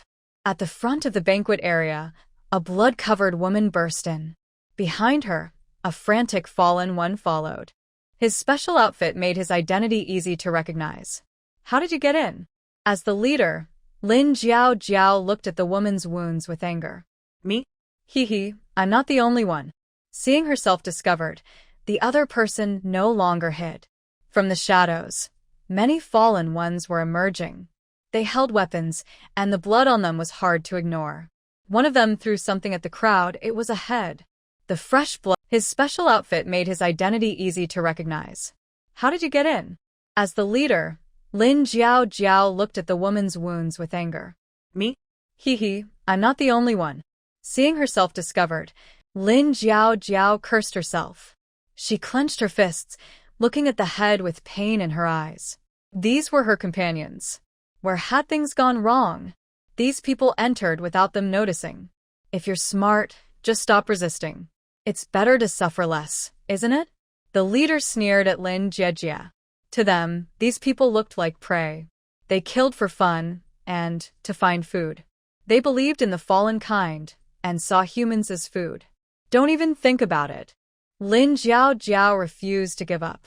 She looked at Lin Qing and begged, "Please help me this time. We're all in the same boat, so how can we not help?"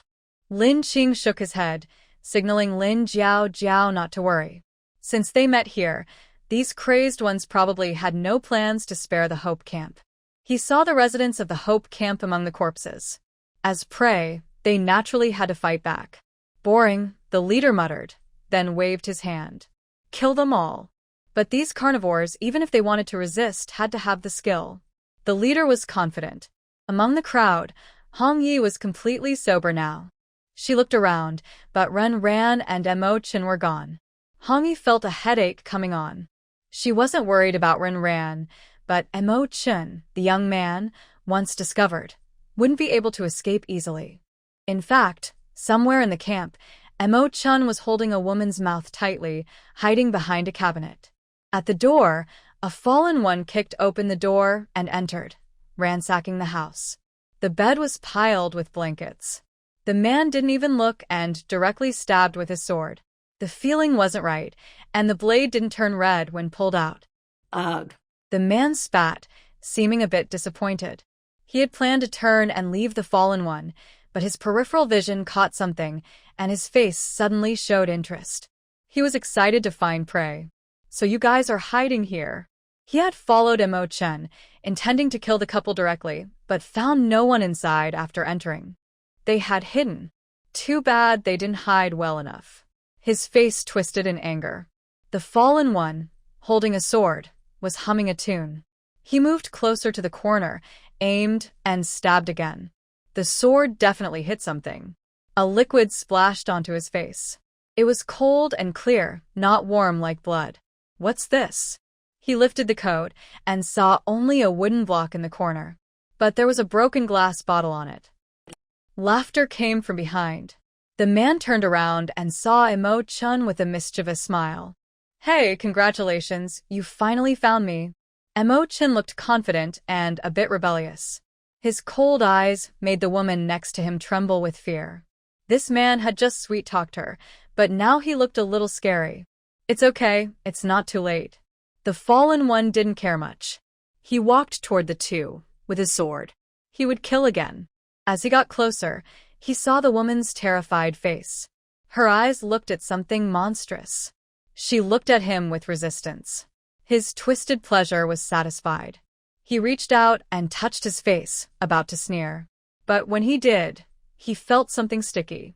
He looked down and saw it was like cooked meat, pale with spots of blood. His hand started trembling. The pain on his cheek became obvious. What did you do? What was wrong with his face? Faced with the other's question, Chen took out a mirror he had prepared earlier. In the mirror, he saw the person. The flesh on the left side of his face was corroded, revealing the bone. His teeth were exposed, very white and terrifying. The fallen ones had looked like half a skull. The strange corrosion was still spreading. His left eye was losing sight, but he couldn't feel any pain at all. You? He reached out, trying to grab Chen. He knew it was because of the potion that splashed on his face earlier. The raised hand fell limply. Chen coldly watched the corpse lying on the ground. Playing tricks, but no one could outsmart him. Corrosion potion is common in the market.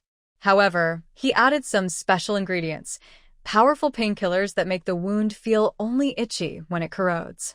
When someone is excited, this itch is easy to ignore. Just like the fallen person in front of him.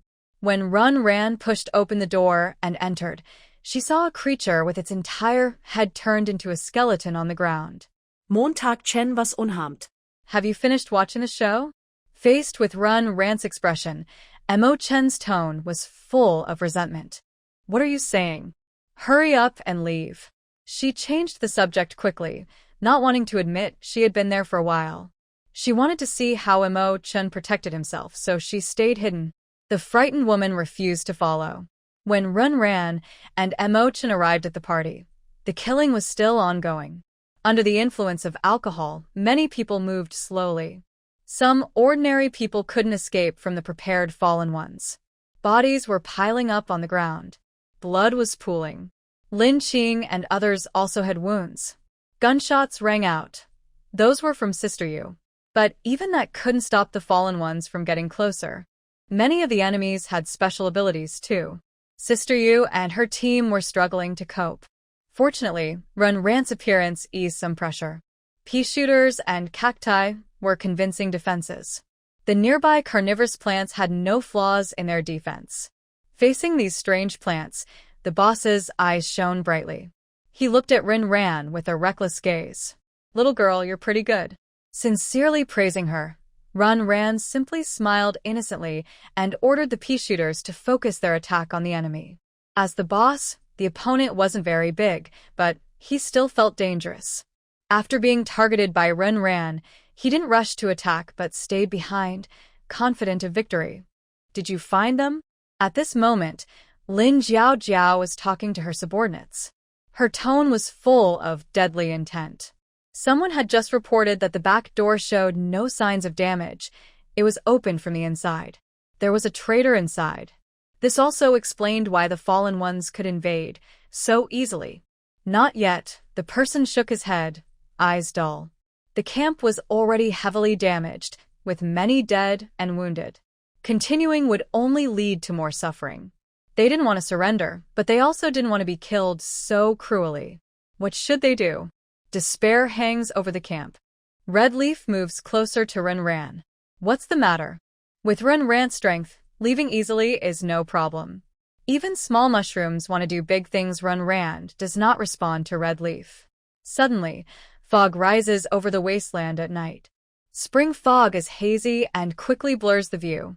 Why is there fog now? Someone asks in confusion. Autumn is usually the season with the most fog, but the weather has been good these days, so fog is unlikely. Both sides pause their fight in the fog. If someone leaves the camp now, they would see that the entire camp is covered in fog. But outside the camp, the land under the moonlight looks soft and blurry, with no sign of fog. It's something just attacked me. Are you messing with my? On the side of the fallen, suddenly, shouts erupt. It seems someone was attacked, but the attacker cannot be seen. You're talking nonsense, I didn't touch you. Get lost, I told you I didn't touch you, and you dare hit me? Scram. You're lying, I didn't do anything. No, you're framing me. The loud exchanges are quite amusing. So, the question is, who is the one who made the move? If asked, Ran would honestly raise her hand to show she was innocent. Smoke mushrooms can shoot smoke that penetrates iron gates. Attack power, normal range, all-encompassing features, sleep during the day. Experience for exchange, 75. The fog in the camp is caused by this type of plant. Shooting mushrooms are cheap, but have a short range. Attack power, normal range, short features, sleep during the day. Experience for exchange. 10. There is a saying that cheap things are not good. But shooting mushrooms break this idea. Short range means they are easy to spot. However, combined with smoke mushrooms, they hide in the dark and attack the fallen at will. In Ran's view, she can see small mushrooms releasing spores from all directions. Purple shooting mushrooms look very cute. They are short, less than knee-high. They look chubby and delicious. These are the plants Ran exchanged for in recent days. She can only unlock one plant each day. Just in case, she exchanged some seeds in advance as backup. Now they finally come in handy. The experience points had shrunk to level 3105-3000 over the past few days, but Ran still felt it was worth it. Like the earlier combination technique with flower pot mines, this is a new combined machine Ran developed recently. Confident in her creation, she successfully brought it into action. 5 jet mushrooms kept firing nonstop. The smoke mushroom continued to emit smoke in the shadows. Its small belly puffed up and rounded, then deflated after releasing a cloud of mist. Now Ran can only control 7 plants at once, so she has stored away the peas and cacti. She keeps a single carnivorous plant nearby, for defense. In the smoke, chaos continued. Through the plant's vision, Ran saw the fallen ones starting to fight among themselves. The 2 people who had been shouting earlier were now fighting each other.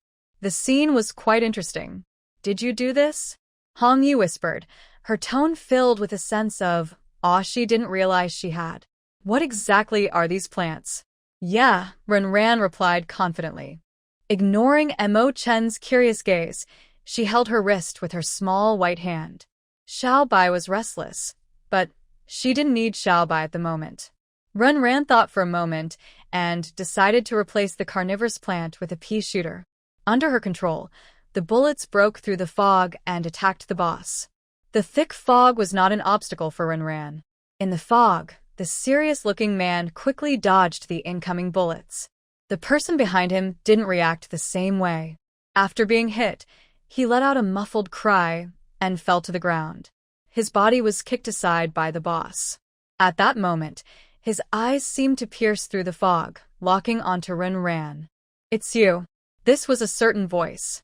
His pupils, golden and round, shrank in size. In an instant, Ran felt like she was being stared at by a fierce beast, big, savage, and dangerous. Her hair stood on end, and her back straightened. Suddenly, she pushed away the two people beside her. The pea shooter disappeared, and a wall fruit appeared. Her experience points shrank again. But Ran felt it was worth it, because the wall fruit blocked a nearly fatal. It was a beast's claw, like a tiger's paw, with tiger-striped fur on top. Golden beast eyes reflected Ran's presence. The wall fruit was almost shattered by this attack. Before it was completely destroyed, Ran quickly stored it away. She also quickly moved away from her opponent. The opponent was close range, fast and strong, a beast variant ability. The man whose clothes had torn apart was covered in pale skin and fur. His face also showed some tiger-like markings. From afar, he looked like a humanoid beast. "You're dead." The leader pointed at Ran as if giving a kill order. He disappeared instantly and reappeared following Ran. But this time he didn't succeed so easily. The blowing wind made Ran's steps lighter. The wind was sweeping around, increasing the resistance for the man to move forward. Yi made her move. She stood beside Ran, her gaze serious. Level 5 Psychic. Her quiet voice made people's hearts tighten. The fog had dispersed by then. It was Ran who pulled back the smoke mushroom. Behind, some fallen ones had killed each other in internal fighting. But most were just on alert, not fighting. Without the fog, the smoke mushrooms were exposed. The defenseless mushrooms were quickly destroyed by the fallen ones. Ran only managed to recover 2. But she did it just to free up space for more plants. Faced with fierce attacks, a faint smile faded from Ran's face. This human body was very strong. One bullet couldn't easily break through the other's muscle barrier. Even with Yi helping, Ran felt some pressure. Fortunately, due to the recent accident, the camp's pressure was much less. For those familiar with Ran's abilities, this was an opportunity. "We fight back." Chen Yu's voice was urgent. As a soldier, he led the charge against the fallen ones. Yujia's gun never stopped firing. Where the bullets went, there were sure to be dead bodies. But when the bullets hit the beast-like leader, they only left a shallow white scar. Clearly, her power couldn't break through his defense either. What should we do? This thought flashed through many people's minds. Ran, however, used the firepower of the pea shooter to keep the fallen ones at bay. The weakness of the fallen was the source seeds. And humans' weakness was the heart. Facing the opponent's strong attack, Ran's gaze grew sharper. The trajectory of the bullets was very clear in her mind. Thump, thump. It was the sound of a heartbeat. At this moment, Ran felt her heartbeat synchronize with the pea shooter. A bullet shot out with a whistling sound. Its speed was so fast, it seemed to break through space itself. She felt a slight stabbing pain in her head caused by her mental power. However, Ran did not stop because the other side intercepted the bullet again. This time, the opponent paid a price. A blood hole appeared on her forearm, bleeding. The surrounding muscles squeezed and moved, trying to close the wound. The boss was surprised that Ran could hurt him. Because of this, his gaze towards Ran was filled with intense killing intent. He never expected that there would be such talent in this small camp. His fists were powerful. His fist wind was fierce. It swept through Ran's hair, making it fly wildly. Ran seemed to see herself shattered into pieces after being hit by that punch. It was too inappropriate for children. Ran thought to herself, but her eyes sharply fixed on the boss. Next to her, P's gun pouch puffed up for a while. Charging. This was something P hadn't done since her evolution. Now, under Ran's control, it was happening again. The process was slow. There were several chances to directly reach Ran's front. But just when the boss's fist was a meter away from her, it suddenly retracted. He sped up and ran backward. Is this escaping? Many people found this confusing, especially the fallen ones, who saw the boss fleeing, and their actions became more brutal. Escaping? Haha. That's not the style of the fallen ones. However, Ren squinted at the opponent's back, a smile curling at the corner of her mouth. It's a bit late to run now.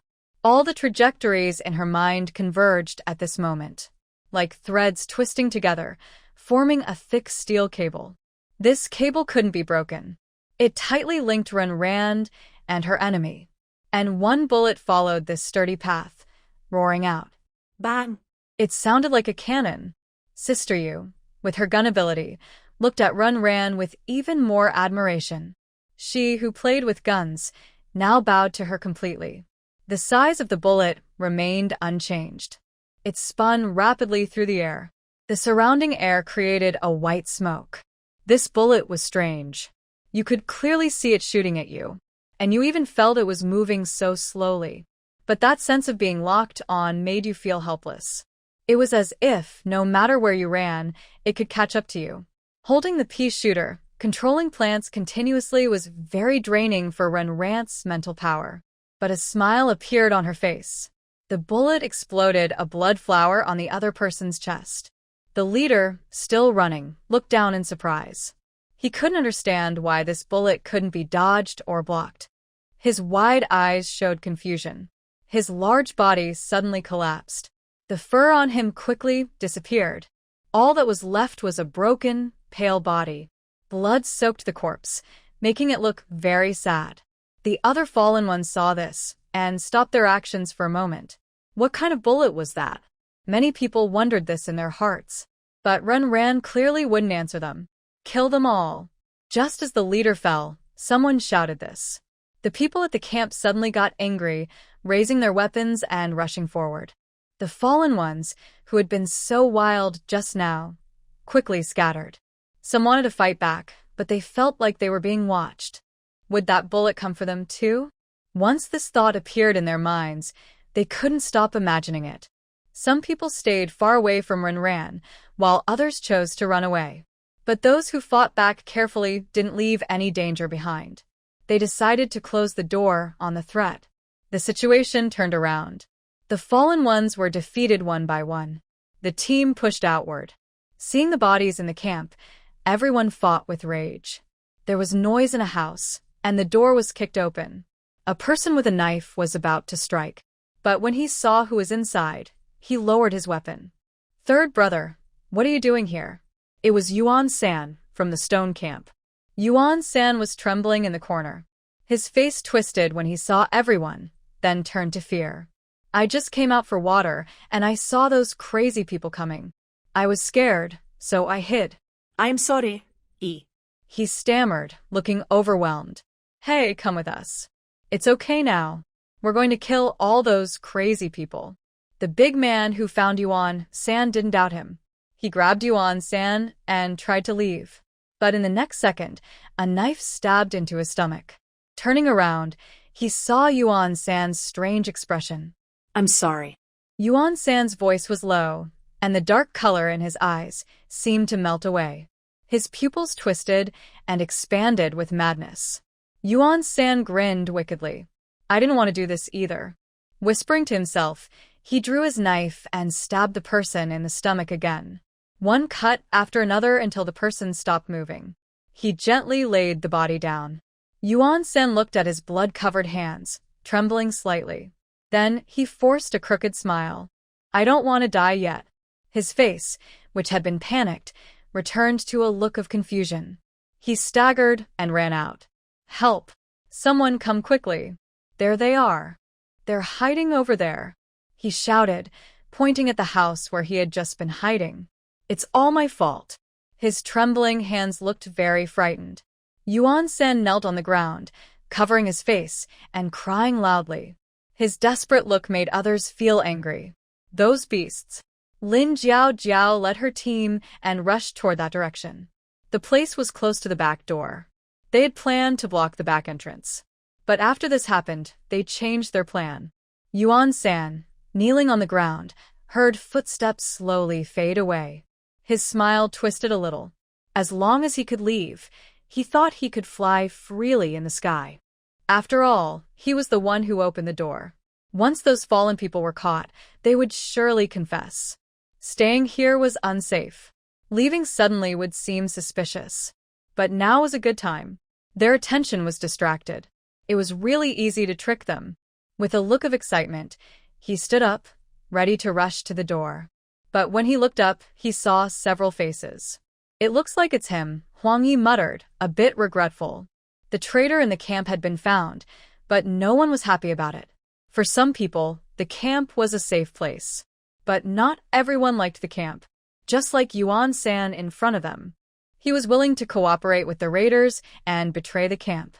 If they hadn't just stayed here tonight, his plan might have already succeeded. Yuan-san's face flashed with murderous intent when his scheme was exposed. He lunged forward and stabbed at Emo-chan with his knife. His curse was quick, and Emo-chan immediately threw out a vial of medicine. Does he look easy to bully? The other two women didn't target him but instead bullied him, the big man. Emo-chan was annoyed. While Run-ran watched with a look of amusement, Yuan-san, mid-attack, suddenly felt his body go weak. He fell flat on the ground. Lying on the ground, Yuan-san was confused.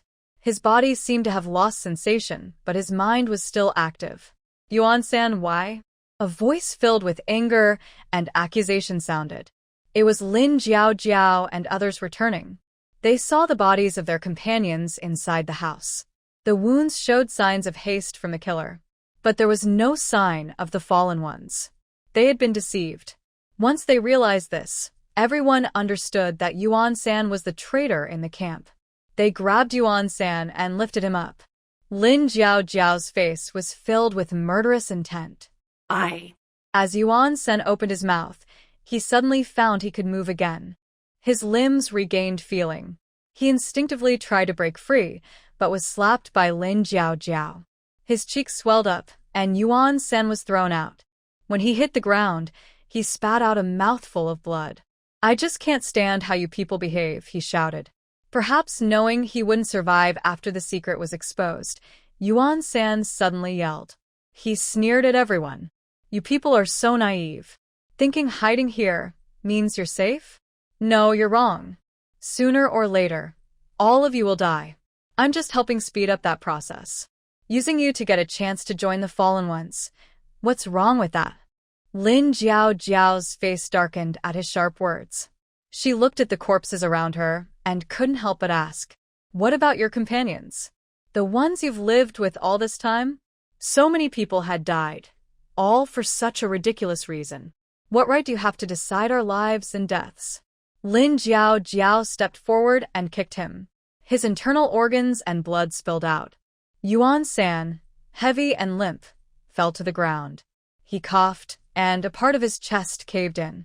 Lin Jiao didn't hold back. Yuan-san, at the end of his life, just smiled foolishly. His mind seemed to have completely broken. Silence spread. Watching Yuan-san die in madness, Run felt complicated. The Wasteland was cruel. Not everyone could survive endless killing and despair. People like Yuan-san with broken minds were countless. Betrayal, manipulation, lies, deception. It was as if the four-part symphony of the Wasteland played endlessly. "Let's go, keep moving." With a sword strike, Lin Jiao ended Yuan-san's suffering. The others still hunting the fallen ones looked downcast. Fortunately, the follow-up cleanup didn't require the Hope Camp people's involvement. Jia was wiping her gun. Her gaze at Run hesitant and unspoken. "Do you want to touch it?" P obediently stands beside Run. The wide leaves sway happily. Run is not stingy. But looking at P's dark, barrel-like mouth, Jia shakes her head. This thing is too dangerous. In Run-ran's hands, it is cute and well-behaved. When aimed at her, she always feels it could shoot her dead at any moment. Is this a plant? Anyway, she doesn't believe it. Jia, who is complaining, sees Emo-chan sneakily attack P. The leaves sway as he pulls out a branch. With a snap, in everyone's strange eyes, Chen covers his, wanting to cry. He is a man. How can he be humiliated in front of so many people? Facing Chen's reckless behavior, Ran is too tired to complain. The smell of blood in the camp hasn't faded. The lively banquet has been covered in blood. Spilled drinks trampled food. Broken bodies mixed with plates, hard to distinguish. The strong smell of blood spreads out. It drifts with the wind around. Not far from the rocky camp, there's a small hill. The hill is full of dense holes. Fist-sized holes have tendrils sticking out. Pale tendrils pressed together make one's scalp tingle. Then heads emerge from inside. It's ants.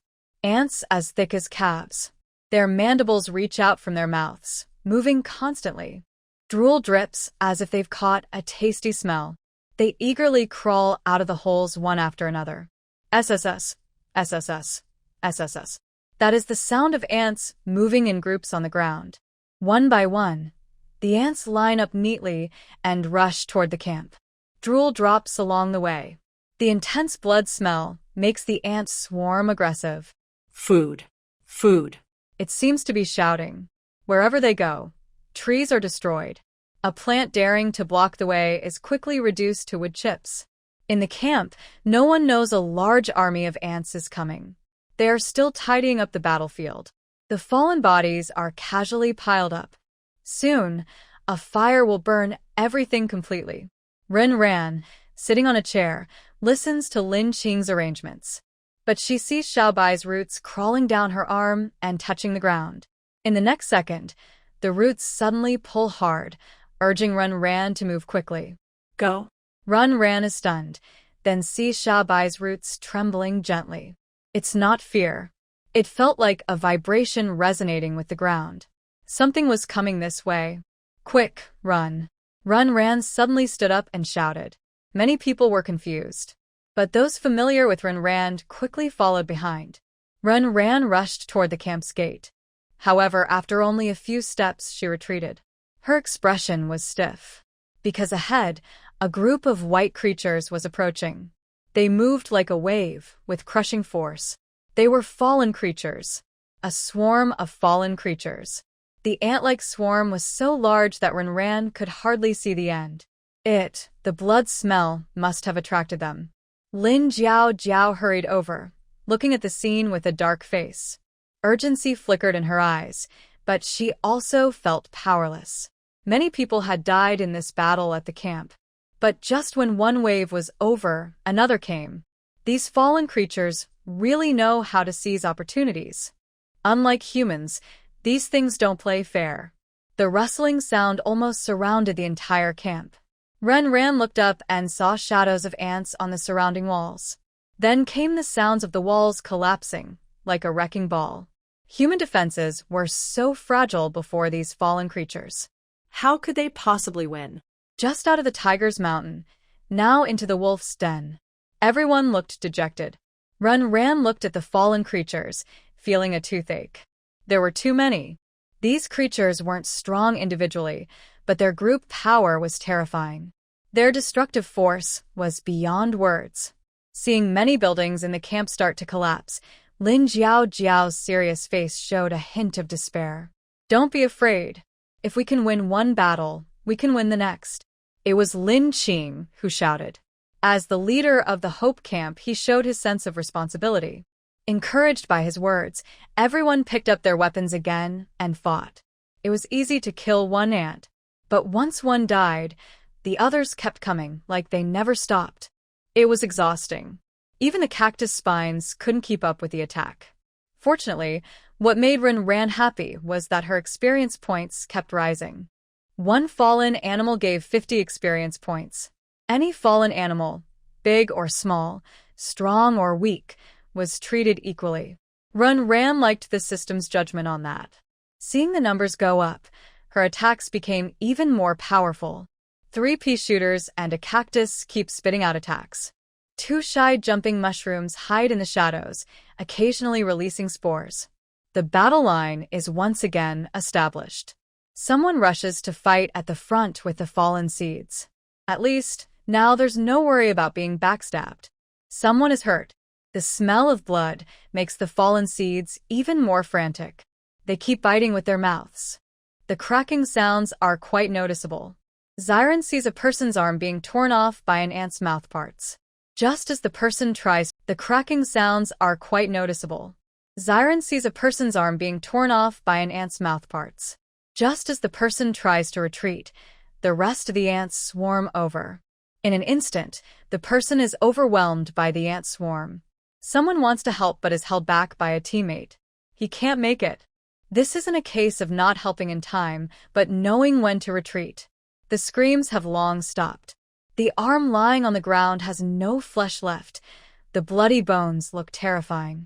When the ant swarm moves away, only broken, white bones remain. The wave surges forward, constantly advancing. The crowd is retreating step by step. The safe spots are shrinking. The wave surges forward, constantly advancing. The crowd is retreating step by step. The safe spots are shrinking. Xiren follows the team as they back away. She also keeps an eye on the time. A natural day resets at midnight. If necessary, she can hold out for another half hour to exchange cherry bombs and send these things flying. Level 3655/3000. Seeing this number, Xiren feels a bit more at ease. Look over there, someone suddenly shouts. Nighttime visibility is low. But from afar, she can. If using an elephant to crush tiny ants was overkill before, then now, on this wasteland, ants as thick as calves are enough to attract elephants' attention. The approaching creature resembles an elephant fallen seed. Its long trunk swings, with a very thick keratin layer on top, covered in dust and white, turning gray. Its fierce, beast-like appearance makes it intimidating. Its hooves stomp down, crushing several ants instantly. This fallen seed isn't coming for Xiren and the others. It's here to feed. As soon as it enters the ant swarm, it swings its trunk to pick up the ants on the ground and begins chewing. It doesn't have ivory protrusions. This creature has a mouth full of sharp, dense teeth. In the faint light, I could see a circle of broken teeth around the throat area. The ant's shell was like a nut, exploding loudly inside the other's mouth. Cracking sunflower seeds. Watching this scene, Ran had a strange thought. Chaos broke out among the ant colony.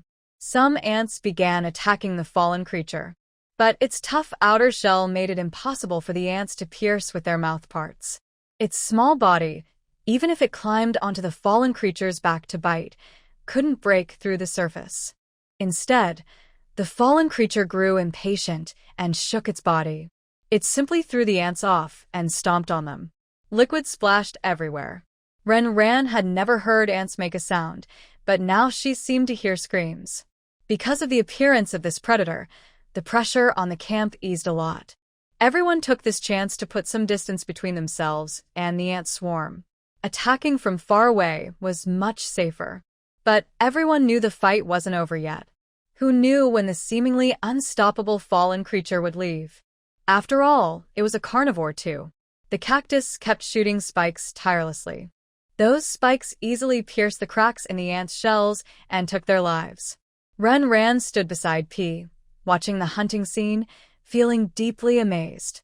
The wasteland was cruel but beautiful. Its strange landscape revealed itself before humans, and the feelings it brought made Ran's eyes shine. Only the strong can set the rules on this wasteland. Ran's breathing grew a little faster, but P's bullets remained precise. The rhythm of her heartbeat gave her enough confidence. Clear out the back. Someone came to report. After the fallen creature started hunting, they sent people to clear the ant colony behind. Now, a passage had been cleared at the rear. They could take the chance to leave. Everyone understood without much talking and immediately retreated. They couldn't stay at the camp anymore. The tents and stone huts were already almost destroyed by the ants. The camp was gone. The people of the rocky camp looked sad. But at least they were still alive. With a sigh, everyone quickened their pace, moving away from the hunting ground. Before leaving, Ran gained a little more experience points. 1655/3000. That was the final number. They didn't know how long they had been running, but finally they stopped. Fleeing in panic, they had brought almost no supplies. Just a knife, which made survival in this wasteland very difficult. Wait a little longer until dawn. The darkness swept across the wasteland, with no sign of light. Until dawn arrived, everyone saw a faint glow of the sky and returned to the camp. After a few hours of rest, their emotions gradually stabilized, and even their strength nearly recovered. When they returned to the camp, the ant colony had already left. As expected, the entire camp was destroyed. What should we do? Someone asked, looking very upset. Their hard-built camp was gone just like that. Lin Qing hesitated for a moment and then looked at Lin Jiao. Are you willing to come with us? They hoped the camp had also lost many people in this fight. After this event, the two camps grew closer. Merging into one was a good solution. In this wasteland, the stronger you are, the better you survive.